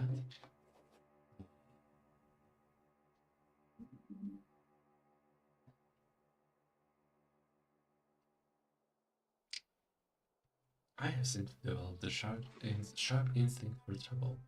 It tells me when not to take risks. Mr. Howe, what I see here is a defense mechanism of self-distrust that chooses inaction. The reasoning is protective. No attempt means no failure. And since you never let yourself see the alternative, you take the lack of disaster as proof you were right to hold back. This confirms your fear, locking you deeper into the very pattern that created it. That's something there, perhaps. I urge you to sit with this insight, Mr. Harrow. This cycle of self-doubt is a vicious beast, but it can be tamed. By simply acknowledging it, you have already taken the crucial first step toward resolution. He glances at the clock, as always. All right then. That's it for today. You should go and check in at the office. Yeah.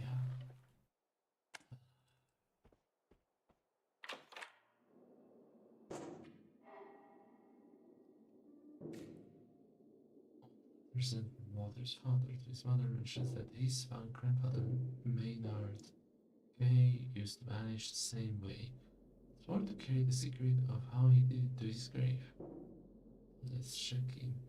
Oh, he desecrated the grave as a young child. Okay, yeah, I have to check that.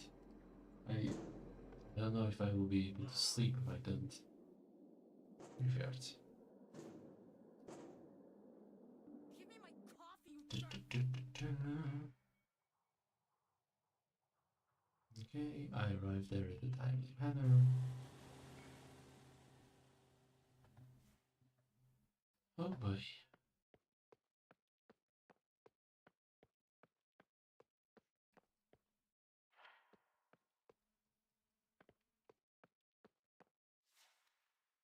Time to reveal his secrets. The stone statue is perched atop an intricately crafted sarcophagus. Examine the statue.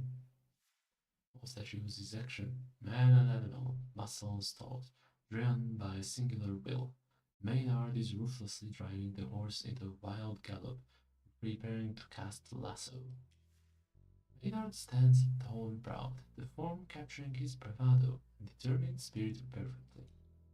Sarcophagus, the front is adorned with several rows of inscriptions. A weathered stone vase placed before the grave holds a bouquet of yellow flowers.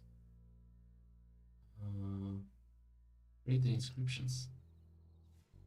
In arcade, 1867 to 1952, founder of both Wood and the Kay cattle empire. Patriarch of the Kay family, beloved husband and father. Stanley's letters are inscribed below. I blazed the trail and this is my home now. Interesting.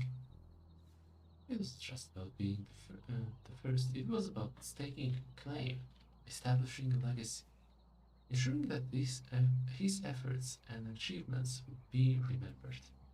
Maybe this credo is a clue to the secret you're looking for? Is the trail, this is my home now. Is it about Rue Valley or this grave? Perhaps neither.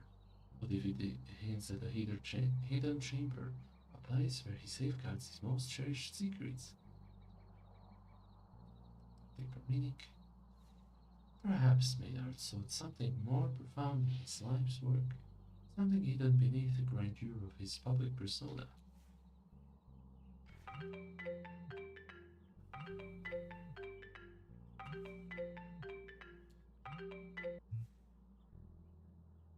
Touch the sarcophagus. Somewhat dirty surface, a chill runs through your death. It's coming for me too, sooner or later. If you are stuck in the loop forever, how about focusing on that instead?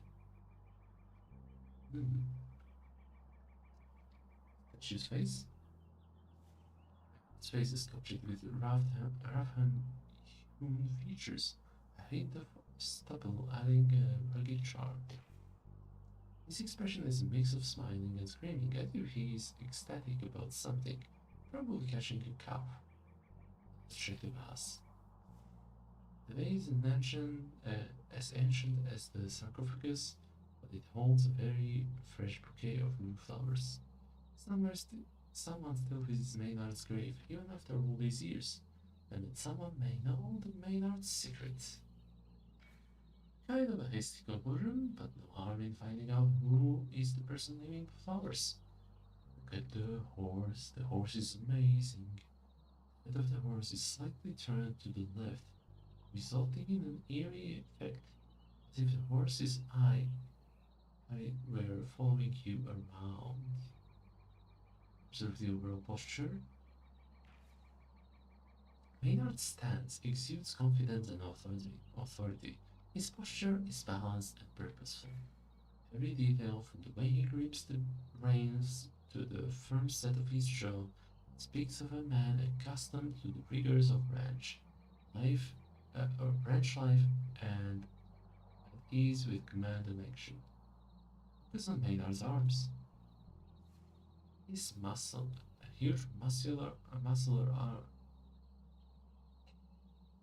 huge muscular arms are tensed, veins bulging slightly under the stone skin, conveying the intensity of his action. He's comically exaggerating. Nobody has arms that wide. At least you don't.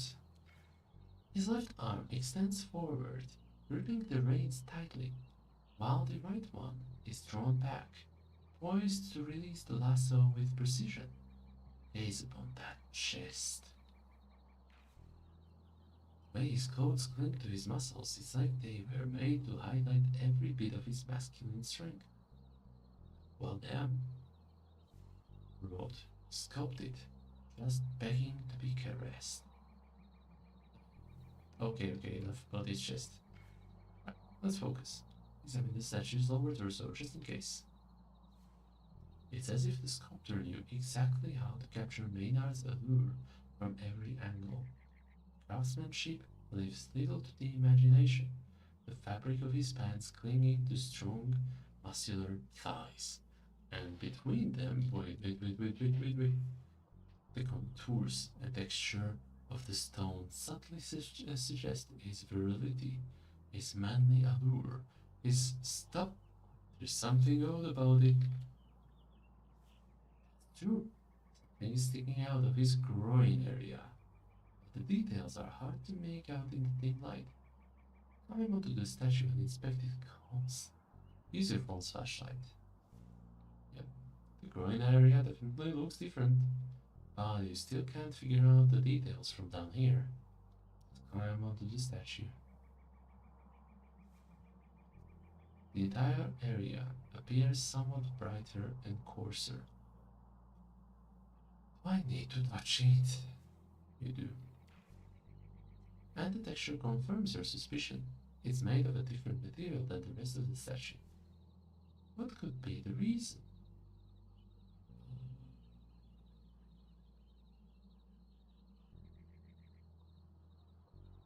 Did some conceal secret compartment inside the groin area? And better, the secret itself is inside. You just need to figure out how to open it. Pull it gently.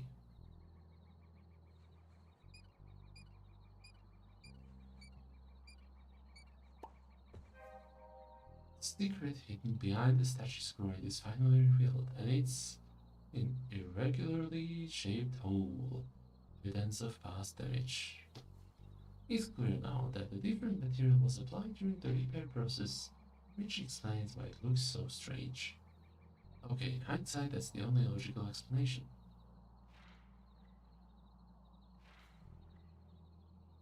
Still, what caused the damage in the first place? Was it an accident, or did someone do it on purpose? Who damaged this statue like this, and why? So many questions arise from just one groin area, all needing answers. There is nothing else of interest here. Graves often hold more than just remains, they hold stories. And somewhere between the lines, a secret lies waiting for you to discover it.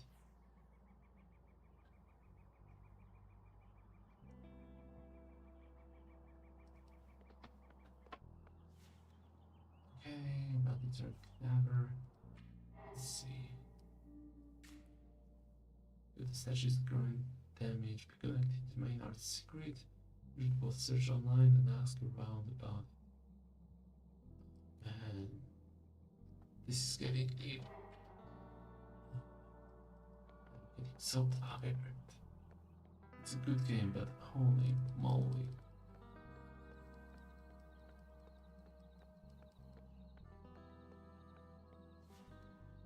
Let's return to the motel, I guess.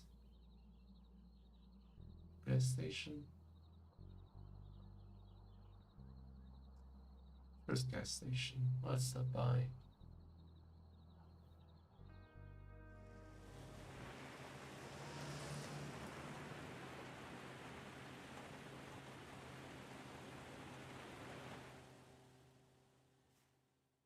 Okay. Hello, I'm gonna ask about your grandpa's dick area. Oh my. My brother's nuts. I can't believe he hacked the security camera. I heard this start already. Let's just wait. What? The edges of the phone are worn. Let's search the internet for what main arts could be. Yeah. Got some good search terms. Maynard K statue damage. Too many results show up. Most of them look like they're not connected to anything you're looking for. Open the random article just in case. Many Maynard K statues stands too many. Maynard K statue stands tall as a beacon of progress to others in it. It's a painful reminder of the damage his decisions caused to local communities. It's not it. Statue groin damage. A couple of results and corresponding snippet shows up. Actors performing as historical figures like Maynard K often injure themselves mimicking the dramatic poses seen in paintings and statues. This iconic stance displays undue stress on the groin, potentially leading to long-term damage. This is not it. Controversial lawsuit in which a visitor claimed groin-related injuries after tripping on the display base of a replica of the Maynard K ranch house in a museum lobby, falling onto a statue of a hedgehog. The damage paid out to paid out to settle the claims. Maynard's case statue private damage. Results containing all your search terms were found. Did you mean Maynard case statue private damage? Let's there it is. Looks like there aren't many great matches for your search. Close it up. Search the internet. No, we already tried that. Does she have any reading stuff here? No. I'm telling you, something strange is going on here. You know, my dad has been disappearing from our house lately. The timing. What? Walter too? Well, not. Well, he usually. And I'm bloody. Oh, well, of course you're worried. That's crazy. Yep. So as soon as that. But how does he exit? I don't know. We got a fancy new door. We boarded up the windows, but it doesn't help. Pops has a secret way of just disappearing. Alex has some theories. Don't get me started on Alex and his. Come on, it's not some paranormal thing. Frank's messing with us. I'm sure he's swapped the footage or something. Even if he swapped the footage, how do you explain he's there at 7:59 and gone at 8? I don't know, but it's the only thing that makes sense. I've known him all my life. Brothers, right? Oh. Okay, let's just wait until she's gone.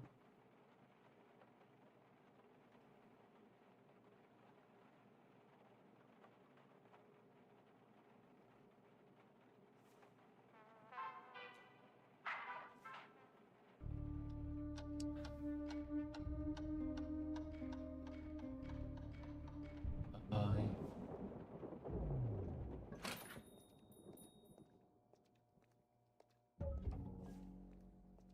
Welcome to Max Gas. You need some help getting gas in that city car yard, or you don't want something else? We got no booze, mind you. Well, let's try the email address.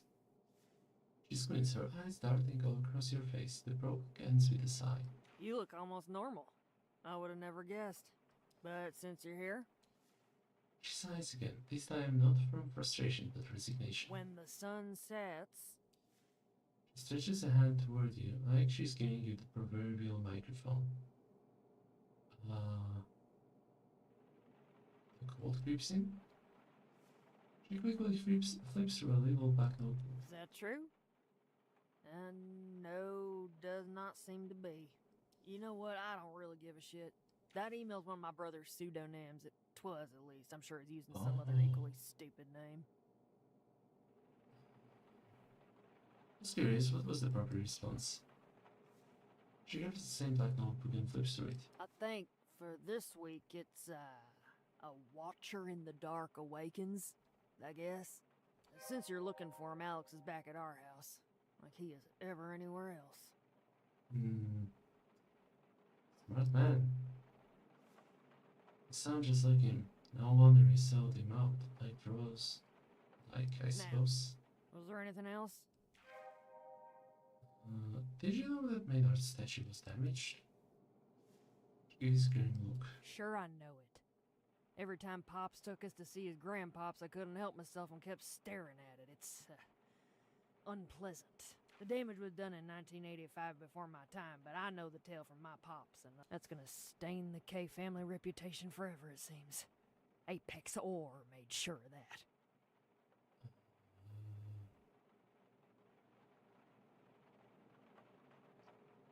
What does Apex Ore have to do with Maynard's statue? Everything. If it wasn't for Apex Ore, this whole valley would be a different. They made millions digging out our gold. In return, we got toxic tailings and water that's blacker than night and deadlier than poison. My pop saw 'em for the shitheads they were and tried to make 'em go away by running for mayor. But he wasn't aware of just how far those fuckers are ready to go. And the damage to his grandpop statue is a result of that.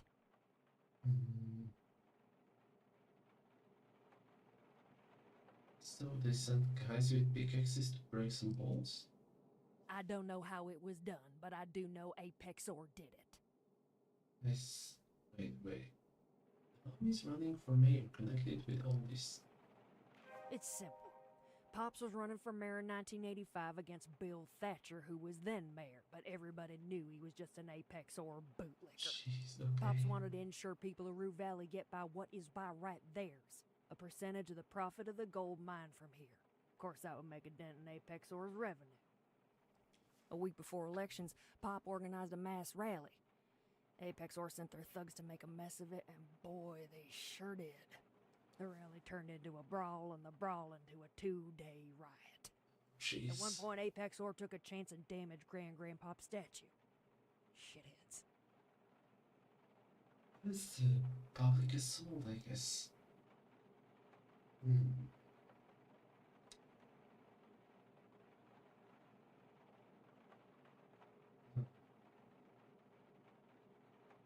Something's not quite right here. Oh, many things are not quite right here. Pops lost the election to Thatcher. People blamed him for the riots, thought he caused them. And Apex Or still does business, and we're left with toxic water and infertile soil. So, yeah. Freaking corporations. Yep. Profit rules it all, and people can go fuck themselves. But you know what? Apex Or was honest about that, unlike those sweet-tongued Coral Destiny folks. The modern corporation that pretends they care about you but will walk over your corpse for a dime. Now they are the real shitheads. That's why I run my own business. Only way to protect yourself is to become financially independent. I still don't understand why. It's simple. Part implies she thinks you are simple. They've damaged the manhood of Maynard K. The man who built both woods started an empire. At the same time, they attacked my pop's manhood by showing him they can do whatever they want and that he doesn't have the means or the balls to respond in kind. Quite a story, thanks, Punch. I hate telling it, but we must remember. Pretend you're just looking around. Okay. Right. So that's a whole bunch of updates. This is Alex K. Nice. And our secret. Maxine told you. Public election.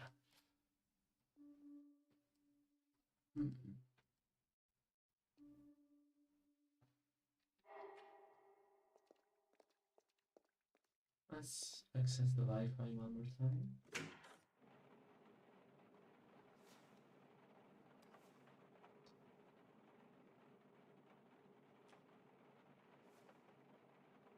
Bill Thatcher made out the case that she damaged. Repository of all articles from the Bothwood Observer.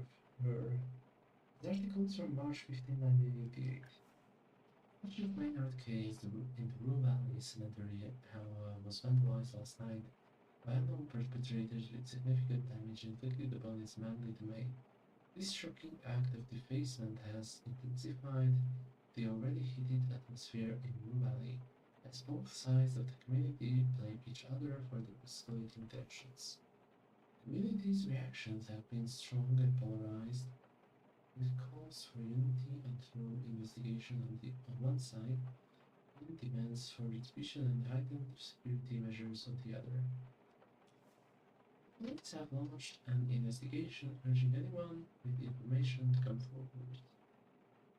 More seriousness, pursue all lead to ensure the responsible are brought to justice, State Police Deputy Sheriff Bobby Keynes. Mayoral candidate Maynard's grandson Walter Kay responded critically. Why don't you ask Bill Thatcher and Mr. Wannabe Kay who did it? We have reached out to both Mayor Bill Thatcher for comment, but we are still waiting a response as of our pre-deadline. Wannabe Kay?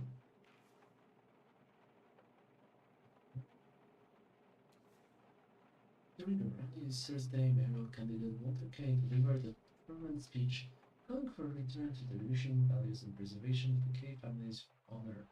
Addressing what he described as unfounded attacks against his family, K emphasized the importance of heritage and community pride.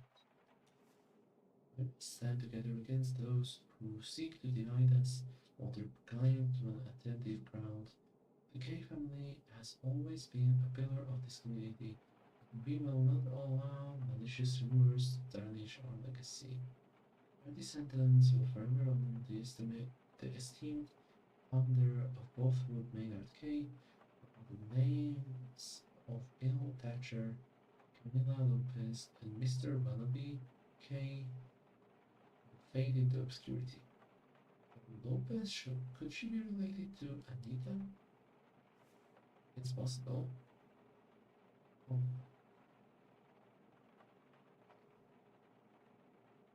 Will fade into obscurity. Okay. Beach also addressed the letters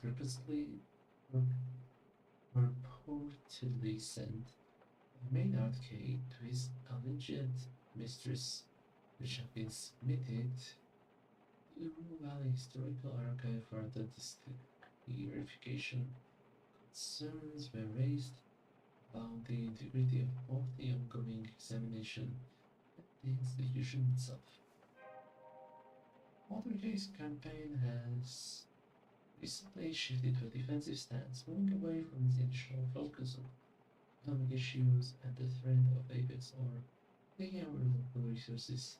This change has alienated some broader base, particularly young voters and Apex Core Union members who seem uneasy about this unexpected turn towards traditionalism. Camila Lopez might show up. The power behind the campaign, how corporate PR shaped Bothwood politics. Perspective on corporate-backed PR strategies that shaped the late 20th century political campaigns, focusing on the careers of PR masterminds Victor Langston, Camila Lopez, and Daphne Calder, known for their ruthless messaging and no-holds-barred tactics. They orchestrated high-stakes campaigns, including smear operations against influential figures like Maynard K.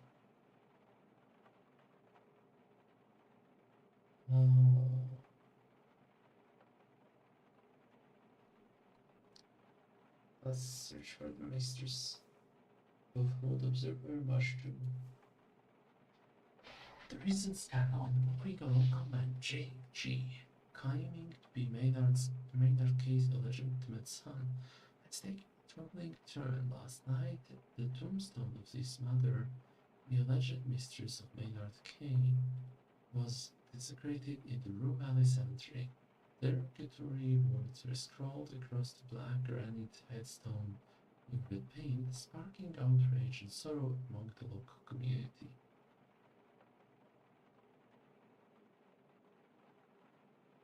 Tombstone of his mother, Gigi's mother, who was supposedly. Okay. Authorities are investigating this act of vandalism, which appears to be connected to the controversy surrounding the Gay family. Gigi, who recently made public the raunchy letters allegedly sent to his mother by Maynard K in 1921, expressed deep distress over the incident. My mother deserves to rest in peace, he stated. Mayoral candidate Walter K condemned the act, emphasizing, regardless of the claims made, this vandalism is reprehensible. The K family does not condone such behavior. Field intends to pay in Rue Valley, many residents questioning the integrity of the K family, while others rally to their defense. Jeez.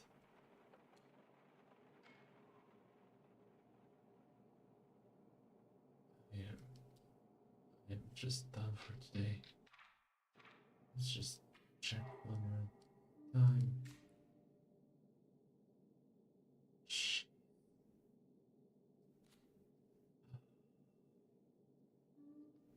It's a good game, but holy shit, I'm so tired of reading.